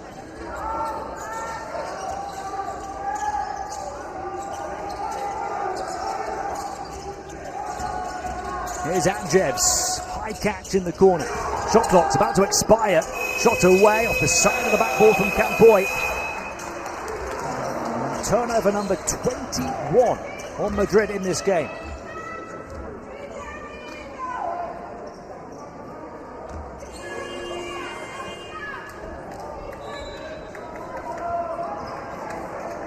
They're going to go to the benches for a timeout with 3 minutes and 11 seconds to play.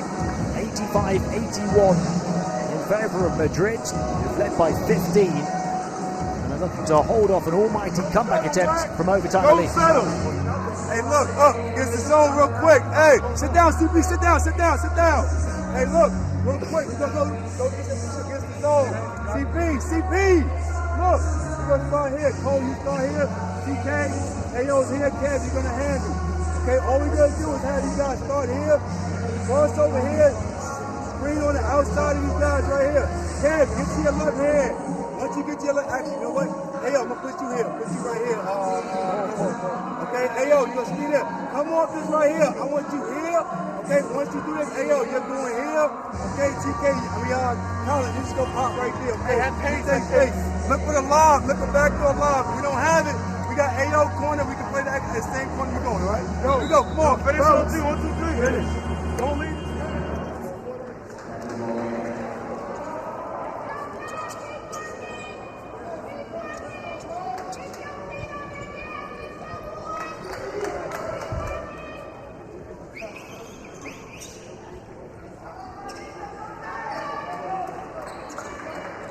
This group started with the shock of Žalgiris beating Inset. This would be a bigger shock if Javier Juarez's record and reigning champions Madrid were to lose to Overtime Elite. That's still very much a possibility. Evan Savage back in on his 4 fouls.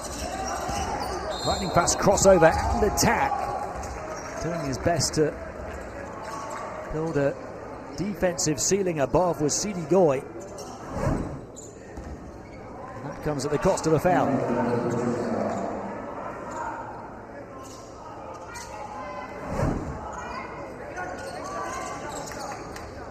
Kinney's inbound, 10, 9 and 8 for him now. Flirting with a triple-double with 3 minutes to play. Kick across, Umarush. Over the top of Goy.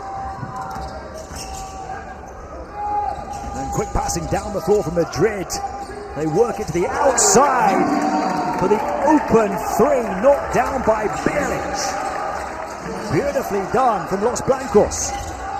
7 the lead. A huge shot because it makes it a 3-possession lead with 2.5 minutes to play.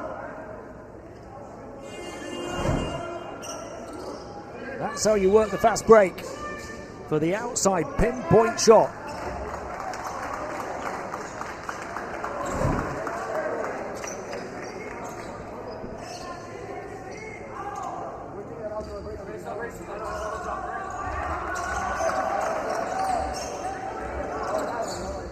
Savage.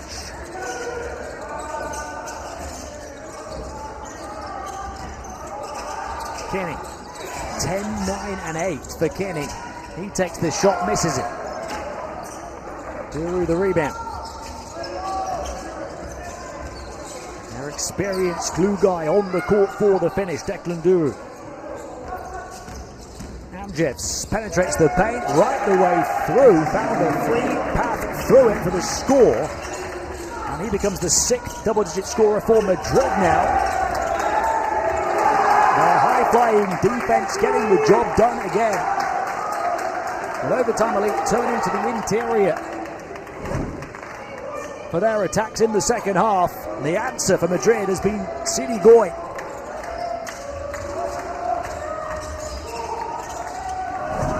Have they slammed the door shut on an Overtime Elite comeback now? A chance to go up by double figures.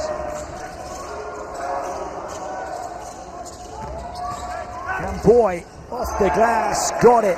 13 points for him, and 11 the lead for Madrid. Surely they put the comeback attempt of Overtime Elite to bed. And Goy again dominating the airspace. Sidi Goy with his 4th block of the game and his 2nd in quick succession. That improvement and that alteration in offense for Overtime Elite in the second half, deciding to attack more of the interior after their torrid display on the perimeter in the first half. Sidi Goy making sure the paint is shut for them down the final stretch as well now.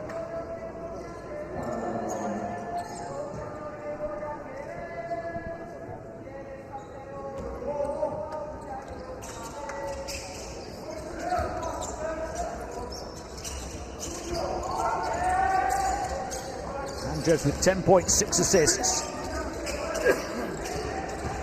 Goy putting his opponent in the spin cycle. And he'll go to the line for 2. 10 points, 5 rebounds, 4 block shots for Sidi Goy. Savage, the 2nd player to foul out. Quickly followed by a 3rd in Colin Paul. So Savage, Alson and Paul are all done now. Overtime Elite down to just 7 available players. Josh Irving on 4 fouls as well.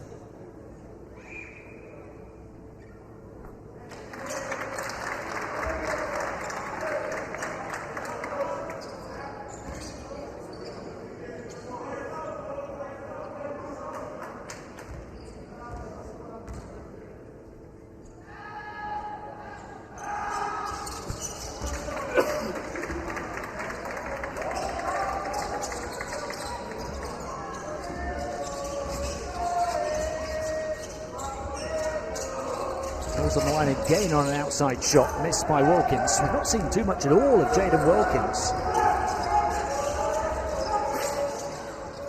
He's struggled so much on the perimeter, and he's one of their best 3-point shooters. Although he goes 0 of 2. He did class that one as a 3, but I can tell you his toes were on the line. It was a miss nonetheless. 13 the lead for Real Madrid in the final minute. They will start the defense of their ANGE crown with a win. 94-81. 18-12 fourth quarter.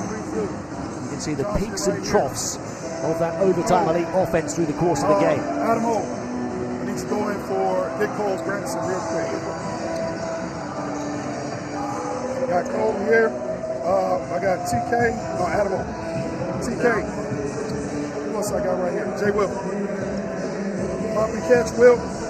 After catching, TK's coming to get it. Cole, you screen it. Josh screen outside. Get him here. TK, you're trying to turn the corner. You 2 guys will pop it for spray outs. Yes, sir. Here we go. Fellas, defensively just got to pick up, man. And double the ball screen right in. Hey, double the ball screens come in. Hey, finish yo, finish your thing. 1, 2, 3. Finish. Let's go, yo, come on. We can do it.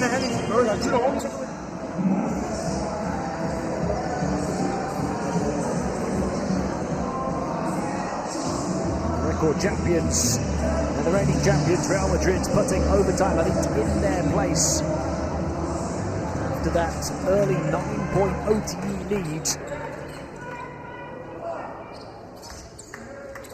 Attempted a comeback from 15 down for OTE, closing the gap to just a couple of points and missing a couple of opportunities to get level.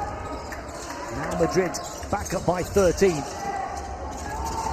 And time about to expire on Overtime Elite's attempts to find the right combinations.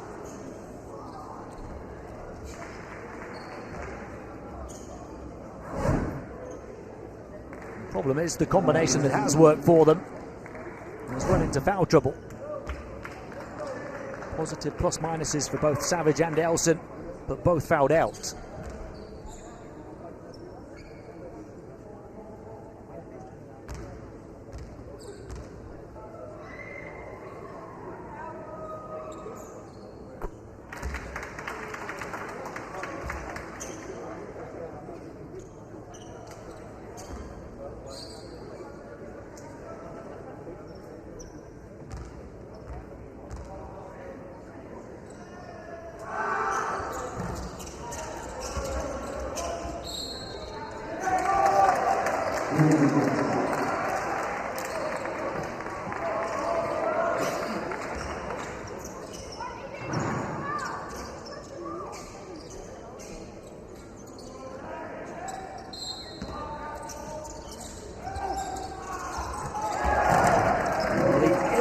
Pass for a free flying Goy to hit 15 points, neck and neck with Jimenez for the top scorer for Madrid.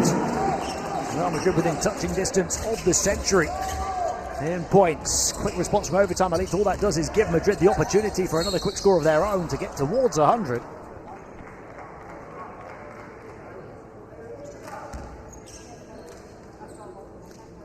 So have a chance with 25 seconds still to play to get to 99 from the line with Bjelic. He could become their top scorer if he makes both. He's got 6 assists, 14 points, 5 rebounds, Bjelic.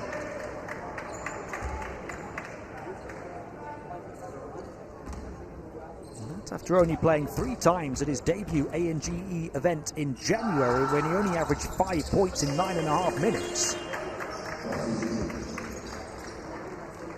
The 17-year-old Serbian announcing himself really on the ANGE scene here. Breakout performance from him in the first game of the finals.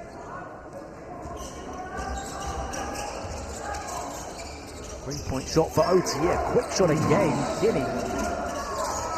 14 points, 9 assists, 9 rebounds, but they give Madrid the chance to hit the century. And an unsportsmanlike foul has been called. Overtime elite, we're not thinking about, well, look at that, a tug of the jersey from Umadush. Overtime elite were just thinking about the quick shots, the last 2 possessions. They weren't thinking about holding Madrid under 100.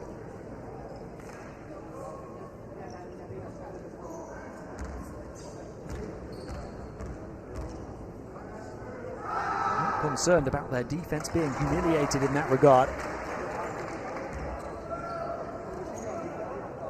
Boy misses the first of a pair, but Madrid will get the ball back off the back of them due to the unsportsmanlike. So if they play their cards right, they should have the final possession of the game. Boy, 14 points, 18 rebounds. To put that in perspective, nobody else in the game has more than 7 rebounds. In fact, Kinney's got 9, I beg your pardon, but nobody else more than 7. Underneath the 9 of Kin.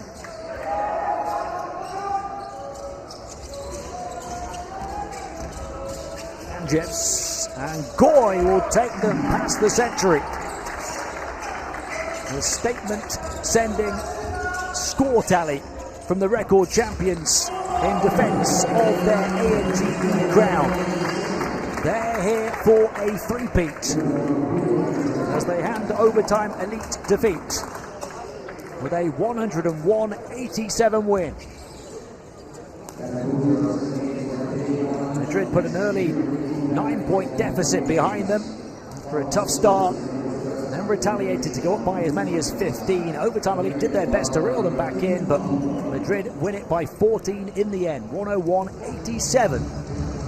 With as many as 6 scorers in double figures. They're by the 17 points in the end of Goy, with an almighty 14-point, 18-rebound double-double from Cap Goy.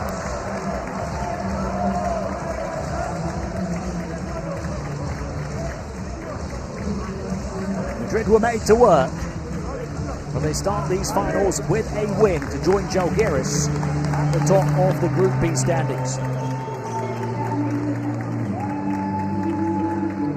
17 for Goy, who was 5 of 6 from the field, 7 of 10 from the line, 15 each for Bielich and Jimenez, 14 for Campoy, 11 for Garcia Plata in just 12 minutes, and 10 points, 8 assists for Adrians Angevs.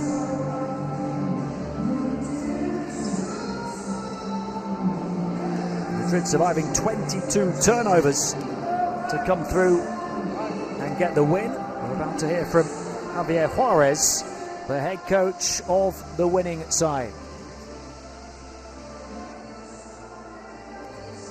Coach, congratulations. That was a really hard fight. First game is always tough. Your thoughts about this game? It's a tough game. We play against good, better players. Our problem is don't know like a team because it's impossible to do a scouting this kind of teams. The first game is his energy, the full court do that you need a lot of energy during 40 minutes. It's true that we score a lot of points, but they do very good offense, they very good players, and I'm really happy with my players because in the clutch moment they stay focused. We start with the first win, that is important. You guys lost in the final of the U18 Spanish Championship. You come here as the two-time reigning champions. How do you think about the sort of mentality of your team? For us, it's normal. Came here because we win many tournaments in Europe, and it's possible lose games, but when you play for this club, you know the more important if you receive a bad game is wake up and thinking in the next game. We players are ready for win all games. Let's go with that. Thanks. Yeah, thrown in at the deep end in some respect. Javier Juarez's team not able to really scout and prepare for overtime elite. Bit of an unknown quantity at this level, but they come through, pass the test with flying colours, win by 14. Really tough game against a team that you really didn't know very well. Your thoughts about the team's performance? Yeah, it was a very difficult game. They were really fast. They shot really good. We have to make a very good defense to win the game. It was a very tough game, and this is what we have to do. Now think into the next game. You guys lost a lot of firepower, a lot of talent from last year's team. There's a lot of players back who won those championships as well. Talk about the motivation and confidence to get another victory.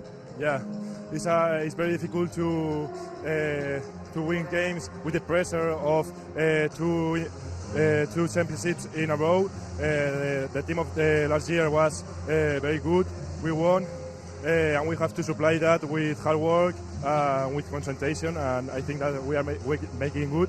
And now we have to think in the game against Algiers tomorrow, keep going to go to the final. Good luck there.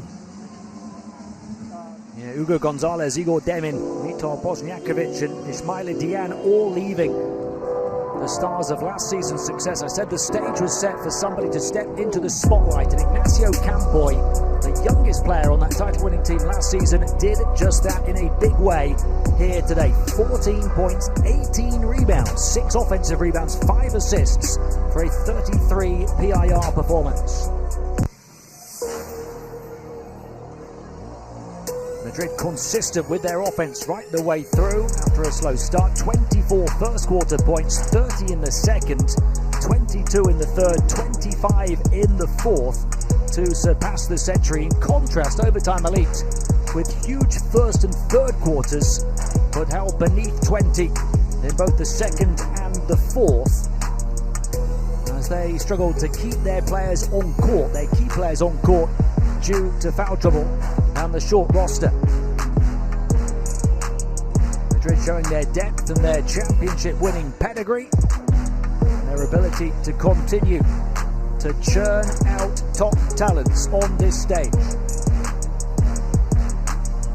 Sidney Goy, who was a part of title-winning teams over the last few years, 17 points to lead them. Now looking to be the main man at centre. 6 rebounds as well and 4 block shots for a 28 PIR, second only to Campoy.